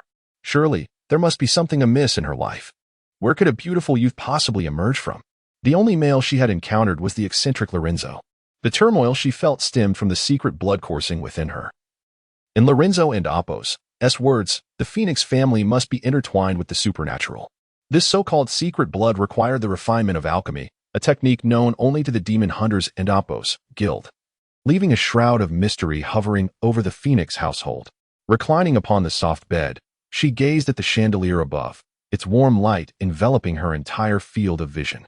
When Eve awoke, she found herself in the familiar confines of her chamber, her wounds treated, while guards stood vigil at the door. From the window, she could see the once desolate estate now teeming with armed soldiers. It appeared her father was genuinely enraged this time. Ah, what a bother. It felt akin to reuniting with a long-lost friend. The nearly forgotten nightmare returned after that frenzied night. Eve often found herself involuntarily recalling the harrowing images from that nightmare, where a woman wailed in agony, struggling in torment. Her life was cruelly extracted from her body, culminating in the grotesque tearing apart by the monster. The lights in the room flickered, and Eve turned her gaze to the chandelier above, sensing a malfunction in the circuitry. After several flickers, it plunged into darkness. While electrical issues were commonplace, Eve now felt an unfamiliar tension rise within her as she stared into the blackness. Such things had a way of extinguishing all light upon their arrival. Footsteps echoed in the vicinity. The chamber was filled with ammunition, and just as Eve prepared to act, a shadow enveloped her. No strength remained. She felt utterly drained. In an instant, her breath stilled, fully aware that something loomed behind her. She yearned to flee, yet her body felt frozen, as if time had momentarily halted. It slowly passed by her side, each footfall resonating like a sledgehammer against her heart. Illuminated by the moonlight filtering through the window, Eve discerned a distorted visage, followed by countless eyes materializing before her. It was a face adorned with an abundance of eyes, its crimson pupils overflowing with an ominous essence. It seemed oblivious to Eve's presence, as its eyes darted chaotically, searching for something. Yet, in the next heartbeat, all those eyes abruptly converged upon her. It had seen her and emitted a chilling laughter. "I see you." The voice resonated directly in her ear, so vivid, so real. Her paralyzed body finally stirred. The silver bell aimed squarely at the demon and Apos' face. Just as Eve prepared to pull the trigger, light flooded back into existence. Everything vanished. Eve held the bell aloft, pointing into the void ahead, where her familiar room lay, as if the preceding events had merely been a fleeting illusion. The grotesque, abhorrent darkness dissipated. Eve knelt on the ground, beads of sweat cascading from her nose, her lungs heaving as she gasped for fresh air, rubbing her eyes vigorously.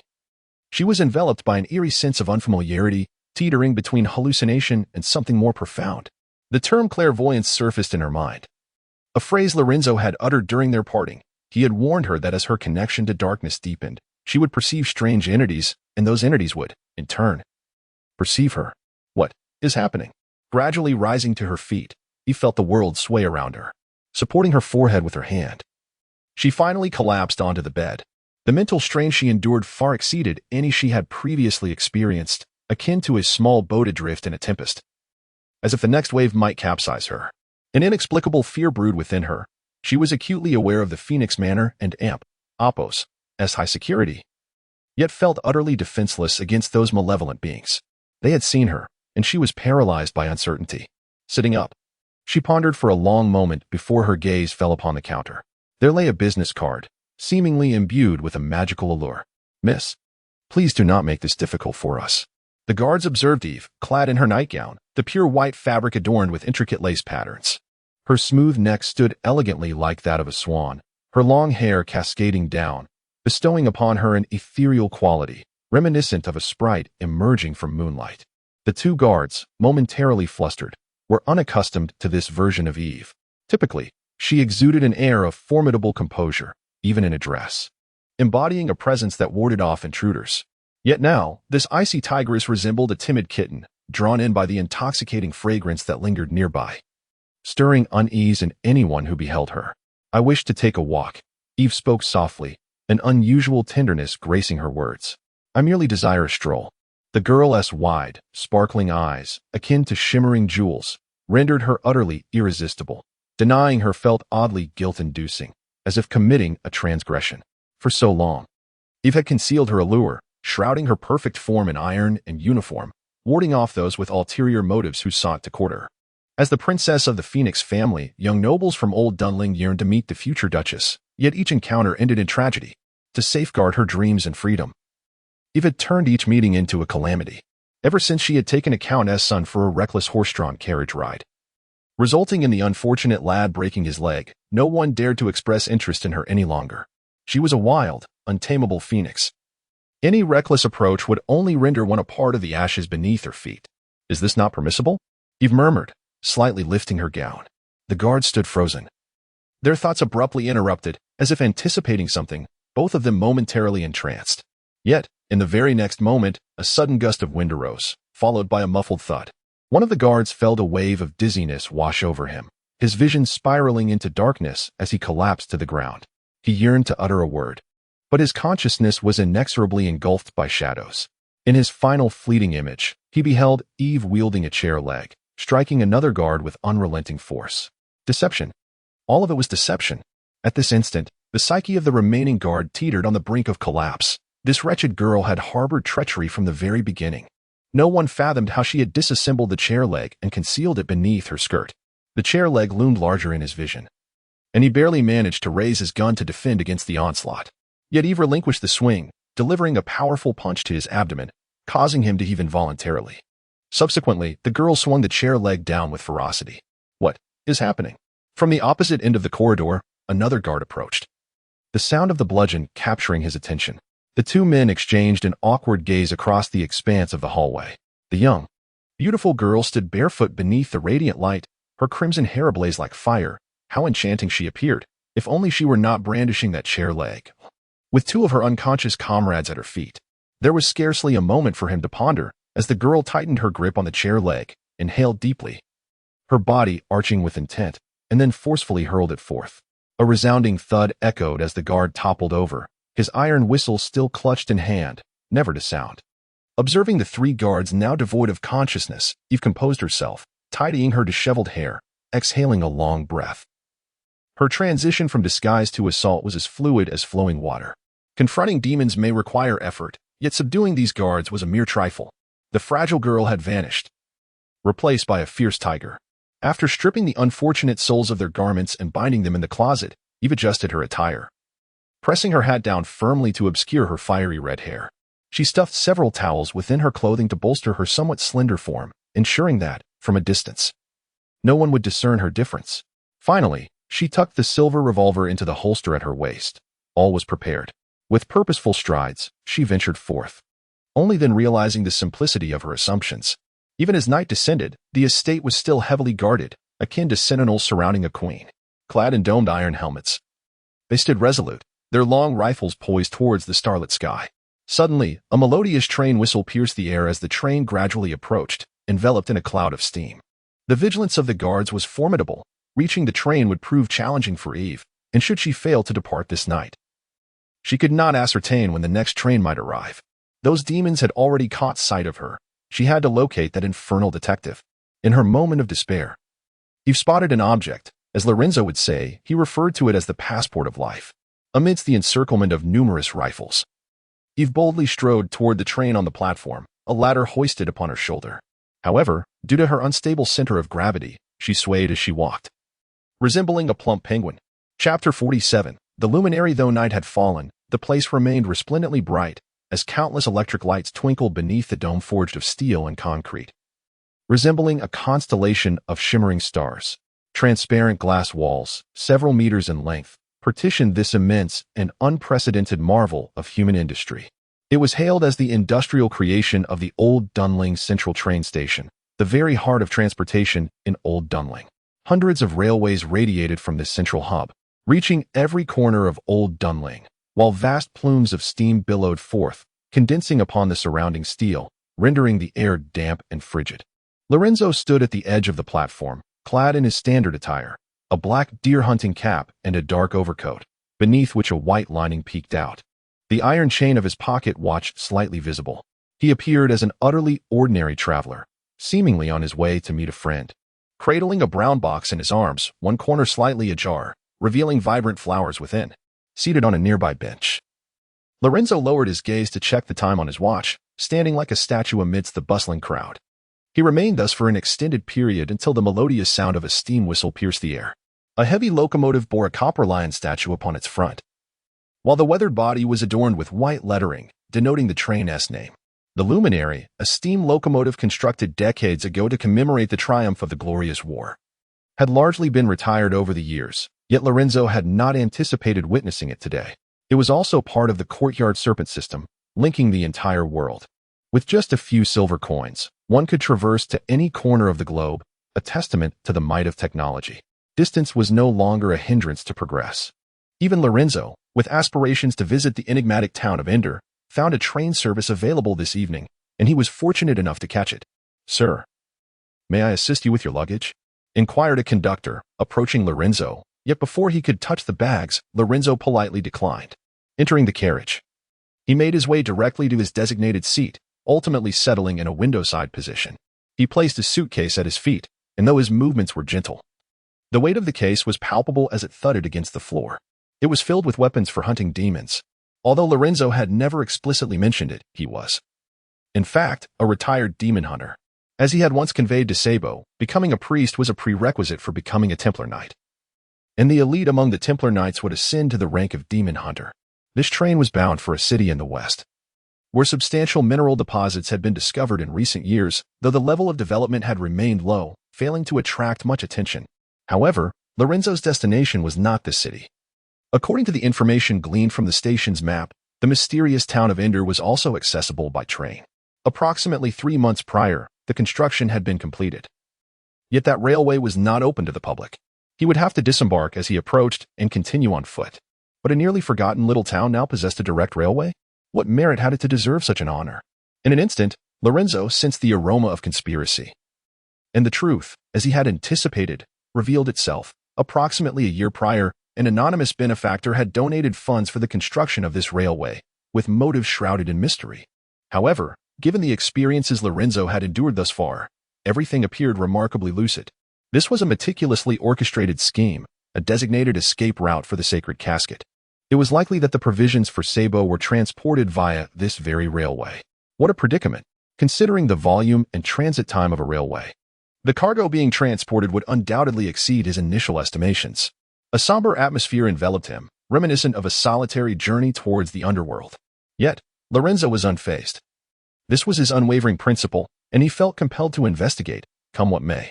As he pondered these thoughts, another figure materialized before him, taking a seat across from Lorenzo with a smile. "Good evening, sir. Are you on your way to meet a friend?" The man appeared to be of similar age to Lorenzo, around 24 or 25, clad in unremarkable attire, possessing an ordinary appearance and a demeanor that was utterly unremarkable. Everything about him was so commonplace that it struck as jarringly out of place. He was excessively ordinary, to the point of being conspicuous. "Indeed, it has been a while since I last visited him," Lorenzo replied. "A classic floral gift box from a street florist, when one is at a loss for what to gift. This floral arrangement is always a safe choice. Eternal friendship, quite delightful." "Yes, it truly is. And what about you?" Lorenzo inquired. "The West is rather underdeveloped, aside from tourism. Few are inclined to visit." The man pondered Lorenzo and Appo's question, a hint of melancholy crossing his face, followed by a sigh. "I would prefer not to go. But work necessitates it." "Work necessitates?" Lorenzo mused, narrowing his eyes as he scrutinized the man, employing his scant detective skills to deduce the man and Appo's identity. If work was the matter at hand, the few jobs available in the West primarily revolved around mining. Yet, this man appeared impeccably tidy, with clean fingers that bore no trace of labor in a coal mine.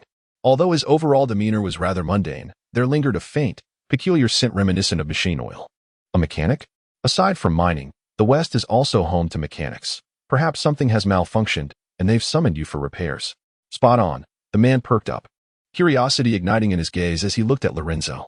He had intended to pass the lengthy journey with idle chatter, yet unexpectedly encountered a fascinating individual.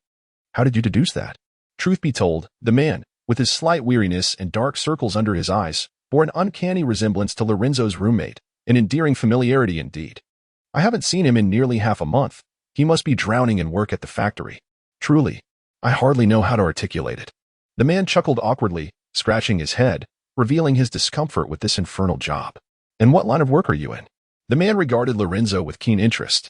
"Well," Lorenzo mused thoughtfully, "I am a detective, a second-rate detective." As for the particulars of the business, Lorenzo had no intention of divulging details, after all. Whether it pertains to entanglements with mistresses or serving the interests of the unscrupulous, such matters are shrouded in secrecy. The deeper conflicts with the malevolent forces are even less suitable for discussion. A detective, you say? May I inquire about your name? It seemed as though the man extended his hand for a final confirmation, feigning a gesture of friendship. Lorenzo, with an air of ease, reciprocated the gesture. Their hands clasping together, and a bright smile graced his face. Lorenzo Halmers. Upon hearing the detective's name, the man momentarily froze, yet he expertly concealed any trace of surprise, maintaining his smile with unwavering composure. Munderito. The Red Falcon introduced himself, gazing at the detective, who had drawn the ire of both Arthur and the unscrupulous to the point of wanting him torn apart. Chapter 48. The Blue Emerald in an Hour and Oppos. Time. Berleo sat solemnly in a chair, gazing at the watch on his wrist. This location was an abandoned platform outside Old Dunling, which had, over the past few days, transformed into a temporary base. To avoid alerting the enemy, the operation had been divided into two groups. Berleo, accompanied by a considerable armed force, awaited here, while the illustrious train would arrive in 1 hour. Initially, Berleo had intended to proceed directly, but with Galahad incapacitated and the absence of the Knight Commander, their odds had become rather precarious. To address this, the Perpetual Pump had dispatched a secret weapon for them, which the illustrious train was transporting. Are we prepared? He inquired, observing the massive machine that loomed silently in the darkness, its imposing steel frame casting a fearsome silhouette, with only a sharp light gliding across its surface. Rising slowly.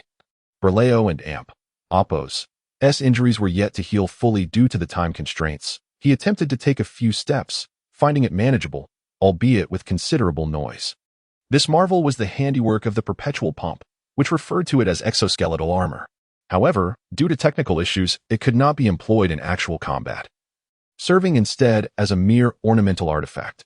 Yet, it enabled a person with mobility difficulties to run without issue. He lowered his gaze to the gleaming metal, observing the intricate gears beneath it, meshing and functioning in a beautifully elaborate mechanism.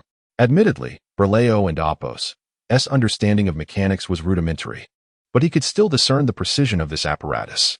Yet, he could not fathom its principles, nor could he ascertain the source of its power.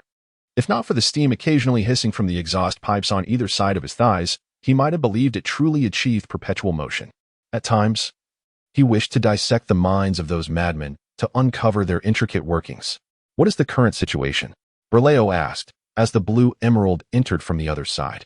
All equipment is ready, and the soldiers are prepared. Once we rendezvous with the Red Falcon, our firepower could indeed win a localized conflict. The Blue Emerald donned a form-fitting black suit, complemented by a domed iron helmet equipped with a light. However, indoors, the illumination had been extinguished. Over this, she wore a warm cloak that appeared lightweight, yet was reinforced with high-strength lightweight metal mesh, providing a layer of protection against sudden impacts. The individuals from the Mechanical Institute were thus. While the Perpetual Pump pursued more taboo technologies, they sought lethal firepower. Each mission inevitably devolved into a weapons trial for these two research institutions. The very thought of this discomforted Berleo, as he often found himself wielding experimental weaponry, never knowing whether it would slay the enemy first or explode in his hands before the mission concluded. Much like that damned original Sin armor. What have they added? Uncertain, but the item should be quite special, considering it was directly transported from the Bohan Arms factory. Once, the enigmatic Blue Jade had the fortune to visit a place that ignited a fervor within her merely at the mention of its name, the Bohan Military Factory, the largest arms production center in Inelvig. During the illustrious era of war, mountains of metal were melted daily within its confines, as countless trains ferried those lethal weapons away. It was said that the scale of the steam furnaces there was second only to that of the Mechanical Academy, establishing it as the industrial heart of Inelvig. Pondering deeply, Berleo withdrew a sheet of paper and began to write. What are you composing? A will, perhaps? She inquired. In a manner of speaking, he replied.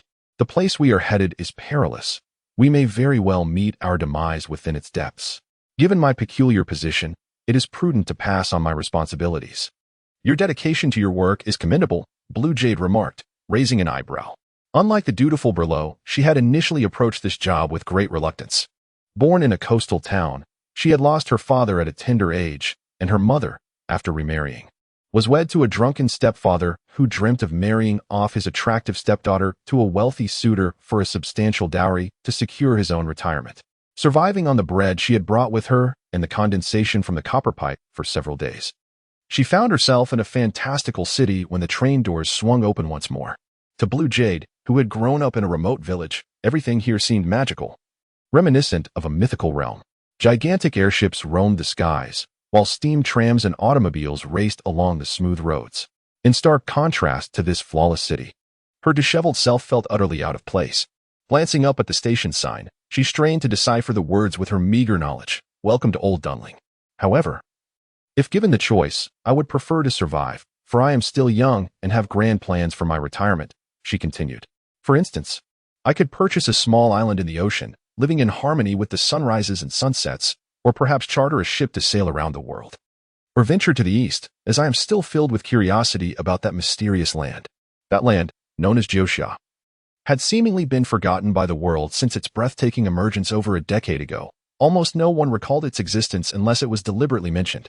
Were it not for the demons, I might have become a navigator. What about you, Blue Jade? I recall you attempting to be so lackadaisical that Arthur would dismiss you. You seemed quite averse to this job. Blue Jade shot below a disdainful glance, weighed down by her heavy gear as she settled beside him, though she wore no mask. The round iron helmet obscured much of her visage, yet even so, a glimpse of her astonishing beauty shone through. Indeed, battling those grotesque abominations day in and day out must appeal only to those as deranged as you. She retorted angrily. I harbor but a single desire, to find a wealthy man and marry him, then devise a way to eliminate him within 5 years, living a life of leisure thereafter.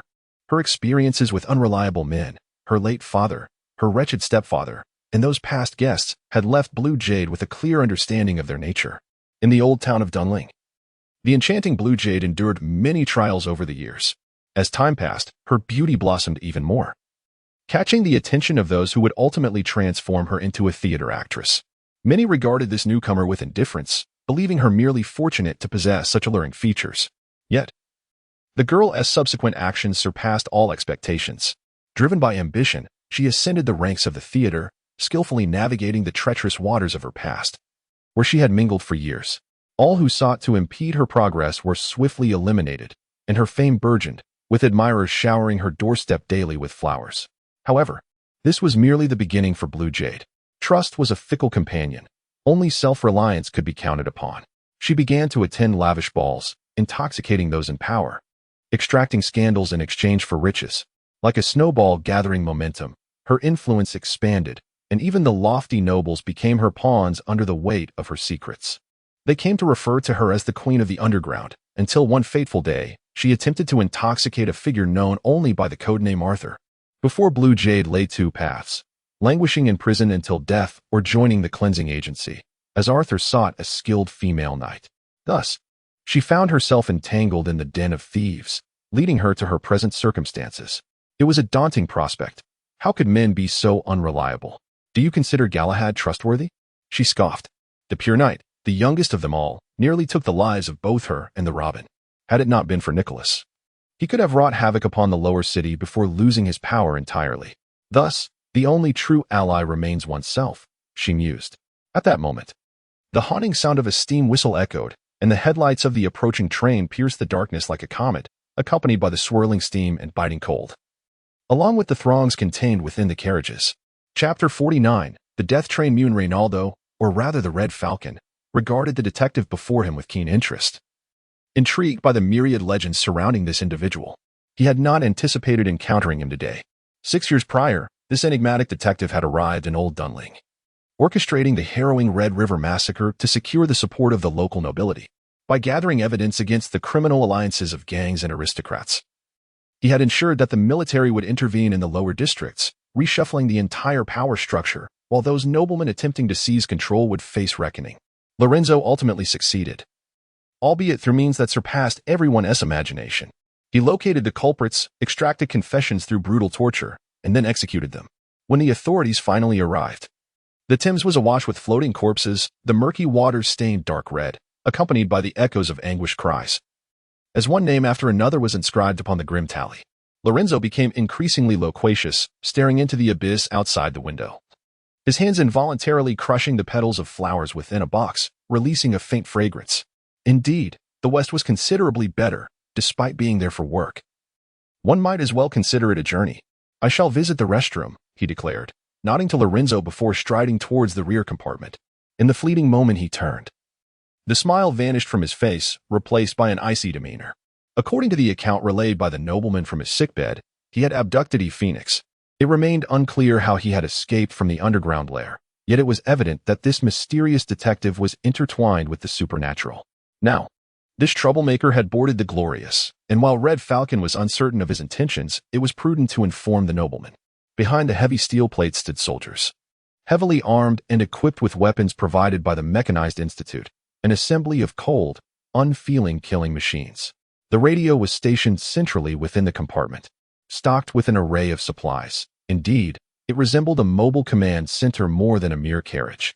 At the far end, soldiers stood guard, beyond which lay the forbidden door, behind which the weapons from Bohan rested silently. Inform the nobleman to prepare. We have some unwelcome guests, Red Falcon stated, retrieving a revolver from the armory and concealing it beneath his coat. Maintaining a facade of goodwill necessitated possessing weaponry. One could never be too cautious around an individual capable of stealthily emerging from the depths of the underground. Moments earlier, watching the departing Red Falcon, Lorenzo found himself ennui-stricken, gazing out the window, yet there was nothing but darkness beyond, his gaze drifting back to the passengers within the carriage. Initially, Lorenzo had been a novice in the realm of detectives. He recalled reading in a certain tome that the finest method to cultivate a detective's deductive reasoning was through observation of passers-by, discerning their professions and experiences from their attire and demeanor. Initially, this training posed a considerable challenge for Lorenzo, as his gaze was irresistibly drawn to the young girls on the street, followed by the relentless pursuit of the patrolling officers. Setting aside these unpleasant distractions, Lorenzo's attention shifted to a nearby passenger, scrutinizing him closely. He appeared to be an ordinary middle-aged man, clad in a washed-out gray coat, burdened with a heavy suitcase. Resembling a weary hawk, perhaps another unfortunate soul on a business trip, resting his head against the seat, drowsy and disoriented. Then came the next one, and the next. As he continued his observations, Lorenzo realized that the entire carriage was devoid of women and children, and even the elderly were conspicuously absent, leaving only individuals resembling overworked drones. Rising to his feet, Lorenzo sensed something amiss. This route was ostensibly a tourist path, yet it was filled with workers heading to their jobs. An anomaly that struck him as profoundly wrong. With a stoic expression, he grasped his suitcase and flower box and meandered through the carriage, pushing open one heavy iron door after another. Whether it was the attendants or other passengers, there lingered an ineffable feeling of unease. Outside, an impenetrable darkness enveloped the surroundings, as if the train had unwittingly plunged into an abyss. Why are you here?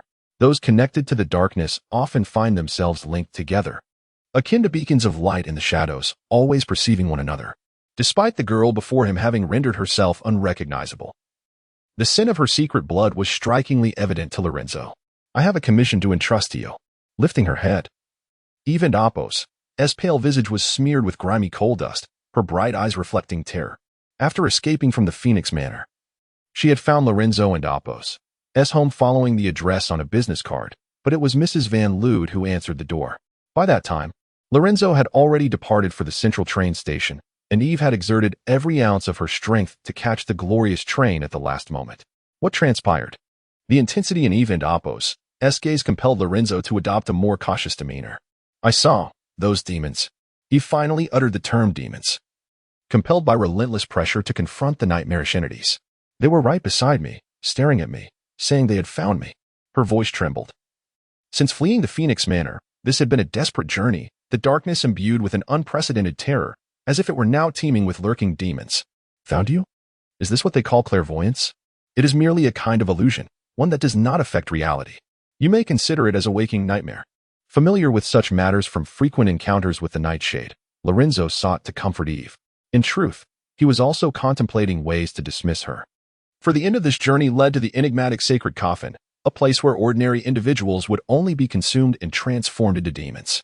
For someone like Eve, possessing the essence of secret blood, complete assimilation would render her a far more perilous entity than the ordinary demons themselves. Despite having taken the lives of numerous comrades, Eve remains so youthful, with no reason to venture into this cursed place. No, unlike mere hallucinations, it truly perceives me. Eve expressed her anxiety. Her lips slightly parted as if she wished to articulate something, that she struggled to convey the indescribable essence of that entity. It was as though two realms had converged. Eve exclaimed, "Did you not mention that as they deepen, They can perceive us? I am certain that fiend has seen me. With all her might, Eve recounted, the darkness pursued her, attempting to engulf her radiant flame. An ominous and eerie force enveloped everything. The insidious pathways of the demons were manifold, suggesting that anything capable of conveying information could serve as a medium for their transmission. A beam of describable light. A painting depicting the image of a demon. A tome chronicling the battles against it. Or perhaps, a girl who had been discovered by the demon and spoke of her terror. I have been discovered. Exhausted. He finally uttered with a mix of fear and fatigue, as the lights within the cabin flickered and extinguished one by one. Eerie and contorted shadows began to rise from the dark corners, the nightmarish world and reality momentarily intertwining, brimming with frenzied malice, clawing and gnashing. Eve brandished her revolver, aptly named the death knell, directing its muzzle into the nameless abyss. She felt both fear and anger, yet the darkness was so profound that she could perceive nothing. Oh, such a bother. A warm hand gently stroked Eve's head, seemingly offering solace, and soon thereafter, she inhaled a crisp floral fragrance. Delicate petals fell like snow in the darkness, swirling chaotically. The Winchester lay adorned with tender petals, mingling the scent of blossoms with gunpowder. As the floral box thudded heavily to the ground, reminiscent of a funeral, with more petals cascading down, and a blinding spark erupted from the gun's muzzle, illuminating the surrounding darkness and revealing the grotesque visages of the other passengers. Chapter 50, A Dazzling Entrance. Eve. Move. Lorenzo bellowed as he advanced towards the rear compartment.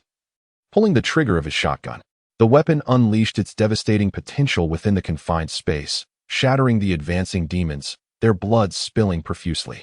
Yet, more of these fiends surged forth, tearing at one another as if drawn by an insatiable temptation. Amidst the swirling petals, Lorenzo grasped his suitcase with one hand and hurled it to Eve, who staggered under its weight and nearly lost her balance. Fortunately, she regained her composure and fled through the iron door towards safety. What are you doing? There are demons behind us. Huh? A bullet exploded through a twisted skull as Lorenzo strode towards Eve, seizing her hand and pulling her outside the carriage. He forcefully secured the door, behind which countless bloodied hands pounded heavily, leaving a web of cracks on the glass. Gripping the shoulder strap of the suitcase, Lorenzo hoisted it onto his shoulder, then withdrew a gleaming spiked sword from within. Are there demons ahead as well? Lorenzo pondered, bewildered by the sheer density of the demonic outbreak. It appeared that this train had been infested with fiends from the very beginning. But why this train? Why was it intertwined with his fate? Recalling his transcendent vision and Eve's own extraordinary sight, Lorenzo began to formulate a hypothesis. Perhaps their deep connection to the darkness had drawn the attention of these demons, who had come to ensnare them. But why now? The sharp-spiked sword pierced through the thick iron door, impaling the demon lurking behind it. The holy silver plating sizzled, tainted with the fiend's blood, producing a corrosive bubbling sound. Climb up, Eve yelled in unison, her silver bell tolling with a resounding echo, akin to a cannon, blasting large holes into the iron door, from which blood gushed forth. These were merely the lowest tier of demons, mindless creatures driven solely by bloodlust. Yet, Lorenzo remained vigilant. There could very well be elite adversaries, akin to Sabo, concealed among them. Positioned between the carriages, Lorenzo lifted Eve, hoisting her onto the carriage above before following suit. The fierce winds at the roof pressed against him, rendering his eyes nearly shut, while the sharp-spiked sword anchored him in place. Forward, Eve. We must find a way to the front of the train. This was Lorenzo and Appo's plan, to reach the locomotive and sever the connecting hooks, bidding farewell to these accursed demons. Why are demons here? The fleeting moment of darkness had genuinely frightened her. The whispers of passengers had abruptly ceased, replaced by the chilling gasps of bloodthirsty entities. Mere moments ago, they had been human, yet in the next heartbeat, they had succumbed to the demonic transformation. Two conclusions arise. Firstly, our connection to the darkness has deepened to a point where it is almost tangible. However, based on my professional experience, if we were to delve into such profound darkness, it would not be these mere rabble seeking us. Lorenzo led Eve as if they were ascending a snow-capped mountain, thrusting and retracting his spiked sword repetitively. The cacophony beneath their feet resonating with chaos, occasionally accompanied by a splatter of crimson as the blade was lifted. Thus, there was but one outcome from the very beginning. The demons had been lurking within this carriage. Yet, why this particular train? Is it some damned connection? Those who share ties with the darkness are irresistibly drawn to it, which is utterly ludicrous. Lorenzo had a tendency to let his thoughts wander aimlessly, as he was now contemplating that this metaphysical concept seemed to be referred to as fate in the East. What on earth does that mean? Shattered glass and twisted steel erupted as grotesque arms extended from either side of the carriage, a dense mass resembling wild, carnivorous flora. Gunfire erupted incessantly, carving a path through blood. Moreover, there was another dilemma. Lorenzo held the panicking Eve tightly, her slender form akin to cargo wedged beneath his arm. And with a powerful leap, he vaulted over the multitude of demons, landing atop the preceding carriage. This was a result of specialized training from the Demon Hunter Guild. Even without awakening their secret blood, the hunters possessed enhanced physical capabilities and acute instincts that surpassed those of ordinary humans. Yet, despite this, they remained human, fragile beings capable of succumbing to death with ease. Were these fiends truly here solely for us? This time, Lorenzo did not release Eve. Within this carriage lay an unknown multitude of demons, packed tightly like sardines in a net, yearning to escape and feast upon the warmth of flesh and blood. The slaughter seemed unending.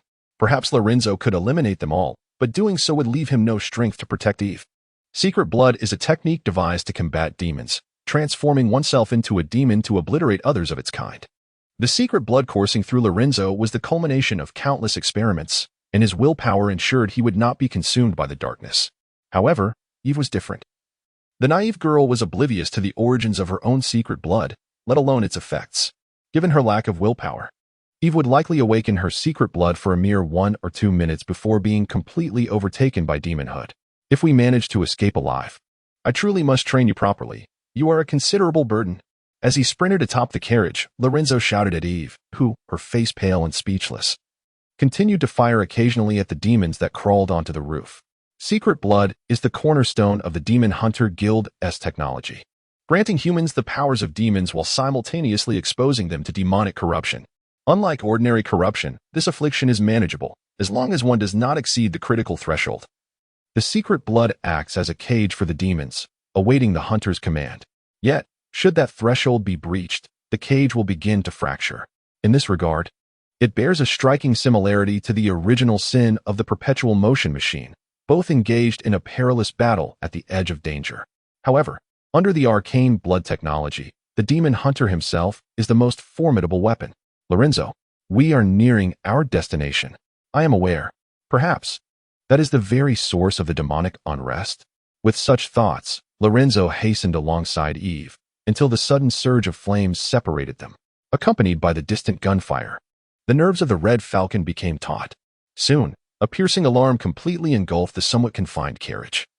Each soldier's chest illuminated by a blinding red light, the Geiger counter, now shrieking loudly, its sound akin to a knife slicing through the nerves of those present. Demons had emerged aboard this train. Send a message to Berleo, instruct him to meet us at the station.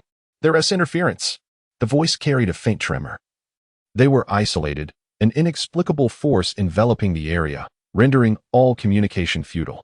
The surrounding night was impenetrably dark, with only the brilliant headlights of the glory train illuminating the abyss, appearing as the sole island in the sea of darkness, now besieged by rising tides threatening to engulf it. Gunfire erupted like thunder, unleashing bursts of flames several feet long, metallic bullets shooting forth and then cascading like rain. The light had vanished. The so-called radiance before the demon's arrival would dissipate for various reasons. Clear skies would turn overcast, electric lights would flicker and fail, ultimately leading to an eternal darkness. The lights atop the dome helmets flickered to life, reflecting off the gunfire, beams sweeping continuously, probing the corners of the gloom. We must sever the coupling, a soldier shouted, realizing that in such circumstances they would only be worn down. If the coupling could be cut, at this train and Oppo's velocity, the demons would be unable to keep pace. Everyone understood this logic, yet they also recognized the near impossibility of the task.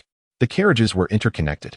Any attempt to sever the coupling would inevitably place the individual in the line of fire between the barrels and the demons.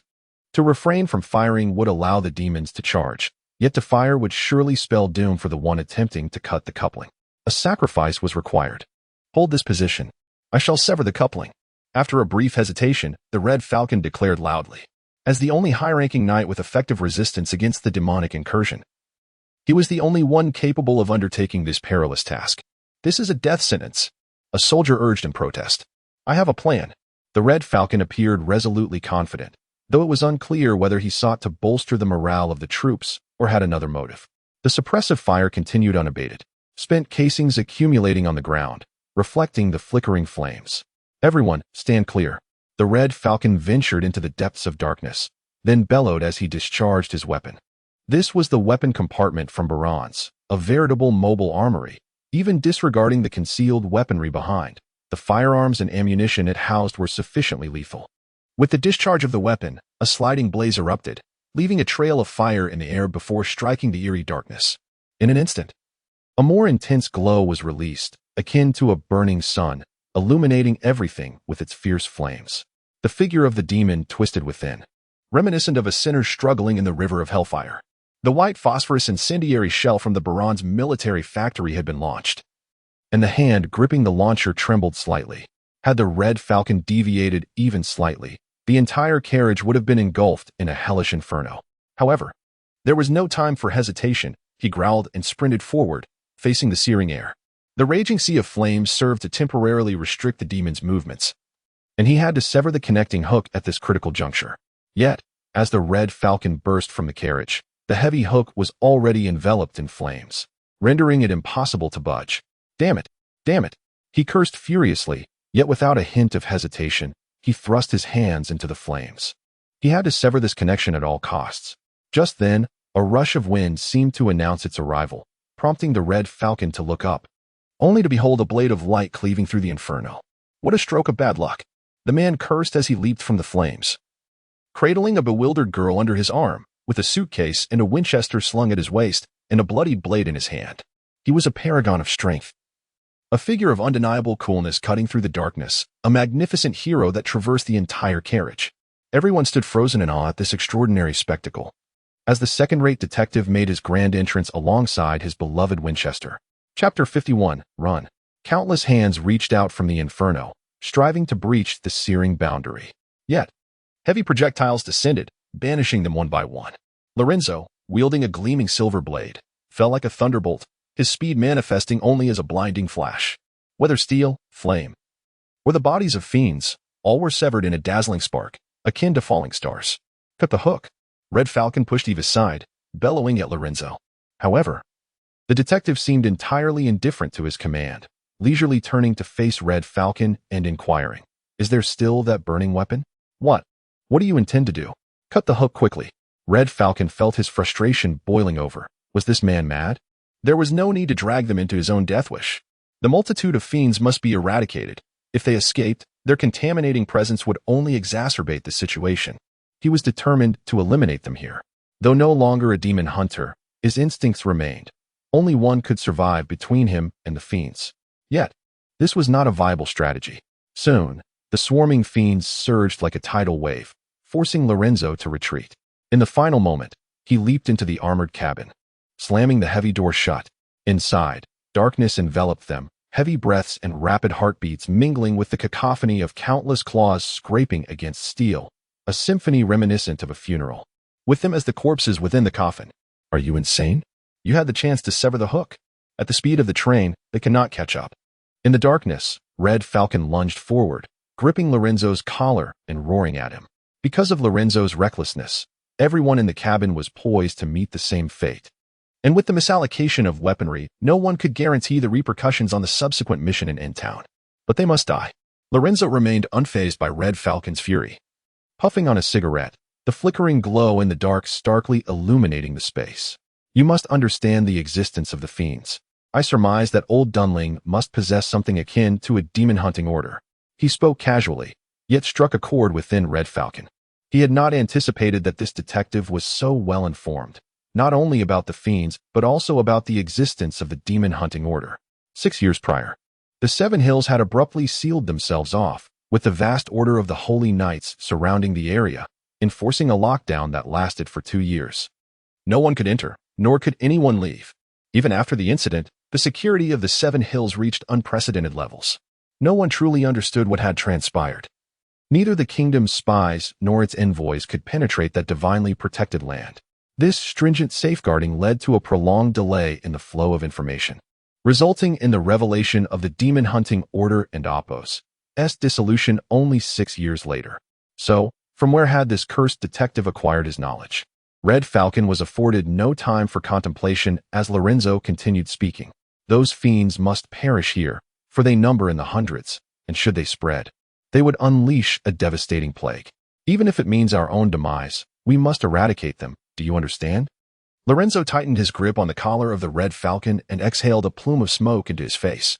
In the faint light, one could discern the grotesque contortion of his visage. The demons must die. So, do you comprehend, Mr. Moon Narito? It was as if a malevolent spirit whispered in his ear, laced with terrifying madness. This detective was resolute, even if it meant the death of us all. He would eliminate that horde of demons. Yet, is it not foolish to seek death? Thus, is there anything here that we can utilize? Perhaps a weapon that burns. Or a well-armed reinforcement. A sudden shift in tone rendered the earlier bravado of the man who sought to perish with the others absent. The transition was so abrupt that even the Red Falcon appeared momentarily bemused. In the shadows, Eve nodded in resignation, acknowledging the madness of this man. So, what hidden cards do you possess? Lorenzo shouted, observing the still-dazed Red Falcon. We shall soon arrive at a station where our main forces await. But interference has rendered our radios silent. We must devise a method to prepare them. Arriving unannounced at Burlow S Station with such a multitude of demons would result in catastrophic casualties, possibly declaring the mission to retrieve the sacred coffin a failure before it even commenced. How far are we from that station? Lorenzo inquired calmly. It should be soon. Bring that incendiary weapon. Suddenly struck by an idea, Lorenzo seized the Red Falcon. What are you intending to do? The Red Falcon was perplexed. While Lorenzo may possess strength, he felt utterly powerless against the swarming demons. What else? Set off fireworks. Lorenzo declared with unwavering confidence. Are you suggesting using the incendiary as a signal? The Red Falcon was taken aback. This was indeed a most unconventional strategy, akin to a signal that could melt steel. The optimal solution: the majority survive, and the demons are vanquished. As Lorenzo spoke, he approached the great door, beyond which echoed sharp sounds, as if countless steel needles scraped against a metallic surface. Those were the bloodthirsty demons, eager to extract their delectable prey from the can.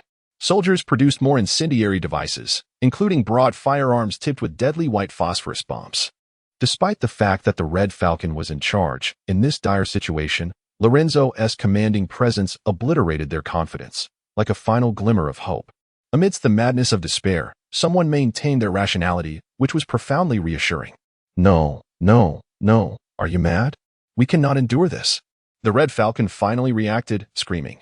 Bewildered as to how his thoughts had been so easily led astray by Lorenzo, finding himself strangely convinced of the feasibility of this cursed plan. How many demons await outside? Hundreds or thousands? Before the immense tide, they could hardly endure for long. Whether they could step out of the carriage after opening the door was a question in itself. Do not fret. You shall signal the flare, while I shall handle these fiends, Lorenzo declared, pushing open the grand door. A tempestuous wind surged forth, carrying with it the stench of death. The detective had not afforded the Red Falcon a moment's choice. The door was ajar, and the only option left was to follow this madman to their demise. Blood awakening. 17, deviating from stability range. As the door swung wide, a searing fire ignited from the depths of his gray-blue eyes. It seems you still do not comprehend how to confront this horde of monsters, Lorenzo observed with a hint of derision, noticing the Red Falcon and Apos' hesitation. The shotgun hung beneath him, and then he drew a blade from the case, gripping both swords tightly. His voice a low rumble. Between us, it has always been life or death. Thus, the swords roared, accompanied by the blinding white flames.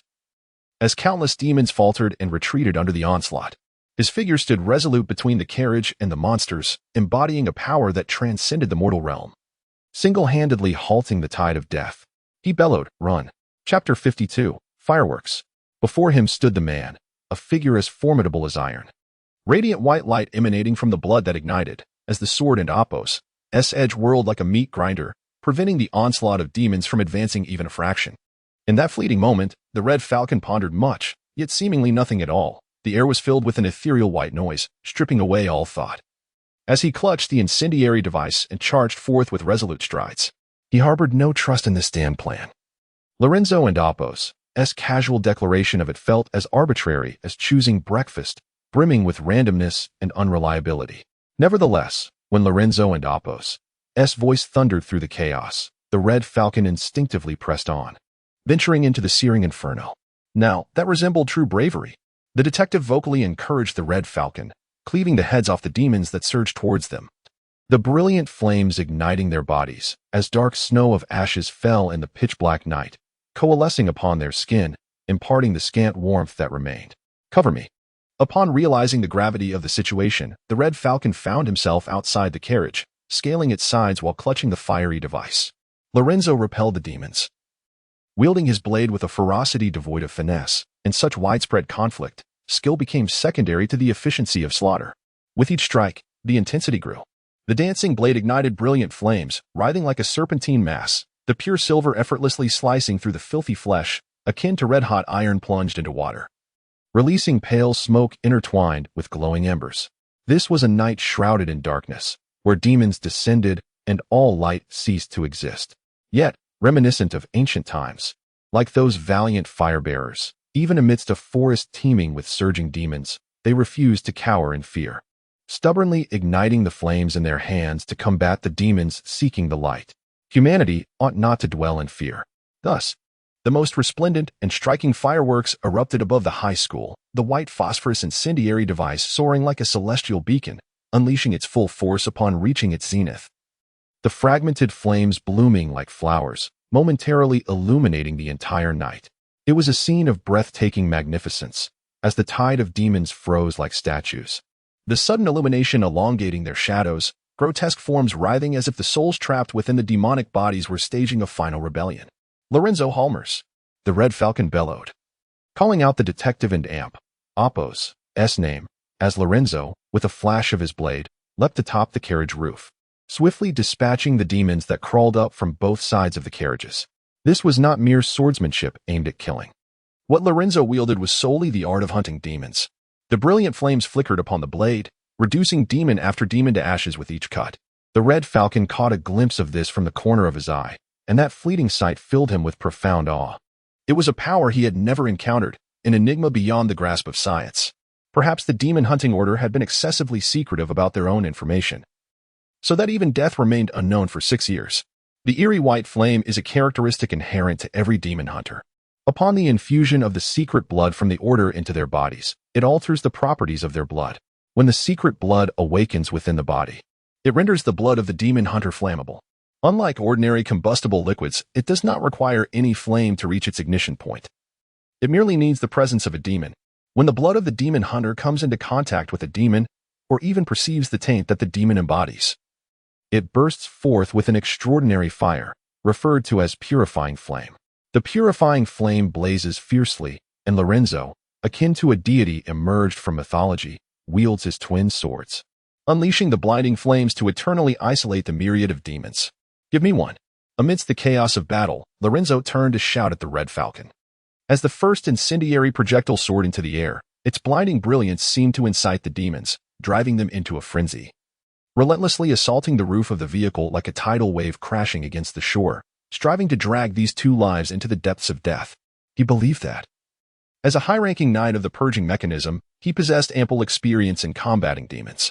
Yet, when compared to Lorenzo and Oppo's adept in swift maneuvers, he felt as though he were merely a child who had just learned to wield a sword. In terms of lethal skill within the purging mechanism, one could hardly claim him to be a knight commander. Perhaps only Arthur could rival him. "What? An incendiary projectile?"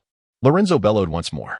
Although he was unclear about Lorenzo's intentions, it was evident that he had gained the Red Falcon's trust in this brief span, for in terms of combat prowess, he had undoubtedly become the pinnacle of the entire train. The Red Falcon tossed a launcher equipped with incendiary projectiles to Lorenzo, who then raised his sword and drove it into the metallic floor of the carriage. This was a structure entirely enveloped in steel, yet under Lorenzo's strike, the blade sank into the metal as if it were soft clay. With one hand freed, he lightly brushed the blade that was embedded in the carriage, the sharp edge leaving a vivid crimson mark upon his palm. Subsequently, the wounded hand grasped the incendiary launcher thrown by the Red Falcon. "What are you planning to do?" For some inexplicable reason, the Red Falcon felt a twinge of foreboding. The relentless tide of demons had not evoked such a feeling. Yet now Lorenzo and Oppo's actions instilled a sense that something was on the verge of shattering. Setting off fireworks. Secret Blood Awakening 21. The blood of the demon hunter saturated the steel in his hand, flowing through the crevices and patterns of the metal, completely integrating into every structure and inch. The searing white fire surged forth from those gaps, Lorenzo lifted the blazing launcher as countless demons surged from the carriage before him. He was the sole light in the darkness, the only lifeline out of this hell. They all vied for this opportunity, pressing forward in a desperate desire to extinguish this solitary hope. It was a scene reminiscent of an oil painting. He raised his weapon, unflinching before the legions emerging from hell. He pulled the trigger. The incendiary device, infused with the blood of demon hunters, ignited with fervor, and as the flames danced, a purifying blaze surged forth, reducing all demons it enveloped to ashes in an instant of searing heat. Do you know why smoking is prohibited on trains? Although the glorious steam train and amp, Oppo's, steam engine has long been considered obsolete, it still epitomizes one of the highest crafts of the Erwig steam engines, managing to achieve an astonishing speed of 70 kilometers per hour even after all these years. For the wind stokes the flames. Like an incantation, as those words fell, an endless gale surged through the shattered windows into the burning carriage, infusing the chaotic conflagration with fresh oxygen, while the demons howled, unable to prevent their bodies from being charred and carbonized, ultimately dissolving into ash and vanishing like the wind. Like a colossal serpent emerging from the sea of flames, it advanced through the desolate and shadowy earth, ablaze and relentless. Chapter 53. Thermite. The melodious sound of a steam whistle disrupted the conversation between Borleo and Blue Emerald. Gazing at the woman and amp, Oppo's stunning profile, Borleo and amp, Oppo's eyes fell, lost in contemplation. The woman before him was shrouded in mystery. One might believe they understood her. Yet it was merely a delightful fade, much like her code name, Blue Emerald, an exquisite kingfisher soaring through the woods, eluding capture, embodying freedom like the wind itself. It appears our guest has arrived. Borleo glanced out the window in the direction of the whistle and Oppo's origin. Guest? Blue Emerald was perplexed as to who would come to this forsaken place, cold and dilapidated, brimming with weapons and soldiers. Even criminals would hesitate to tread here. It is my esteemed detective, Lorenzo Halmers. Earlier, the Red Falcon reported via radio that he was on the way. Turning to Blue Emerald, Borleo continued. Is this the Lorenzo Halmers I have heard about? Blue Emerald inquired. Borleo nodded, affirming her words. The mere thought of this detective gave Borleo a headache. He was reluctant to reveal his identity beyond that of a mob boss, for Lorenzo was astute. Merely this knowledge was sufficient for him to deduce much. The ensuing task remained critical, and Lorenzo posed a dangerous, uncontrollable variable. He was a sharp double-edged sword, potentially inflicting harm upon himself if mishandled. So how do you intend to manage him? Blue Emerald asked, her gaze fixed on the direction of the approaching glorious train. I'll leave it to you. My suggestion is to seize him and promptly render him unconscious. Then bind him with iron chains and discard him wherever you please. While you may not be able to kill him, you can certainly cause him some distress.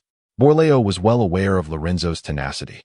Ever since he had stealthily infiltrated Borleo's circle after mastering his craft, Borleo had remained exceedingly vigilant of him. Why me? Blue Emerald questioned, confused. Quite simply, I wish to avoid encountering that lunatic, Borleo replied with evident distaste. Well, I must admit, I think you have little choice but to meet him now. Blue Emerald pointed towards the darkness outside the window, her finger indicating the ominous direction. Borleo seemed to grasp something, turning to see, beneath the shroud of night, a blazing serpent racing along the tracks, its incandescent flames elongated by the howling winds, as if painting a fiery portrait upon the earth. Even more disconcerting was that this infernal train continued to sound its whistle, resembling a jubilant Thomas. All personnel, mobilize. With Borleo's furious shout over the communication channel, the soldiers on the abandoned platform sprang into action. As the glorious train drew nearer, the Geiger counter began to emit a piercing sound, the distance between them diminishing. The noise escalating into a frenzied crescendo, ultimately transforming into a long, shrill wail. It appears we have arrived. Observing the faint glimmers in the darkness, the lights atop the soldiers' helmets, Red Falcon was correct. There indeed existed a mysterious unit here, and they were now poised to engage. As he gazed upon the burning carriage, where demons surged forth only to perish, Red Falcon was struck by a wave of panic. What is the matter? With me here, they cannot breach our defenses. Lorenzo raised his blade, pointing it defiantly at the inferno before them, brimming with confidence. Yet it was evident that Red Falcon and Amp, Oppo's, concerns lay elsewhere. I refer to them. They wield the latest weaponry from the mechanized academy. Standing atop this carriage, we would be turned into a sieve before his words could fully resonate. A brilliant light akin to daylight illuminated the train, emanating from the highest point of the platform. Under the brilliance, The contorted demons were rendered visible. And in that fleeting moment, a sense of suffocation enveloped all present. The horde of demons, their forms ablaze with white flames, emitted a ravenous roar directed at the warm, fleshy beings. "Open fire," commanded Commander Beryl. In unison, the soldiers raised their advanced weaponry, specifically designed to combat the demons. As the stars began to rise, the air was filled with a cacophony of gunfire. Hundreds of crimson projectiles soared through the night sky, leaving trails of blazing fire in their wake, hurtling directly towards them. Lorenzo had scarcely a moment to think. He seized Red Falcon, and together they leapt from the carriage, just as a significant number of projectiles reached their destination. These were incendiary bullets, igniting violently upon striking the demon forms. Unlike Lorenzo's enigmatic purifying flame, theirs appeared to be mere fire capable of achieving extreme temperatures in an instant. The occupants within the carriage recognized the imminent peril. The doors swung wide, and without a moment's hesitation, the two plunged inside. Instantly, a deluge of fiery projectiles rained down upon them, akin to acid rain, leaving molten pockmarks upon the resilient steel. Inside the carriage, Eve gripped the nearby handrail. Her ears filled with the piercing shrieks, followed by an uncountable series of impacts against the iron plates outside, one after another, as if a multitude of craftsmen were relentlessly hammering the carriage. Suddenly, the temperature within the carriage began to rise, and all present sensed the oppressive heat. On the not-so-distant platform, fully armed soldiers unleashed their fire upon the train. When their efforts against the carriage proved futile, the demons shifted their focus to the soldiers on the platform, charging along the tracks with ferocious roars. Yet, under the relentless barrage of gunfire, they fell in droves. Even those few who managed to breach the line met their end at the hands of Beryl and Appos' silver spear. The cacophony of demonic roars and gunfire intertwined, resembling the battleground of hell itself. Wherever the searing projectile struck, be it steel or flesh, they melted under the extreme heat. This was the might of technology. If there existed a deity of all technological advancements, each time a soldier pulled the trigger, they were offering a prayer to him. So what was this weapon? Within the carriage, Lorenzo wiped the sweat from his brow, feeling as though he had narrowly escaped death. The incendiary bullets had the potential to melt steel. The consequences of being struck were unimaginable. This was a creation from the mechanized academy, the thermite rifle. The Red Falcon gasped for breath. The air within the carriage was oppressively hot. The confined space, combined with the burning vehicle, had caused some individuals to begin losing consciousness. One might envision it as a launchable thermite, with a detonator affixed to the muzzle, completing the thermite reaction upon firing, unleashing a tremendous amount of thermal energy upon striking its target, capable of penetrating even the heaviest armor. The annals of human technological history essentially depict the evolution of weaponry, continuously enhancing its lethality. Is this truly the reason you triumphed in the Radiant War? What a cursed weapon! For a moment, Lorenzo found himself at a loss for words. He understood that the pressures of war could propel a nation forward, yet he had never anticipated such rapid advancement.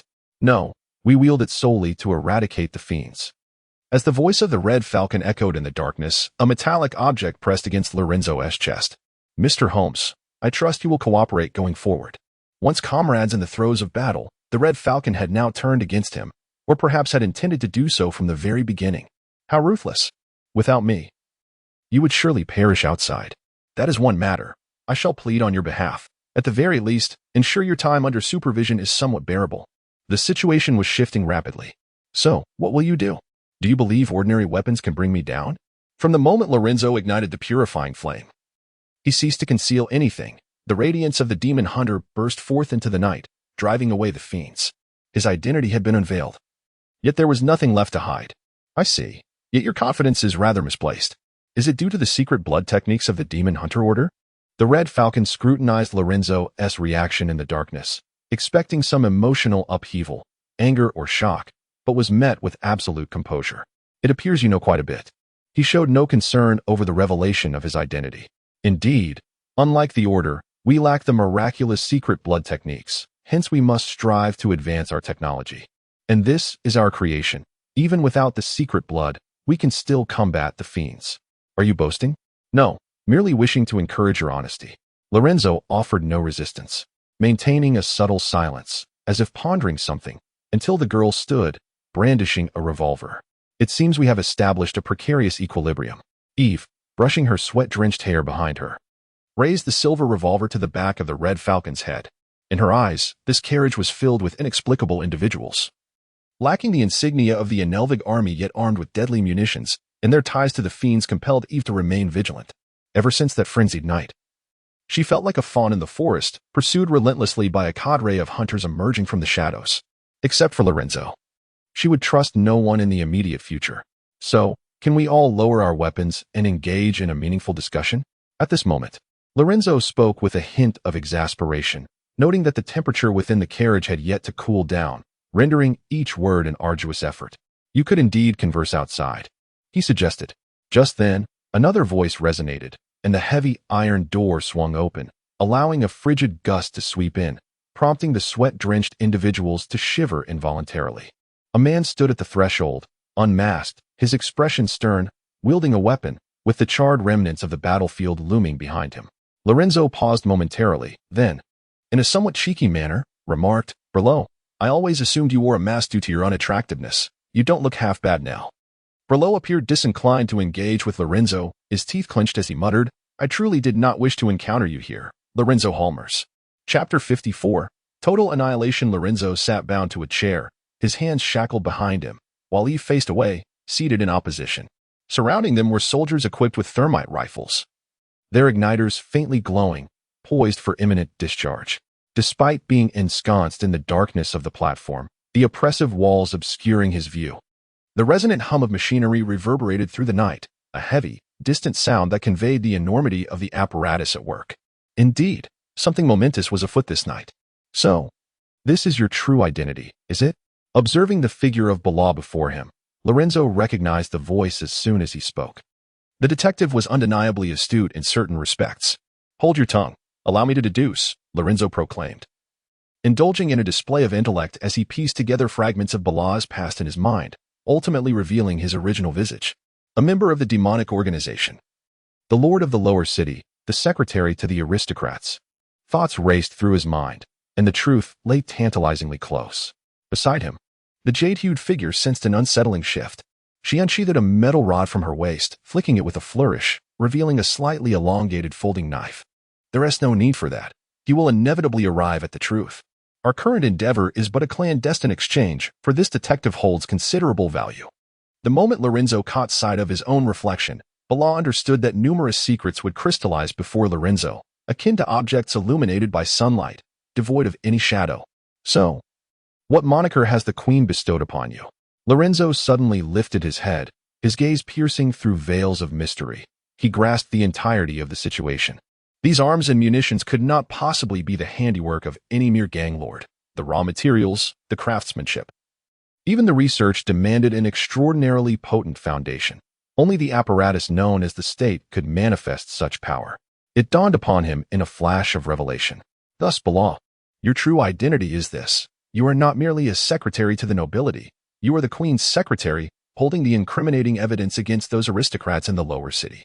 Should the Queen require it, her iron grip would constrict them." Lorenzo's keen intellect was a double-edged sword. Such brilliance could lead to swift demise. That he could deduce these truths was anticipated by Bala. Conversely, to fail to do so would have been an anomaly. "I possess sufficient leverage to procure trust," Bala asserted. "Our trust? You are an uncontrollable outsider. Your words are hardly trustworthy. At the very least, we share a common objective." "What might that be?" "The sacred coffin." That was the nightmare lurking in the depths of dreams, the very epicenter of chaos and delusion, the source of it all. Bala's pupils constricted. He was bewildered as to how Lorenzo had come to know of its existence, for he had never divulged such information. After all, Lorenzo had merely appeared to him as a capable detective, not one entangled with the demon-hunting cult. "Do not be dazed. It was you who entrusted me with the investigation." "Was it not? Thus, discovering some pivotal information is entirely reasonable, is it not? Is this your price? Indeed, let us exchange the current intelligence and collaborate, shall we?"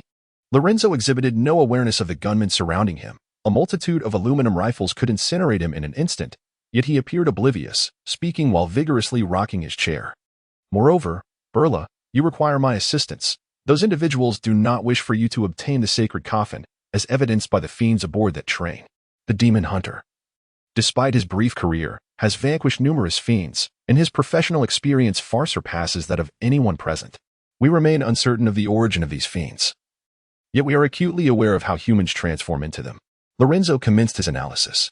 Initially, on the train.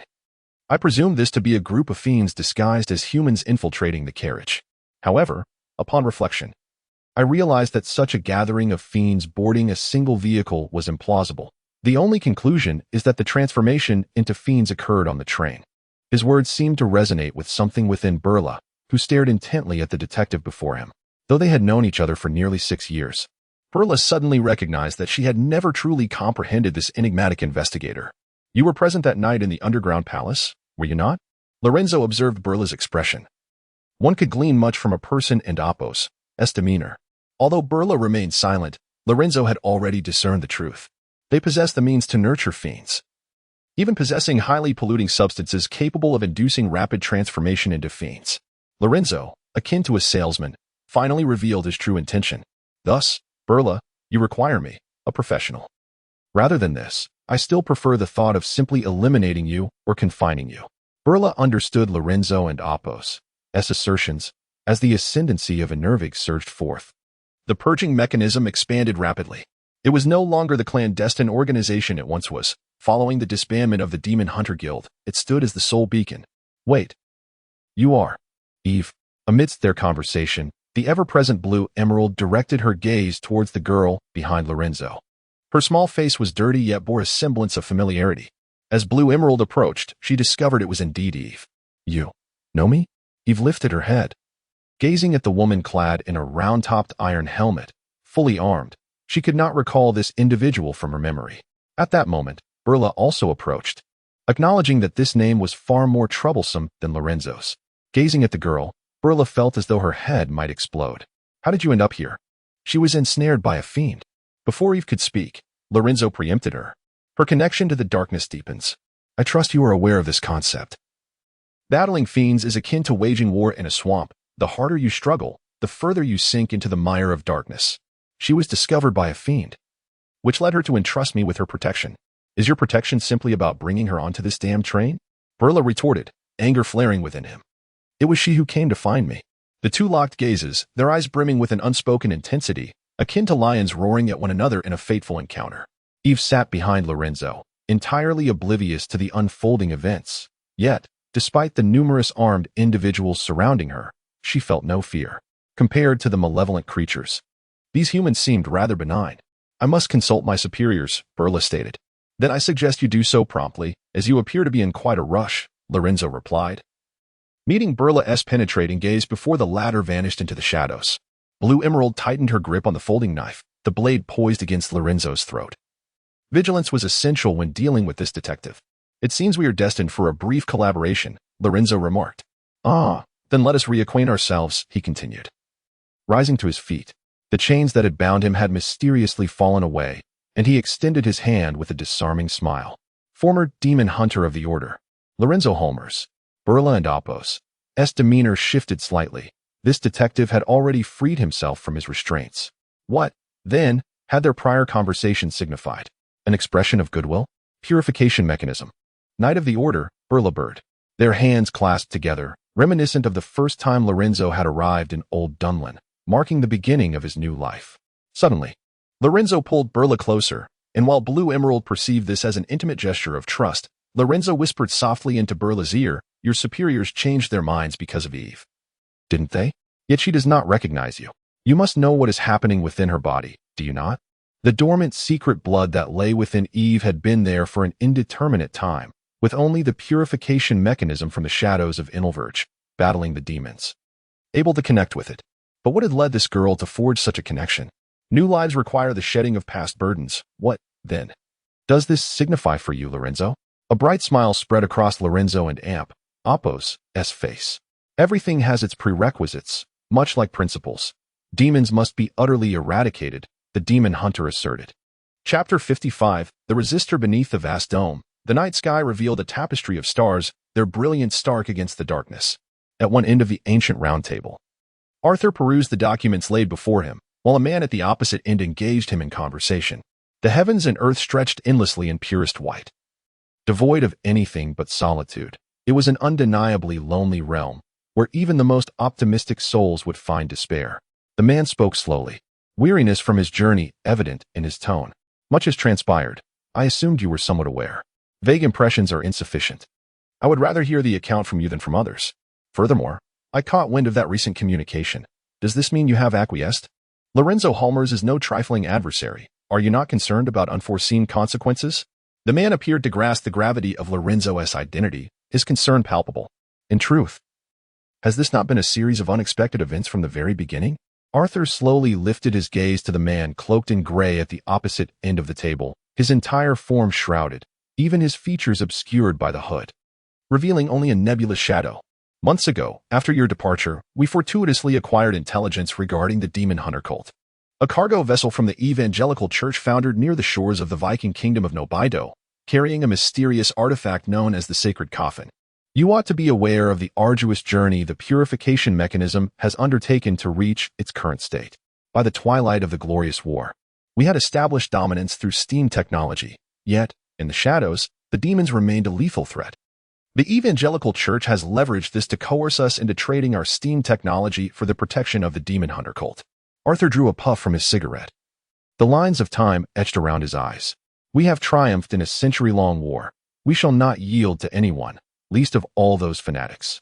In pursuit of this, we forged an alliance with the distant Jioxia, leading to the arrival of Generals Watown and his Kuei Long fleet. The evangelical church believes we lack the means to combat the demons, oblivious to the emergence of the purification mechanism lurking in deeper shadows. It appears that artifact holds immense significance. The voice of the gray-robed figure was hoarse, resembling that of an ancient elder. Yet, as his sleeve slipped slightly, a youthful, fair hand emerged. Arthur nodded, continuing, the purification mechanism has clandestinely taken shape, and with the technological support of Jioxia, we have acquired initial capabilities to confront the demons. However, this is merely a beginning. Compared to Jioxia's armor technology, the secret blood of the demon hunter cult is far more advanced. And the sacred coffin is the core of that secret blood technology. Core? This piqued the gray-robed man's interest. He seemed taken aback, as if he had not expected the legendary secret blood to be so near. According to the intelligence we possess, the sacred coffin bears profound religious significance. Those specifics remain elusive, as the demon hunter cult disbanded 6 years ago. Disbanded? How is that possible? The gray-robed man displayed an unprecedented lapse in composure, his voice involuntarily rising. Indeed, the prolonged 6-year confinement at the Seven Hills has finally come to an end. Our intelligence has accumulated in that accursed little town for 6 long years, akin to a mailbox overflowing with letters.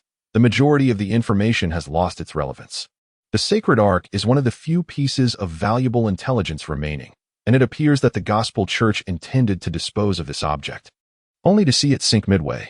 Following this was an interminable silence. Neither of the two beneath the dome spoke until the gray-robed man shattered the stillness.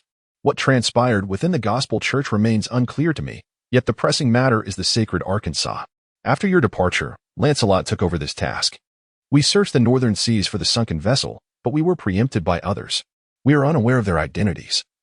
Yet they are linked to the demons and can be confirmed as adversaries.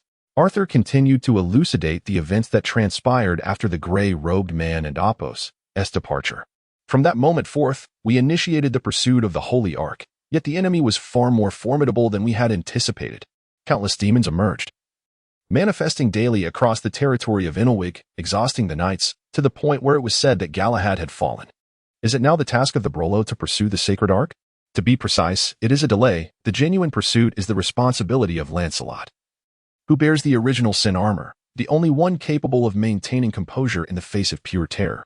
The gray-robed man fell into silence, seemingly in contemplation. And after a lengthy pause, he inquired, how many of us remain? There are none left. Any additional members would be futile against the encroachment and would only lead to their demise. Hence, I have consented to Brolo taking that cursed Lorenzo to carry out the mission. Arthur spoke slowly. Having lost the demon hunter order, purging the mechanisms amidst the tide of demons is our sole beacon of hope. Furthermore, there are numerous reasons that compelled me to make this decision. According to Brolo, Lorenzo appears to be a demon hunter. A demon hunter? Perhaps we can extract further intelligence from him. Since the abrupt blockade of the Seven Hills 6 years ago, Lorenzo is the first living demon hunter we have encountered. There are too many enigmas surrounding this situation, and then there is Eve, who is also present there. At the mention of Eve, Arthur's steely countenance faltered slightly. He rubbed his weary eyes and continued, I failed to protect her. Her connection with the interstice has ultimately been re-established, and those demons have discovered her. Aside from that mysterious demon hunter, no one else can control the situation. That was a collective error on our part. You need not bear the burden alone. Footsteps echoed as the gray-robed man approached slowly, barefoot, resembling a penitent monk. His exposed skin inscribed with arcane symbols and incantations. Reaching Arthur and Apos' side, he offered solace to his old friend. Arthur turned to him and stated, What we require is not a vast legion, but one loathsome demon after another. Arthur gazed into the dim eyes concealed beneath the gray robe. Now that the Demon Hunter Guild has disbanded, it is evident that the arcane blood techniques are unlikely to be replicated, even if we were to acquire the crucial data. Achieving results in a short span remains implausible. The original Sin Armor stands as our sole avenue of escape. To open that Pandora's box is to unleash boundless calamity in pursuit of just a glimmer of hope. I have come to understand. The gray-robed man nodded slowly, exhaling a deep sigh, as if he had reached a weighty decision, gazing up at the vast expanse of the night sky. At times, I perceive our plight as lamentable, akin to a horde of mice scurrying in the shadows, haunted by the lurking monsters of the dark, with the desperate wails of our kind echoing through the night. There are moments when I even believe that all our efforts are in vain, resembling the immutable laws of nature, where the fierce tiger preys upon the herd of deer. We are inevitably the hunted, and now all our sacrifices appear as nothing more than futile resistance. Yet, at the very least, we have resisted, Arthur declared, his voice resonating with defiance and fury. We are fundamentally different. Compared to those who have never contemplated rebellion, we have taken a stand. If being destined to be hunted is indeed an immutable law, we have at least shattered that decree and taken the first step.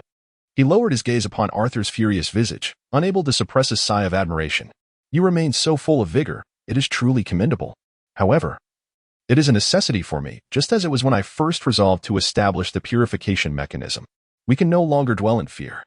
In the depths of those aged, murky eyes lies a spirit forged of steel and fire. Absolutely not. Chapter 56. Time for chit-chat beneath the pitch-black shroud of night. Powerful searchlights swept across the earth, their blinding brilliance resembling the gaze of a giant's eye, scrutinizing the peculiarities concealed within the darkness. It was well past midnight. Despite the frigid temperatures, the machines roared and churned, releasing immense clouds of steam that stung the skin. Due to Lorenzo's forceful assault, the ordinary carriages of the Radiant train had been reduced to charred frameworks, yet they had served little purpose to begin with. Thus, towering heavy cranes were deployed, their iron hooks descending to remove the remains from the tracks, subsequently placing the pre-prepared armored carriages in their stead. With so many lives lost, how should one proceed? As Eve gazed at the scorched corpses strewn across the ground, a pang of sorrow washed over her. Though they were all monsters, mere hours ago they had been living, breathing humans, each with their own lives, families, and aspirations. Yet now, none of that mattered. They were dead, perhaps destined to be forgotten, slipping away into silence. We have a dedicated department to handle subsequent events. We shall leave it to them. The Red Falcon referred to a clandestine unit known as the Cleaners, who were responsible for clearing the battlefield following encounters with the monsters, eradicating potential contaminants, and other concerns. Most of them were retired personnel from the Purification Agency, retaining invaluable knowledge about the creatures, serving in a department that avoided direct confrontation. What a commendable organization, even in retirement, not allowing the monsters to escape their grasp. The girl squatted at the edge of the platform, her head bowed, lost in thought. After overhearing Lorenzo and Apos' conversation with the Lark, she had begun to grasp that these individuals were part of a secret organization, the Purification Agency, directly serving Queen Victoria. Their internal hierarchy was inspired by the mythos of Inelvig, mirroring the ranks of the Round Table: Knight Commander, Upper Knights, Lower Knights, and Squires. The Red Falcon and his colleagues, whom Eve encountered, were Upper Knights, possessing resistance to the corruption of monsters and serving as the backbone of their forces. Does this mean you two must venture to end town? Lorenzo inquired, observing the bustling crowd and the solitary figure of Eve in the corner. Indeed, she replied. Lorenzo found this prospect intriguing and remarked to Lark, "We require an exchange of intelligence. And was it not you who initially commissioned me for this task?" Had it not been for Lark and Apos' request, Lorenzo would not have delved so deeply into this incident. It could be said that Lark had orchestrated the entire affair. "I never anticipated you would uncover so much." Lark displayed little surprise, merely expressing admiration, His regard for Lorenzo had always been high. If Lorenzo had failed to uncover such intricate information, it would have been uncharacteristic. After all, I am a detective, am I not? A part-time monster hunter? To be precise. A former monster hunter, I am now retired. Lark scoffed lightly, expressing skepticism towards Lorenzo's words. Do monster hunters ever retire? Indeed, I have grown weary of that existence. I fled to old Dunland to commence anew, and every word I utter is sincere. Lorenzo lamented, reflecting on his past life of violence and conflict, which held no nostalgia, much like a poorly written novel, read once and forever relegated to some forgotten corner of the shelf. Below, we must assist one another. That sacred coffin is perilous, truly perilous. The lightness of his words shifted, infused with an undercurrent of latent hostility, prompting Berlot to harbor doubts. Why do you believe so? From the moment Berlot undertook this mission, he had been oblivious to the true nature of the sacred coffin, and he suspected that even his superiors were in the dark. It is simple, intuition, the instinct of a former demon hunter. Lorenzo gazed into the depths of the inky night, where countless demons lay concealed within the abyss. Are you also unaware of what the sacred coffin is? Why do you assume I possess such knowledge? Berlot scrutinized Lorenzo intently, and after a brief contemplation, he resolved to divulge deeper intelligence. Because the sacred coffin originates from the Demon Hunter Guild. Surprise flickered in Lorenzo and Apos' eyes. Yet he nodded as if he had anticipated such a revelation. Is that indeed the case? Upon realizing the high toxicity of that object, I suspected the Demon Hunter Guild. Only the blood of secrets possesses such properties. But you are unaware of this object, Berlot interjected. This implies it emerged after my departure from the guild, or that it is something beyond my clearance to comprehend, or perhaps it is merely a code name for external purposes. Lorenzo analyzed and continued. These are likely the only three possibilities. After absorbing Lorenzo's analysis, Berlot reevaluated him. His aversion was substantial, primarily because Lorenzo had concealed his identity as a demon hunter for 6 years. Had it not been for today's events, Berlot would never have fathomed Lorenzo's true nature. Furthermore, the relationship between Lorenzo and Eve raised suspicion. Given Eve and Apos' uniqueness, Berlot could not help but question Lorenzo and Apos' ulterior motives. Moreover, every demon hunter possesses the blood of secrets, and without the original sin armor, Lorenzo represented the zenith of combat prowess among them. Should he lose control, the consequences would be far deadlier than any original sin armor. I hope this brief collaboration will not lead to any turmoil, Berlot remarked with a hint of resignation after careful consideration. And what of Eve? Lorenzo redirected the conversation towards her. The girl sat at the edge of the platform, observing as the heavy carriage was hoisted onto the tracks. A lethal serpent gradually taking shape. You place such importance on her, and she possesses the blood of secrets, so you are either eliminating mechanisms or replicating the blood technology. Am I correct?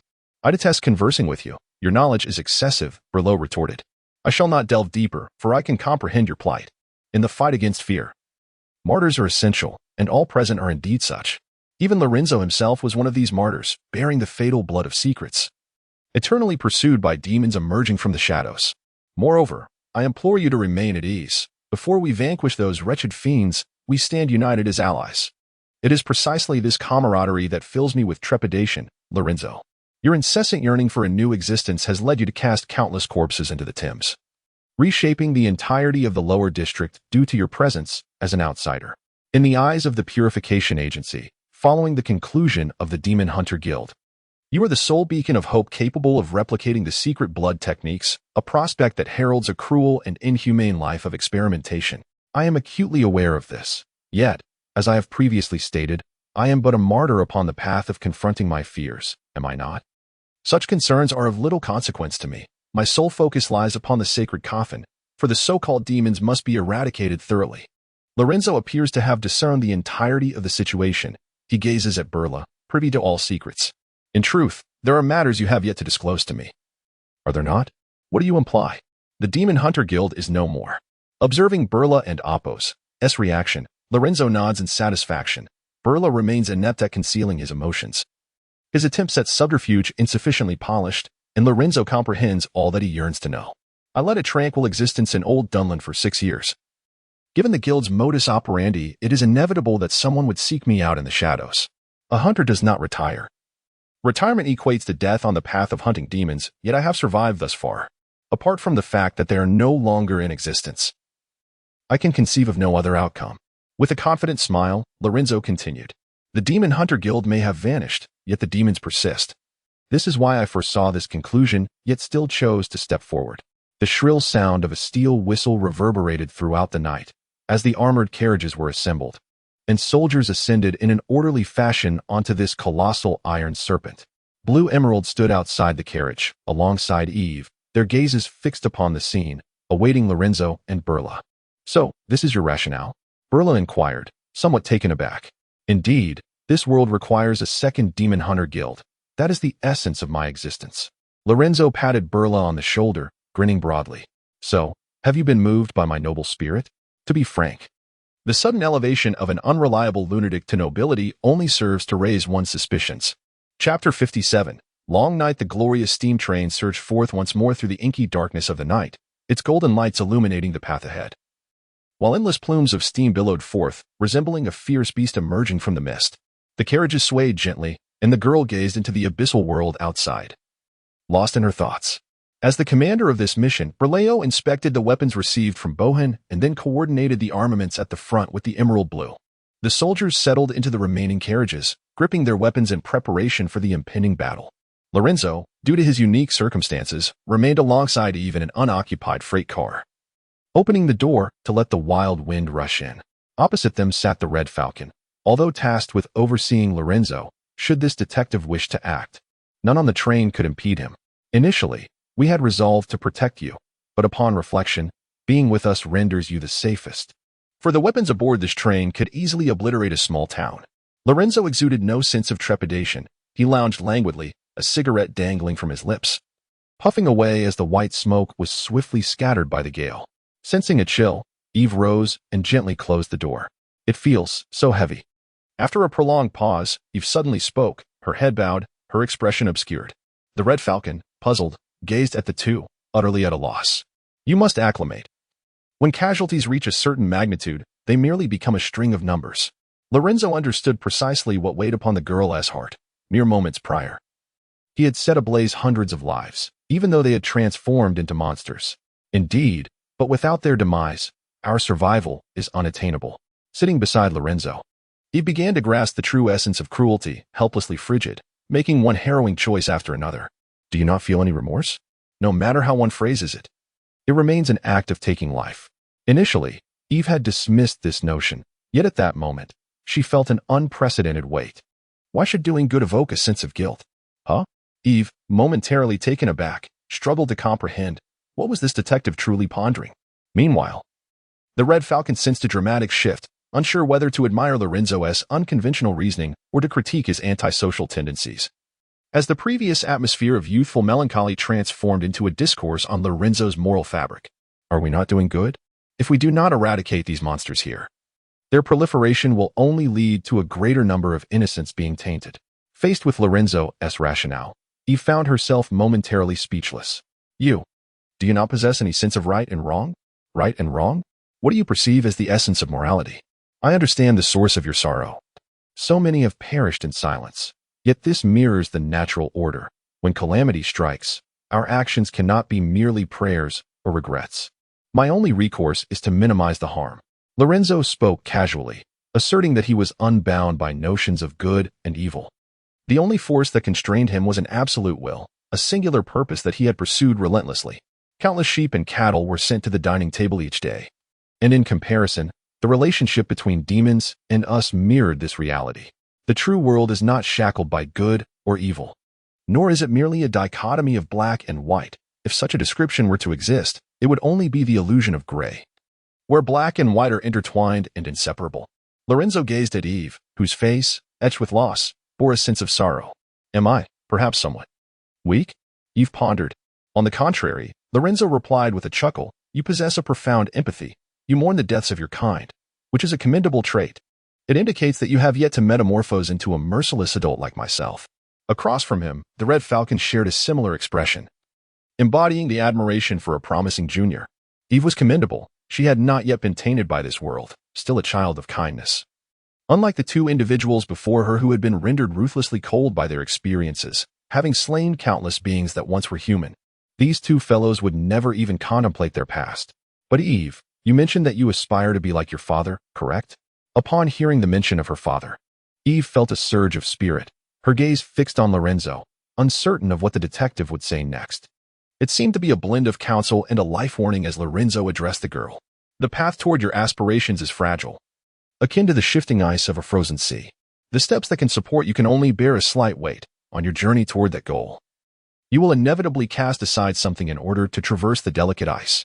As if grasping a profound truth, Eve inquired, what did you cast aside? Ah, everything.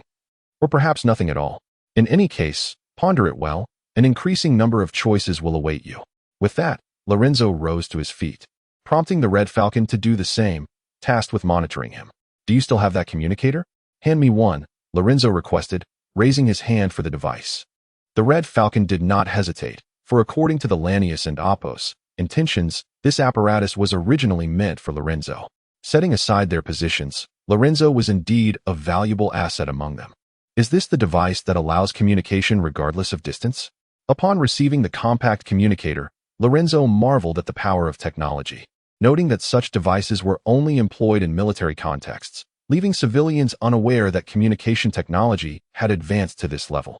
While it has a certain range limitation, it suffices for our needs. Its only drawback is susceptibility to signal interference. For instance?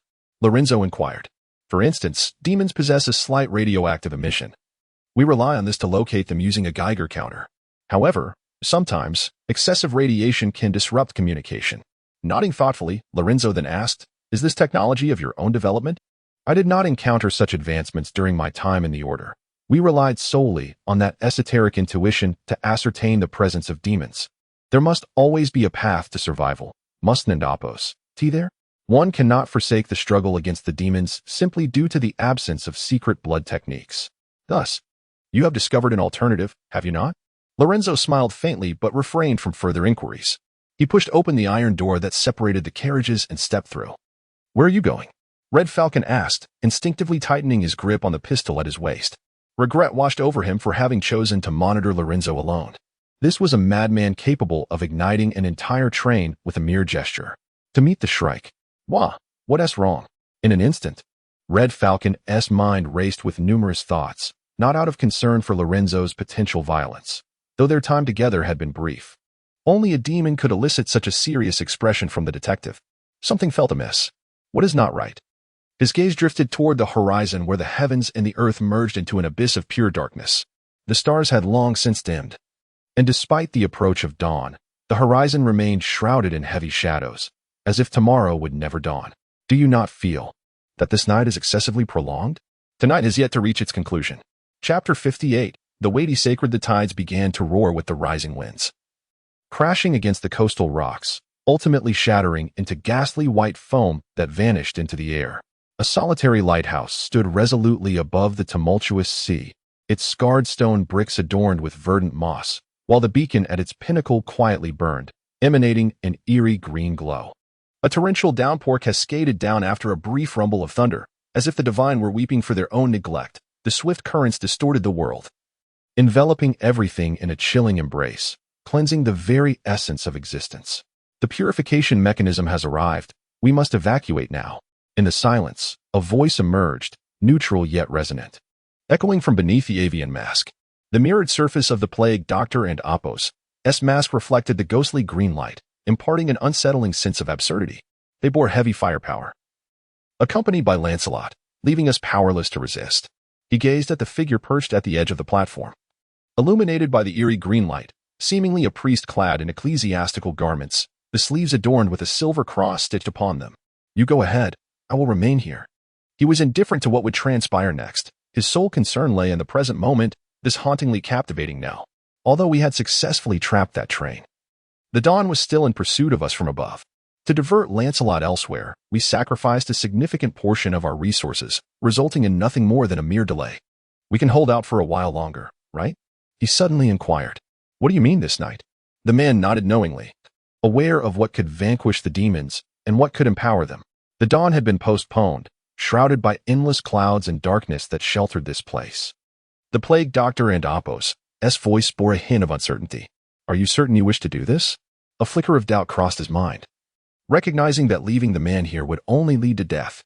Indeed, The nightmare's illusion has now taken control of that train. We hold the advantage.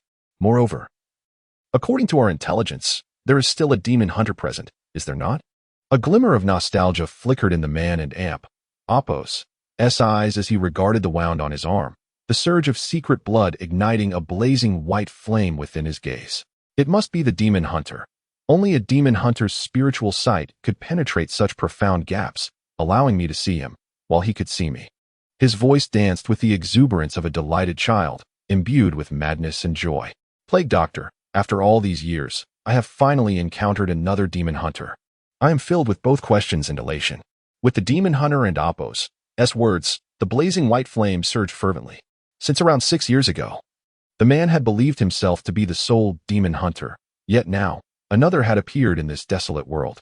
The sensation was extraordinary, indescribable. Then I shall commence preparations for the transfer of the sacred coffin. The physician of epidemic disease refrained from further discourse. Although their time together was brief, he possessed a clear understanding of the man and Oppo's character. The course of action shifted immediately to formal procedures. Tonight, the sacred coffin must be liberated from Inelvig. Proceed with urgency. Disregard the casualties. After all, the only ones who can escape are you and the sacred coffin, are they not? The demon hunter spoke with a dispassionate demeanor, reminiscent of Sabo during their time in the catacombs, both destined to be martyrs, sacrificing themselves for a grand cause. Please convey to the mentor that I look forward to meeting him in the new era. The physician nodded in silence and turned to depart. The demon hunter fell into contemplation, gazing at the world beneath the lighthouse, shrouded in an eerie green luminescence. The sound of rain heralded a transformation in the world. The taint of the demons could propagate through myriad mediums, even light itself. The once steadfast terrain now bore a malleable quality, soft as flesh, with grotesquely elongated appendages extending from the base of the lighthouse, traversing vast distances to envelop the once quaint town entirely. This land was alive, with people ensconced within this flesh, cloaked in the green light, appearing as though in slumber, their faces adorned with the serenity of sweet dreams. Such expressions graced every visage upon this land, as they languished in a shared, blissful reverie, while this phenomenon continued to disseminate outward like a virus through various conduits. Tentacles entwined upon the iron tracks, where the train named Radiance sped forth, akin to prey unwittingly leaping into a trap. The physician descended the spiraling staircase. The interior of the lighthouse transformed into a nurturing sack of flesh, where various scarlet organs dangled. At the very bottom, an elderly man lay at the heart of this sanguine mass, his visage exuding tranquility and bliss. As the physician's gaze shifted beyond the lighthouse, he beheld the frail figures, washed thin by the rain, shivering in the biting wind, the frigid air nearly stifling them. Yet, none halted their march. They bore the weight of steel upon their shoulders, advancing like ascetic monks. Initially, they numbered in the hundreds, yet now only 16 remained, akin to expendables. When one faltered, another would take his place, continuing to uphold the heavy sanctity. The gray-white robes clung to their forms, stained with vivid crimson. As more blood streamed from the features of the ascetics, they teetered precariously, yet resolutely upheld the iron coffin. In the darkness, whispers seemed to emerge, an ominous presence slowly fermenting. Intertwined with murmurs and prayers, converging into a sacred hymn, the ascetics sang fervently, exalting the grand epic. Consequently, more blood flowed from their visages. As if drawn forth by an unseen force, their bodies began to rapidly wither, the sounds of lament barely escaping their lips before their forms disintegrated like ash beneath the rain. The next individual placed their hand upon the vacant spot, offering a prayer. Esteemed brethren, please hasten your steps. The physician of pestilence spoke thus, yet he was uncertain whether the ascetics could hear his words. They resembled a devoted assembly of sea turtles, steadfastly advancing towards the ocean despite all perils. All he could do was follow behind, watching them as they journeyed toward the cresting waves. In a fleeting moment, as if guided by some unseen force, his gaze inadvertently fell upon the sacred burden borne by the ascetics. Throughout, he had endeavored to avert his eyes from that object, but in that instant, it seemed a certain presence seized the opportunity, slipping into his consciousness. Look at me. What do you yearn for? Is it knowledge or eternal life? The whispered words filled his mind, creating a tumult of confusion. Icy sweat trickled down his brow as his heartbeat quickened. Just as he teetered on the brink of despair, a divine prayer resonated within him. The voice was resounding like a bell, growing increasingly fervent and piercing. He struggled to rise, and before him, the ascetics remained oriented toward the waves, yet they paused as if awaiting him, aware of his deliverance. Continuing to murmur sacred words in unsteady cadence, forward they moved, stepping into the tide. The waves lapped at their waists, then their necks, and finally. Even the physician began to perceive this as an act of self-destruction when a wooden vessel breached the surf. It seemed as though fate had ordained it. Yet, in that moment of despair, countless hands seized him, the ascetics hoisting the physician alongside them onto the wooden boat. The night sky crackled with lightning, and he could only glimpse the dark blue waters below, where divine visages appeared to smile, making a final push to send the vessel away from the shore. The ascetics perished, sinking beneath the frigid tide, their last strength propelling the boat onward. The physician turned his back on the sacred, breathing heavily, his countenance twisted in anguish. He harbored no belief in deities, yet at that moment, the uncanny coincidences compelled him to consider the possibility of some unseen force orchestrating these events. The boat bore no sails. Indeed, there was barely enough space for the physician and the object known as the sacred coffin. The waves propelled them forth, guiding them toward their destined place. Chapter 59. Source of contamination. The heavy iron doors swung open before Lorenzo, and after alerting the Red Falcon of the unusual circumstances, he pressed forward towards the front of the train, where the Shrike was stationed. An instinctive warning echoed within him, an enigmatic intuition that had, on countless occasions, aided him in evading death. His hand rested firmly on the hilt of his sword, ever vigilant of the soldiers surrounding him.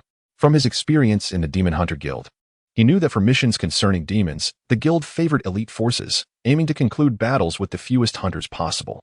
Should the situation escalate, an overabundance of personnel would only heighten the risk of corruption, leading former comrades to turn against one another.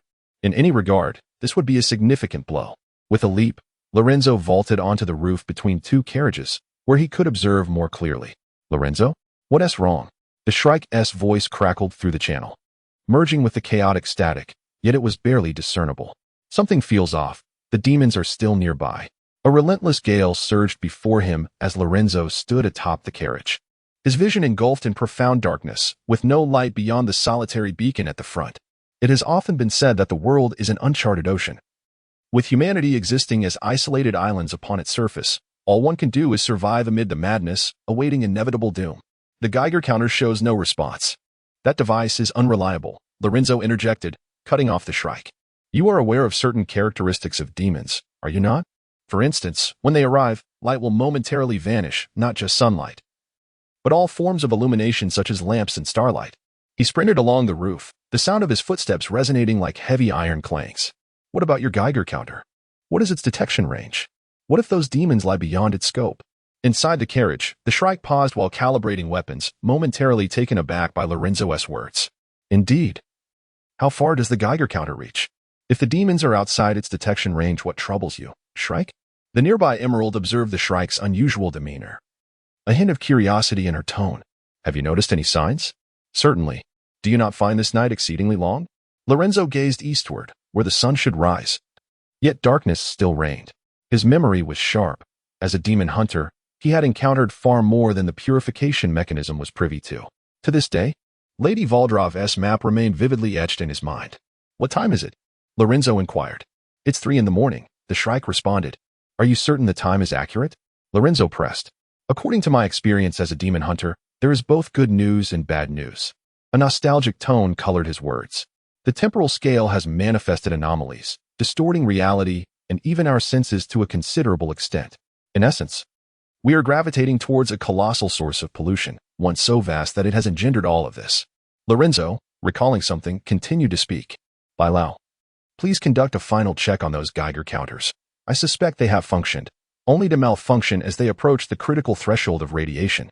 Just as Bilal had remarked earlier, that damned communicator was disrupted, severing Lorenzo's connection with him.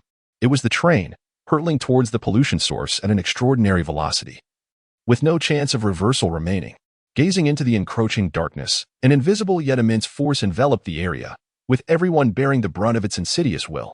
This time, however, the master of that force was cunning, gradually heating the water until it boiled, scalding all before anyone perceived the unfolding calamity. A sudden chill brushed against Lorenzo's cheek, causing him to instinctively tighten his grip on the blade, while his other hand felt the cold droplets of water. In the next moment, a torrential downpour lashed against the inky train, akin to icy needles piercing Lorenzo's skin. Thus, The tapestry of hell unfurled before his eyes. It was a bizarre interface, as if the deluge were a waterfall, and the train, at that moment, traversed through it, entering a tempestuous realm, revealing an alternate world before them. Without a second thought, Lorenzo swung his sword, driving it forcefully into the carriage to steady himself. Yet he was a moment too late. A colossal appendage surged from the obsidian earth, violently colliding with the carriage, leaving Lorenzo no time to react, as the twisted flesh instantaneously engulfed him. Fiery white flames whirled in his pupils. As a demon hunter, Lorenzo had faced even fiercer predicaments. The keen blade sliced through the contorted flesh, but just as he was about to sever it entirely, an unforeseen circumstance arose. Viscous flesh rapidly burgeoned from the incision, and in an instant, both Lorenzo and the swiftly moving glory were consumed. On that ground, more appendages surged forth, ensnaring the train and bringing it to a halt, while the soldiers had yet to open fire, succumbing instead to a heavier form of erosion that took immediate effect in their minds. This was a calculated assault. In mere moments, the entire train fell silent. The soldiers found themselves ensnared by warm, pulsing flesh, while Bilao and the emerald-scaled figure also succumbed to the web-like appendages. And Lorenzo was plunged into the deepest abyss of darkness. The steam engine roared feebly, yet it was firmly anchored to the ground, with only the desolate rain cascading down, as if the entire ocean had been inverted. This uncanny silence persisted for an indeterminate duration, the entire channel muted, until a ghostly green light began to rise slowly from the depths of the darkness. In the eerie depths of this bizarre realm, the girl slowly pushed open the carriage door. The recent collision had nearly rendered her unconscious, and as she regained her senses, she found the interior awash in a grotesque inlaying of pink flesh and blood. No matter how vigorously she shook, the red falcon remained ensnared in its slumber, oblivious to the chaos surrounding it. Eve surveyed this strange world. Apart from the sound of raindrops, it seemed she was utterly alone, amidst the stillness of colossal, motionless appendages that loomed like mountains over the earth. It was as if she had been forsaken by the world itself, the only one awake in this desolate landscape. Chapter 60. Illusions. Lorenzo slowly opened his eyes, beholding a tranquil street where elegantly attired individuals held hands, their smiles illuminating the night as they reveled in the serenity beneath the moonlight. Feeling quite fatigued, Lorenzo turned his head. Clad in a flowing white robe adorned with a silver cross upon his chest, while the people around him cast respectful glances in his direction. It was evident that slumbering here could lead to a cold. A voice emerged, and an elder man with white hair settled beside him, his face bearing the weariness characteristic of middle age. Dressed in a vibrant red clerical robe, he was a favored servant of the divine. Passers-by offered him reverent looks, bowing slightly and murmuring prayers. Lawrence, the archbishop? Upon encountering this familiar figure, Lorenzo was overwhelmed by a peculiar emotion. Surprised that after many years he would once again see him. Wait, is this Florence? A sudden realization struck him. He clutched his head and rose to his feet, scanning his surroundings. Although his memories of this place had grown hazy, he still discerned a flicker of familiarity amidst the towering edifices. You seem to have been lost in a protracted dream, nearly forgetting your own self, remarked Archbishop Lawrence. Perceiving Lorenzo's bewilderment, as a servant of God and the leader of the demon-hunting order, he effortlessly unraveled Lorenzo's confusion. Are you suggesting a dream? Lorenzo pondered this term, still grappling with disbelief. Indeed, you have undergone the baptism of divine favor. You are meant to have gleaned something from that sacred rite. As I mentioned before, memories that do not belong to you will continue to accompany you, some beneficial, others disruptive to your judgment. Lawrence wore a gentle smile, exuding a refreshing aura that made one feel as if they were basking in spring. Even without his emblematic red robe, one would instinctively recognize him as a sage upon first glance. I too have experienced dreams that blurred the line between reality and illusion, leaving me in a state of confusion akin to yours. However, time shall reveal the answers to any quandary, no matter how perplexing. Such as that curse 42? Listening to Archbishop Lawrence and Appos' words of wisdom, Lorenzo reminisced about the tales inscribed within the cinematic medium of his fragmented memories. He was uncertain whether other recipients of divine favor shared such nonsensical experiences. Yet it was through those shattered recollections that Lorenzo had come to comprehend the vastness of the cosmos. 42? Are you referring to something from your personal recollections? Lawrence smiled kindly. Every demon hunter had undergone the baptism. Only the divine rite could further refine their will to resist the encroachment of demons. However, It also bore certain side effects, such as memories that did not belong to them. No one knew their origin, and within the order, there was no definitive answer regarding them. Perhaps. So, Archbishop, what have you dreamt of? Lorenzo inquired softly, his recollection of the ceremonial blessing hazy and indistinct. He could only recall stepping into the softly illuminated waters of the pool, after which he acquired these memories and an enduring resilience. There were many, yet I have aged and forgotten most of them. In my youth, I too yearned for the world of those memories. A realm starkly different from ours, free from demons and strife. A haven of tranquility where everyone could attain their desires. Lorenzo nodded, somewhat understanding, gazing at that familiar visage and attempting to imprint it firmly in his mind. Enough pondering for now. Today marks a momentous occasion. The Pope awaits us at the Seven Hills, and the reckoning of the old era is about to commence. Every demon hunter must be present. As Lawrence spoke, he patted Lorenzo and Imp, Oppos, as shoulder, and just then, an opulent carriage came to a halt before them. The carriage door opened to welcome them, and without further thought, Lorenzo joined Lawrence in their ascent. The Seven Hills, located beyond Florence, serve as the epicenter of faith, a place reserved solely for the faithful in the church. Consequently, its fundamental operations depend entirely on Florence, akin to a parasite clinging to the city. The waters of the Tiber flowed swiftly by as the carriage sped along the riverbank. The interior of the carriage was spacious, resembling a mobile office more than a mere vehicle. At the rear, stacks of documents awaited the attention of the assistant, who had meticulously arranged them for review. Are you familiar with our northern neighbor? Lawrence, peering through thick lenses at the documents, suddenly posed a question. The north? Do you mean Engelwig? Lorenzo and Oppos' mind immediately conjured the image of that city, the one where he had resided in dreams for 6 years. So vividly real that it felt as if he had just departed moments ago. Indeed, after the conclusion of the war with Galnero, steam technology proliferated. To avoid being singled out, Queen Victoria generously shared this technology with other nations, binding them to the chariot of steam. Now, steam technology has begun to flourish in those countries. Even the enigmatic Nine Summers has received their technical assistance. Lawrence set down the documents, fixing his cold gaze on Lorenzo. They all harbor trepidation towards the church, seeking to leverage steam technology to distance themselves from us. For now, we maintain a precarious equilibrium. Yet none can predict what will unfold next. Lorenzo seemed to grasp the underlying implications, tentatively asking, what does the church intend to do? This is precisely what we are prepared to discuss tonight. Lawrence and Oppos' expression was enigmatic, imbued with an otherworldly significance. But tonight is not. Lorenzo and Oppos' gaze faltered as the realization struck him. He suddenly recalled the anticipated revelry of the evening. Is this not a day of celebration? Lawrence smiled. Yet beneath his cold demeanor lay a fervent zeal. The conclusion of an era, the dawn of a new epoch. Lorenzo finally recalled the events of this day. Whispers had circulated within the Demon Hunters Guild for months, announcing that they had captured the last of the fiends. Tonight, they would execute this final demon, heralding the end of the old age and the advent of the new. But what of us? Lorenzo lifted his gaze to meet that of Father Lawrence, his eyes reflecting an unprecedented confusion. If the last demon were to perish, what purpose would remain for us hunters?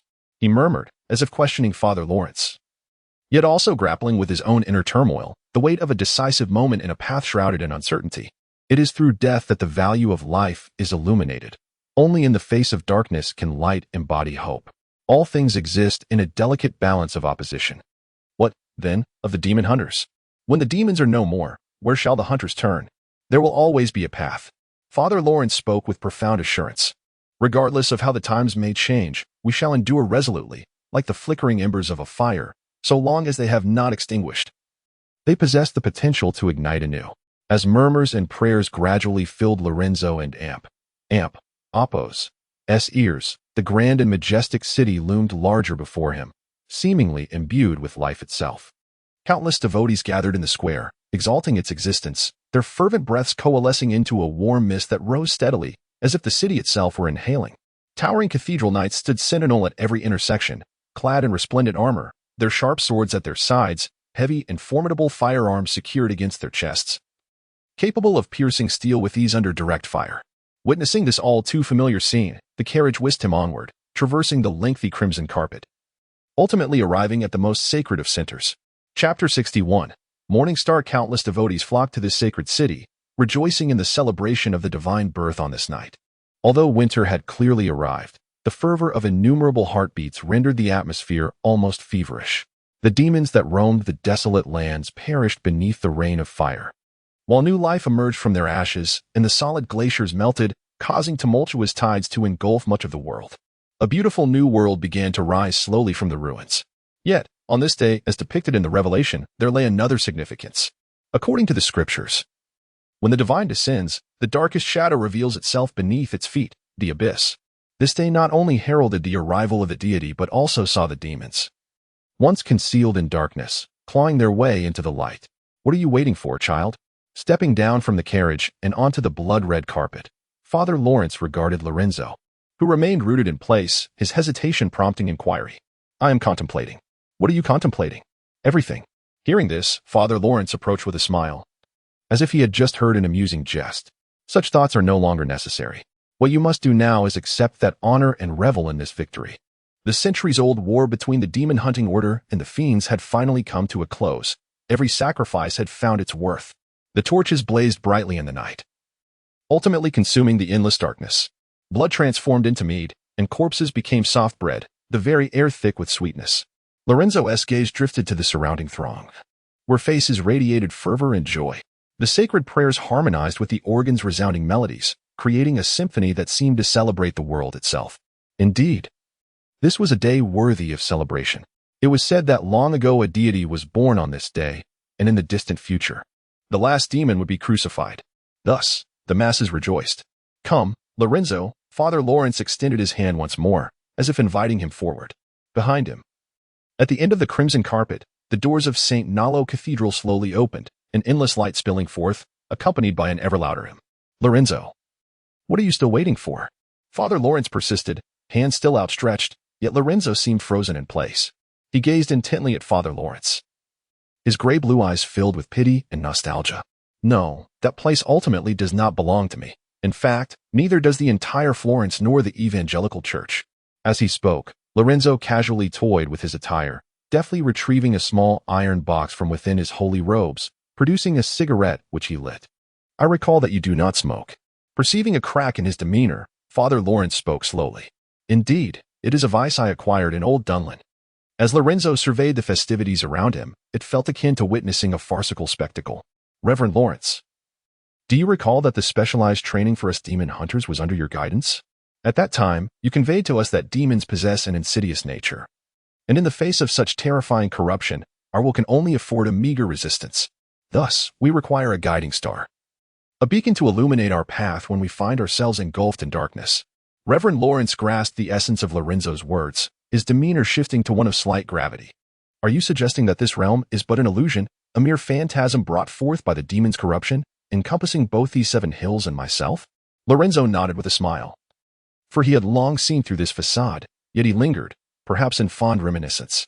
Then, Lorenzo, since you are aware this is an illusion, how do you ascertain such a judgment? He inquired once more. I remember you have yet to discover your guiding star. For such a thing requires absolute trust and is unique, a trait that many fail to find. Like a small boat amidst a tempest, human will wavers perilously in the storm of demons. To escape this plight, they need direction, a guiding star that leads them away. Yet, the night sky is resplendent, adorned with countless stars. They require a singular, unmistakable guiding star, one that cannot be confused with any other celestial body. Is this not the very reason we undergo the baptism of divine favor? He spoke with an air of confidence. Reverend Lawrence, unusually, ceased his smile, a warm demeanor now emanating a hint of danger. So, is it 42? The only reference he could muster was that peculiar yet meaningless number Lorenzo had previously mentioned. Yet to consider such a thing as a guiding star seemed utterly ludicrous. What does 42 signify? 42 birds, 42 swords, or perhaps an inscription of 42 on a bronze plate? It is too vague to ascertain. Thus, Lorenzo shook his head, dismissing that answer. No, it is myself. What? For a moment, Reverend Lawrence struggled to comprehend Lorenzo's declaration, but soon Lorenzo provided elucidation. Lorenzo Halmers, this name itself serves as a guiding star, does it not? Yet, in this world, numerous individuals may share your name. If someone were to share your name, how could one trust the guiding light? Should one misstep in following the wrong star, the small vessel would lose all hope of navigating through the storm. That will not happen, for this name is exceptional. It scarcely qualifies as a name, merely a symbol denoting one. Lorenzo cherished this name, seeing it as the embodiment of aspiration. Moreover, placing his hand upon a familiar position, he drew forth a sharp blade from beneath his robe. No one stirred at Lorenzo and Appos, unsheathing of the sword. For he was a priest, a paladin, a demon hunter. This place is where faith can coalesce into substance. Every soul who steps within is a devotee of the divine. Bound by absolute trust, absurd yet as solid as steel. No one would suspect Lorenzo of committing sacrilege. After all, they believed him to be one of their own. The most devout of believers. What is it that you wish to convey? Reverend Lawrence placed his hand beneath his robe, where the blade he had wielded in battle for many years lay quietly concealed within the crimson fabric, awaiting his command. I wish to emphasize that this is not my dream. It is his. At this moment, the name Lorenzo Holmes has yet to be born. Lorenzo gazed at the reflection in the blade, and though the eyes mirrored his own gray-blue hue, the faces were utterly distinct. It has indeed been a long time. Observing the familiar visage in the blade, Lorenzo was overwhelmed with emotion. Even after all these years, the impact of that figure remained palpable. Just when he thought he could forget, he found himself drawn into the dream of a deceased man. If not for my pressing matters, I would gladly linger here a while longer, Lorenzo murmured, contemplating the beauty that had long since faded. Suddenly, the sword was raised with fierce intent. Reverend Lawrence, the leader of the Demon Hunter Guild, proved his mettle. Despite the passage of time, his reflexes were exceptional, even surpassing Lorenzo and Appos' own. The blade struck with the swiftness of lightning, cleaving the night and tearing through the air with a resounding thunder. Metal clashed, sparks igniting amid the cacophony of shattering echoes. Reminiscent of a bronze bell tolling. All eyes turned toward the spectacle as fragments of iron rained from the sky, pieces of a shattered sword, embedding themselves in the crimson carpet below. Truly, you are remarkable. Lorenzo marveled as he grasped the broken sword, awestruck by the enduring power of Reverend Lawrence, who managed to conclude their initial clash in a mere heartbeat. Your will has been eroded. This is not a dream, but an unmistakable reality. The sharp blade rested lightly against Lorenzo's neck as Reverend Lawrence's expression grew grave. Such scenarios were not uncommon within the guild. The demon hunters, after years of relentless combat, often found their grip on reality eroded, unable to distinguish between the tangible and the illusory. In their recent discourse, he had endeavored to guide Lorenzo toward his guiding star, to lead him from darkness, yet it was clear he had become ensnared within the tempest. I have not. Reverend Lawrence. Lorenzo remained unfazed by the life-threatening blade, wearing an audacious smile. Your actions resemble those of a madman attempting to prove his sanity. Thus, this is an inextricable loop, is it not? We can heal you. Are you referring to reinforcing the binding silver? Lorenzo chuckled, seemingly mocking him. Noticing Reverend Lawrence and Appos' silence, he continued. In truth, there exists another method to ascertain whether this is a dream. His words bore an ominous undertone, and Reverend Lawrence sensed the shift, instinctively raising his sword. Yet this time, he was a moment too slow. The broken blade pierced Lorenzo and Appos' chest, who, amidst wild laughter and nostalgia, gazed upon the city around him. If ensnared by a dream, awakening would suffice, as long as one could awaken. It is a pleasure to see you once more, Reverend Lawrence. Blood gushed forth uncontrollably, departing from the warm body as if bidding farewell. He spoke, let the relics of the bygone era come to an end here. With a smile, he abruptly withdrew the broken sword, and amidst the astonishment of Father Lawrence, Lorenzo once more pierced through him. Chapter 62. The book is now available. It is with great joy that I announce the impending release of my book. For an ordinary author such as myself, this moment elicits a complex mixture of emotions, akin to graduating and stepping into the workforce, where financial reward awaits. Yet one also risks being overwhelmed by the harsh realities of society. As of now, the performance of this book mirrors that of my previous work at the time of its release. However, it is evident that reader retention has shown significant improvement compared to my last endeavor, which faced an abrupt demise upon launch. Originally, I intended to approach this book with a radical transformation. But given the potential pitfalls of straying too close to reality, as witnessed with my urban-themed work, I have opted to modify certain authentic place names and elements considerably.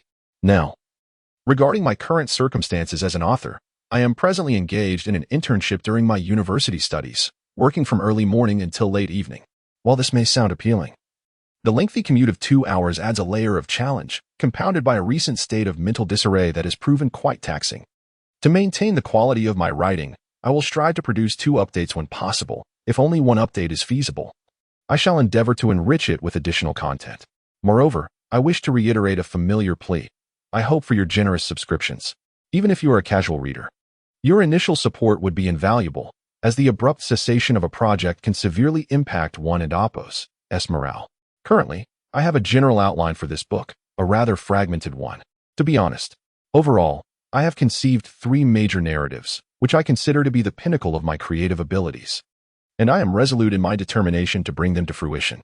These tales delve into the descent into madness of ordinary individuals, the profound depths of Lorenzo and Oppo's soul, and an everlasting remembrance from the East. I hold a deep affection for these 3 stories and am committed to crafting them at the height of my capabilities.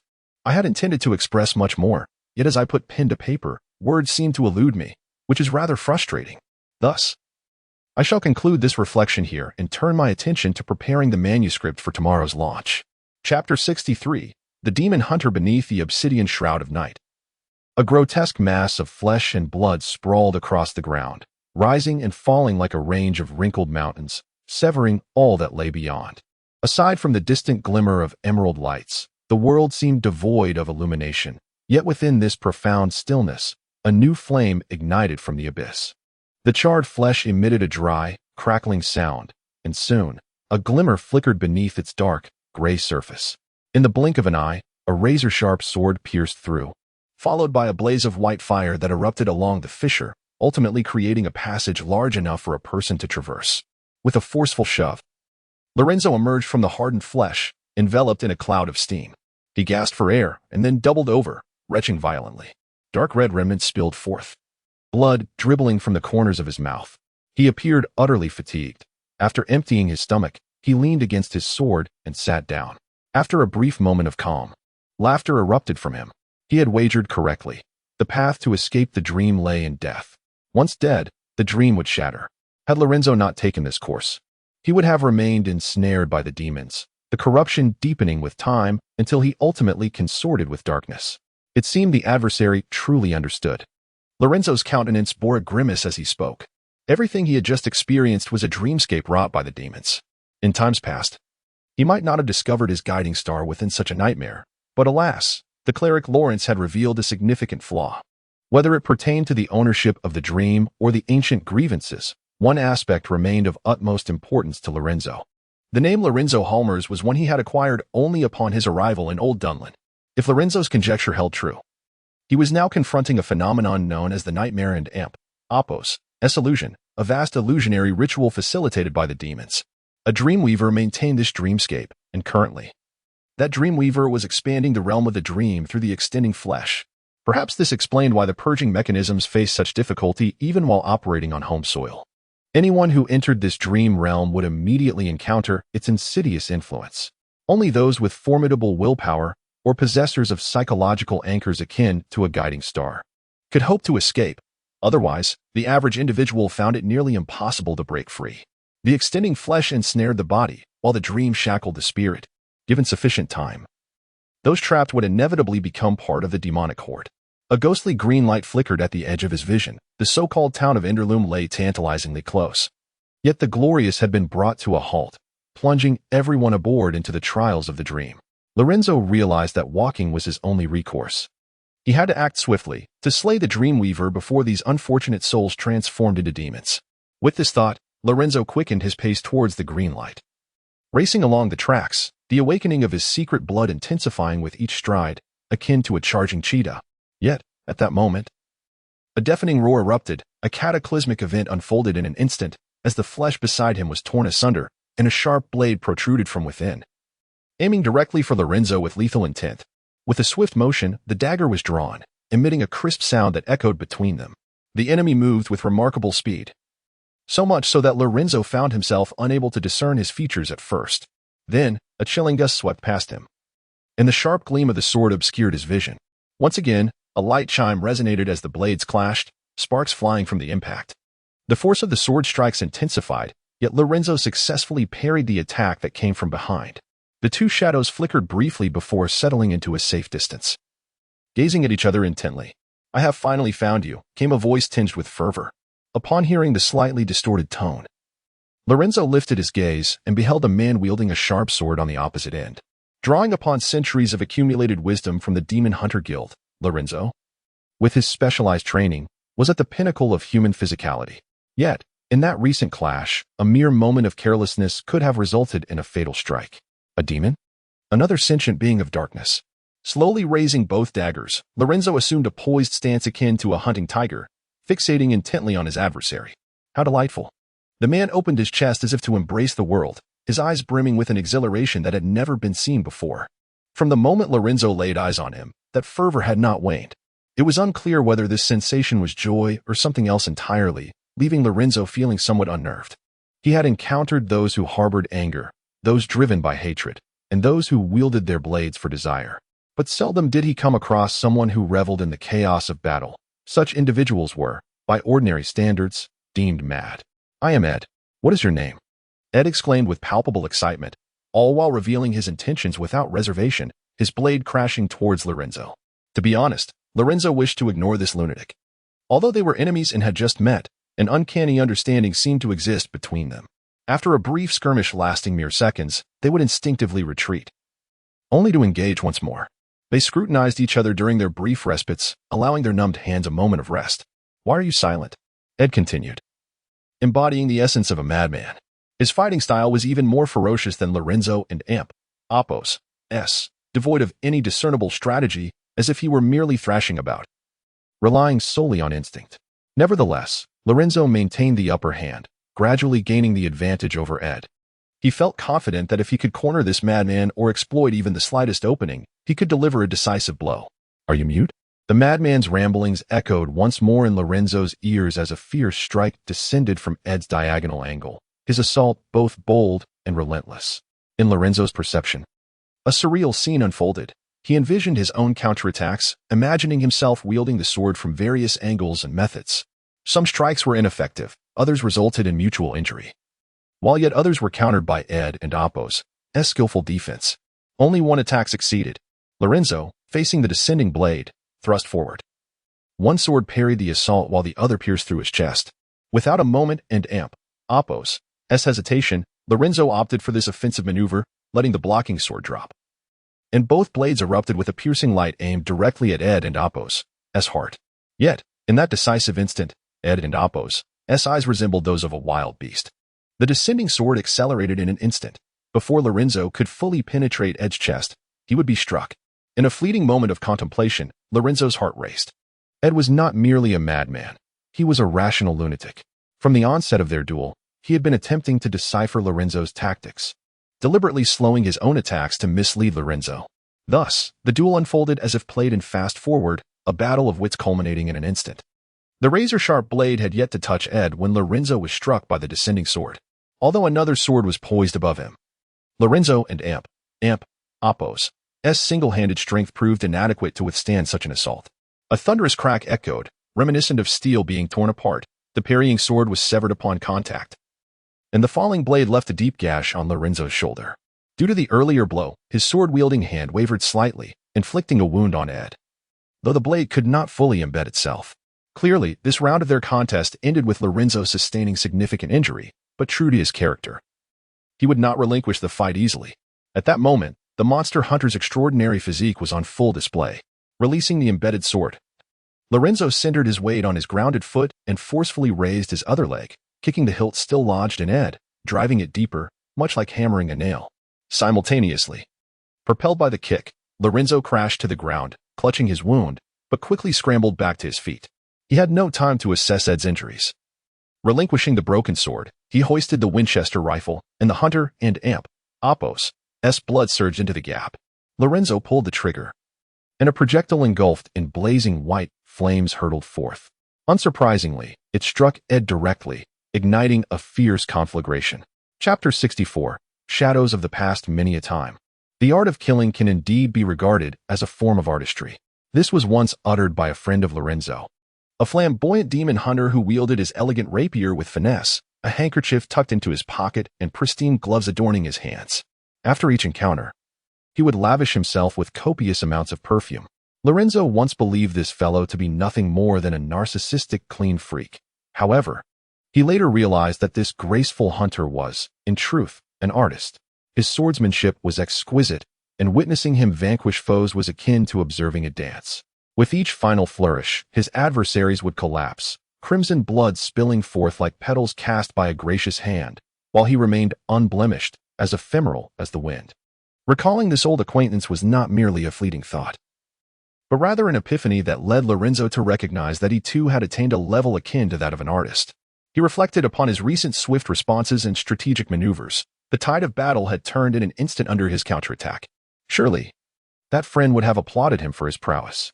Drawing a new spiked blade from the case at his waist, Lorenzo regarded the swirling white flames with a cold gaze, awaiting the figure within to dissipate. Yet, instead of the anticipated sight, a nightmarish beginning unfurled before him. From the boiling purity, a shadowy figure emerged, shrouded in searing white flames that entwined around him like vapor. He drew the spiked blade from his chest and carelessly discarded it aside. Ed, donning a sinister grin, fixed his eyes upon Lorenzo as the pure white of the flames mirrored and magnified within his pupils, akin to a raging inferno igniting in an abyss, surging forth from the confines of darkness. Do you feel the pain? Ed taunted, raising the blade aloft. The previous strikes had been too swift, akin to graspable beams of white light, rendering Lorenzo unable to discern his weapon.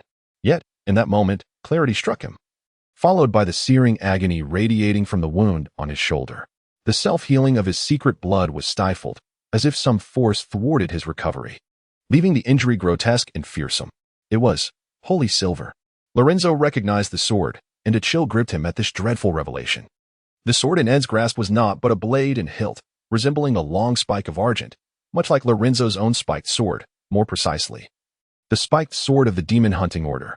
This weapon had been wielded for many years, and due to meticulous care, its edge remained sharp, albeit marred by numerous deep and shallow scratches, a testament to the countless enemies it had slain. Holy silver, an alchemical product imbued with faith, each great saint, upon their demise, would surrender themselves to the fiery furnace, their dying forms singing prayers as the molten silver enveloped them. Once cooled and treated by the alchemist, it emerged as the product known as holy silver. The madness in Ed's eyes gradually dimmed, replaced by nostalgia tinged with melancholy as he gently caressed the blade. The demon hunter's weapon, though a formidable tool against fiends, is equally lethal to us. I am well aware, Lorenzo interjected, finally confronting his adversary head-on. A medley of emotions swirling within him. We are demon hunters, imbued with the essence of secret blood, which fundamentally originates from the very fiends we pursue. In essence, we are a faction capable of harnessing the power of demons ourselves. Indeed, the sacred silver that slays our foes can just as easily bring about our own demise. Ed murmured, a frenzied undertone sweeping over him once more. He gripped his spiked sword, its tip slightly drooping, embodying the stance familiar to Lorenzo from the Bologna swordsmanship. What, then, does this signify? Has the dragon slayer ultimately become the dragon? As if mocking fate, Lorenzo gazed at the demon hunter before him, a helpless smile gracing his lips. This is all you're doing, is it not? Apart from the fallen demons, we are the only ones who still comprehend how to wield their arcane techniques. What do you mean? This nightmare illusion? I have not yet reached such heights. At most, I am but a mere enforcer. You are working for the demons? Is there a problem with that? Lorenzo shook his head, slowly raising his spiked sword to mirror Ed and Appo's stance. The blades of both warriors reflected the burning intensity in their eyes, transforming this vast battlefield into their arena of duel. So, what is your true purpose? Lorenzo finally inquired. There are many reasons. For years, I have sought to find my kindred spirits, for I possess numerous inquiries to pose. What do you wish to know? Lorenzo and Appo's demeanor hardened. He had believed himself the sole survivor, yet now it appeared that fortune did not favor him alone. There are countless questions, such as why the order dissolved, why this world no longer requires our kind, and particularly, the 13th command. Ed's voice crescendoed into a roar, his throat rasping as he advanced, pure white flames engulfing him like a beast ablaze. The 13th command. What transpired within the order and Appo's final madness to warrant its designation as the 13th? This was a fierce clash between two demon hunters, their ferocious swordplay ignited by the searing flames. Ed's secret blood began to awaken, enhancing his strength and speed with each passing moment, the impact of their blades growing heavier. What are you waiting for, demon hunter? Awaken that filthy secret blood. Ed's spiked sword struck with immense force, pushing Lorenzo back slightly. Seizing his Winchester, Lorenzo retaliated, yet under the aegis of his secret blood. Ed and Apos' movements had reached an uncanny swiftness, evading what should have been certain strikes with his nimble footwork. There is no need for us to be enemies. Lorenzo once again parried a strike, then shouted defiantly. He and Ed might be the last of the demon hunters. Perhaps the knowledge they shared could unravel the deepest mysteries of the order. Yet Ed rejected this notion, shouting back, "There is no more time, demon hunter." Another heavy strike fell, cleaving into the ground and leaving a deep scar. "So, for whom do you now labor?" Lorenzo gritted his teeth, seemingly astounded that the long-defunct order could still impede him today. "No. Who are you?" "All the demon hunters perished on the night of sanctity." "Who are you?" Suddenly recalling something, Lorenzo finally recognized the discrepancies among these occurrences and pressed Ed once more. It seemed to capture Ed and Apos' attention this time. He refrained from further aggression, his eyes glinting with a frenzied delight as if he had unearthed a hidden treasure. "You are indeed aware of what transpired that fateful night, aren't you?" The clouds of suspicion surrounding the demon hunters began to lift, as Ed, burdened by years of animosity and confusion, slowly recounted the events. "I am, of course, a demon hunter. However, while you were reveling in the celebration of the divine birth at the Seven Hills, I was engaged in a protracted mission outside. You are well aware of what transpired thereafter, are you not? The incident of the Holy Night erupted, and in its aftermath, the Pope signed the 13th edict, leading swiftly to the dissolution of the demon hunters. Those who once defended humanity were reduced to mere rats in the sewers, slaughtered at will. Why, O demon hunter? Why did we arrive at such a fate?" Like a child perplexed by the ways of society, Ed gazed at Lorenzo, persistently questioning, as if he were inquiring of himself, yet simultaneously seeking answers from Lorenzo. Observing Ed and Apos' face, a tumult of madness and sorrow, Lorenzo had departed from the order following the Holy Night. He had anticipated a sweeping purge from the church, yet he had not foreseen the 13th edict. Is this outcome not favorable? Lorenzo suddenly retorted, adopting a nonchalant demeanor. The malevolent organization has finally perished. We are free at last. Why dwell in hatred? Is it not better to chase one and Apos' dreams unencumbered? As he spoke, Lorenzo chuckled, seemingly amused by his own words. Yet Ed shook his head, regarding Lorenzo as one who deceives himself. "Demon hunter, you are more pitiable than I. I confront my suffering head-on while you hide behind absurd dreams, and your retention of the nailed sword is the clearest proof." Like a venomous curse, he addressed Lorenzo. "You too are gripped by fear, are you not? Fearful of the demons that may suddenly emerge from the shadows, hence you cling desperately to the nailed sword." Chapter 65, Predicament. The confined carriage was suffused with a viscous mass of blood and flesh, extending into a web-like structure reminiscent of a colossal spider and Apos' lair. Berleo found himself ensnared in a corner, curled up like an infant, layers of sanguine nets entwining his form, with tendrils of flesh even creeping into his mouth and nostrils. He had succumbed to a ceaseless dream, yet amidst the darkness of the carriage, a beam of light suddenly pierced through, and a figure brandished a folding knife, slicing through the layers of bloodied netting. Observing the slumbering Berleo, the intruder seemed surprised to discover this innocent facet of the man, letting out a mocking chuckle before injecting a syringe forcefully into his neck. Moments later, as the drug took effect, Berleo gradually emerged from his slumber. Quite a restful sleep. "Indeed," remarked the woman, Blue Emerald, as she illuminated Berleo's face with the lamp affixed to her iron helmet. The brilliance of the light within the pitch-black carriage made it difficult for Berleo to gaze directly at her. "What is happening?" According to the aberrant protocols of the Purification Agency, it could be preliminarily inferred that we had just undergone a widespread mental anomaly. Thus, for many phenomena concerning entities, there exists a specialized lexicon, rendering the Purification Agency and Apos' rationality profoundly unsettling compared to the demon-hunting sects that invariably entwine everything with religious deities. One could say they are a band of fervent materialists. Is this a dream? Reflecting on the nearly tangible experiences he had just endured, Berleo felt a shiver of dread. Were it not for Blue Emerald, he might never have awakened. "Indeed, you are aware of my remarkable willpower, which should have allowed me to awaken first. To expedite your return to consciousness, I administered the Florent drug, which will temporarily enhance your resistance to corrosion." Blue Emerald's calm demeanor was chilling. She tossed a firearm to Berleo, and then the lamp's beam swept across the surroundings, revealing the ghastly remnants of flesh everywhere. "We must have already entered in town." In town? Berleo found this hard to believe. According to the map, the train had just reached the outskirts. Clearly, this town diverged significantly from conventional understanding. It would be more accurate to label it a zone of mental aberration, a product of the malevolent entities that might greet us the moment we open the door. At this dire moment, Blue Emerald surprisingly began to recount a joke, though Berleo found it utterly devoid of humor. Grasping the communicator, he was met only with a cacophony of static. All channels were silent, as though they were severed from the world. What a dreadful beginning. After several minutes of listening, the communicator remained a desolate void, and Berleo slumped against the wall, offering a wry smile of resignation, having yet to encounter the so-called sacred coffin. The delaying forces had already suffered grievous losses. With a slight sigh, Berleo steeled himself, turning his gaze toward the armory within the carriage to begin arming himself. Are we to face death now? Blue Emerald observed Berleo, heavily laden with weapons, as if preparing to take on 100 foes single-handedly. Close enough. Though you may remain here. As Berla spoke, he loaded bullets into his weapon. These were special warheads from the Mechanical Academy, costly yet lethal against demons. Ordinarily, such ammunition would be allocated sparingly, but amidst this widespread mental anomaly, only Berla could utilize it. Blue Emerald, there is no need for you to accompany me to my demise. Remain here and attempt to awaken the others. Should you gather sufficient strength, you might yet save me. Berla stated matter-of-factly, exuding an air of acceptance towards his fate. But why? Was he attempting to craft a fade of self-sacrifice? Blue Emerald felt little sentiment. Her heart unperturbed by Berla's words. Rather, she perceived him with the insight of a caring elder sister.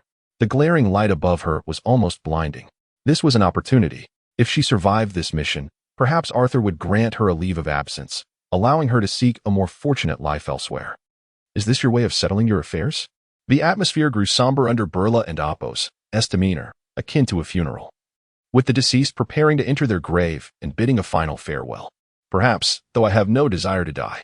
However, as a commander, certain duties must be fulfilled. Allow me to shoulder this burden. Sighing, he added, if you claim you wish to die for me, I might just be swayed. Under the harsh light, Blue Emerald revealed a sly smile, though Berla could not perceive it. Pardon. Berla blushed at her words. The solemn ambience he had strived to create dissipating in an instant. Do not take it to heart. It was merely a jest. Whether we meet our end or not will be determined once we escape this place. She turned her gaze elsewhere, the brilliance illuminating the car door.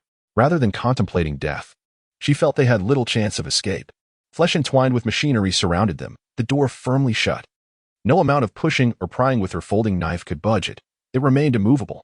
It's over. It's all over. I endeavored to present myself as valiant before the lady, only to have it thwarted by a stubborn door. Cursed flesh. The sharp blade of the folding knife penetrated the flesh, but only a fraction before it became stuck, not merely due to the knife and Appo's strength, but because that strange flesh was regenerating, albeit slowly, yet sufficiently to obstruct their efforts. This exemplified why weapons against demons needed to be coated in holy silver, for only then could they tenuously restrain the creature's vitality. What about a thermite rifle? Berla suggested, retrieving one from the rack and igniting the igniter. A small flame flickering to life in the darkness. Are you intending to weld the door shut? Blue Emerald suddenly perceived Berla's sanity to be questionable. The thermite rifle could indeed melt the door, but once cooled, it would bond tightly. Moreover, the burning process required ample oxygen, and they might suffocate before the door melted through. Good grief. So, I can't even die properly? The Raven, in a fit of rage, slammed the car door and exerted all its strength to pry open a minute gap with a folding knife, only to discover that the crevice was still blocked by flesh and blood from the outside.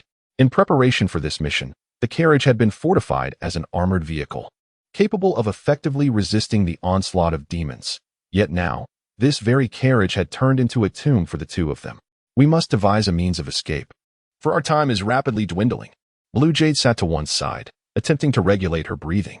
For reasons unknown, the Glorious had stalled, and the oxygen within the sealed compartment was gradually depleting.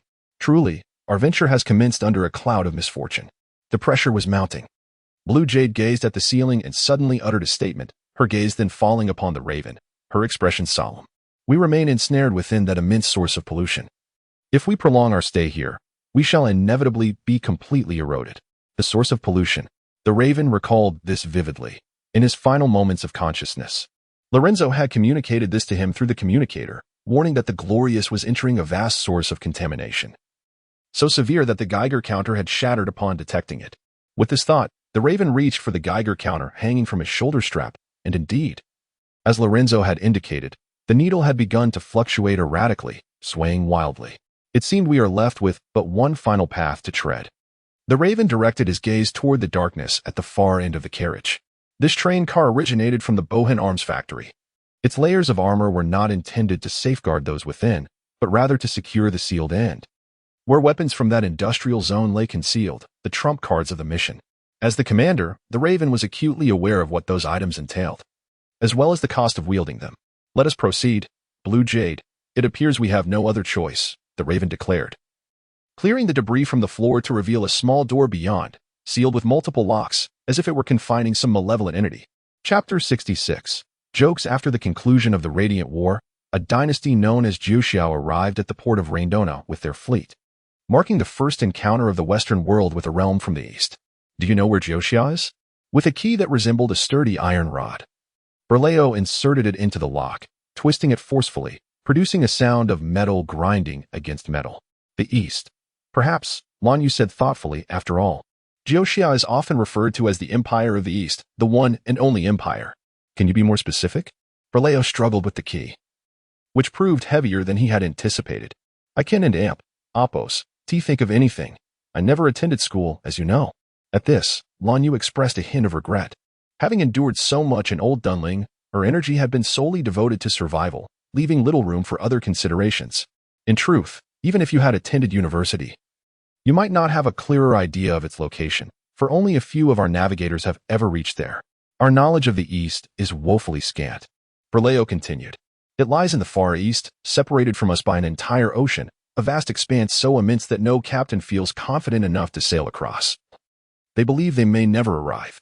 The only entities with whom we have any connection are the Viking nations. Vikings? In Lan Yu and Opos' mind, Jiuxiao was a land abundant in resources. She pondered how it could possibly relate to the impoverished Viking territories. As he exerted effort to turn the key, Berleo's voice became slightly breathless, and amidst his exertions, he began to chuckle. Isn't it amusing? On the other side of the mountains lies a warm world. Yet many spend their entire lives unaware of its existence, much like us. We are but a thread away from the enigma of demons. Yet we may never grasp it fully. A crisp sound echoed within the lock's core as Berleo released his grip, as though triggering some mechanism. A harmonious chime of metal resonated, followed by the rapid rotation of intricate mechanical structures, unfastening the once secured shackles layer by layer. Taking a deep breath, Berleo sensed a hint of pressure from what lay beyond. Lan Yu, did you know that Jiuxiao's arrival many years ago was premeditated? For reasons unknown, Berleo continued to share details pertinent to their mission. Lan Yu noticed his unusual demeanor but did not interrupt. Instead, she listened intently. Even during the latter stages of the Radiant War, we were aware of Jiuxiao's existence and established contact. It is arguably the largest nation in the world. And in comparison to it, we are like Old Dunling juxtaposed with the entirety of Inelvig. At that time, the Demon Hunter Guild still existed, and the Gospel Church threatened us with the calamities wrought by demons. To compensate for our lack of knowledge about these creatures, we brokered a deal with Jiuxiao. Berleo turned to look at Lan Yu, his expression radiating confidence. Through steam technology, we have exchanged invaluable knowledge and combat techniques regarding demons from the 9 summers. In truth, this exchange has proven advantageous for us. The irreversible progression of industrialization across the globe assures that steam technology will eventually permeate every corner of the world. The acquisition of this technology by the 9 summers is merely a matter of time. Thus, with the technological support from the 9 summers, the true essence of the purification mechanism has been birthed. Bola and Opos' hands pressed against the frigid metal, and with a slow, deliberate force, he seemed to strive against the very fabric of the world itself. The door emitted a chilling sound, reminiscent of some monstrous entity grinding its teeth. Upon pushing open the great door, one was met with an abyss of darkness. The cold weapons appeared to possess a life of their own, their gaze fixed upon the 2 individuals. Within this confined space, the last vestige of separation between humanity and monstrosity had vanished. You might find yourself perplexed by my lengthy exposition, especially considering my uncertainty about enduring this ordeal. Should I falter, it would necessitate your intervention. A swordsman must possess an intimate understanding of the blade he wields. The stark illumination of the cold lights brightened this shadowy expanse, while icy vapors emanated from Bola and Opos' feet, revealing a container that resembled an iron sarcophagus beneath the pallid glow. At this moment, Jade finally grasped the peril that this weapon posed. Even without direct sight of it, she felt an overwhelming sense of foreboding. Moreover, to maintain the weapon and Appos' stability, it housed an independent miniature generator and cooling apparatus. "What is that?" Jade inquired, a tremor of trepidation underlying her voice. The prototype of this device hails from the eastern realm of 9 Summers, where it is referred to as the Ethereal Slayer. After undergoing modifications and redesigns via the Perpetual Pump, we have christened it the Original Sin Armor. Original Sin Armor. A chill radiated from the depths of her soul. Despite donning a heavy cloak, she could not suppress a shiver. She was aware of the Original Sin Armor's existence, yet had never laid eyes upon it. It was said to be a secret weapon born from the Perpetual Pump, possessing the power to vanquish demons. It is formidable, yet it carries immense risks, as exemplified by Galahad. Since that fateful night, Jade had not received word of him. Unlike the first-generation armor wielded by the Knight's commander, this is a second-generation armor subjected to degradation. It lacks the formidable strength of its predecessor. Yet its corrosive effects on the user are considerably diminished. Just a day before the mission was finalized, it had emerged from the furnace of the Bayhan's military factory.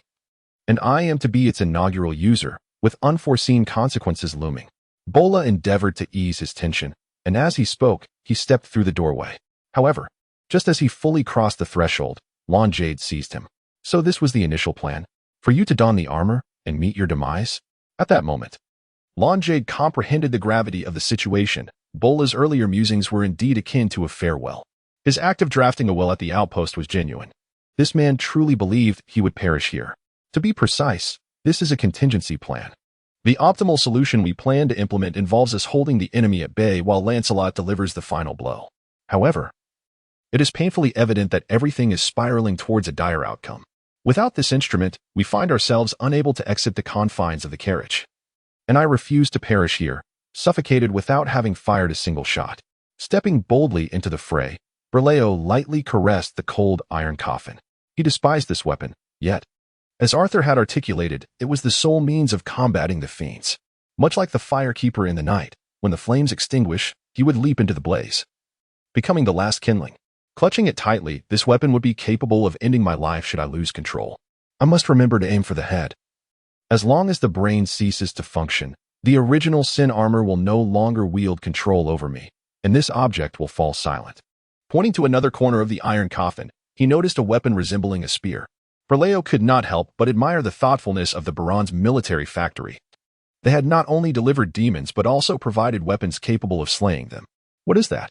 Blue Emerald asked, struggling to keep pace with Berleo and Appos' words.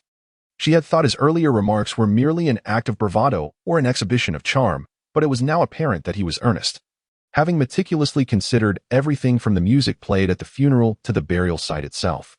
The forged spear, he explained, an experimental weapon from the Mechanical Institute.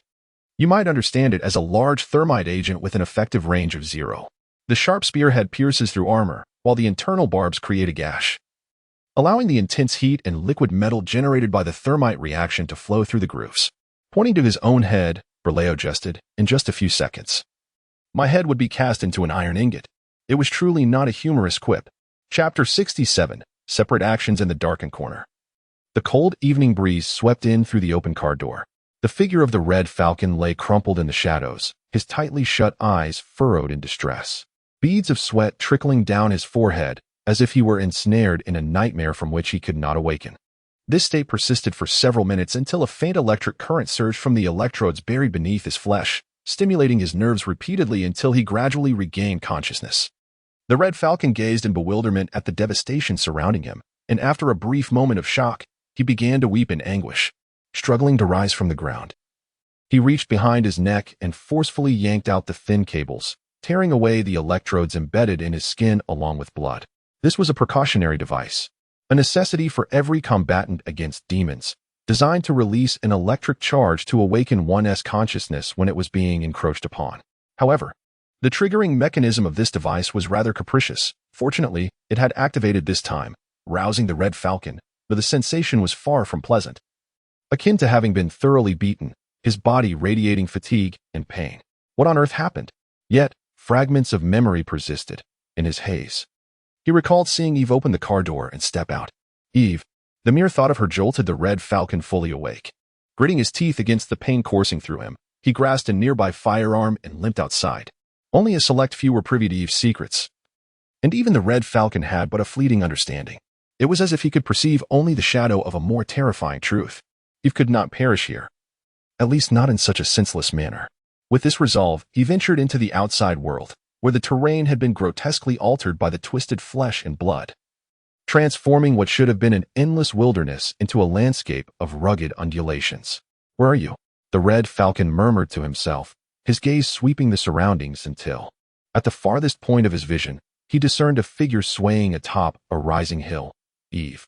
The eyes can behold the scene, the nose can detect the scent, the sense of touch can discern the texture, and the ears can comprehend the undulations of sound. Sometimes, Eve pondered whether intuition might be a form of sensory perception, akin to something imperceptible by conventional means, ultimately requiring this faculty of intuition for observation.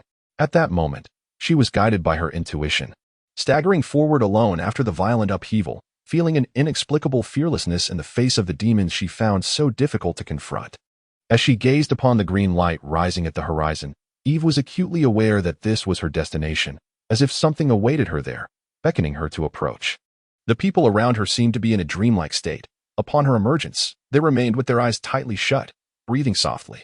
Or rather, what Eve is currently experiencing feels akin to a surreal dream, for she has never witnessed a force capable of altering the very terrain in such a brief span. The colossal mass of flesh surpasses her comprehension of living beings, while an eerie green veil blankets the night sky. All of this unfolds like an absurd dream, intertwining reality and illusion, plunging the world into an endless frenzy. In the distance, faint roars resonate, suggesting that the creature, known as a demon, roams freely across the land. Eve tightened her grip on the silvery revolver and quickened her pace. She was uncertain of what lay beneath the green light, yet akin to a ritualistic belief. She felt that upon her arrival, she would uncover something, whether it be a harsh reality or a means to end the nightmare.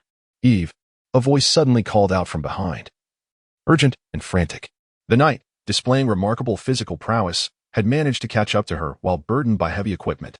He pushed her aside and opened fire upon the demon writhing in the flames, continuing until it was encased in molten metal, at which point he ceased firing, lowered his weapon, and gasped for breath. "What are you doing?" the knight inquired, his expression a blend of anxiety and confusion. Eve's reckless departure from the safety of the carriage could easily lead to her demise at the hands of a passing demon. "There is something." Eve struggled to articulate her sensation, gesturing towards the green light. "What do you think is there?" He appeared genuinely concerned by her words, his demeanor serious. This reaction took Eve by surprise. After pondering for a moment, she finally replied, "The source." "The source?" The knight nodded, as if grasping the implications of her term. He continued, "You see, the connection to the darkness resembles a vortex. The deeper our ties grow, the heavier we become within the vortex, making it easier to be drawn into the heart of that darkness. Like a swamp, Lorenzo described it to me that way. Those who battle demons are akin to fighting in a mire. The more one struggles, the deeper they become ensnared." That is a fair point. However, what I intend to convey is that the deeper your connection to the darkness, the clearer the darkness becomes. Do you understand my meaning? The knight grasped his thermite rifle, his expression grave. "Are you implying the source of pollution is there?" Eve replied, a mix of excitement and trepidation in her voice. "Indeed, if your connection to the darkness is as profound as you say, then your intuition is correct. At least, during my journey thus far, I have felt nothing but agitation." The knight inexplicably trusted Eve and added, "Now we require a new plan." "What do you mean? What else could it be?" "We have already discerned its approximate location. The remaining task is to devise a means to destroy it." As he spoke, he raised his thermite rifle, the igniter at the front ablaze with a brilliant flame. This appears to be a widespread phenomenon of mental aberration, as evidenced by the prevailing silence until now. It is likely that the others remain in slumber. However, Hongshuan shook his head and remarked, "No. The most perilous place at present is the carriage. In the midst of such a vast mental disturbance, if they awaken, nothing will transpire, yet if they fail to awaken, they will be consumed and transformed into fiends." With a calm demeanor, Hongshuan tightened his grip on the firearm and strode forward. "The optimal course of action now is for the two of us to ascertain the location of the contamination source and signal the others who may awaken. Yet, communication has been disrupted, has it not? Hence, I have brought a flare gun." Hongshuan proudly displayed the weapon at his waist, a launcher for incendiary projectiles. Chapter 68. The traitor like an unending chase. The two figures, feral as wolves, tore through the battlefield, their bodies creating a mound of flesh and blood as they severed through layers of obstructing steel. The incandescent flames raged wildly, their silhouettes ephemeral, akin to colliding meteors. Ed's sword, imbued with explosive fire, struck Lorenzo with tremendous force during their swift movements, subsequently sending him crashing away like a rampaging bull. Ed remained stationary, his body undergoing a peculiar transformation, tattoos reminiscent of Lorenzo and Appos' dancing across his skin, while his muscles began to swell, growing increasingly powerful. What are you waiting for, Hunter? If you do not unleash the secret blood, I shall be the one to end you. The burning spiked sword pointed menacingly at Lorenzo, Ed, and Appos' expression filled with rage. It seemed as though he had been toyed with, from beginning to end. Lorenzo had yet to reveal his true strength. Lorenzo did not respond, instead fixating on the tattoos adorning Ed, as if discerning something within them. You are a member of Team Michael. Such a familiar designation. Lorenzo had believed himself the sole survivor of the Night of Sanctity, yet it appeared otherwise. Have you recognized it? Are you so afraid I would identify you that you refuse to activate the secret blood? Ed tore away a portion of his clothing, fully revealing the moving tattoos. While they appeared to be mere ink, in truth, they were alchemical inscriptions etched into the flesh of the human form. To master the secret blood and prevent its corruption of the Hunter and Appos' will, every Hunter and Appos' ritual of absorption included this crucial element of alchemical inscription. The Hunter's body served as a vessel to seal the secret blood, while alchemists inscribed these markings upon the flesh, reinforcing the seal akin to a sacred prayer. Lorenzo was not an alchemist. In fact, there were likely very few alchemists left in this world. Yet, he was well acquainted with the enigmatic inscriptions. When the secret blood was activated, they would come to life.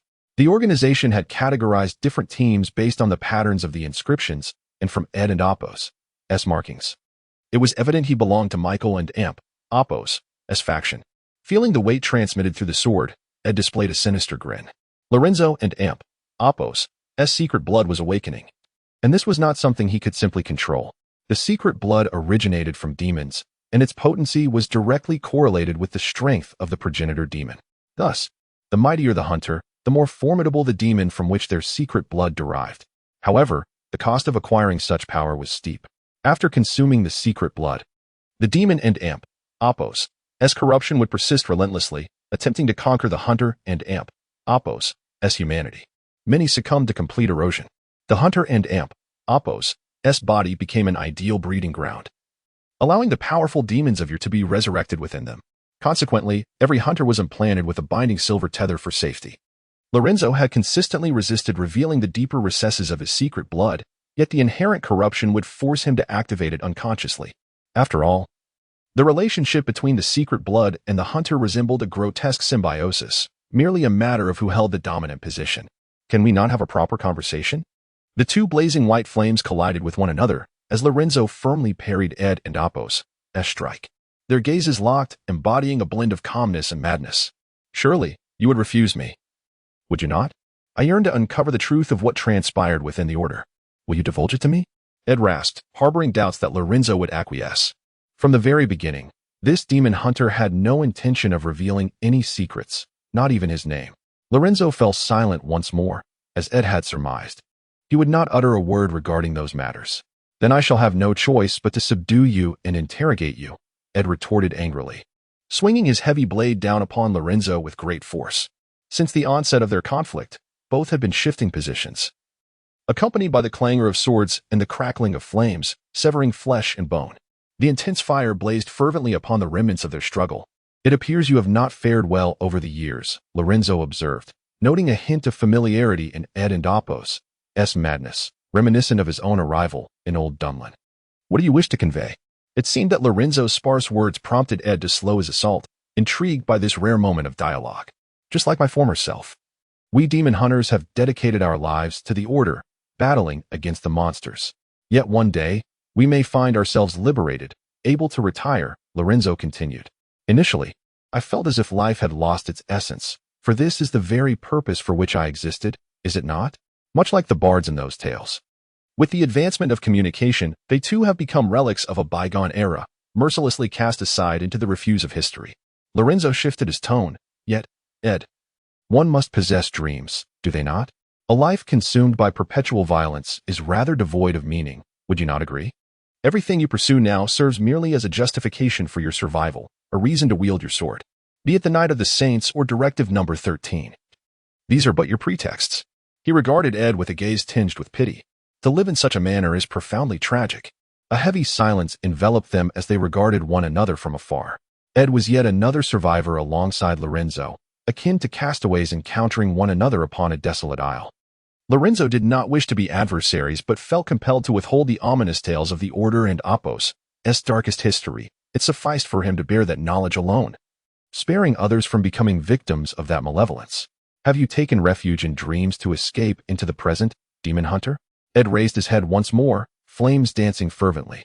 He remained unyielding, unmoved by Lorenzo's philosophical musings, his heart brimming with anger.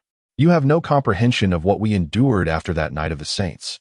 No one could grasp one another in Appos' pain, just as he could not fathom why Lorenzo chose silence on those stories, nor could Lorenzo understand the depth of Ed and Appos' fury.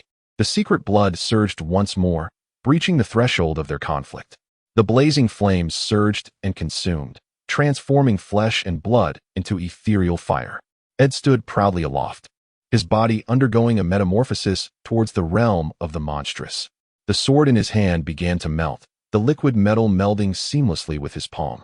Soon, more silvery metal spikes protruded from beneath his skin, resembling countless swords, fully arming him. You are traitors, Ed proclaimed in a final admonition. Chapter 69. The answer: they were foes as vast as the sea, armed with sharp fangs and claws, emerging from the abyss of darkness with an ominous presence. Ed stood upon the heights like a celestial deity, his body engulfed in purifying flames. The alchemical inscriptions were named after the angels from the Gospel. Each unique sigil paired with arcane blood produced distinct effects. The fusion of this blood with alchemy bestowed powers upon the alchemist, known as might. The power Ed possessed was that bestowed by the sigil of Michael, the epitome of ignition, a blazing angel. As Ed burned with fervor, the entire world stirred restlessly. With demons surging forth from their rigid flesh, rasping and yearning for blood and flesh, crashing against Lorenzo like a rising tide, and further still, towards the radiant ship. Those were the inhabitants of In-Town, trapped in their damned dreams, now utterly transformed into demons. They seemed to be Ed's soldiers, skimming past the searing light and roaring forth. How tragic! Lorenzo observed all this in silence. He felt no fear from the ceaseless demons nor dread from Ed's formidable power. He was simply engulfed in sorrow. Neither the resurrection of the demons nor Ed and Appos' hatred could stir Lorenzo and Appos' heart. Only the poignant rebellion evoked his grief and anger. I am not a traitor. From the beginning to the end, my conflict with the demons is one of unending strife. He gripped the burning blade, countering the onslaught. As the searing white shadow cleaved a path through the inky tide, dark ashes rising like snowflakes in the wind, the sharp blade pierced the tumultuous sea of demons. His vision consumed by these distorted figures, Lorenzo fought with abandon, advancing resolutely. He sought to slay Ed. The demon hunter had crossed the inviolable line that Lorenzo had drawn. Those who crossed it would perish. Yet, in the next moment, pure white light descended, akin to a falling star. Ed and Appos' burning sword approached, radiating intense heat, with pure flames and holy silver boiling in a deadly dance. It is you who stands with them that is the true traitor, Winchester growled, firing projectiles that struck Ed at close range, only to melt into molten iron and fall away. This was the power of Michael, the most extreme heat, akin to a walking sun. Under the blinding brilliance, Lorenzo and Appos' vision began to blur, yet he stubbornly swung his sword, the arcane blood gradually awakening within him, summoning what he could muster.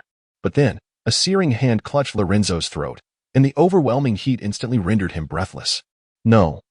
You have no comprehension of what I have endured, the burning demon whispered, dismissing the sword strike.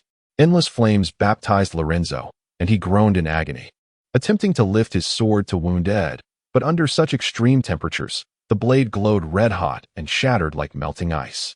It was indeed a nightmare. All had perished, trapped within the 7 hills, where they doused the walls with oil and unleashed a barrage of fire. Crimson eyes gazed at Lorenzo, and he whispered in his ear, "Do you know how Michael met his demise?" The sound reverberated like a hammer, shaking Lorenzo's very soul.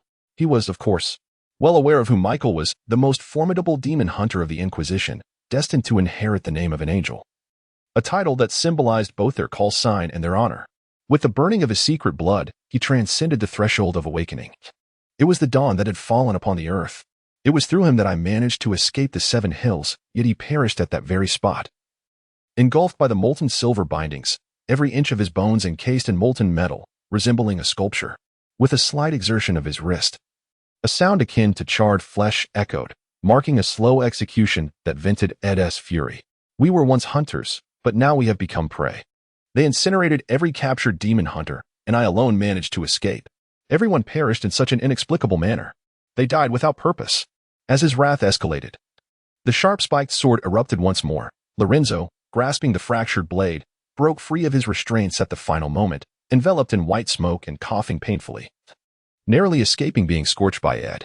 He retreated forcefully, simultaneously striking at the ethereal flames with the spiked sword, igniting a cascade of light. More fiends surged forward, and under the relentless assault, Lorenzo found himself momentarily unable to retaliate. He plunged the broken sword into one creature's skull, then thrust it into the gaping maw with a reverse motion. Observing the disheveled Lorenzo, Ed approached slowly. As he advanced, the flames continued to burn, and any demon that dared to draw near was instantly reduced to ashes. I will make you experience their suffering, purging you with sacred flames. The Templar Knights lacked secret blood, yet their numbers swarmed like ants. Many demon hunters succumbed to exhaustion, only to be cast into the roaring bonfires, their secret blood and bodies incinerated entirely. Or perhaps tell me what truly transpired. I might grant you a more merciful demise. In that blinding fire, Lorenzo discerned a hint of pleading, and he smiled. It had always been this way. Everything he did was in pursuit of an answer regarding the night of the divine arrival. Why had those adorned with glory become foes of the church? Why did his friends die in such obscurity? And why was this demon hunter before him reluctant to reveal the truth? Like a tenacious child, he merely sought that answer, one that could bring him to a halt. This was a deadlock. Only through the death of one could it conclude. Thus, beneath the roar of hatred, everything faded into obscurity. Lorenzo felt warmth, not the furnace-like sensation, but a soothing gentleness, akin to being immersed in warm water, reminiscent of his home-esque bathroom. Yet in the next moment, his vigilance surged. It was an illusion of the abyss. This bizarre dream still influenced him, insidiously eroding his will amid combat with Ed. The burning battlefield vanished, and the thronging demons dissipated. Lorenzo shivered, then tumbled from his chair. He lifted his gaze to behold a clear night sky, where stars shone vividly, casting a kaleidoscope of light. Alone, he stood on the icy expanse, beset by the biting wind, with only a solitary, cursed chair by his side. Damn it! Damn it! After a moment of bewilderment, he furiously pounded the frozen ground, brushing away the snow, revealing the dark blue surface that mirrored Lorenzo's woeful visage. How could he allow himself to be consumed by dreams at such a moment? He needed to awaken, and swiftly. This time, Lorenzo was genuinely alarmed. Perhaps, as he struck the ground, he had already been slain by Ed. Awaken. With this thought, Lorenzo attempted to draw his blade to end his own life. But when he reached for the familiar place, he found no sword. During his time in the Brotherhood, Lorenzo had undergone rigorous training regarding the abnormalities of dreams. Within the realm of dreams, the hunter retained an advantage, for it was his own dream. As long as his will was strong enough, he could be the creator within that realm. This was why, in the initial phases of his dreams, he could effortlessly obtain weapons. If they were absent, he could conjure them. Yet now, he was powerless. Everything felt so rigid, leaving him utterly alone in this desolate world. You appear quite disheveled, a familiar voice suddenly resonated. Lorenzo abruptly turned to see a man approaching from the edge of the ice field beneath the immense full moon. Lorenzo stood momentarily stunned before realizing the nature of his predicament. This was not a dream. But where was this? The man smiled, opening his arms as if to welcome him, and spoke. Welcome to the interstice. Chapter 70. The armor of original sin. In this confined space, an ominous presence enveloped everything. As if the cold object had come to life, or perhaps it had always existed, merely dormant due to the frigid temperatures. Now, it was ravenous, yearning for blood and flesh. Whispers echoed in the ears of the two individuals, akin to foreign travelers recounting ancient tales, a bizarre amalgamation of the grotesque and the insane. Do you know? This entity is, at its core, a demon. Gazing upon the obsidian armor, Berleo endeavored to maintain a semblance of composure. Beside him, Blue Jade wore a serious expression, tightly gripping the forged spear. She stood by the door, prepared to seal it should anything go awry, uncertain if she could restrain Berleo, but at least capable of limiting his movements. This technology hails from the land of Geosia, where their emperor established a department known as the Hidden Academy, dedicated to the study of demonology. One might liken it to a research institution akin to a perpetual motion machine, where they uncovered certain traits common among higher demons, notably the brain and heart. As Berleo spoke, he extended his hand toward the abyss of darkness. As flesh approached, the shadowy substance began to stir, quivering slightly. Although it was merely armor, Berleo sensed an emotion akin to elation emanating from it. To slay a higher demon, one must annihilate both the heart and the brain. Destroying only one would leave the bizarre body with a measure of compatibility. Scholars later delved deeper, revealing the distinct differences between the two. If only the heart is destroyed, the body will continue to fight under the brain's command. Conversely, if the brain is obliterated, the demon and Apos' formidable vitality will compel it to act purely on instinct. Thus, the researchers at the Hidden Academy developed the ethereal butcher, known as the armor of original sin. The eerie armor began to move, not possessing a metallic quality, but rather resembling a shapeless mass of flesh, writhing and creeping up Berleo's arm. The crimson heart flickering in the darkness. The whispers grew louder, almost howling in his ears, as if he were enduring unimaginable agony. Berleo emitted a series of tortured groans as the shadowy material coiled around his arm, engulfing him like an inky tide, covering every inch of his being. "Are you all right, Berleo?" Blue Jade tightened her grip on the forged spear, feeling a twinge of fear at the bizarre scene before her. The so-called erosion had already commenced. Inhuman will seem a frail vessel adrift amidst a storm. If I lose control, then end my life. You shall don the armor and continue the mission.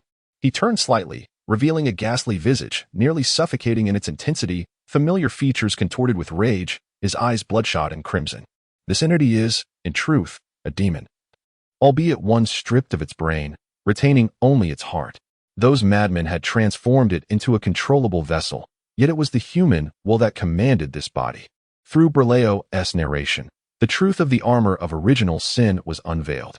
Through intricate craftsmanship and enigmatic alchemy, those madmen successfully separated the demon and Apos' brain from its corporeal heart. When the need arises, the mere will of humanity can replace it, granting access to the demon's formidable power, a perilous dance akin to waltzing with dragons. Yet, this was the only glimmer of victory. From the depths of darkness, steel gradually ascended. As the internal mechanisms merged with the body of the lark, enveloping it in a protective embrace. Beneath the hardening metallic substance, a robust mechanical structure unfurled. While the silvery steel framework encapsulated the lark entirely, soon to be filled by the dark matter. The first generation of armor proved too unwieldy, prompting enhancements in the second generation, which relied heavily on machinery to reduce the demon and Apos' presence within. As the final words echoed, the cables were connected, and brass tubes extended slightly beyond the armor. The heavy plate armor then descended, safeguarding the vulnerable areas. In mere moments, the eerie iron coffin transformed into an equipment station, akin to a blacksmith forging steel, fastening piece after piece of armor onto the knight. The weighty steam engine intertwined with the demon and Apos' heart, enveloped in black armor interspersed with silvery metal frameworks. Scalding steam surged through the crevices, filling the space with a mesmerizing mist. This was a flawless amalgamation of biology and machinery, a perpetual pump stepping once more into the realm of forbidden knowledge. The blue emerald could not discern the lark's form, as the thick fog obscured her view. Ultimately, a harmonious green light illuminated the darkness, and the steel body strode forth with purpose. It was time to commence the mission.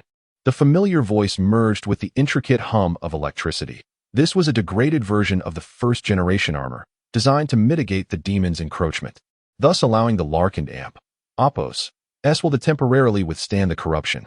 The blue emerald nodded, suppressing her sorrow, and stepped aside.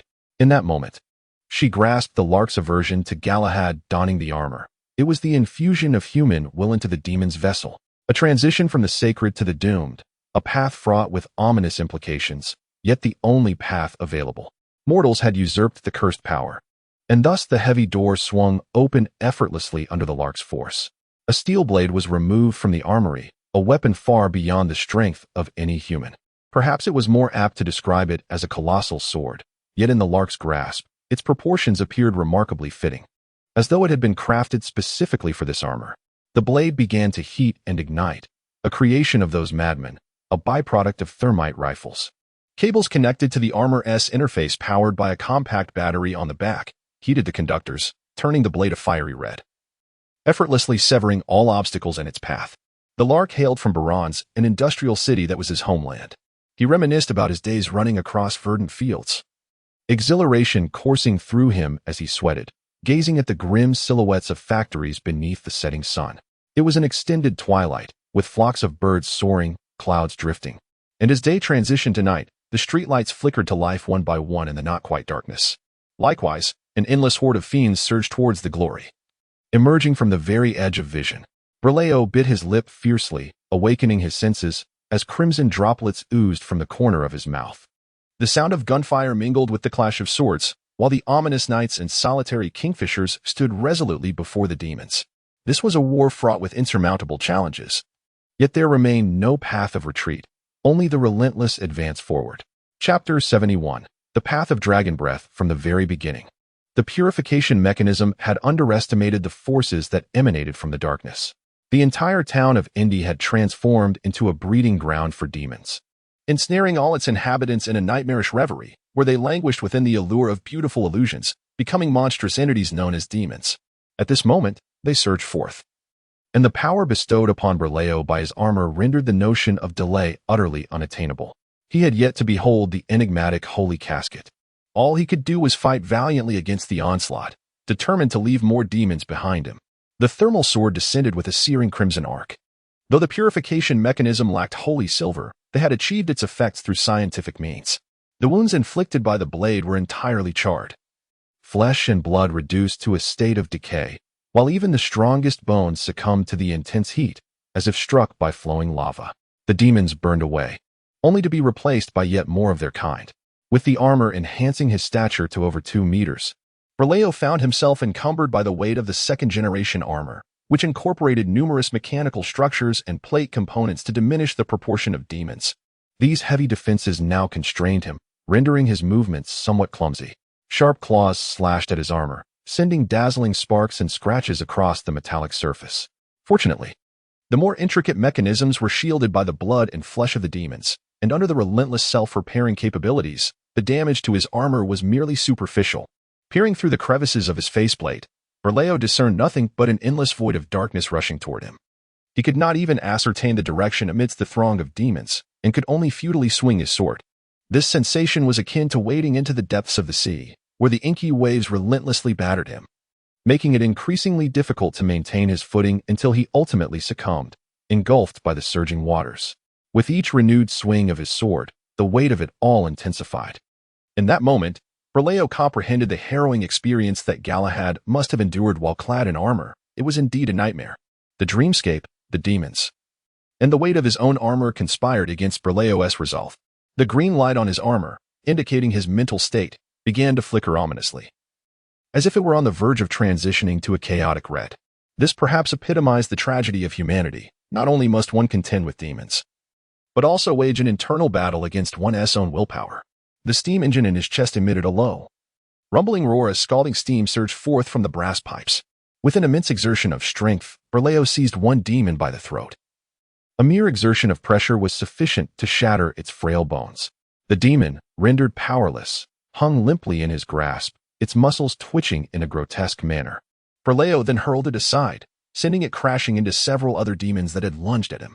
Gradually, the act of slaughter morphed into an instinctual response. The thermal sword released one final burst of heat before a demon severed the connecting cable.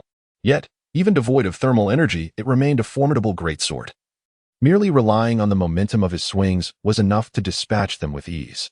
There is no longer any need for tactics. On this battlefield, what is required is merely the efficiency of extermination. Thus, Berleo swung his colossal sword with vigor, resembling a windmill, shattering the demons within his domain until the chaos of thought ensued.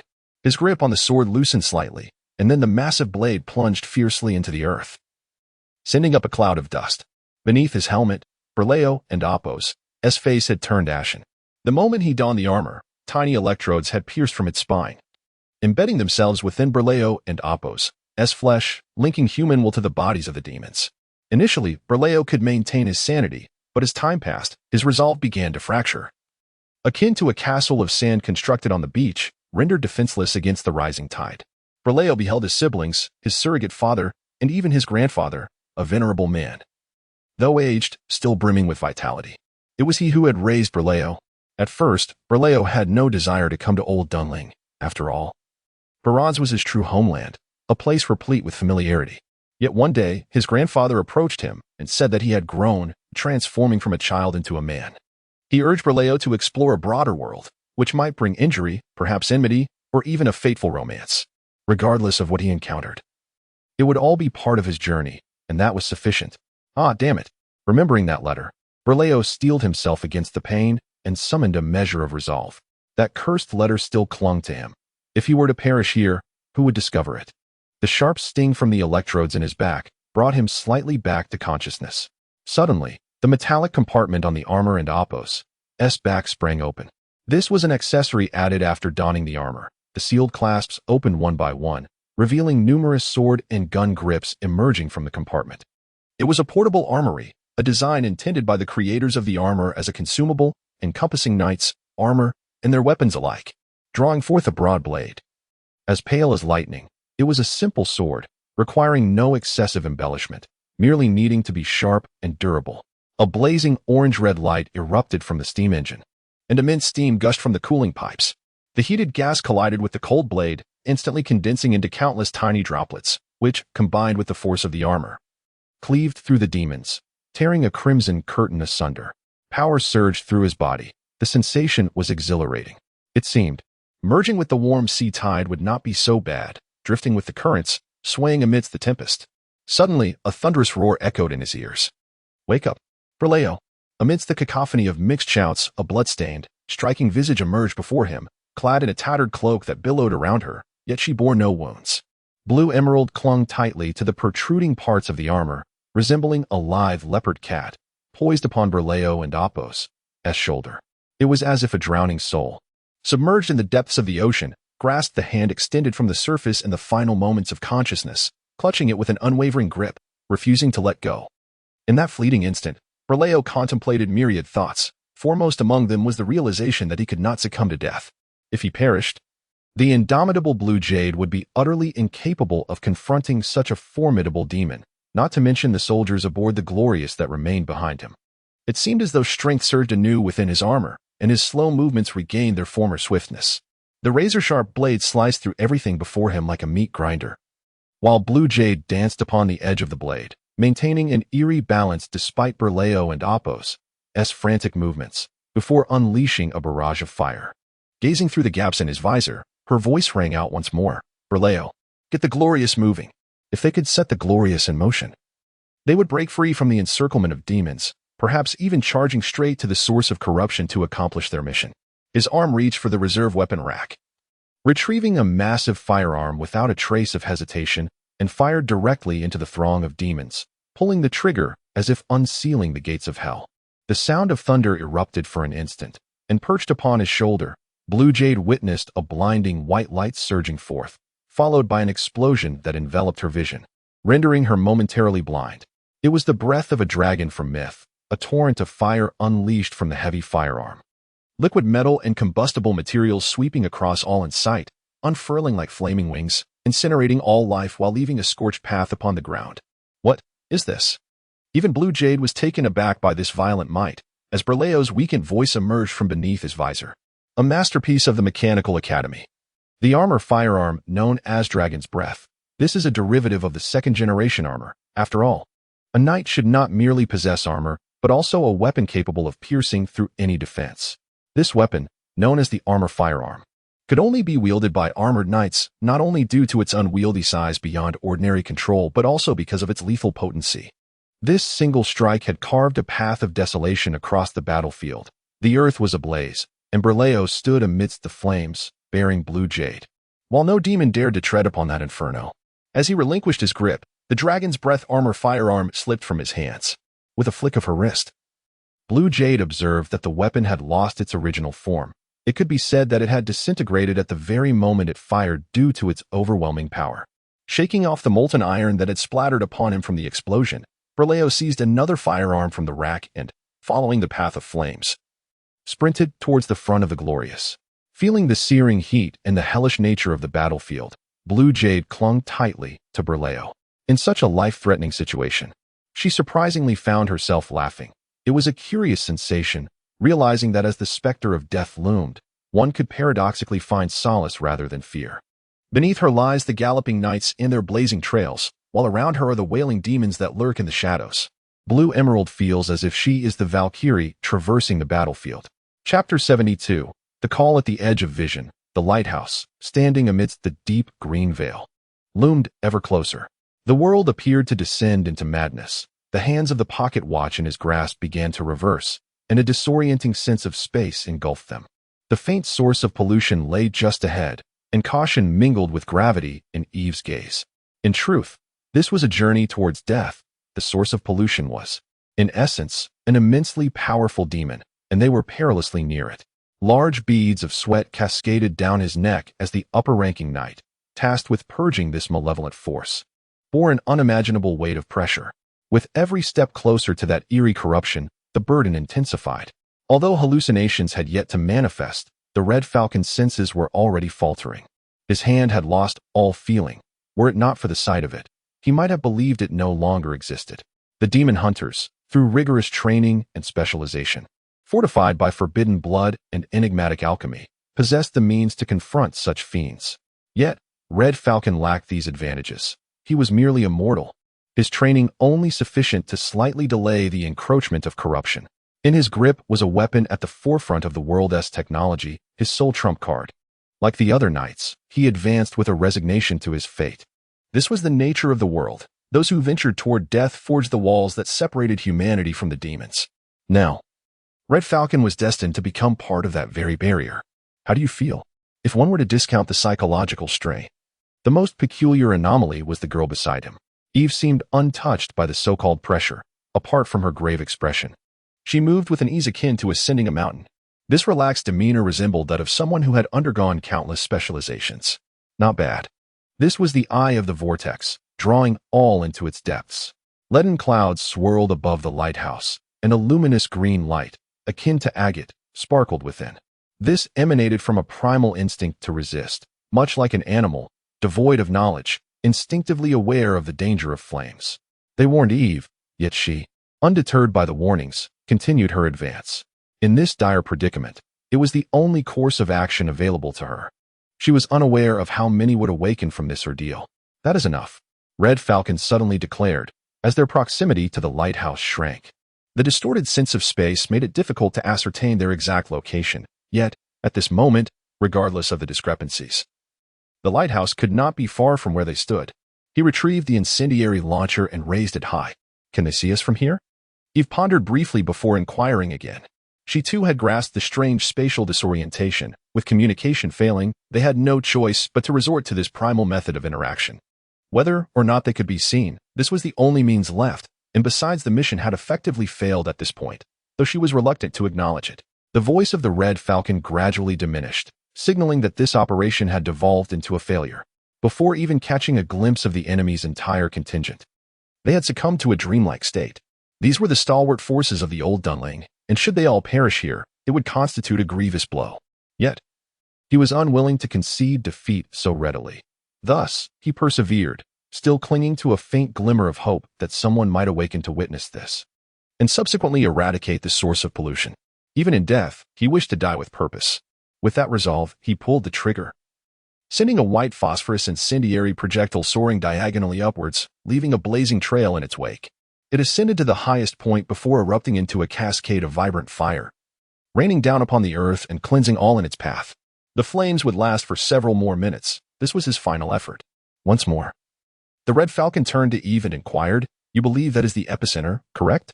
He had followed her intuition throughout their journey, and Eve nodded affirmatively, convinced that the lighthouse was indeed the immense source of corruption.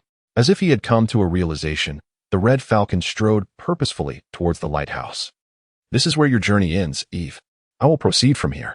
"Wait, Aren't and Oppos, are you going to wait for them?" Eve still hoped that those who could see the incendiary projectile might come to their aid, but the Red Falcon shook his head. "No need, I shall scout ahead." His tone was casual, yet Eve felt no sense of ease. Have you lost your mind? This is what I can do, and your task is to survive. Someone must record what transpires here. He spoke earnestly, devoid of jest. But how can it be this way? Those associated with the purification mechanism bore this ghastly visage, exuding a sense of noble resignation to their fate, as though death were not an end, but rather an ascension to paradise.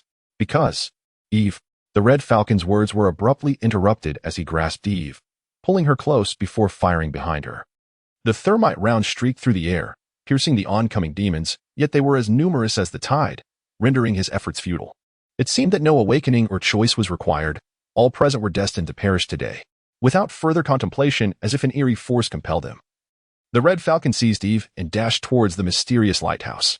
To him, the solid walls represented the only barrier capable of fending off the demons. Despite the considerable distance, they swiftly reached the base of the lighthouse, pursued closely by the demons, who radiated a terrifying malice and bloodlust. The Red Falcon grasped the rusted doorknob. No longer pondering what lay beyond, he merely hoped the door would not be locked. As fate would have it, the door swung open effortlessly. Without a moment to spare to inspect what awaited them inside, he thrust Eve through the door and braced it firmly, sealing the lock. Almost immediately, heavy impacts reverberated from outside, accompanied by the unsettling sound of sharp teeth scraping against one another. We are alive for now. The Red Falcon collapsed to the ground. Though he had steeled himself for death, no one wished to perish when a sliver of hope remained. Eve, however, held a different perspective. The expression on her face was one of unprecedented distress. She glanced at the Red Falcon and then surveyed the surrounding darkness, as if she had just unveiled a dreadful truth. It had succeeded. Yes, it had triumphed.